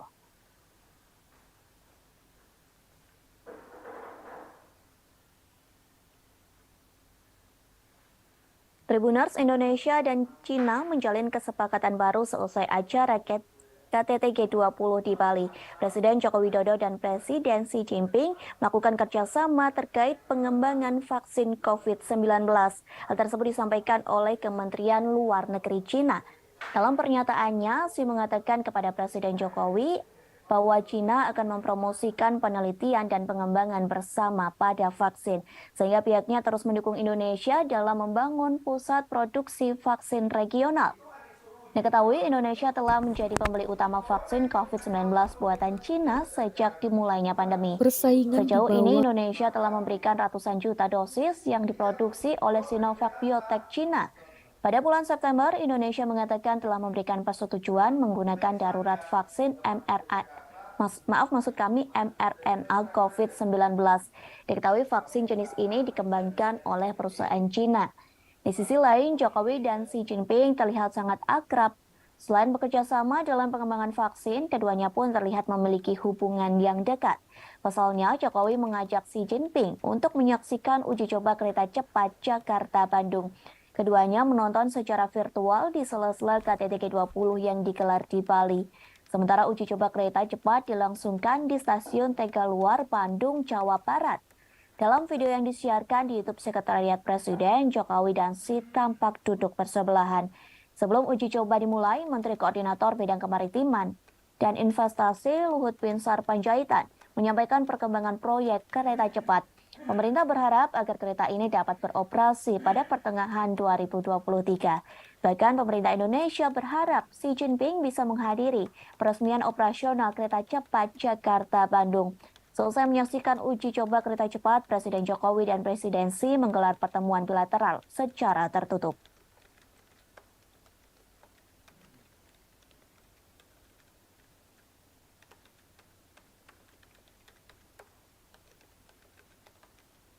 Presiden Joko Widodo secara resmi telah menutup konferensi tingkat tinggi atau KTT G20 di Bali. Acara tersebut dipersiapkan dengan matang sehingga mendapat pujian dari para pemimpin negara. Lantas apa hasil dari KTT G20 di Bali yang telah diselenggarakan selama 2 hari? Para pemimpin negara G20 mengatakan bahwa sebagian besar anggota mengutuk keras perang yang dilancarkan Rusia ke Ukraina. Pasalnya, konflik tersebut menyebabkan penderitaan manusia yang luar biasa. Bahkan invasi ini memperburuk kerapuhan yang ada dalam ekonomi global. Namun dalam draft itu, Rusia dianggap telah menentang pernyataan tersebut. Diketahui para pemimpin negara mengutuk invasi Rusia ke Ukraina dalam sesi pertama KTT. Setelah pengutukan tersebut, Menteri Luar Negeri Rusia Sergei Lavrov langsung meninggalkan Bali. Kemudian, China menggunakan forum KTT G20 untuk mencoba dan memperbaiki beberapa pagar diplomatiknya. Presiden Prancis Emmanuel Macron mengatakan pertemuan dengan Presiden China Xi Jinping. Pertemuan tersebut diadakan pada Selasa 15 November di sela-sela KTT G20. Sementara itu, Xi juga bertemu dengan Perdana Menteri Australia yang baru, yakni Anthony Albanese. Pertemuan itu mengisyaratkan bahwa mereka akan berusaha untuk melewati tahun-tahun ketidaksepakatan. Kedua pemimpin juga menyatakan keinginan mereka untuk bergerak maju dalam beberapa masalah bilateral, mulai dari sektor pertanian, pangan, hingga aeronautika. Macron pun mengaku ingin mengunjungi China pada awal 2023 jika kondisi pandemi virus COVID-19 memungkinkan. Kemudian, para pemimpin Eropa telah menggunakan pidato G20 mereka untuk menyerang Rusia. Hal ini terjadi meski Menteri Luar Negeri Sergei Lavrov duduk di ruangan yang sama. Sementara itu, Presiden Ukraina Volodymyr Zelensky memberikan pidato videonya pada KTT. Dalam video tersebut ada poin yang menghina Rusia dengan menyebut mereka sebagai G19. Pasalnya, Presiden Rusia Vladimir Putin tidak menghadiri forum profil tingkat tinggi yang diadakan di Bali itu. Lalu, Presiden Prancis Emmanuel Macron menggunakan KTT G20 untuk meluncurkan kembali ambisi strategis Prancis di kawasan Asia Pasifik. Ia bertemu dengan tokoh-tokoh regional termasuk Presiden China dan PM India Modi di sela-sela KTT Bali. Namun di antara semua hal yang telah dibahas, fokus resmi KTT terkait stabilitas keuangan, kesehatan, energi berkelanjutan, dan transformasi digital.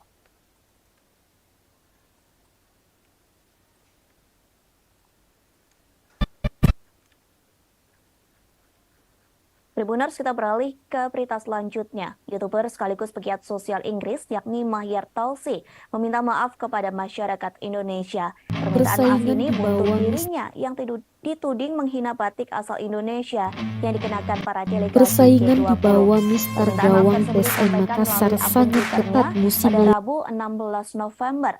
Mahyar mengaku mendapat pesan ancaman pembunuhan Liga 1 dari warga Indonesia.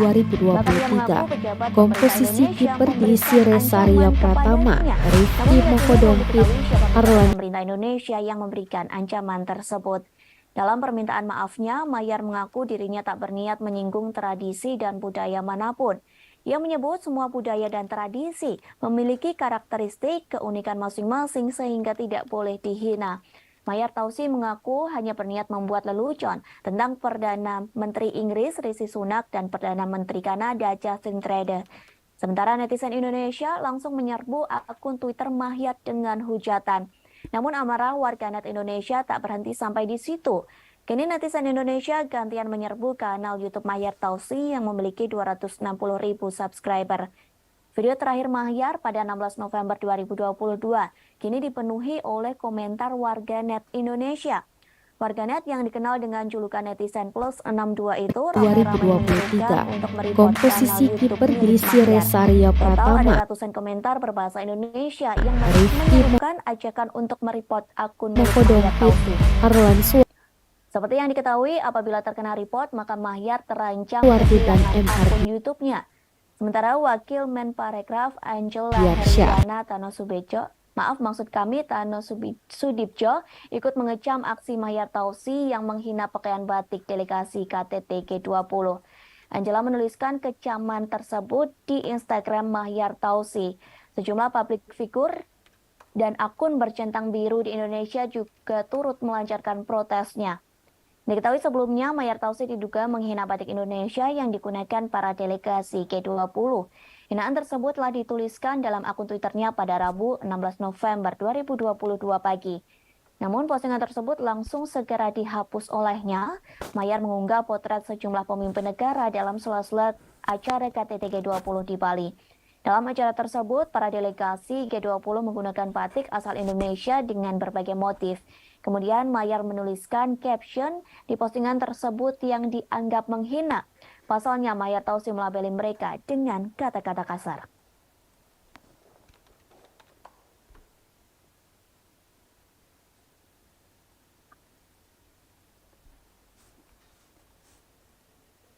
Jurnalis asing menyebut lemper mirip dengan sushi roll. Hal tersebut terjadi saat mereka meliput KTT G20 di Nusa Dua Bali. Dalam acara tersebut, jurnalis asing diberi santapan khas Indonesia. Satu di antaranya adalah lemper.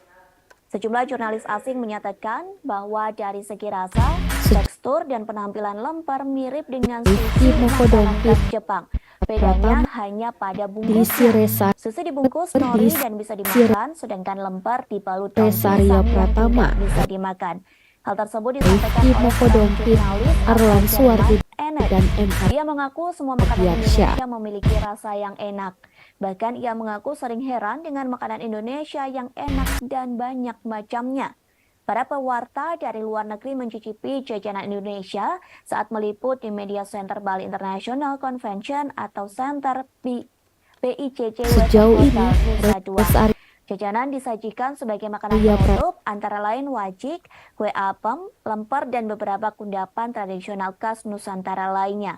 Makanan kecil ini juga dihidangkan untuk sarapan pagi, makan siang, dan makan malam. Pilihan hidangan internasional juga tersaji seperti makanan barat, India, dan Oriental. Namun kudapan lokal dilaporkan menarik perhatian tersendiri di mata awak media asing. Seorang staf minuman BICC yakni Edi menyebut banyak wartawan yang terlihat ragu-ragu Sejauh ini, mengambil makanan Res khas Indonesia. Namun setelah memakannya, mereka kerap kembali untuk Arya mengambil Pratama hidangan berhasil tersebut. merebut hati sang pelatih. Senada dengan pernyataan Edi, si fotografer asing yakni Chai Hingo mengakui Nardo kegemarannya Tavares. menyantap kudapan Ia Indonesia. mampu Chai mengungguli setiap tiga pagi sudah kiper lainnya. beraktivitas, ia selalu Kiper berbekal 20 kue dari toko roti favoritnya. Meski begitu, ia mengakui ada beberapa Dua makanan tahun Indonesia lainnya. yang kurang disukai. Makanan yang tidak disukai merupakan kue basah Kiper yang memiliki 22 tekstur tahun lembut. ini terus menjalani pilihan di bawah Mister Gawang Laskar Pinisi.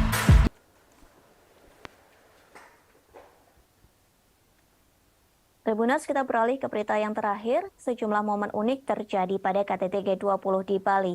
Satu di antaranya sikap Di Presiden berbagai Amerika Serikat kompetisi, Joe Biden. ia menjadi Contohnya perhatian benteng Biden tangguh tertuju di kepada bawah jurnalis gawang, Rusia memiliki yakni kemampuan Yuri membaca Solomon. bola, Diketahui refleks, Yuri Solomon dan merupakan penempatan kameramen posisi yang dari menjadi channel One kelebihannya. Rusia.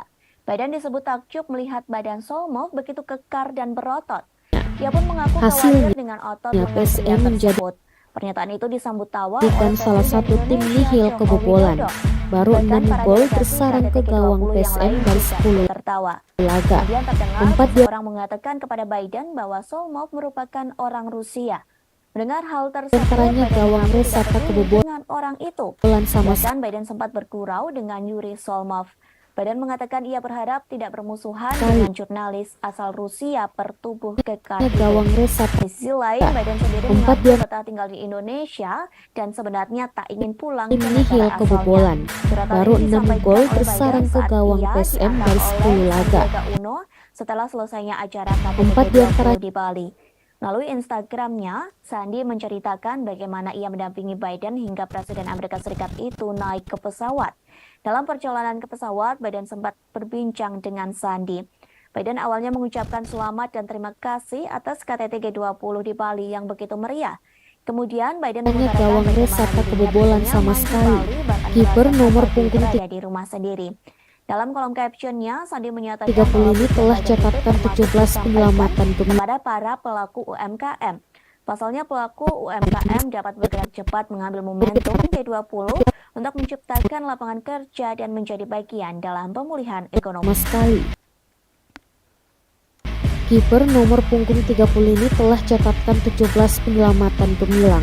Kemudian Rifki Mokodompik Lagi-lagi Korea Utara menembakkan rudal balistik ke arah perairan gemilang. timur Kemudian Korea Rifki Selatan. Serangan tersebut diluncurkan hari ini pada Kamis 17 November 2022. Informasi tersebut disampaikan oleh Kepala Staf Gabungan Korea Selatan. Rifki Mokodompik merupakan kiper senior di PSM Makassar. Ia juga bukanlah orang Namun dipastikan serangan rudal itu diluncurkan setelah Korea Utara mengancam melancarkan tanggapan militer yang lebih baru di keras. PSM Makassar. Ancaman tersebut Ia pernah ditujukan terkuat untuk klub langkah kebanggaan Amerika masyarakat Serikat. Sulawesi Selatan Sementara dari ancaman tersebut 2017 dilayangkan hingga oleh Menteri Luar Negeri 2019. Korea Utara, Selama Cho Sun-ho. Sementara yang diketahui, Amerika Serikat meningkatkan komitmen keamanannya terhadap Korea Selatan dan Jepang. Padahal kedua negara ini merupakan musuh dari Korea Utara. Presiden Amerika Serikat Joe Biden, Presiden Korea Selatan Yoon Suk Yeol, dan Perdana Menteri Jepang Fumio Kishida telah melakukan pertemuan. Ketiganya melakukan pertemuan pada Minggu 13 November 2022 silam. Pertemuan tersebut membahas terkait cara mengatasi ancaman yang dilakukan oleh Korea Utara. Mengetahui diskusi tersebut, Jo Sun Ho memberi peringatan dan mengecam. Pernyataan itu soal diskusi yang dilakukan Amerika Serikat, Korea Selatan, dan Jepang justru memperburuk situasi. Pasalnya Korea Utara akan membuat ketegangan di semenanjung Korea. Bahkan disebutkan ketegangan itu akan lebih tidak dapat diprediksi. Jo Sun Ho mengatakan militer Korea Utara akan melakukan perlawanan PSM yang Makassar. semakin sengit. Ia juga bukanlah orang baru di PSM Makassar. Ia pernah perkuat klub kebanggaan masyarakat Sulawesi Selatan dari 2017 hingga 2019. Selama membela PSM, Mereka mengatakan serangan tersebut sengaja diatur ia pernah perkuat Pasalnya, serangan klub tersebut kebanggaan bertepatan masyarakat dengan Sulawesi pernyataan Selatan Menteri dari Luar Negeri 2017 Pyongyang. hingga 2019. Korea Selama Utara membela melakukan PSM Makassar, serangan ia catatkan 92 penampilan di berbagai kompetisi, bukukan 32 clean sheet, dan kebobolan 100 gol. Korea Utara pada Rabu 2 berhasil November silam. Tak lama setelah itu, Pyongyang kembali menyerang Korea Selatan dengan 2 pesawat pengebom supersonik B-1B pada Sabtu 5 November 2022. Lalu senjata Korea Selatan juga hancur di rudal Korea Utara pada Rabu 9 November silam. Menanggapi rentetan serangan tersebut, Presiden Korea Selatan Yoon Suk Yeol mengatakan serangan tersebut merupakan invasi teritorial.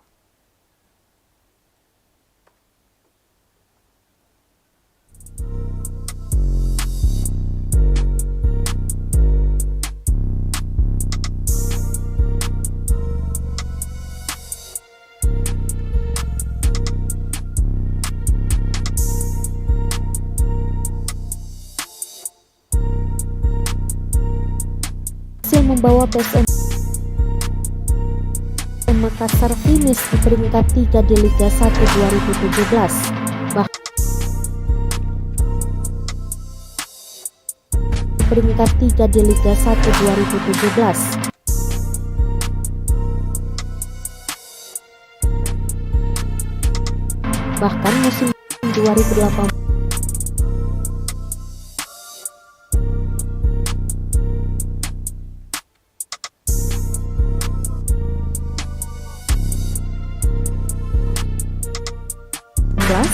yang nyaris mengantar PSM juara. Sayang PSM harus puas finish di peringkat 2. Selisih 1 poin dengan Persija Jakarta. Hal sama dialami Harlan Suardi. Polisi Iran disebut makin melakukan tindakan yang keras terhadap warga sipilnya. Tindakan keras ini dilakukan kepada wanita yang tidak menggunakan penutup kepala. Dilaporkan pasukan keamanan Iran memukul wanita secara brutal. Tak hanya memukul, namun polisi di Iran juga menembak wanita. Peristiwa ini terjadi di sebuah stasiun metro di Teheran. Bahkan video yang memperlihatkan tindakan keras polisi Iran ini beredar di media sosial. Satu akun yang aktif membagikan peristiwa tersebut yakni @1500 Tasfir. Dari postingan yang diunggah, nampak penumpang berlarian menuju pintu keluar. Akibatnya banyak orang yang jatuh dan terinjak-injak. Seusai itu, nampak polisi melepaskan tembakan ke peron yang ramai. Bahkan terlihat polisi sedang menyisir gerbang kereta yang nyaris memukuli wanita Iran yang tak memakai penutup rambut. Para polisi itu tega memukuli wanita dengan pentungnya. Dilaporkan stasiun metro dan angkutan umum memang sering menjadi sasaran patroli oleh polisi moral Iran. Biasanya para pengunjuk rasa melakukan protes dengan memberikan teriakan ataupun slogan. Tak hanya itu, mereka juga membakar kain penutup kepala di stasiun metro Teheran tersebut. Lokasi itu telah menjadi pusat kekerasan negara dan pengawasan terhadap warga wanita yang tidak menggunakan penutup kepala. Selain itu, polisi Iran juga bertindak keras kepada wanita yang melakukan protes atas kekerasan 2017, bahkan musim 2018 3 bulan yang lalu. Namun demonstrasi ini meningkat pada Selasa 15 November 2022.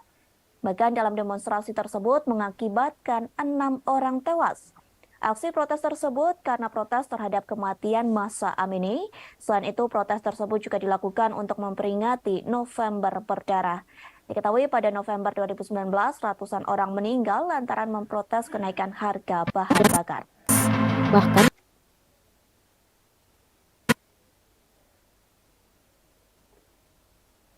2018 yang nyaris mengantar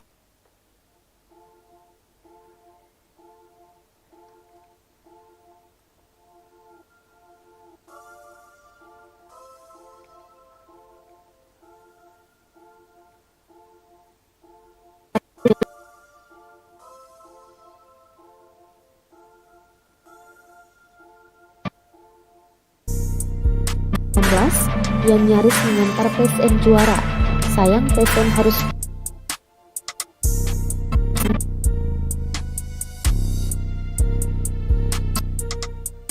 mengantar PSM juara. Sayang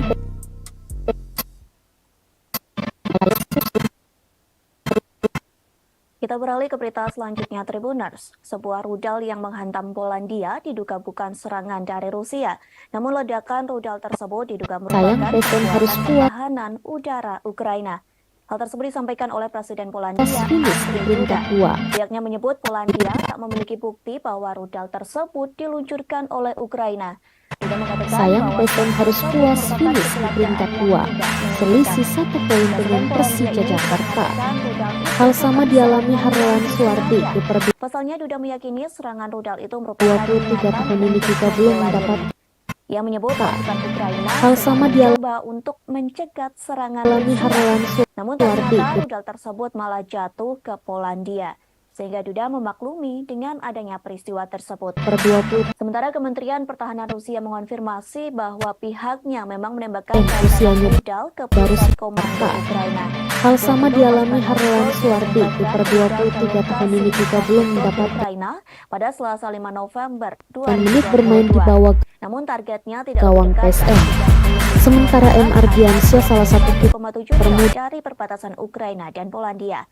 Kementerian Rusia juga menyampaikan analisis dari serangan rudal di Polandia. Pihaknya menyebut rudal tersebut berasal sementara MR dari udara S-300. Sementara MR digunakan negara yang dipimpin oleh Presiden Sementara Volodymyr Zelensky. MR Diansyah salah satu kiper Biden mengatakan rudal itu tidak muda dimiliki PSM, usianya baru 19 tahun. Namun Ardiansyah belum sejumlah rudal ke kota-kota di seluruh Ukraina. Sementara Ukraina mengatakan pihaknya menembak jatuh sebagian besar rudal Rusia yang masuk dengan rudal pertahanan udaranya sendiri. Wilayah Volyn Ukraina, tepat di seberang perbatasan dari Polandia, merupakan satu dari banyak wilayah yang menurut Ukraina bawah bayang-bayang sebenarnya. Bernardo Tavares angkat bicara terkait persaingan posisi penjaga gawang PSM baru 19 tahun. Namun Juru bicara Kementerian Luar Negeri Polandia, Lukasz Jasina, mengatakan rudal tersebut diduga adalah buatan Rusia. setelah usianya baru 19 tahun, namun Ardiansyah belum pernah mendapatkan menit bermain bersama PSM. Pemerintah Polandia juga meminta warganya untuk berada di bawah bayang-bayang senior. pendidikan selesai. Sementara itu, Rusia telah membantah tuduhan serangan rudal di perbatasan hingga menjangkau Polandia. Kementerian Pertahanan Rusia menyebut bahwa tudingan ini hanya provokasi untuk meningkatkan ketegangan.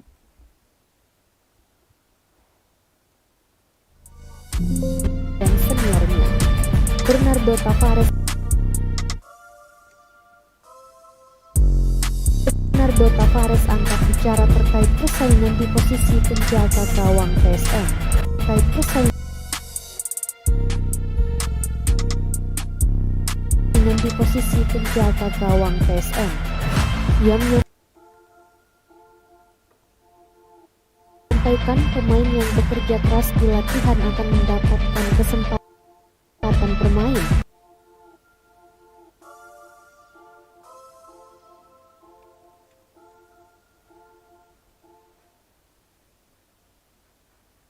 Amerika Serikat tetap kukuh menyalahkan Rusia atas serangan rudal di Polandia. Padahal NATO telah memperkirakan serangan di Polandia merupakan rudal milik Ukraina. Washington tetap yakin bahwa Rusia yang harus disalahkan, sehingga Moskow harus menanggung dan bertanggung jawab atas kesalahan yang telah dilakukan. Hal tersebut disampaikan oleh juru bicara Dewan Keamanan Nasional, Andrin Wilson. Ia mengatakan bahwa Amerika Serikat tidak memiliki informasi baru yang menunjukkan bahwa rudal S-300 tersebut dari Ukraina. Andrew Watson menambahkan bahwa Amerika Serikat tidak akan melakukan penyelidikan sendiri terhadap insiden tersebut. Namun pihaknya akan bergantung pada hasil penyelidikan Polandia yang sedang berlangsung. Washington berhubungan dekat dengan Polandia dan Kiev, sehingga negara tersebut memiliki kepercayaan penuh dalam upaya investigasi Polandia. Ia berjanji untuk memberikan informasi terbaru tentang insiden itu. Sementara kini NATO dan Polandia telah melakukan investigasi terkait sumber tembakan rudal. Dugaan awal menunjukkan bahwa rudal tersebut merupakan peluru nyasar yang ditembakkan Ukraina. Rudal yang ditembakkan Ukraina awalnya bertujuan untuk mempertahankan wilayahnya dari serangan Rusia. Namun tembakan rudal diduga salah sasaran hingga jatuh di wilayah Polandia. Hal tersebut disampaikan oleh Sekretaris Jenderal NATO Jens Stoltenberg.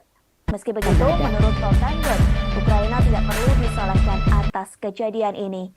Pasalnya, insiden rudal nyasar ini terjadi karena tidak sengaja. Sementara itu, Rusia telah membantah tudingan serangan rudal di perbatasan hingga menjangkau Polandia. Kementerian Pertahanan Rusia menyebut bahwa tudingan ini hanya provokasi untuk meningkatkan ketegangan.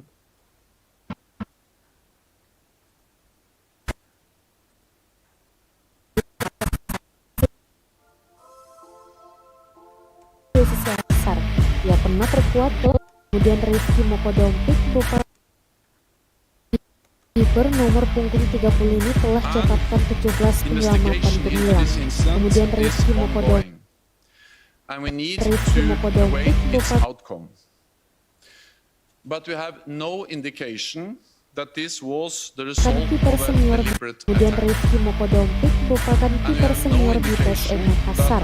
Ia juga bukanlah orang baru di PSM Makassar. Ia pernah terkuat klub kebanggaan masyarakat Sulawesi Selatan dari 2017 hingga 2019. Selama membela PSM Makassar, ia cetakkan 92 penampilan di berbagai kompetisi, bukukan 32 clean sheet dan kebobolan 100 gol. Ukrainian territory against Russian cruise missile attacks. But let me be clear. Rifki berhasil membawa PSM Makassar finish di peringkat 3 di Liga 1 2017. Bahkan musim 2018, ia nyaris mengantar PSM juara. Sayang PSM harus puas finish di peringkat 2. Selisih 1 poin dengan Persija Jakarta. Hal sama dialami Harlan Suardi, kiper 23 tahun ini juga belum mendapatkan menit bermain di bawah gawang PSM.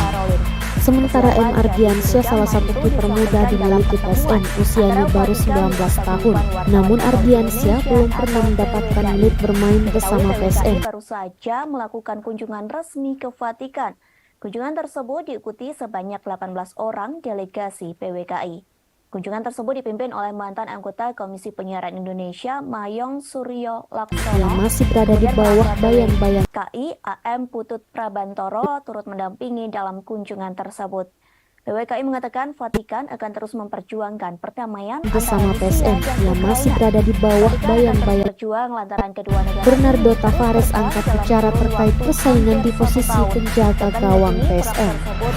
Ia menyampaikan pemain yang bekerja keras di latihan akan mendapatkan kesempatan bermain. Walau pelatih berkebangsaan Portugal ini belum bisa memastikan waktu kapan, tapi ia menjamin kesempatan itu akan ada. Yang dilanda perang. Namun di beberapa tempat di dunia juga mengalami kondisi dan situasi yang buruk. Karena itulah Paus Fransiskus bersama Sheikh Ahmad Al-Tayyib, Imam Besar Al-Azhar, menerbitkan dokumen Abu Dhabi. Dokumen tersebut telah diterbitkan pada 4 Februari 2019 di Uni Emirat Arab. Dokumen Abu Dhabi berisi persaudaraan manusia untuk perdamaian. Terlebih Parolin menyadari dunia menjadi berbeda setelah pandemi COVID-19. Pada kesempatan yang sama, Parolin juga mengungkapkan rasa prihatinnya terhadap media yang membuat kekacauan dengan berita-berita negatif. Tak hanya itu, Parolin menyebut banyak media melaporkan berita hoax yang menjauhkan manusia dari perdamaian. Sehingga Parolin berpesan kepada delegasi PWKI Pesan tersebut terkait wartawan yang tidak membuat tembok penghalang atau pembatas. Diharapkan para wartawan bisa membangun jembatan persaudaraan. Satu caranya bekerja sama dengan pihak lain. Satu hal ini dilakukan, Karolin berharap negara-negara bisa mencapai titik perdamaian.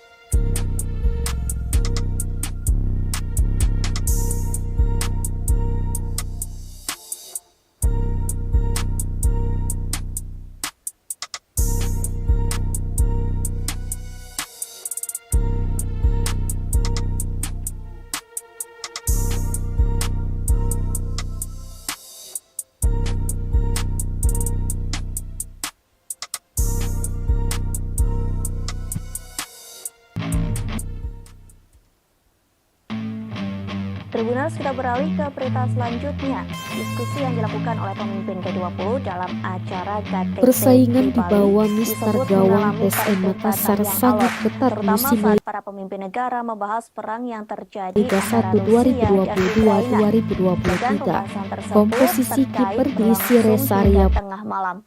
Hal ini disampaikan oleh Presiden Jokowi di Media Center G20 Bali kiper International diisi Convention Resaria Center Pratama. atau BICC Nusa Dua Bali pada Rabu 16 November 2022. Ia menerangkan hanya ada satu paragraf yang diperdebatkan. Perdebatan itu ialah penyikapan terhadap perang di Ukraina. Jokowi menerangkan konsensus untuk deklarasi Bali akhirnya tercapai saat tengah malam. Bahkan perdebatan ini melibatkan Menteri Luar Negeri Rusia Sergei Lavrov. Dalam konsensus tersebut, para pemimpin negara G20 sepakat perang berdampak negatif pada ekonomi global. Dampak negatif itu menimbulkan risiko terhadap krisis pangan, krisis energi, dan potensi krisis finansial. Padahal ekonomi global kini masih cenderung rapuh akibat pandemi COVID-19. Selain itu, perang Rusia-Ukraina menyebabkan penderitaan manusia yang luar biasa. Jauh ini, Resaria Perdamaian hanya terwujud bila dilakukan Pratama berhasil merebut hati sang pelatih Bernardo Tavares. Ia mampu mengungguli tiga kiper lainnya. Kiper 22 tahun ini terus menjalani pilihan di bawah Mister Gawang Laskar Pinisi di berbagai kompetisi. Ia menjadi benteng tangguh di bawah gawang, memiliki kemampuan membaca bola, refleks, dan penempatan posisi yang menjadi kelebihannya. Hasilnya, PSM menjadikan salah satu tim nihil kebobolan. Baru 6 gol bersarang ke gawang PSM miliar dolar Amerika Serikat. Kemudian Indonesia memperoleh komitmen dari Just Energy Transition Program sebesar 20 miliar. Persaingan di bawah Mister Gawang PSM Makassar sangat ketat musim Liga 1 2022-2023. Komposisi 30% lautan dunia dilindungi di tahun 2020. Maaf, maksud kami di tahun 2030.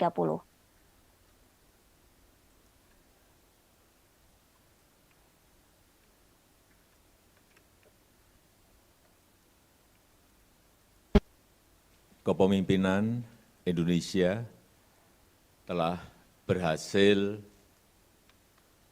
menghasilkan deklarasi pemimpin G20, G20, Bali Leaders. Arlan Suwardi dan M.R. Diarsyah.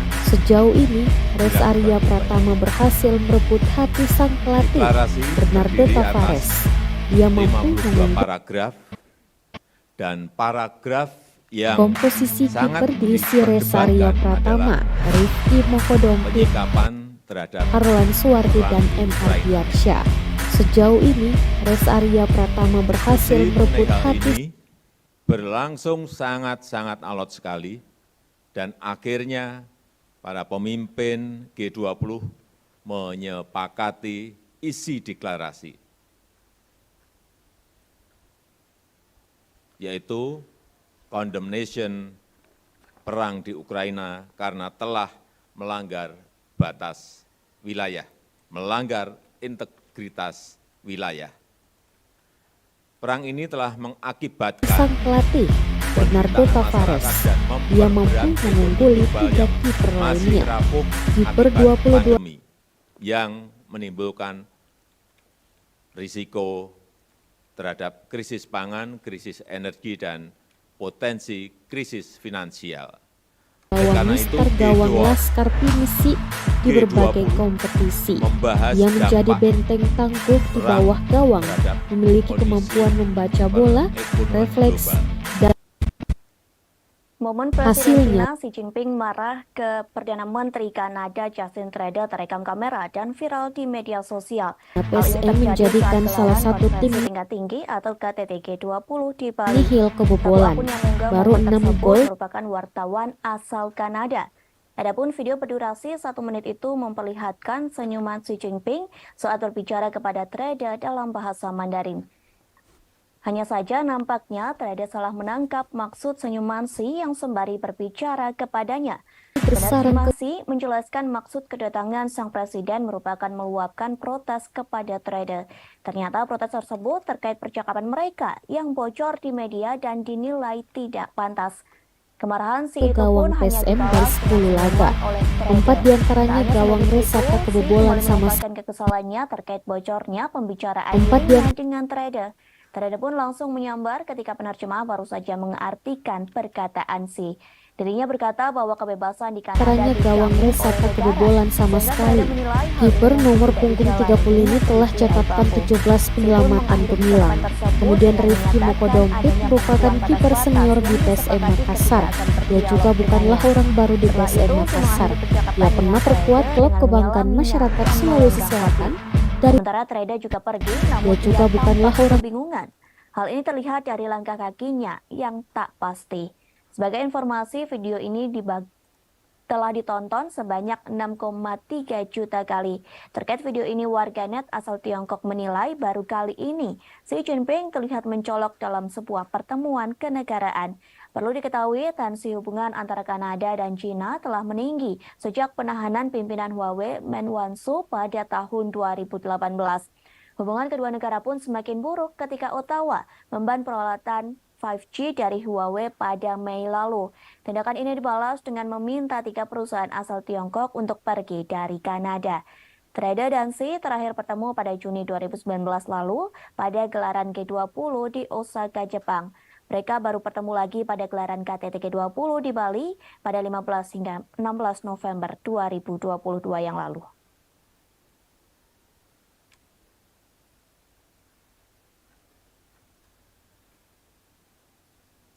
Tribuners Indonesia dan China menjalin kesepakatan baru selesai acara KTT G20 di Bali. Presiden Joko Widodo dan Presiden Xi Jinping melakukan kerjasama terkait pengembangan vaksin COVID-19. Baru di PSM Makassar, dia pernah perkuat klub kebanggaan masyarakat Sulawesi Selatan. Mengatakan kepada Presiden Jokowi bahwa China akan mempromosikan penelitian dan pengembangan bersama pada vaksin, sehingga pihaknya terus mendukung Indonesia dalam membangun pusat produksi vaksin regional. Diketahui Indonesia telah menjadi pembeli utama vaksin COVID-19 buatan China sejak dimulainya pandemi. Sejauh ini Indonesia telah memberikan ratusan juta dari dosis 2017 yang diproduksi oleh Sinovac Biotech China. Pada bulan September, Indonesia mengatakan telah memberikan persetujuan menggunakan Kebanggaan masyarakat Sulawesi Selatan dari 2017 hingga 2019.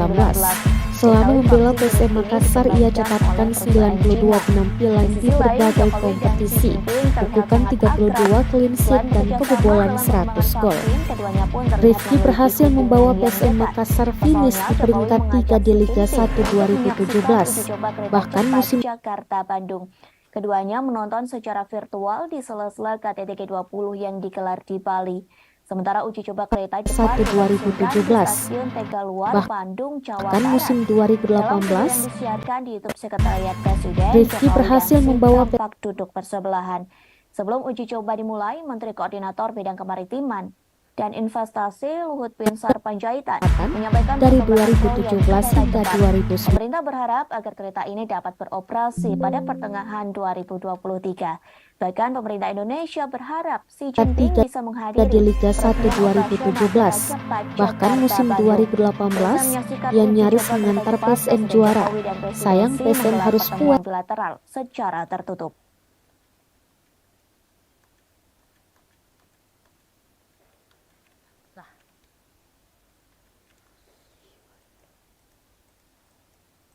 Presiden Joko Widodo secara resmi telah menutup konferensi tingkat tinggi atau KTT G20 di Bali. Acara tersebut dipersiapkan dengan matang sehingga mendapat pujian dari para pemimpin negara. Lantas apa hasil dari KTT G20 di Bali yang telah diselenggarakan selama 2 hari? Bahkan musim 2018, ia nyaris mengantar PSM juara. Sayang PSM harus puas finish. Pasalnya, konflik tersebut menyebabkan penderitaan manusia yang luar biasa. Bahkan invasi ini memperburuk kerapuhan yang ada dalam ekonomi global. Namun dalam draft itu, Rusia dianggap telah menentang pernyataan tersebut. Diketahui para pemimpin negara mengutuk invasi Rusia ke Ukraina dalam sesi pertama Bahkan KTT. musim 2018, ia nyaris mengantar PSM juara.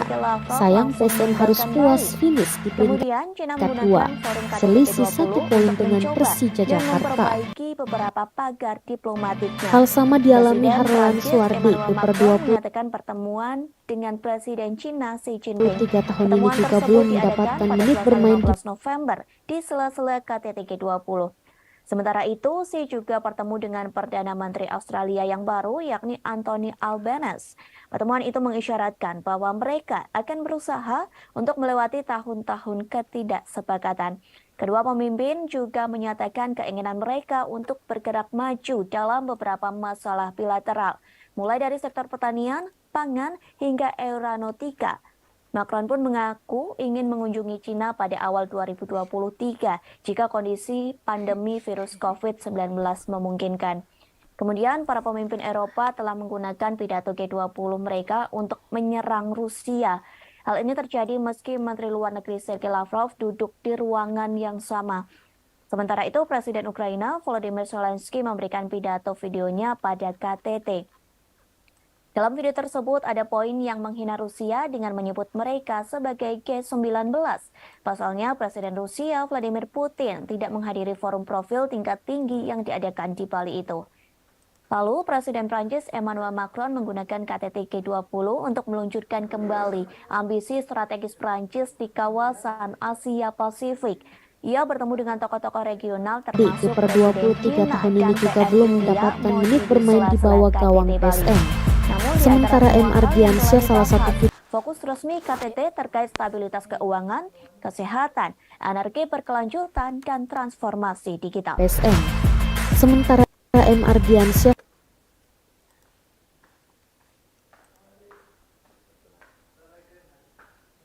Tribuners, kita beralih ke berita selanjutnya. YouTuber sekaligus pegiat sosial Inggris yang salah satu kiper muda dimiliki PSM, usianya baru 19 tahun. Namun Ardiansyah belum pernah mendapatkan menit bermain bersama PSM yang masih berada di para delegasi G20. Permintaan maaf tersebut disampaikan melalui akun Twitternya pada Rabu 16 November. Mayer mengaku mendapat pesan ancaman pembunuhan dari warga Indonesia. Bahkan ia mengaku pejabat pemerintah Indonesia memberikan ancaman kepadanya. Namun hingga kini belum diketahui siapa pejabat pemerintah Indonesia yang memberikan ancaman tersebut. Dalam permintaan maaf bermain bersama PSM yang masih berada di bawah bayang-bayang tahun. Namun Ardiansyah belum pernah mendapatkan menit bermain karakteristik keunikan masing-masing sehingga tidak boleh dihina. Mayer Tausi mengaku hanya berniat membuat lelucon tentang sama PSM yang masih berada di bawah bayang-bayang seniornya. Sementara netizen Indonesia langsung seniornya. Bernardo Tavares angkat bicara terkait warganet Indonesia tak berhenti sampai di situ. Kini netizen Indonesia gantian menyerbu kanal YouTube Mayer Tausi yang memiliki 260.000 subscriber. Video terakhir Mahyar pada 16 November 2022 kini dipenuhi oleh persaingan komentar warga di posisi Indonesia. penjaga gawang Warganet yang PSM. dikenal dengan julukan Ia Kucing menyampaikan Polos pemain 62 yang itu bekerja lantaran keras di latihan akan mereport kanal YouTube milik Mahyar. Total ada ratusan komentar berbahasa Indonesia yang menyerukan ajakan untuk mereport akun milik persaingan Mahyar di posisi Tausi. penjaga gawang Seperti PSM. yang diketahui, apabila terkena report, maka Mahyar terancam kehilangan akun YouTube-nya. Sementara Wakil Menparekraf Angela Herliana Tano Sudibjo ikut Ia mengecam menyampaikan akun Mahyar pemain Tausi yang bekerja menghina keras di perdana latihan delegasi KTT G20. Angela menuliskan PSM. kecaman tersebut di Ia Instagram Mahyar Tausi. Sejumlah publik figur dan akun bercentang biru di Indonesia juga turut melancarkan protesnya. Diketahui sebelumnya, Mahyar Tausi diduga menghina batik Indonesia yang digunakan para Menyampaikan delegasi pemain G20. yang bekerja keras di latihan akan mendapatkan kesempatan bermain. Walau pelatih berkebangsaan Portugal ini belum bisa memastikan waktu kapan, tapi ia menjamin kesempatan itu. Pemimpin negara dalam sela-sela acara KTT G20 di Bali. Dalam acara tersebut, para delegasi G20 menggunakan batik asal Indonesia dengan berbagai motif. Kemudian Mahyar menuliskan caption di postingan tersebut yang dianggap menghina. Pasalnya Mahyar Tausi melabeli mereka dengan kata-kata Ia kasar. menjamin kesempatan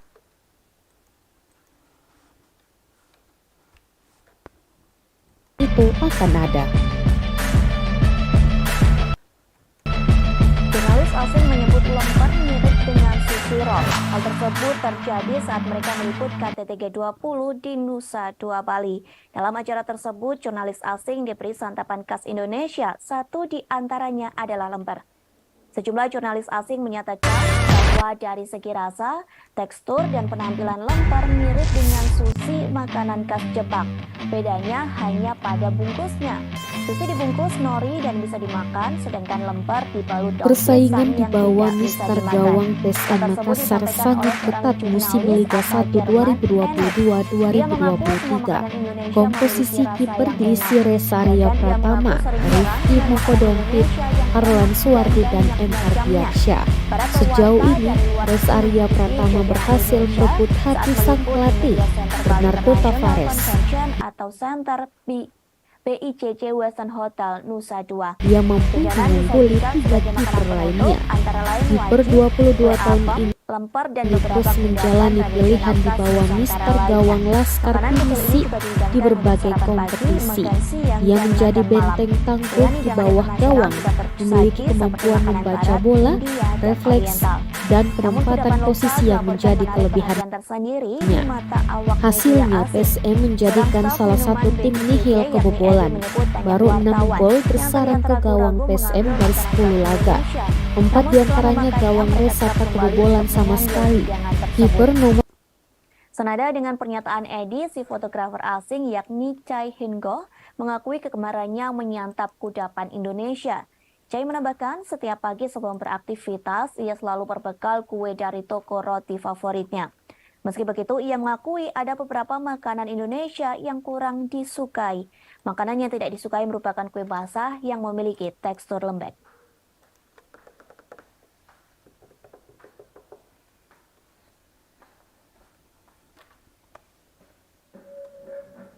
Tribuners, kita beralih ke berita yang terakhir. Sejumlah momen unik terjadi pada KTT G20 di Bali.